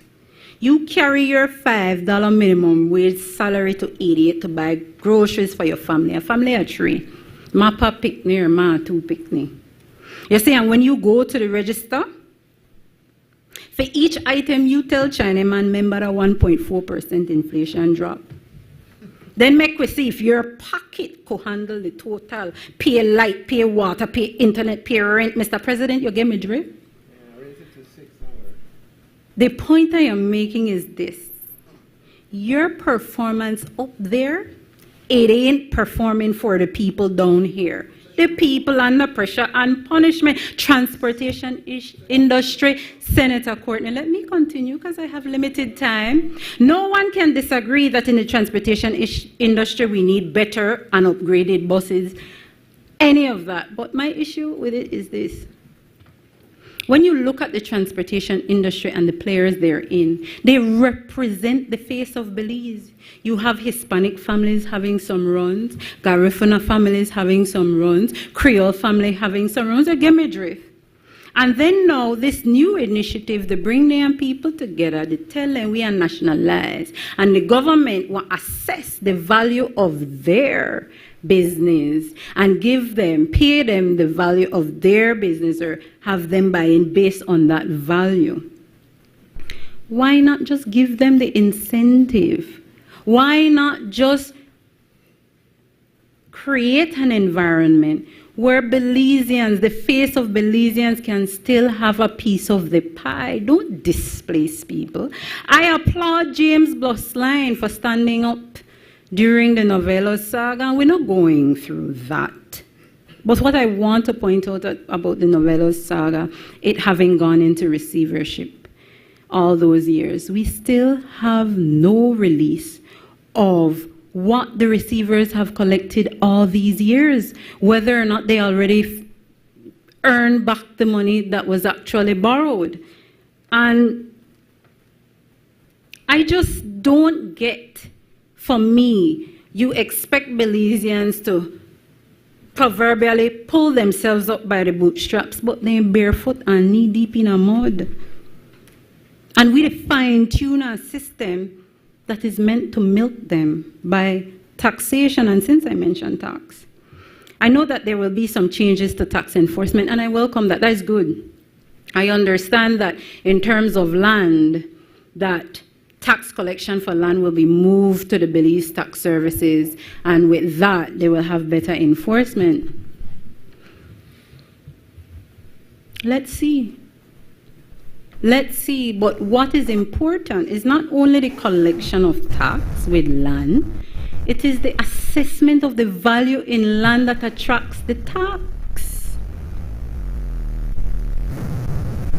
So I want to see, and I encourage that when you're making your shifts to enforcing tax collection in relation to land, that there is some correlation between how you are able to assess the value of land, and don't tell me unemployed development value, this and that, because man, land can assess for $5,000 and sell for $100,000. And hey, I am not standing here pious, because even on this side, we have seen where on this side people have benefited from that. But this is not about no obnoxious relativism. You've heard me say that before. This is about this administration, one up and do better. You talk about land distribution to new landowners, and I congratulate the minister for doing so. I congratulate every new landowner for getting a piece of land, a piece of this 8,866. But where is the infrastructure? Both administrations doing the same thing. If you come in for do better, one up the UDP administration. When you give land, make sure the infrastructure is there so people can access the land. Put roads, man. I lick out my basement the other day when I carry one on a good PUP support. I forgot find a land where they get, you know. Better yet, no, don't do it. Better still, one up UDP administration by ensuring light and water out there. And the lot that people get is ready for improvement, because guess what happened? Life is real, things hard out here. 175 by 75 lot, no got nothing to do with the price of rice, and pawn shop this thing. When we fortify people with land, we should fortify them with an enabling environment where they don't have to weigh land versus food, land versus rent, or the Minister of Tourism want to weigh land versus party. Anyway, thank goodness the Minister of Tourism put his concert on pause for now. Housing. I cannot discount that there are Belizeans getting homes. What I take issue with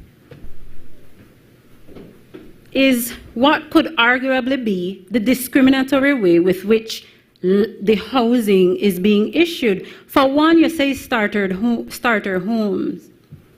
the average starter family, that no one man or woman with a two long hand. Now one woman and a 2-3 picnic. Don't even 4. And what type of society are we really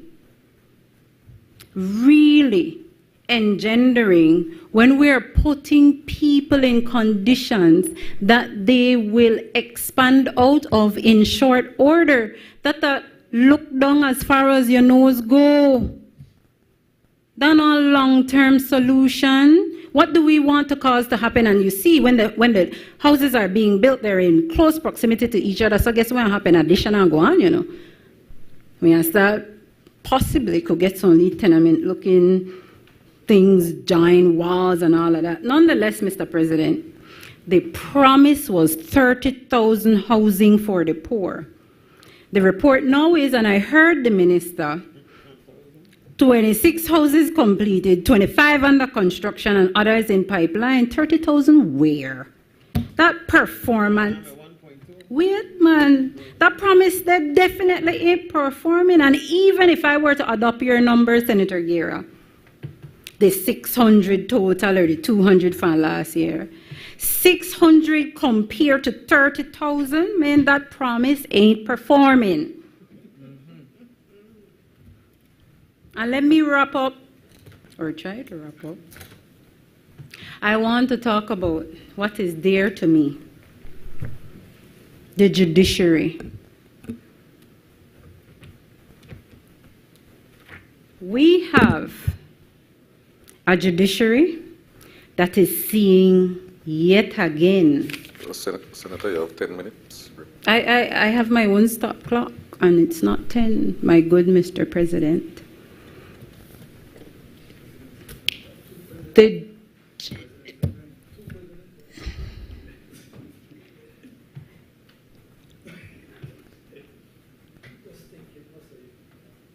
I won't. We're gracious to each other. I will maintain that.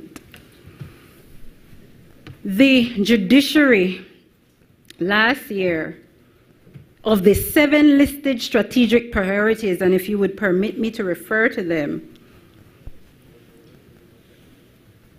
said they want to uphold high ethical standards of judicial office and maintain a judiciary that is independent, free from bias, and devoid of corruption, engendering public confidence and trust. Now, let me say immediately, not because this is the niche in which I earn a living, but we all are part and parcel of the stakeholdership of the judiciary, and we all share the responsibility of ensuring that we engender public confidence and trust. And Senator Courtney, I'm sure you will agree with me that no person, no council should conduct him or herself in such a way that does not engender public confidence and trust to the judiciary. And I say this because we have laws and procedures to deal with certain circumstances. And if it is you are within the judiciary and you are dissatisfied, there is a process you undertake. If you're dissatisfied with the decision, or if you're dissatisfied with the decision maker. So when we allow our stakeholders to run into the public arena and conduct themselves in such a way that reduces the public confidence of our judiciary, I take issue with that. And this has nothing to do with the substance or merit of whatever it is they're crying about.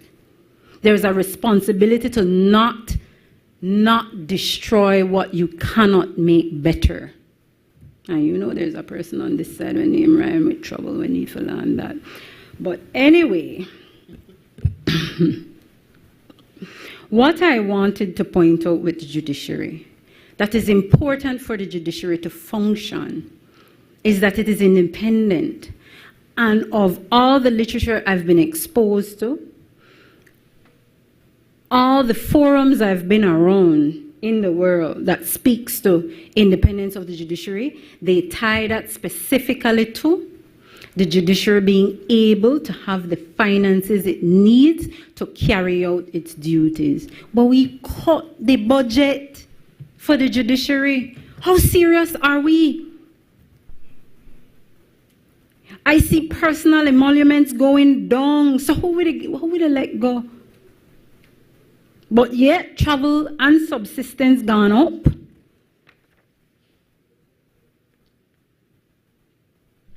There are some good initiatives that can be applied to the judiciary to fortify it, but they need the money.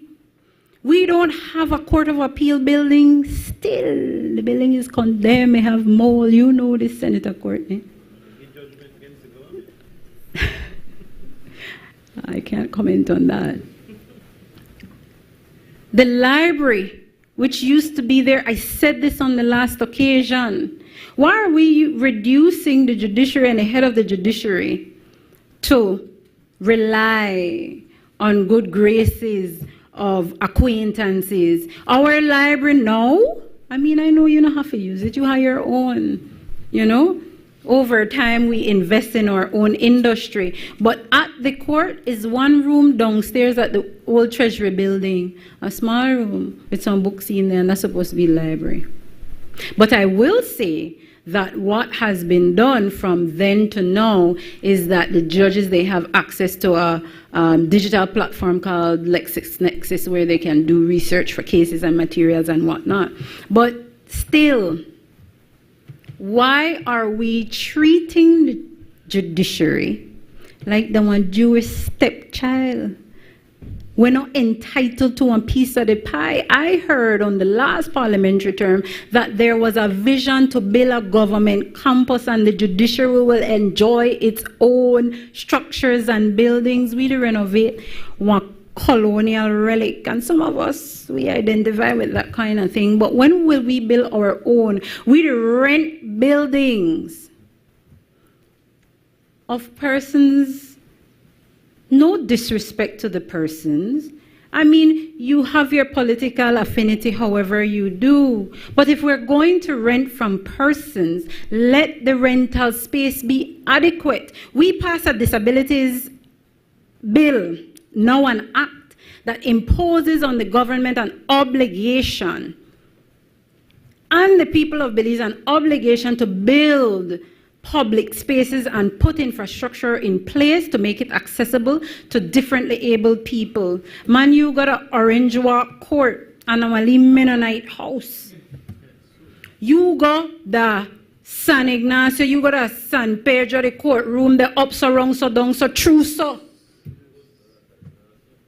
And me, where I wear my Lee heels without fail, when I go up so wrong so true, so I have a tiptoe kind of when my heels drop through, no flooring. Like, at what point will we invest in this institution that enjoy equal position with how the government runs its affairs?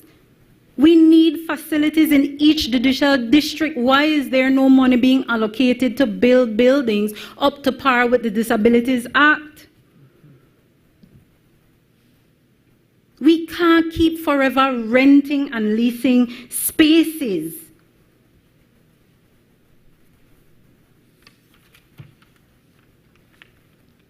When I look at the magistrate court and the budget for the magistrate court, page 29, line item wages on established staff. Mr. President, 2024-2025, that was $5,700. 2025-2026, it is $562,438. Magistrate court, you know. One building where with the rent, limited capacity and space. That which lot of unestablished staff going there. And then it goes up a little bit, 2026, 2027, to 569, 336.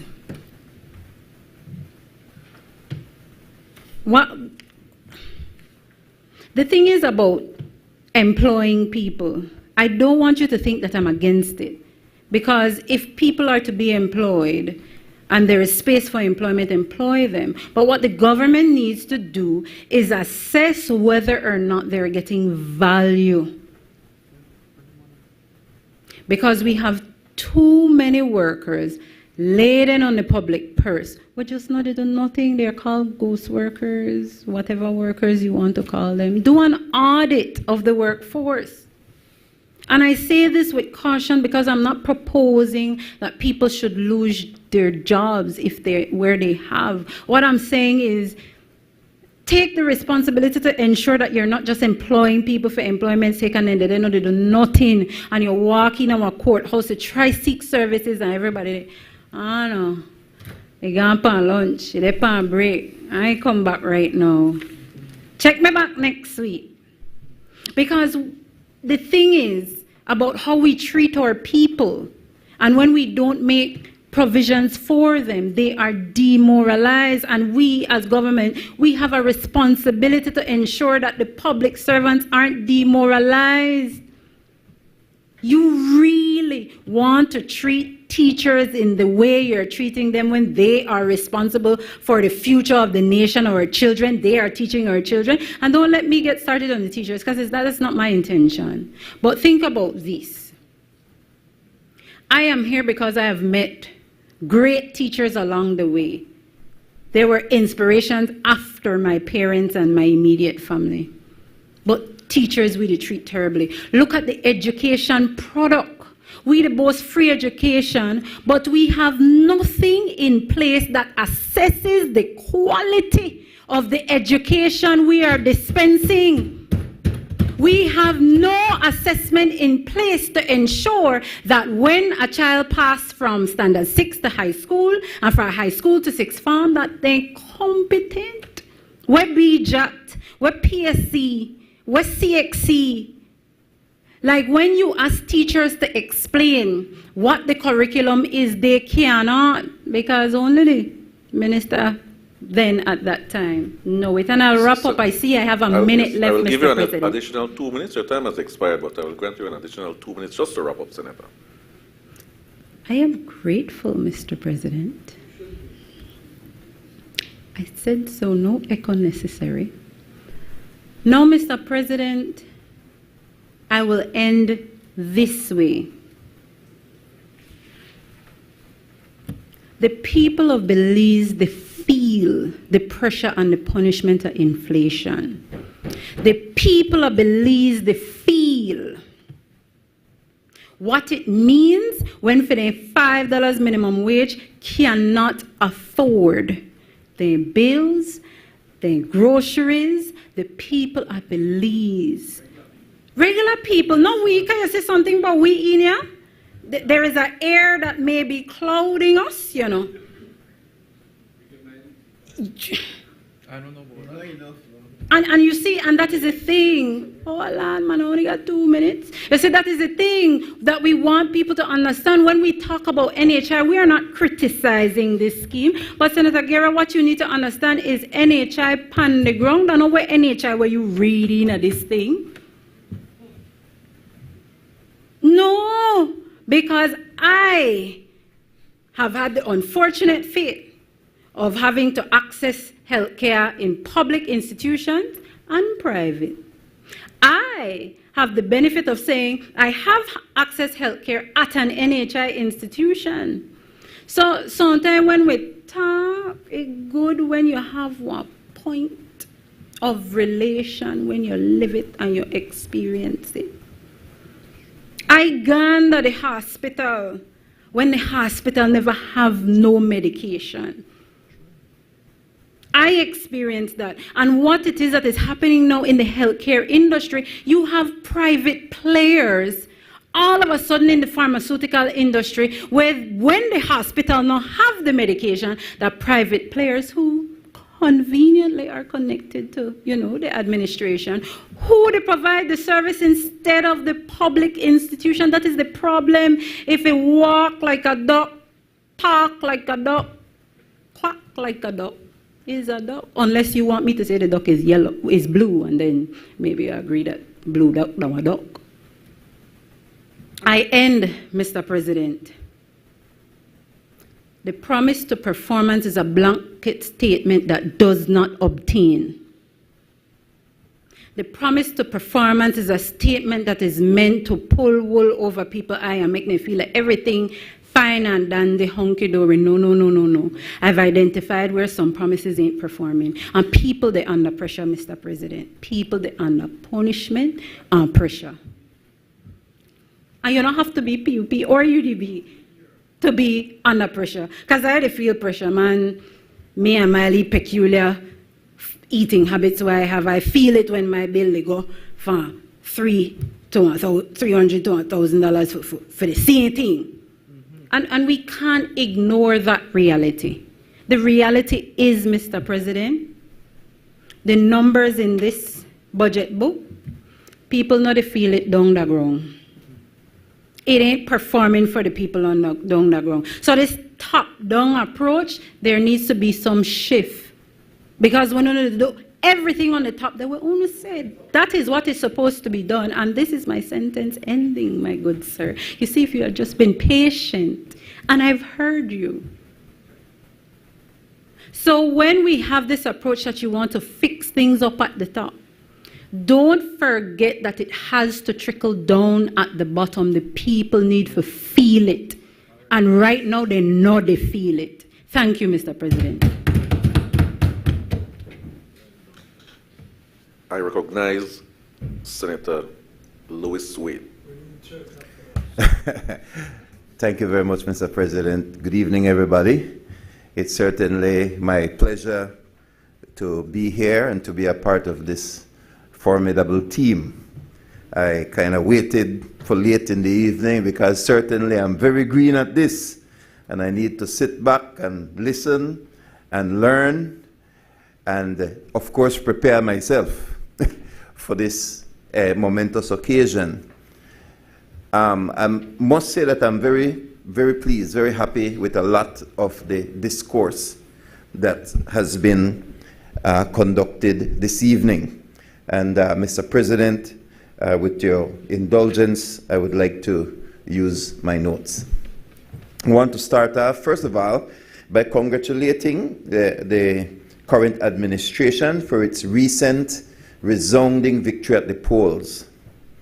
I need to start there because it means simply that the most important poll of all endorses what you have done in the first 5 years of office. Your plan Belize #1. And so you've been granted by the people of Belize another opportunity to produce your plan Belize #2. I encourage you to do so with vigor and love and respect of the people and with the humble attitude. You know, second term has a certain ring to it. I come from the media, and when we think about second term, we think about ugly corruption rearing its head. And I trust that this second term will be different for you, that you will make it different, that you will fight the desire for corruption, fight the desire to bite a piece of the pie, that you will act in integrity, that you will resist this second term arrogance and entitlement, and that you will instead provide a better way of life for our people. The 2025-26 budget is certainly aspirational. And I see a lot of time has gone into putting together the budget as it relates to building of roads, construction of houses for the poor, expansion of the economy, expansion of social and educational programs, and much more. Well, as I began to go through this book, I decided on my own that I wanted to take a look at some of the old audited reports, because there are a lot of numbers here. Not just millions, but over $1.7 billion.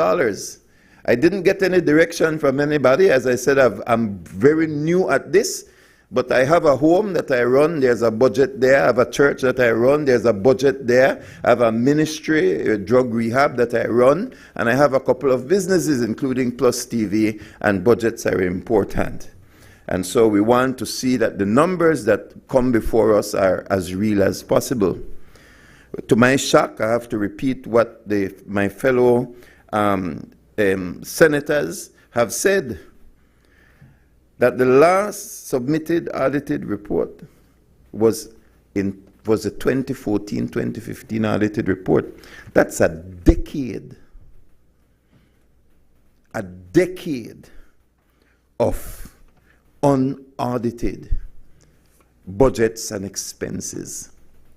We have to do better than that, because that was the first place that I wanted to look and to see and to compare. And I'm familiar with the fact that the current draft, and I'm grateful for it, it contains several years so that you could see several years before and what you project for the future. It's very good. But I think that we need that independent verification that can only come from an audit. I notice, of course, that the People's United Party side, you rise and you give your opinion on the numbers, and the opposite side gives their opinion on the numbers, and that is very good. But then the audit is supposed to shoot right down the middle. And I need that if we are going to do our job the right way. And so, as it relates to this particular budget, I welcome the growth of 8.2% in GDP. I welcome the historic 3% unemployment rate. I welcome the debt to GDP ratio down from 131 to 61. These are all laudable accomplishments, and I will never withhold my congratulations. Regardless of how I'm labeled, one side or the other, what you will hear will always be my conscience and my heart. I've lived long enough in the media industry to be labeled one way or another, yet I simply want to get off my chest what it is that I think and I feel as a very, very independent person. I believe that the economic engine is humming, and that is good news for all. But what about the streets? We hear it on both sides. Can the streets verify the numbers? The streets don't understand numbers. Well, I want to say that I wrote my report long before I heard the discourse today.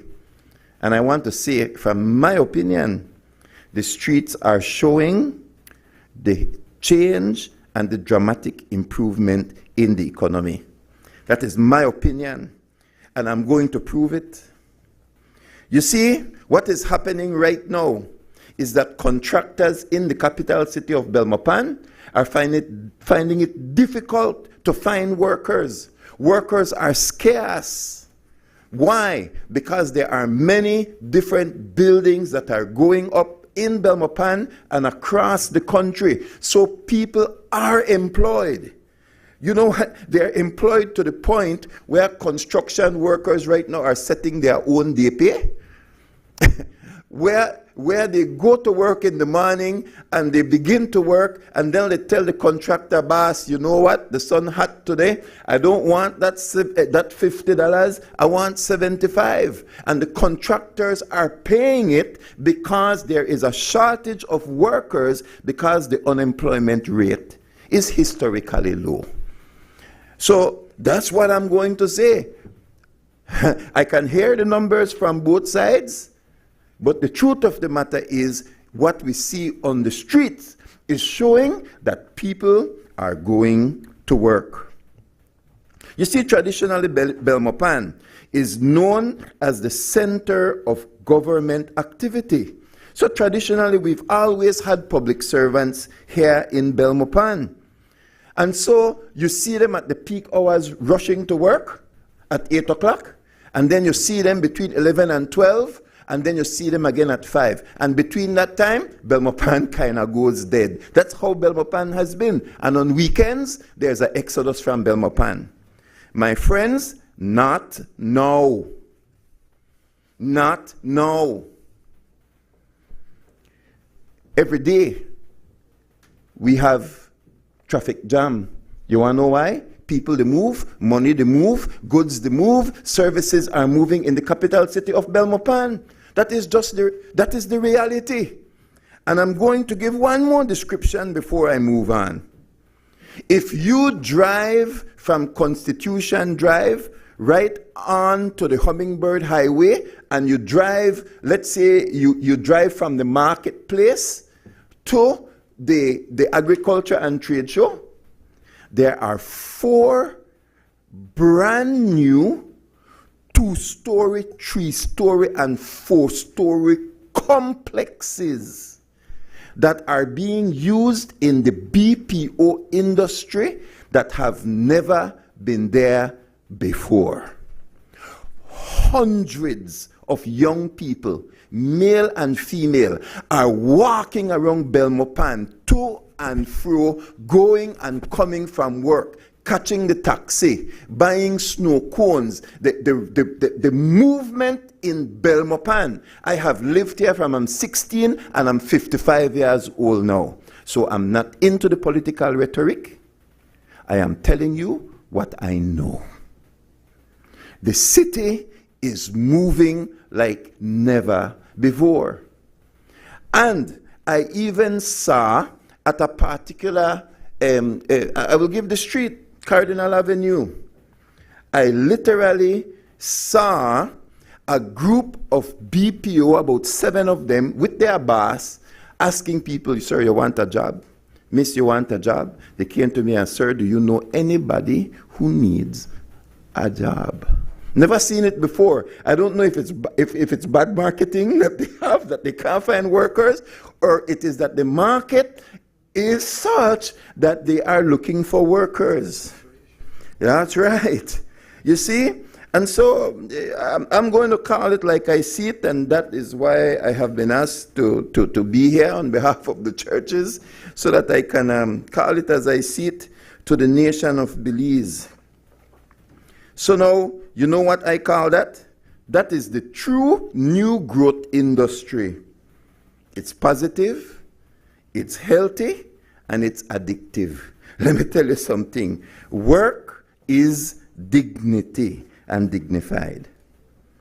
But all is not perfect. There is a problem. And I think it has been mentioned here on numerous occasions, the issue of inflation, cost of living. And I'm going to bring it up again because it needs to be heard and it needs to be dealt with by this government. Cost of living is tearing away the hard-earned currency from the hands of the many young people who are energetically working.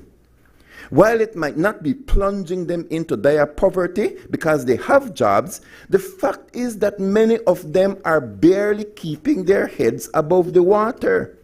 Some are one paycheck away from poverty. This means no extra money to buy a mode of transportation like a bicycle and a motorcycle and a little car to elevate themselves. They're working, they're feeding themselves, but they're not elevating. No money to purchase a property and to begin to build, and no money to start a family. This, I believe, is one of the reasons why the teachers and public servants are back on the streets. Cost of living is high.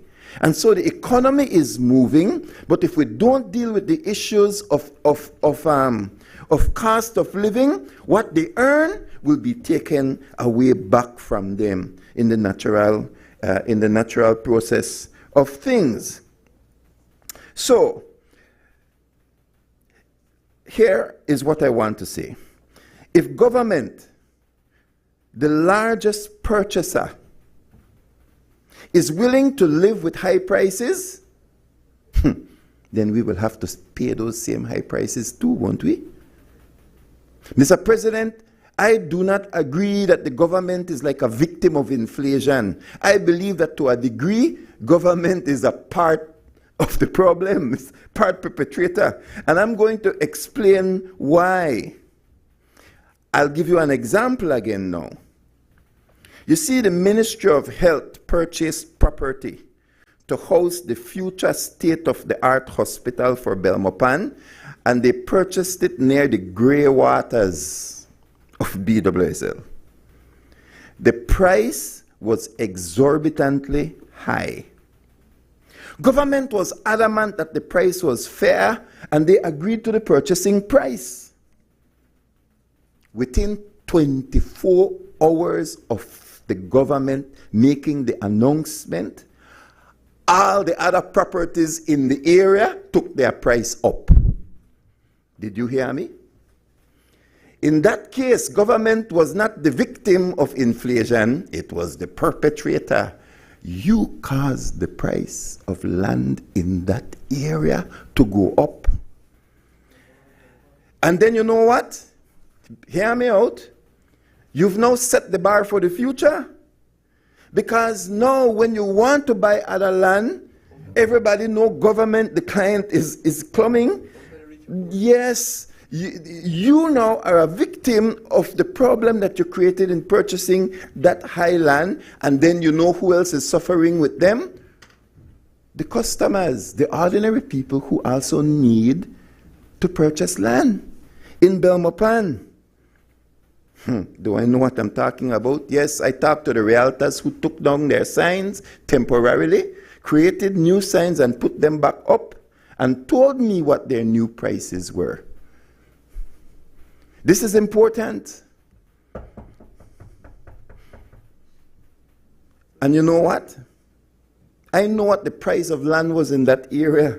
I had just bought 11.6 acres in the same area for a drug rehab.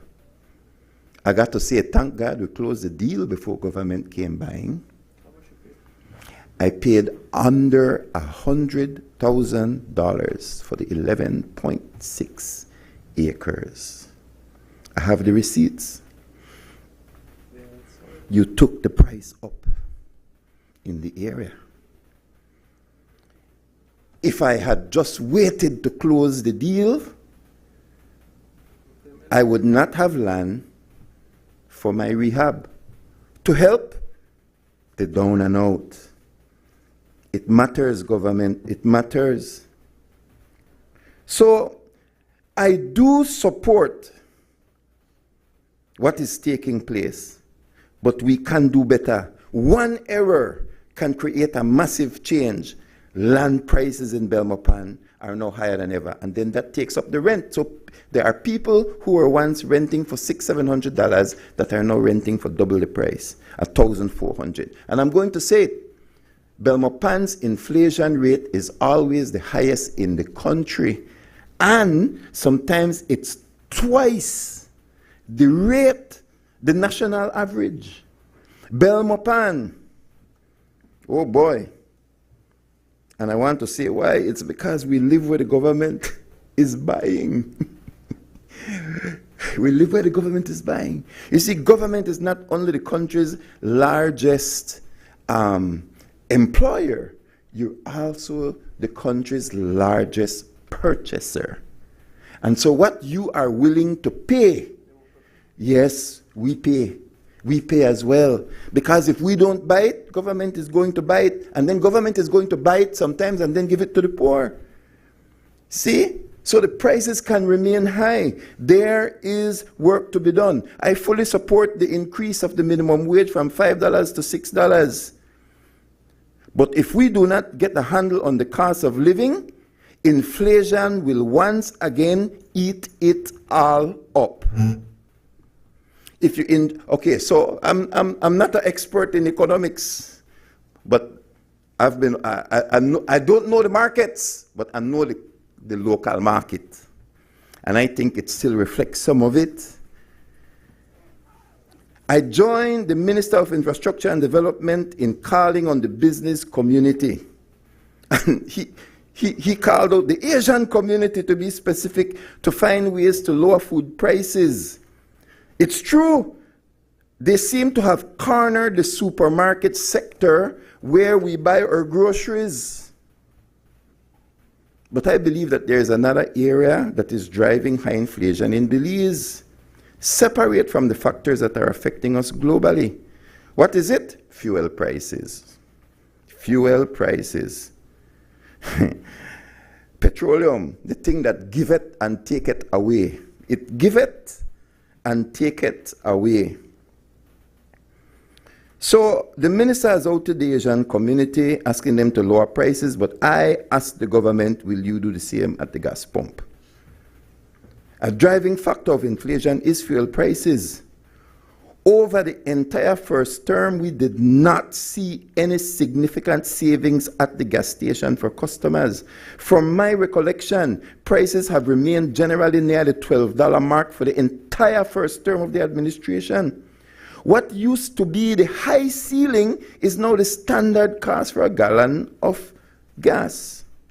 So if a gallon of gas is $12, a person has to work 2.5 hours to buy 1 gallon of fuel.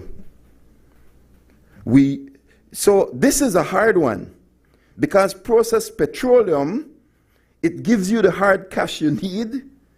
It's dependable, it's a dependable source of income. It's a huge revenue earner for the government, though I couldn't find it in the estimates. I think it's somewhere in the taxes. It's somewhere in the taxes and the GST. So I can't get the number. That's good. It's hidden. That's where I'm going to put it. And it's an important financial base for the government. I agree that the money has to, and so I agree that money has to come from somewhere for these increasing wage bills, with the free up education, with the free up primary health care in this NHI rollout, and other important programs. They are important programs, but they are running at exorbitant costs to the state. So the problem of using imported fuel as a major part of revenue collection, the problem with it is that everything runs on fuel. Fuel costs affect every area of the economy. High prices drive food prices. They drive services higher and higher. So lower fuel prices will reduce the cost of transportation of people, transportation of goods. It will cut agricultural inputs. It will reduce manufacturing costs, and it will reduce the effect of inflation across the entire economy. And that's why I say, petroleum, it giveth and it taketh away. So I don't know, maybe the economists will help us to understand if it's a net gain or a net loss, or if it's net zero. This thing called petroleum is on my mind because of all the things I purchase, and everywhere I go, you know who I know the most? And you want to know which place I frequent the most? The gas station. I know all the gas pump attendants, and they all know me. This is problematic. And I know what they're doing in the US, because although President Donald Trump is messing with all those tariff numbers, how is he stabilizing inflation? Drill, baby, drill, pump the oil, reduce the gas price, and he is being able to keep inflation stable through reducing the price at the pump. He is doing it right now in the United States. But you know what? We don't want to drill, not true? We don't want to drill. I don't want to go in detail in that part. I'm going to tiptoe away from it. I'm going to tiptoe away. But I want to take a swipe at something else, probably to my own demise. My wife said, boy, you sure you want to talk about that on your first appearance? I said, babe, I have to. I want to talk about this thing called free. Free education, free health care, free land, free housing. Free is good. We all love free. I love free. But there is no such thing as free. Somebody must pay. Somebody must pay the bill. And I don't know PUP, I don't know UDP, I don't run for office. I will talk about this free thing. I will talk about it. Because I ain't running. Because free is good, baby. I don't know how much time I got. But, God willing, I got 5 years. God willing, I got 5 years. I will beat this drum. Free, no? Oh boy. We don't have free education, free healthcare, free land, and free housing yet, but we're getting close. We're pretty close.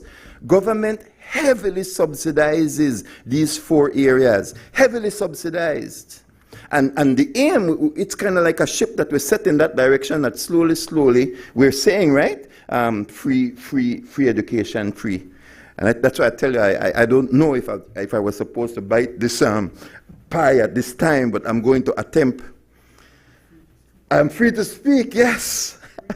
No, it's the people. It's the people, you know, kind of people love the free. Who's calling for the free? It's out there that's calling for the free. And there's nothing free, right? So I support free, but I'm scared. I'm scared. You see, in the Gulf states, they can have a lot of free stuff. Dubai, some of these places, they have oil. Oil! They're drilling, baby. They're drilling. Huh? In the European countries, there's free healthcare, and we always talk about it. We're pointing to other countries. But if you go to Europe, you will see the exorbitant prices because of the extremely high tax. There's nothing free. The chickens will come home, PUP or UDP in office. All of this free stuff, the bill will come behind.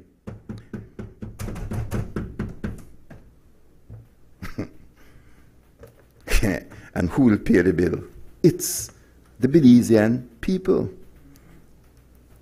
You see, there has to be a sustainable source. There has to be a sustainable source. Already, education eats up a significant chunk of our entire budget. Education. This year, we are projected to spend $276.7 million on education. And it's not free yet. It's not free yet. I did the maths. Listen to me now.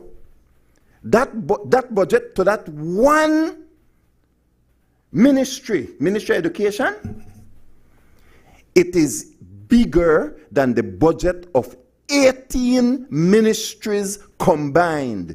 18! In other words, take the GG budget, the AG budget, the DPP budget, Ministry of Infrastructure budget. I added them together, Mr. President, and I added 18 ministries, their entire budget, for me to get to the one budget called education. Because we want free education. It's not free. It's now driving the expenses in the budget. And there are only 25 ministry allocations. And that one ministry eats 18. And still the teachers are not happy. They are knocking at the door, asking for more. And you know what? Whatever they get is not yet in this book, is it? It's not in this book. So we are debating a book Say, how take it, Belize? We are debating a book, and the teachers and public servants are on the street asking for more. And that more, I presume, then will come by way of a supplemental. And nobody is saying we're already in deficit. 2 years from now, we have $125 million principal that is knocking at our door, etc., etc. Nobody wants to say the political thing. And then there is free health care, NHI, right? Please, I love the idea. I love the idea of free education. I want to say it on record. I love the concept of free health care. I do. I support it. But again, the issue of sustainability.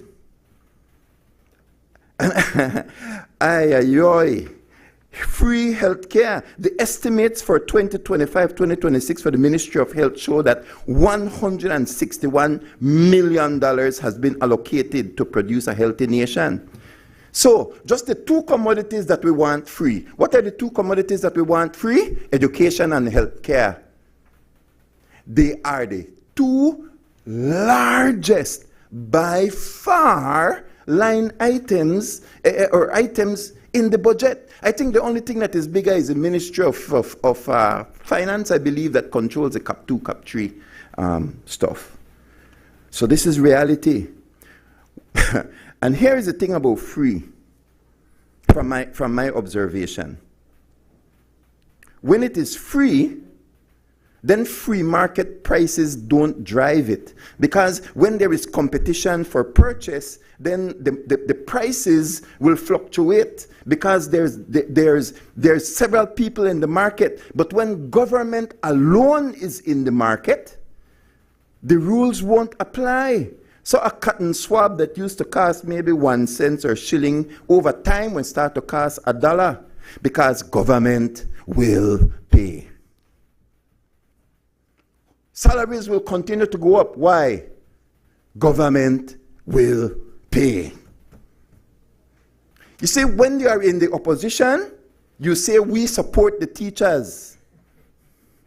We support the teachers. When you are in the opposition, and so all the unions have to do, they go find the last cycle and repeat.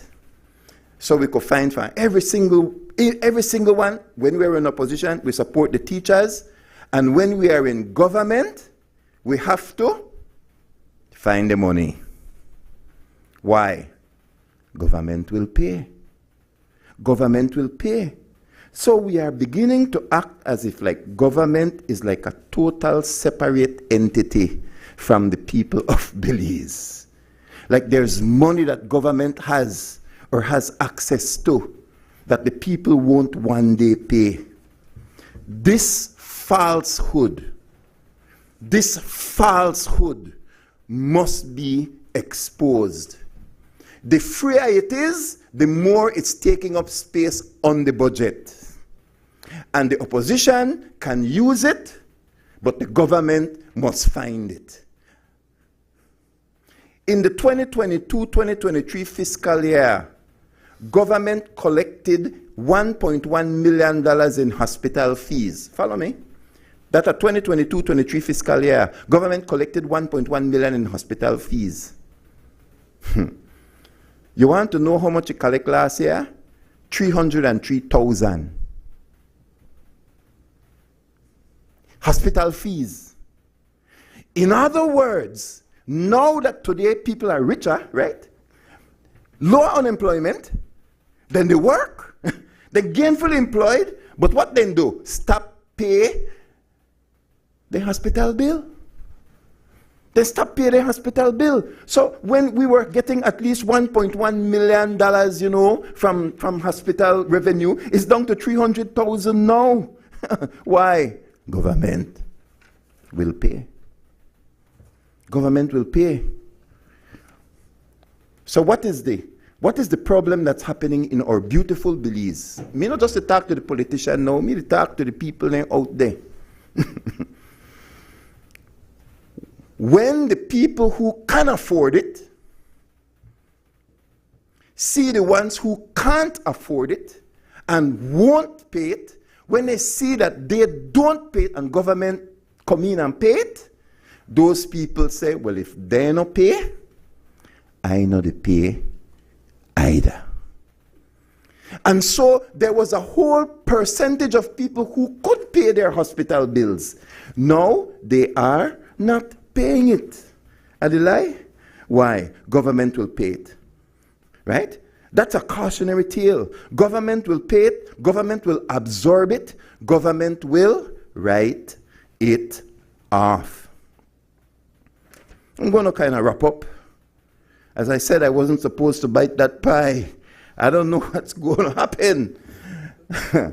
But I'm telling you, that's what I see when I go through this thing.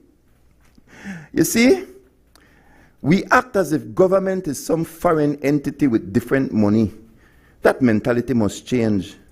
And our leaders must constantly remind the people why these services are heavily subsidized. Do I want free education? Yes, because free education creates an educated people. And when properly applied, we become a thinking nation. And education lifts you out of poverty. And education increases productivity. Please understand that at the core of it, free education should be about increased productivity in a country where the pie is increased. They're not just handouts. What is the purpose of free health care? The purpose of free health care is that you become a healthier person, because a healthier you will go to work. You can work better, harder, faster. You can produce. So free health needs to be about productivity. It is all about productivity. So you know what some people do? Take the free house, take the free land, sell it to a foreigner, then they catch the plane and go to States with their education.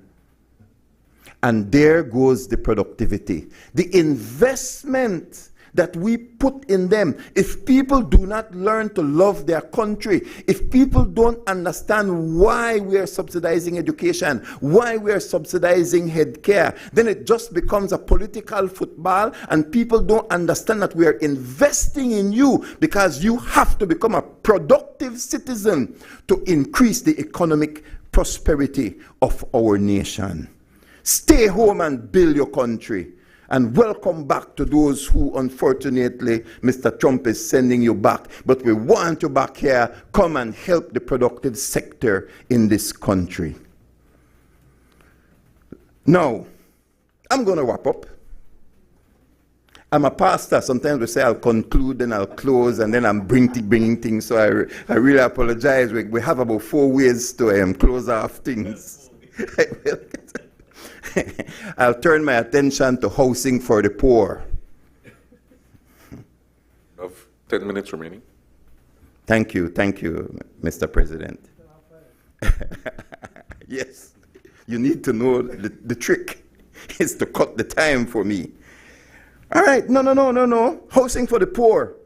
But I'm not talking about the Boots Martinez version that is currently playing out in the media. Isn't it funny that there are 2 housing for the poor that are playing out simultaneously? Isn't it interesting?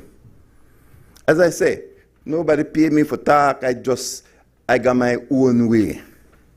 I sit down, I observe my country that I love so much.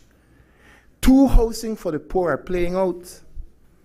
One that is playing in the media, but there is a real housing for the poor that is being delivered by the Ministry of Infrastructure and Development under the leadership of Minister Julius Espat.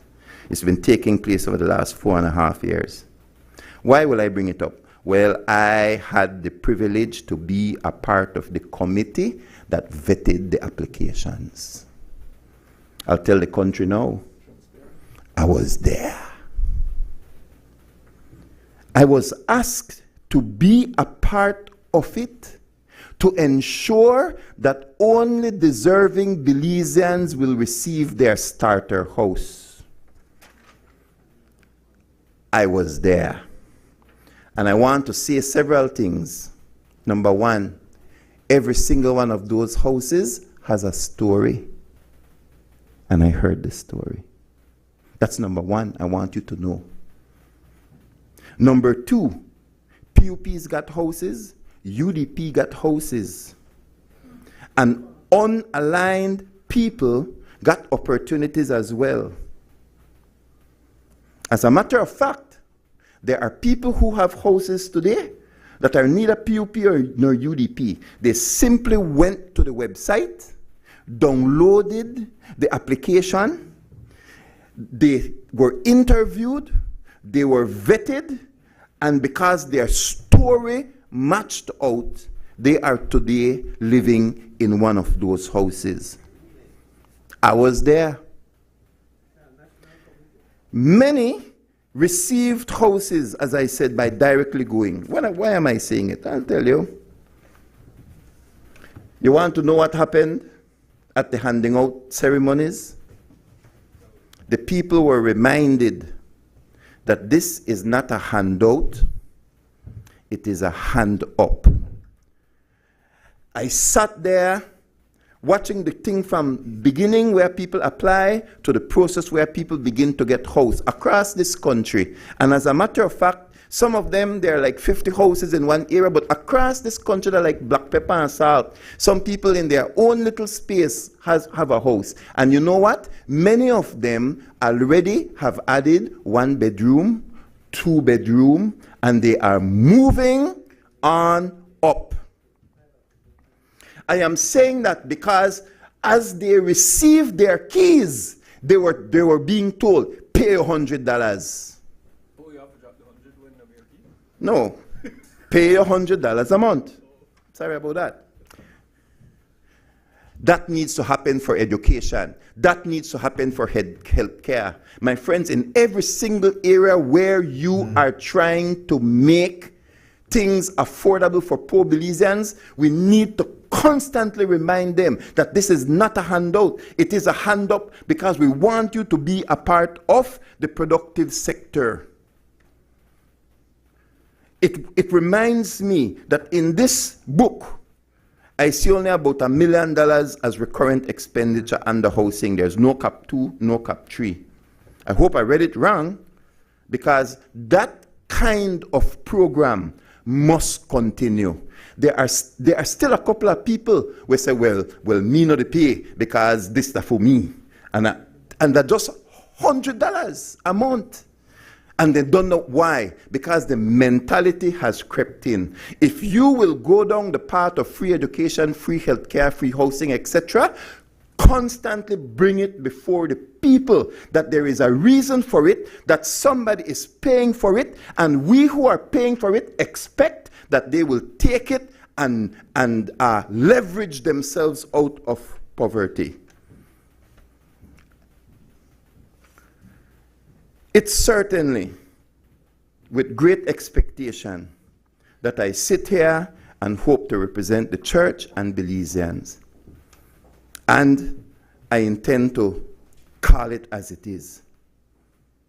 Please remember that the Ministry of Constitution and Religious Affairs, Indigenous Affairs and Transport, the Constitution part, it doesn't have much finances assigned to it. It's about $101,000. The PCC has just finished, and they went around the country talking to people. We need to go back to the people. You see, already there is mischief being created when it comes to the report. And you know what? There's nothing mischievous if people can see it. Let Belizeans see the report, let them debate it and discuss it. We need the funds for it, because in a democracy, just as we have listened to all of the different debate and discourses today, we need to do that for the constitution we have and the constitution that we want to have. I thank you for this opportunity to address this honorable house. Mr. President, thank you. I recognize Senator Koi. Thank you, Mr. President.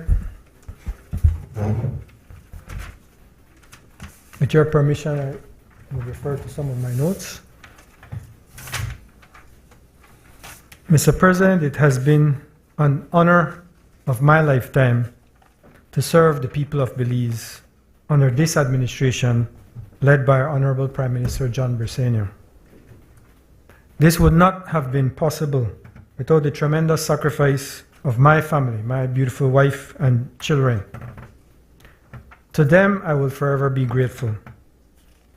I would also like to express heartfelt gratitude and appreciation to my law partners, Eamon and Denise, and of course, to the Honorable Prime Minister for enabling me the opportunity to participate and to serve. On the topic at hand, the budget. We have heard a lot about the budget over the past few weeks, including from my colleagues here today. The ordinary man can see that on its face, the budget is one big book of numbers. And I do agree that there are a lot of numbers in this book.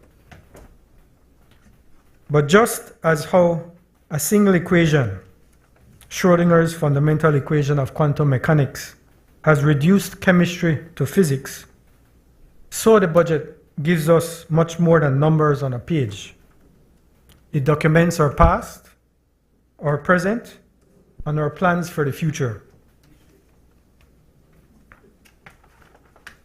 Our past. When we look back on the past, that's not a place we want to go back to. That's not a place the people want to go back to. They made that clear on November 11, 2020. And they made that absolutely clear on March 12, 2025. There is no again for us because we were not great in the past. We were not even good. We were in a deplorable, bankrupt state of affairs in 2020. There was no vision, no strategy, no action plan. The only plan was a reaction plan. So when this administration came into office in 2020, there was a whole lot of mess to clean up. Unemployment was at its highest in history. Poverty rate was over 50%. Debt was at unsustainable levels. The public finances were in shambles. Yes, we borrowed $1 million a day just to put payroll, just to make payroll. And the economy was contracting. FDI inflows had plummeted to 159 million for the year. The average GDP per capita was at 10,000 in 2020, less than what it was in 2008 at 11,000. The GDP was contracting at an unprecedented rate of 14%. The risk of devaluation of the Belize dollar was a serious concern. This is the history that is reflected in the data and in this budget book. Unlike the UDP though, we had a vision and a plan, and that plan was Plan Belize. Fast track to today, where we are now, the present. Unemployment now stands at all-time lows of 2.1%. The poverty rate now stands at 22%. And I digress a bit, given the comments made earlier. Studies have been done on the rate of poverty for Belize over the past 20 years, easily over the past 20 years. I recollect a study done by Halcro on the poverty rate in 2009. You know what that was? It was 41% in 2009. So from 2009 to 2018, you would think the poverty rate might have gone down. No, it didn't go down. By 2018, that's when it was at 52%. the international standards-based collection of data, to the extent that we have the SIB, the Statistical Institute of Belize, has put together a multi-dimensional poverty index, meeting all international standards, now records the poverty rate as of 2024, September 2024, at 22%. A dramatic reduction from each year, 2021, 22, 23, and 24. And why? Because the people have gone to work. The people are at work. Senator Wade spoke about the experience that we have right now. That in itself is a challenge. In some arenas, they would say that our unemployment rate is too low. And why would that argument be made? Why would that argument be made? Because of the tightness in the labor market. We talk about inflation, and inflation is an experience that Belize typically does not experience in a significant way. Historically, our inflation rate is in the vicinity of between 1 and 1.5%. But we all know what transpired between 2021 and 2023. What stimulants, especially in the developed countries, what impact that they had on inflation, what the Russia-Ukraine war and the impact on the cost of fuel, what that had on inflation. So inflation did go up. It went up more in most other countries than it did in Belize, but it did go up in Belize. It went as high as 6.3% for 2023. 2024, it came down to a little under 3.5% or around 3.5%.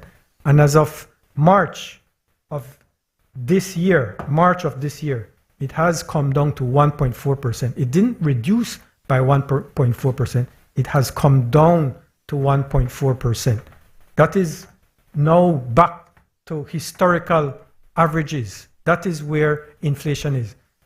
I think there's some measure of misunderstanding of what is inflation. Inflation is the rise in prices on the basis of a basket of goods. You never have, it's extremely rare that you have deflation. You simply have low inflation or moderate or high inflation. You don't have deflation. So it is a common experience that we have a continuing increase in prices. That is not something that is avoidable. But as was referred to earlier, in terms of where that inflation comes from, yes, it comes from, in large part, from the importation of goods, which Belize does a lot of. But Senator Wade highlighted an important point that does, and I would want to take you up on that, the comments you made in terms of what your experience is in Belmopan. You have tightness in labor, because we have in effect a labor shortage. Labor can push up the prices of wages, that is wage inflation. And wage inflation can have a spiraling effect on consumer inflation, on products. So what we are experiencing in terms of inflation is, yes, a combination of imported inflation, but domestic inflation because of the tightness in our labor market.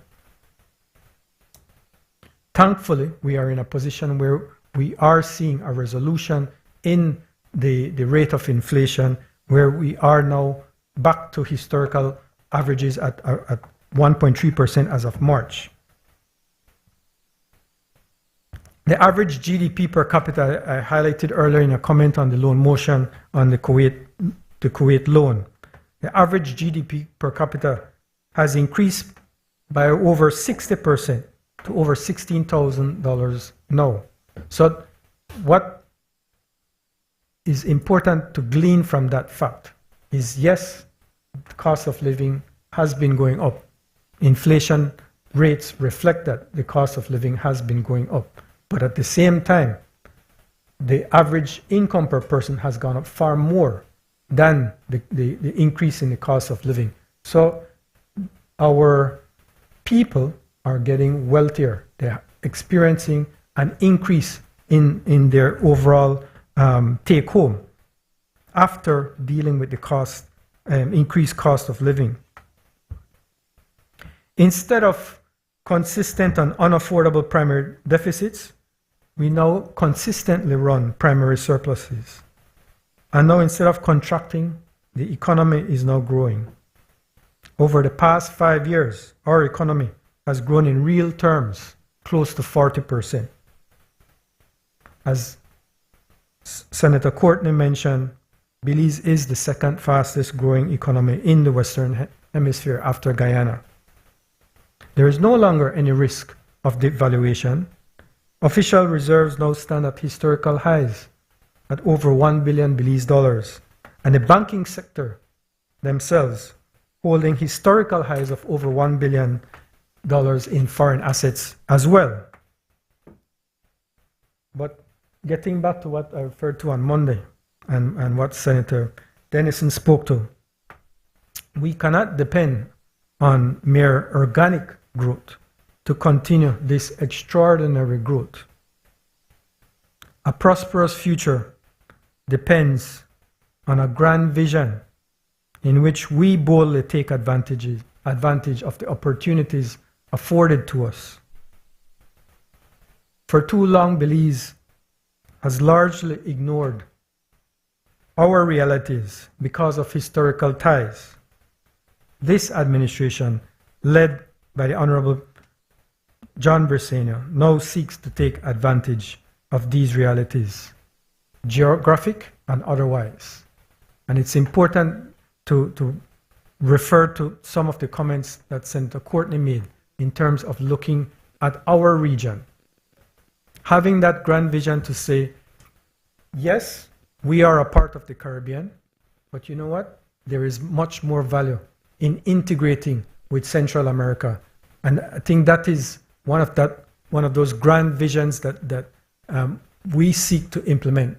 We seek to achieve in a way that will make a material difference in the growth trajectory of our country. Over 60%, I think the last number was 64% of our GDP comes from the services sector. That includes tourism and the BPO sector and other services. Agriculture represents less than 10% as the primary sector. Clearly, we are dependent as an economy on the services sector, including tourism. Is that what we want to depend on for our future economic growth? Is that the elasticity of demand for tourism what we want to rely on when we have already the experience of COVID in 2020 when tourism basically went to zero? We have to diversify. We have to look at how what those advantages that exist that Belize can utilize, and those include logistics and energy. Logistics in the nature of transportation and port facilities. By developing our road network, by developing our port facilities, we are in a position where we can serve as a hub between the Central American region, southern Mexico, and the Caribbean region. The market that we have largely avoided is over 20 million in Guatemala alone. The Mexican market is over 90 million. The southern Mexican market sees over 20 million tourists every year. Trade in these regions represent a tremendous opportunity for us, but we have to see the opportunity and invest in that opportunity. And how do we do that? We invest in the infrastructure, in the logistics infrastructure. One of the major investments that Belize and the government of Belize has undertaken just over the past couple of years is in the acquisition of the port. That represents an important component in the development of Belize as a regional logistics hub. The opportunity that it offers not only for cruise tourism, but for cargo services, bulk cargo services, is something that we cannot ignore. And when we talk about debt, we refer to the 4.4 billion in debt that Belize currently has. If you look at the numbers from 2020 to 2024, both domestic debt and external debt. On the external debt, we basically are just about where we were in those 2 years, from 2020 to 2024. The domestic debt, we have hardly utilized. We have hardly utilized domestic debt whatsoever since 2020, save and except for the acquisition of the port. And that is where that debt has increased. But other than that, the domestic debt has been maintained at what it historically was from 2020. But that reflects the priority that this government gives to the development of our country in the prioritizing of the logistics network, including the port and the transportation network. In energy, Belize imports roughly 45% of all our energy requirements from CFE in Mexico. Last year, I think we can all attest to the experience of the dangers of that reliance when we suffered from numerous power outages, when CFE completely cut us off from any energy access. That is clear. Energy represents a weakness, a security weakness, but it also represents an opportunity. As a major import, if we are to turn that around, imagine the impact that will have on our GDP. Because as an import, that is a negative component of our GDP. To eliminate that negative component, then immediately our GDP is improved substantially. But imagine now that we can export. We can not only not import, but we can export electricity or energy into Mexico, into the Central American region. Those are the opportunities that we have, that we can take advantage of now. And those are the opportunities that can transform our economy in a materially positive way for the long-term sustainable development of our country. And this budget speaks to a lot of that. The Saudi solar project is in now the process of implementation, which involves the installation of 60 megawatts of utility scale solar. The battery project, the World Bank battery project, which is a 40 megawatt battery energy storage project, is embedded in this budget as well.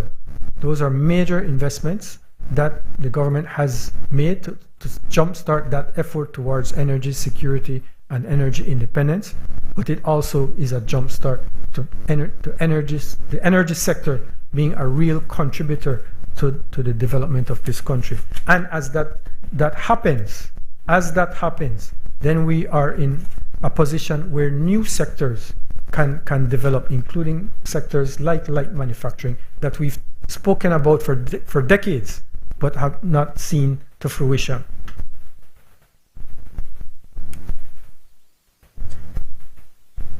That investment, though, has to be rooted in an investment in human capital. And that investment in human capital is that investment in education and in health. And so while we speak about free, while you referred, Senator, about free education and free health is not free, I don't think anybody will dispute that it is not free.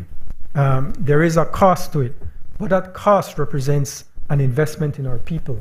That cost represents an investment in human capital, the confidence that we have that our people will take us up, hand up, that development path for our country.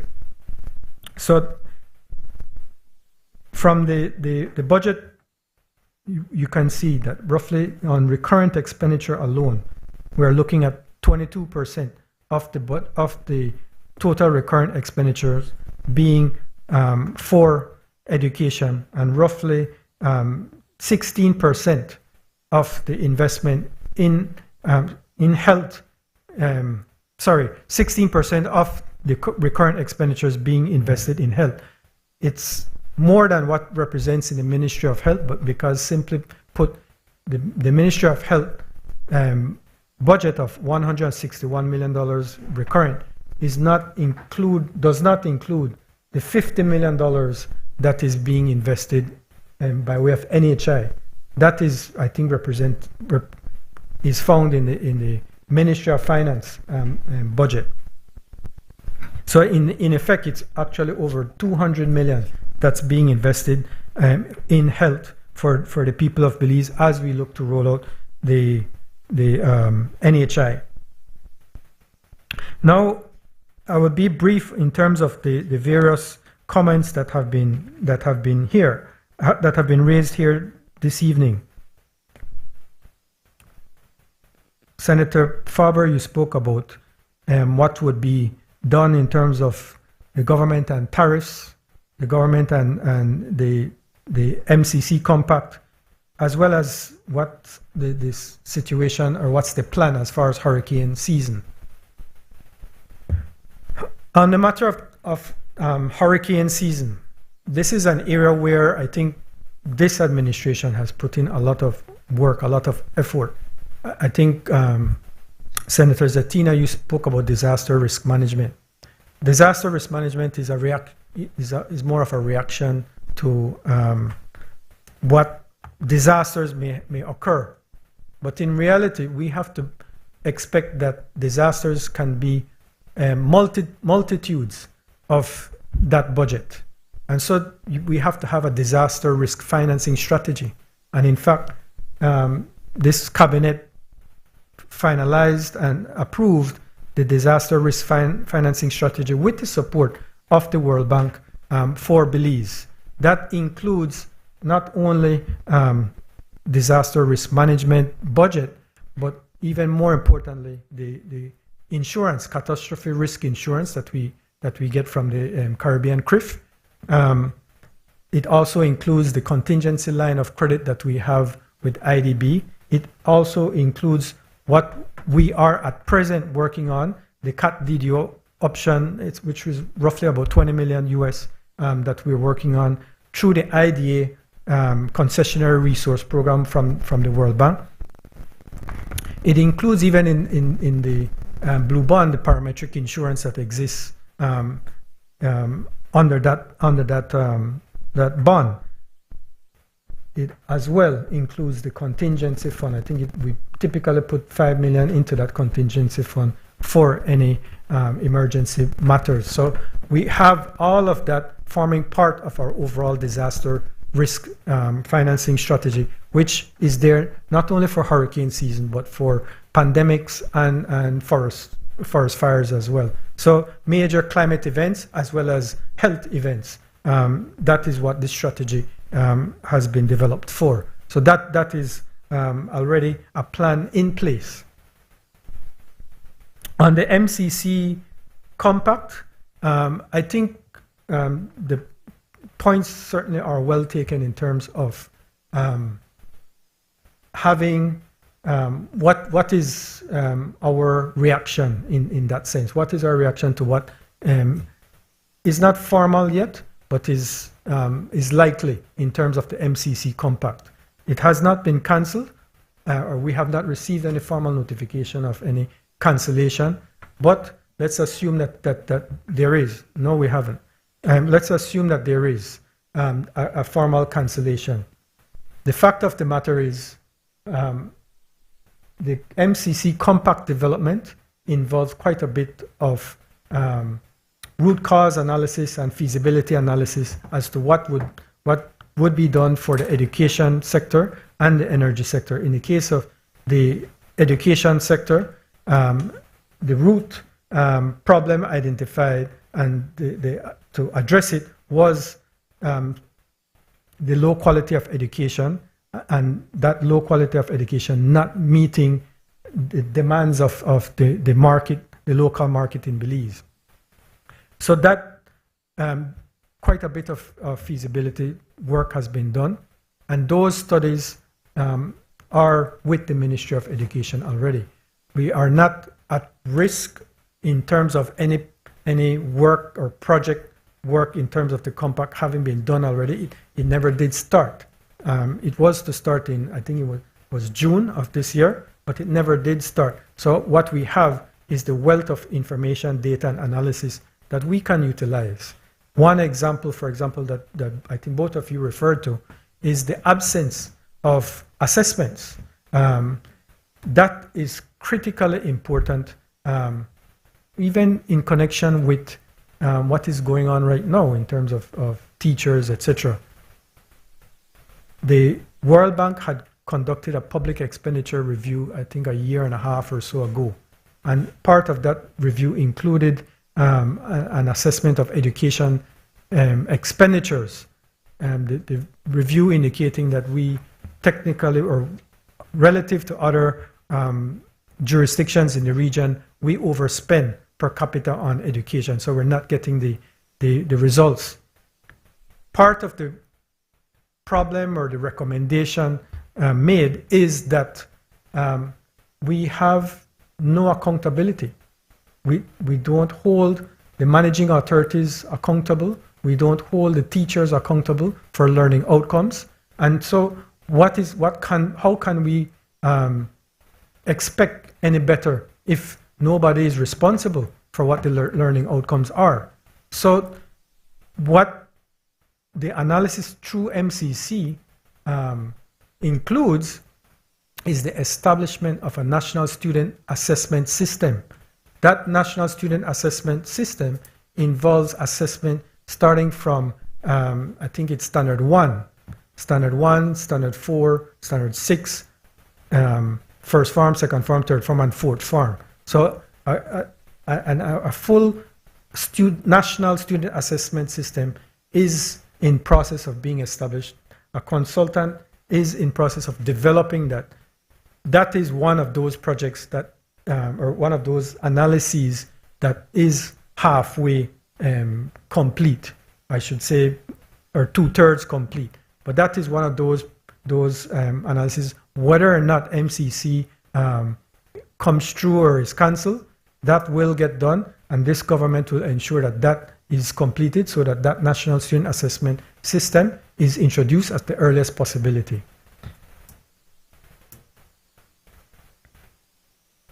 In terms of in terms of cost, I should, if that is a question, in terms of cost, I think it was in the vicinity of $2 million US for development of that under the MCC compact, none of which we have paid. That has been paid by the MCC compact development funds.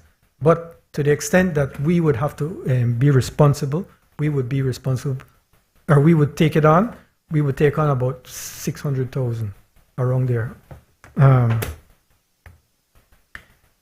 On the matter of tariffs, this is not an area that we have sat down on. I think the spring meetings, the IMF and World Bank spring meetings, in which I personally attended, I took the opportunity to meet with the US authorities. And essentially where we are at this point is Belize is too small, even CARICOM is too small. The US wants to deal with the top 20 trade partners that they have. And so we basically have to sit tight. That's where it is. That's the reality of it as far as the discussions with the US is concerned. But ultimately, I believe that those discussions will occur not necessarily only as between Belize and the US, but between CARICOM and the US on behalf of Belize and the rest of the region. Well, I think that, speaking to that as far as shocks, there are two sides to it. One is on the import, and then the other side is on the export. In terms of the export, there are roughly 5 or 6 main exports to the U.S. Lobster, conch, sugar, molasses, rum, and pepper. And the expectation is that there will not be any material impact on the export of those products to the U.S., given the inelasticity of demand for most of those products. In connection with the import side, yes, there is the risk of an inflationary impact from the importation of higher priced goods. There are several factors that play into that at the same time. One is, will that be a continuing, if there is an inflationary effect, will there be a continuing inflationary effect, or will it be a one-time effect? All indications are that if there is an inflationary impact, it will be a one-time effect. But beyond that, Senator Courtney spoke about the estimates of the global slowdown in the economy, from 3.2 to 2.8% that the IMF estimated. To the extent that there is that slowdown, and in this budget, we actually, as I indicated in my presentation on Monday, we have taken a conservative approach to the growth in this budget. Roughly 2.5% is what we projected as the growth in revenues. That is larger because of the expectation that growth will moderate significantly. And in the sense of that moderation, that aligns with the same estimates that the IMF has given. In fact, our estimates are even more conservative than the IMF. So, to the extent that there is a slowdown in economic growth, that effectively represents a slowdown in aggregate demand. And if there is a slowdown in aggregate demand, that has a reducing effect on inflation. So it potentially will offset any increasing effect on tariff. So from that standpoint, it's not necessarily a certainty that we will have any runaway inflation or any significant inflation in this uncertain time of potential tariffs.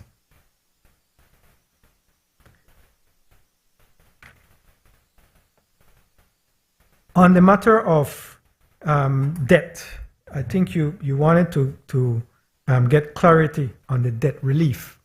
In the case of the blue bond, that debt relief that was calculated, I think we don't have much difference from what the numbers you utilized. For the blue bond, it was around 500 million Belize dollars. And in the case of the Venezuela, I think it was not 300, but closer to a little under 250 million is the discount. So that addresses that. As far as your comment on taking credit and all of that stuff, in the case of the process with the Nature Conservancy, I think that process you could check with the Nature Conservancy. They had been trying to get to a deal for over 10 years. This wasn't something that started in 2020.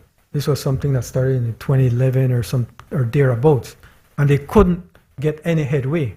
And then as it approached elections, basically they said it doesn't make sense to even try. After elections, you note that this was not just negotiation with TNC. This was negotiation with bondholders as well. There were two parallel negotiations. So this was an extensive effort by the debt management team to secure that blue bond, and we are proud of what we accomplished for the country of Belize and the benefits that it has brought to our country. On the area of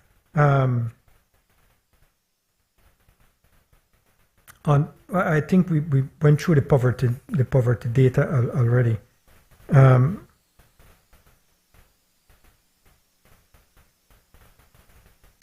The matter of audit and the lack of audits, I think this is something that has been raised numerous times before.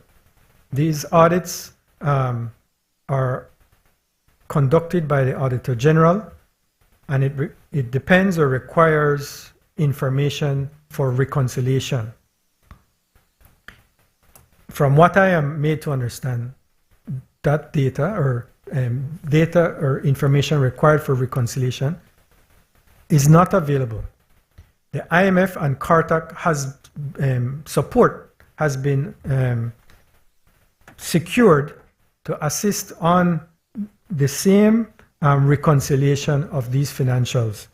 Unfortunately, the IMF themselves are saying, you know what, it's probably easier you just get these statements from 2014, 2015, 2016 as qualified statements, and then move on from there with audit of the more recent years where you do have the data. So the problem has been the absence of data and documents to enable reconciliation in those years from 2014 coming forward, and that is what has caused much of the delay. There has since there's been a change of Auditor General, or there's a new Auditor General, there has, as far as I'm told, further communications between them and Treasury, and we're at a point now where the Treasury has submitted financial statements for 2015, 2016, and so we're awaiting the feedback from the Auditor General. I think they have 30 days to review before they come back with whether they accept or whether they want to qualify or whatever they want to do. But there is movement, but unfortunately it's a snail's pace kind of process.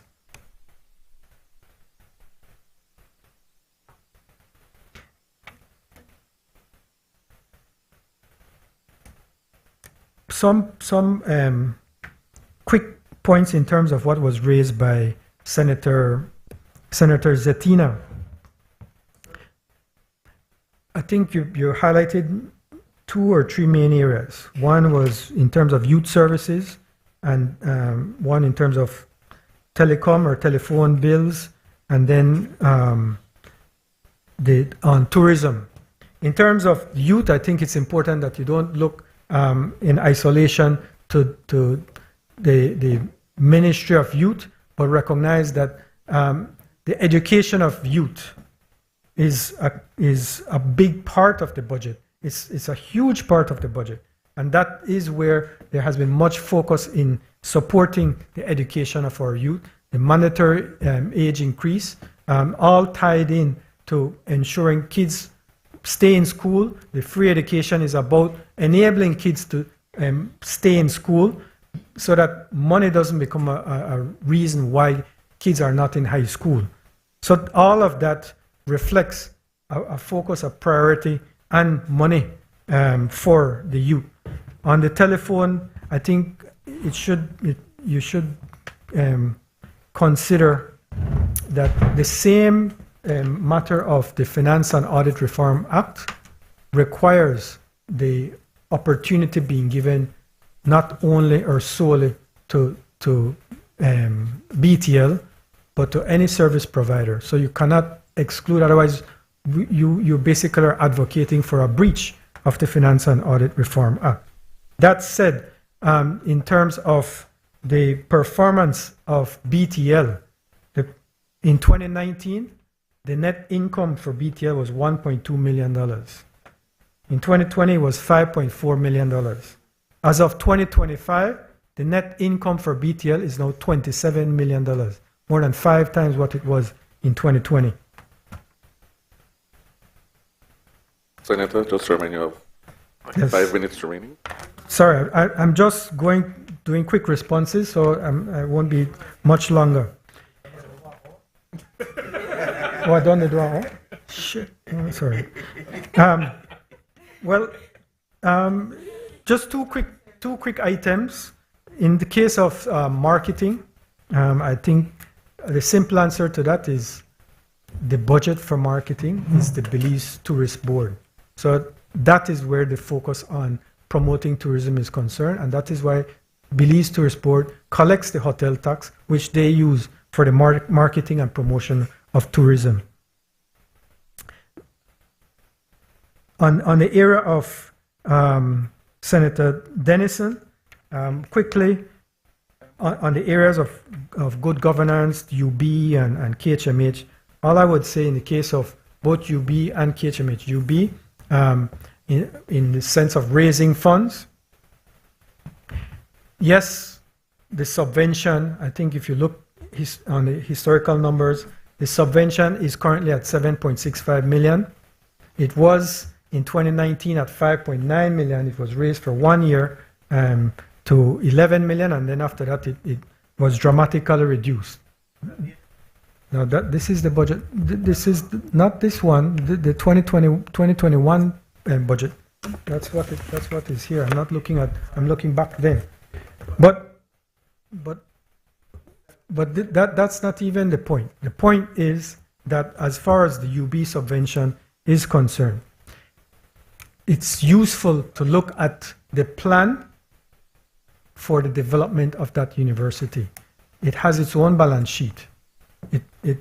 And on that balance sheet, I don't even know if it has any liability on that balance sheet. Yet it has the assets that it could utilize to optimize that balance sheet, to optimize the opportunity for the development of the university.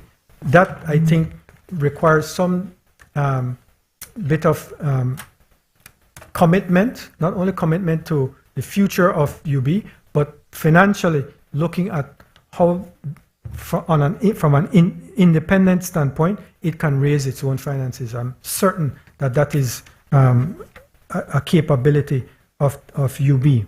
And likewise for KHMH, that is an opportunity for KHMH to look at its balance sheet and see how it can raise funds.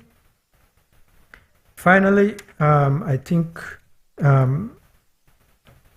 speaking to the points raised by Senator Pitts, I think you highlighted more on the judiciary. The judiciary's budget, we have increased, I think roughly 30% over the time from 2020 to 2025. In the sense of the recurrent budget, we don't negotiate or we accept what the judiciary presents as their recurrent budget. This is not something that is cut down or anything by the Ministry of Finance. Whatever the judiciary presents as the budget that it requires for recurrent expenditures, that's what is accepted and included in this budget. So that is if there are questions on the recurrent expenditures for the judiciary, basically I've asked the judiciary. But that is I think the primary matter for response by Senator Pitts. As for Senator Wade, I think I spoke to a number of your issues. So I think that deals with the main points that required some level of response. I just want to wrap up by saying this. I apologize for the excess time, but it was important, I felt, to address the different issues raised. And I just want to finish by saying I fully support this General Revenue Appropriation Bill 2025-2026. Thank you. I recognize Senator Courtney. Mr. President, it falls to me to wind up the debate, and I will be brief. The most remarkable statement made in this Honorable Senate today, and it will go down in history, mark my word. NHI is a hustle.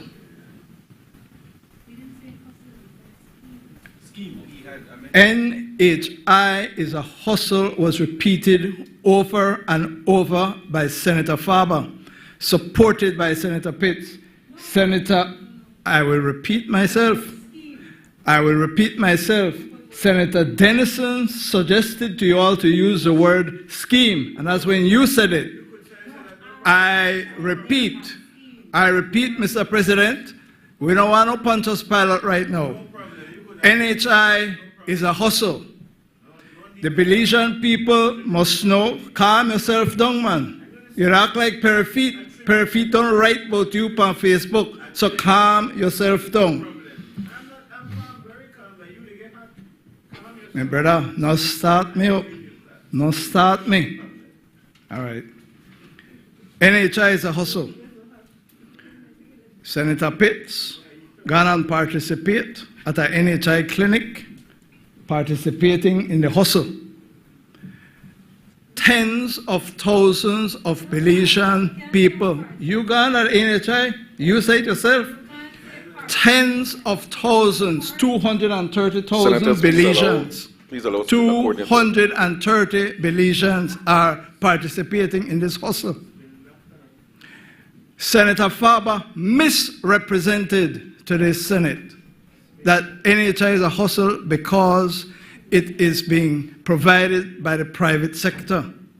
And you proved to him that there are nearly a dozen clinics that are publicly operated clinics that are conducting NHI. Senator Farber, I say to you, NHI is not a hustle, and NHI is delivering quality health care to the Belizean people, and we will continue it. I listened carefully, and I'm going to quote you now. You were critical instead of celebrating the fact that the unemployment rate is at a record low. With the usual scowl on your face and indignity, you said, and the job there? Part-time, low-wage, informal job. Part-time, low-wage, informal job. That is the way that United Democratic Party lead senator describes good Belizean people working for an honest day's wage. Part-time, low-wage, informal jobs.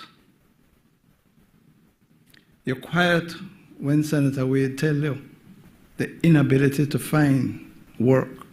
People cannot find workers. You have nothing to say when you're told the facts on the ground.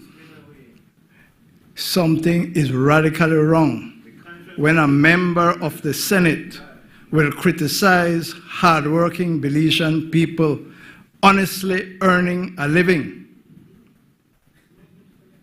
That is what he did.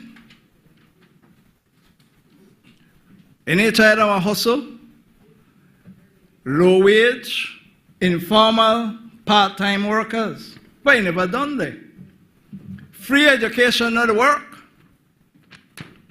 Free education, not work. It worked under him, but now we continue it and improve it in other work. To the tens of thousands of Belizeans, tens of thousands of young people who are having an opportunity to go to school at the lowest cost that we can afford. The Honorable Senator said it is not working. It is not working. Now try to change your words now. Don't change your words. You stand up there huffing and puffing, grandstanding and saying education is not, free education is not working. You want a second chance to speak? Well, then be quiet. I will spin and I will repeat, Senator Faber. You said to this honorable Senate that free education is not working. As a former Minister of Education, you know better. You know better. And I say again for the record, when the United Democratic Party criticizes NHI, when they criticize low unemployment, when they criticize free education, they will get whopped over and over again like they were on the 12th of March 2025, and they will remain over there. Now, and I will choose my words carefully. I sat here and I watched the theatrical performance. Theatrics. The antics we heard about. And I will be brief. The promises are not performing. Let me tell you this. There is something called elections. And elections were held last weekend.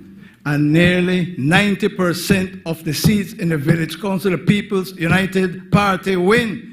And you will see, Senator Pitts, how the promises perform in the village council election. The people will speak, and the people will speak again about our performance and our promises. And we will come back to the Senate, and I will remind you. That's all I will say for now. Let me just say this.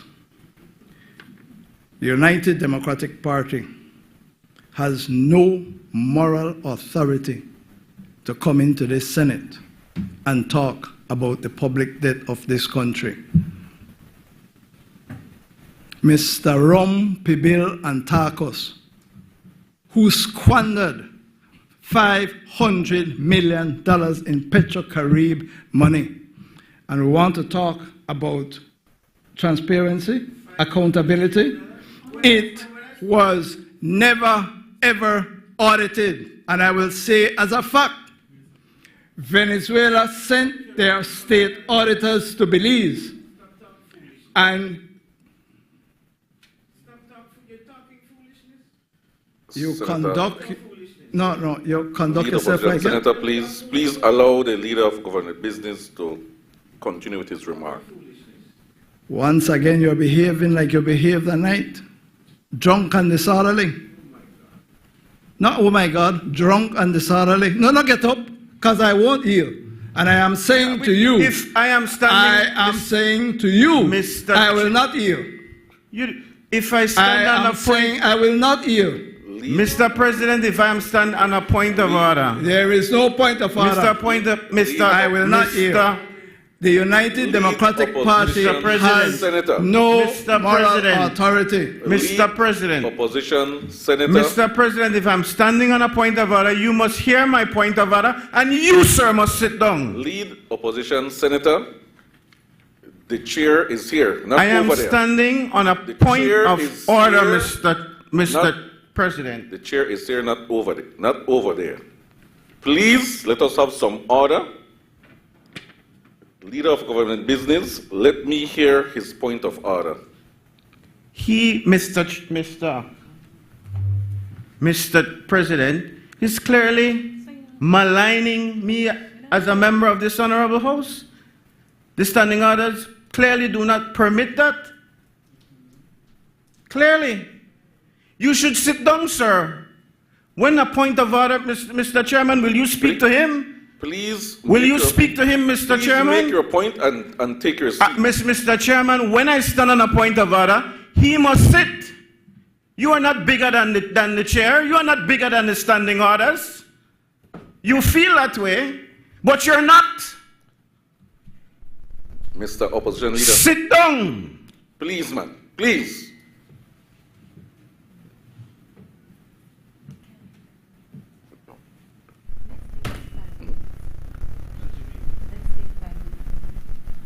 Fine. Let us take a break.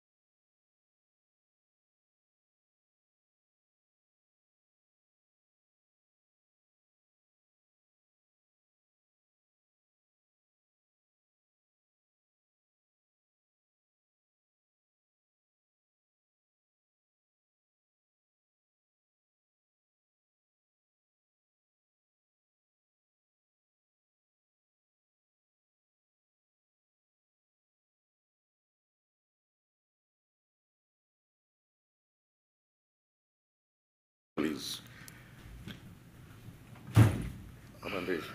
The leader need to... Mr. President, I wish you would hear my point of order and rule on my point of order.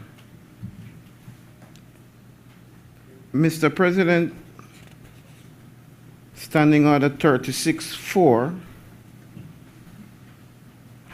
speaks to it being out of order for a member to use offensive or insulting language about members of either chamber. And I believe the member over there was perfectly guilty of that just now. And I would love, Mr. President, if you would caution the member before he proceeds. Noted. Can you please continue, Leader? Answer the question, who was the first one to say you to talk foolishness? That is unparliamentary. As I was saying, as I... To make a point of order, if that is the case, did you do that?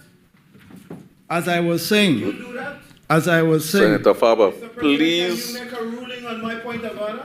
I note your... Then make a ruling, Mr. President. You asked for him to caution me. You don't ask him to make no ruling. I asked him to make a ruling. Rule on what? What is, there's, look, I made a note and I will now ask the Leader of Government Business to continue his wrap-up. Please let us have the least amount of interruption so that we could conclude the wrap-up. Less than 2 minutes, Mr. President. Mr. President, as I was saying, on the question of public debt, the United Democratic Party has no moral authority to come to the Senate and to criticize the People's United Party. The Petro-Carib monies that was squandered by your government has not to this day been audited. And I say without fear of contradiction that the government of Venezuela sent their government auditors to Belize to audit the Petro-Carib monies under your government, and you all refuse to allow them to have access to the books. That is a fact, because they met with us when we were in opposition. And I say the same thing about the oil money, $600 million squandered by your government. So don't come to the Senate and pretend that you're Mr. Clean, and don't pretend that you all have spent the money prudently. You have not. Mr. President, again, I listened carefully to the criticism of the government housing program. I listened how it was made fun of. I listened carefully. And then Senator Wade spoke the reality. Senator Guerra spoke the facts, and they were silent. But they are quite happy to belittle humble Belizeans who are giving an opportunity to own their own home in this country at an affordable price. It is disappointing that when people are given an opportunity to start, to progress, to have the pride and dignity of their own home, we have senators who come here and ridicule it. We on this side will continue to provide housing for Belizeans to the best of our ability, and as many houses as we can for Belizeans. And we will continue to distribute the homes in the same way in which Senator Wade described. And when, well, I said less than 2 minutes, let me not start on Belizean Beach. My final point, Mr. President, is the debate on free raised by Senator Wade, which brings us back to early in my presentation when I was describing the political creed of the People's United Party and our philosophy, where the state has to intervene, to mollify, to attenuate as best as possible the rigors of the free enterprise system. And it's a debate we're going to have, Senator Wade, on how do we lift people out of poverty? How do we give people an opportunity for education, for health, for housing, basic needs? Does the state intervene? Do we put state resources there? Or, as you say, I mean, if we had natural gas, if we had oil, and we can drill, baby, drill, then yes, a different approach can be taken. But we are a poor country. We have limited resources, and in fact, the human capital is the most valuable and best resource. So the question is, how do we leverage that? How do we develop that? How do we invest in people? It's a philosophical question, and I'm very happy that you raised it on your first sitting of the Senate. Mr. President, I ask that the question be put, and I fully support the budget 2025-2026. And before I sit, Senator Faber, I apologize. Honorable members, the question is that the bill for an act to appropriate certain sums of money for the use of the public service of Belize for the financial year ending March 31st, 2026 be read a second time. All those in favor, kindly say aye. Aye. Those against, kindly say no. I think the ayes have it. Bill for an act to amend the Belize to appropriate the certain sums of money for the use of the public service of Belize for the financial year ending 31st March 2026. I recognize the Leader of Government Business. Mr. President, I rise to move a second reading of a bill for an act to amend the Belize Building Act, Chapter 131 of the Substantive Laws of Belize, Revised Edition 2020, to make better provisions for regulating the construction, demolition, and movement of buildings, and to provide for matters connected therewith or incidental thereto. Mr. President, members of the Senate, this is a very straightforward bill. It is designed to introduce a building code that is long overdue, and the purpose of it is to ensure that for family homes, more than 3 floors, and all other buildings will have to comply to the strict code for the purpose of resiliency and for accessing monies that are going to become available, but they can only become available if these building codes, international building codes, are adhered to. I recognize Senator Chanona. Thank you, Mr. President. I agree with Leader of Government Business that this is a very straightforward, more technical. I had an opportunity to read the Parent Act. I would only say, Mr. President, that I do find it necessary to, in addition to the resilience, I didn't see any provisions for the code to be looking at climate and addressing heat index and types of materials used in construction. You know, it's one thing, most of the Parent Act is regulating in terms of getting a permit and making sure you have a certified electrician and a certified set of, you know, in order to get your permits. But, you know, we've spoken at length today about realities, and the fact is we're dealing with increasing heat. We're dealing with growing cities, growing communities, and I know Madam President, in her technical expertise, has also called out in other fora the importance of making sure that we are planning cities and planning for construction in ways that reflect our realities as you know, countries that will be dealing with increased dust, increased heat. I was able to see that, you know, in places like India, even in terms of correlatory effects of, you know, because of the way they've built up the cities, everybody is scrambling for air conditioning units to try to just get through the 140-degree day. You know, we are, this week in Belmopan, it was 101 degrees, feels like 115.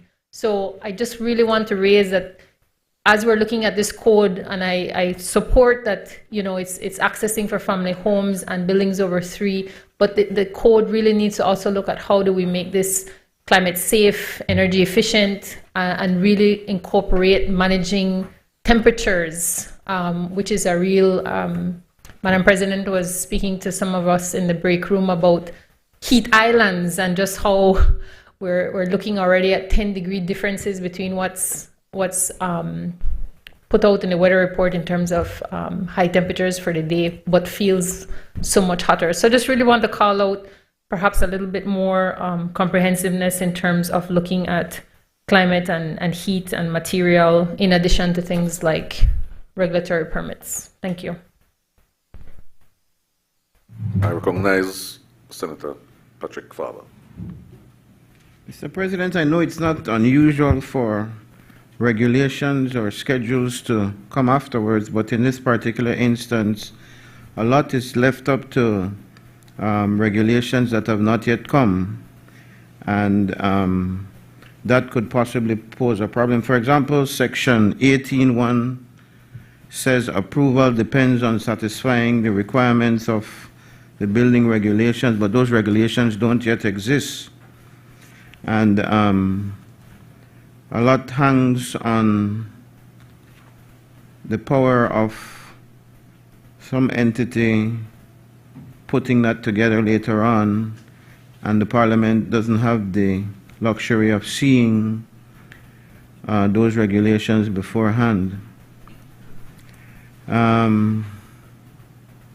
Section 13 uses the word move to the list of actions that require a permit, but it does not say what qualifies as a move. You move a small house within your yard, would that require a permit? This bill makes it seem like it might. And then my last point, hurricane shelters. The amendment to the Disaster Preparedness and Response Act, Section 10, now says shelters must comply with the Belize Building Act. And in theory that is okay, but what happens to all the schools and churches that we've used now for years? What happens if for some reason these are deemed to be not up to standard? Where will people go?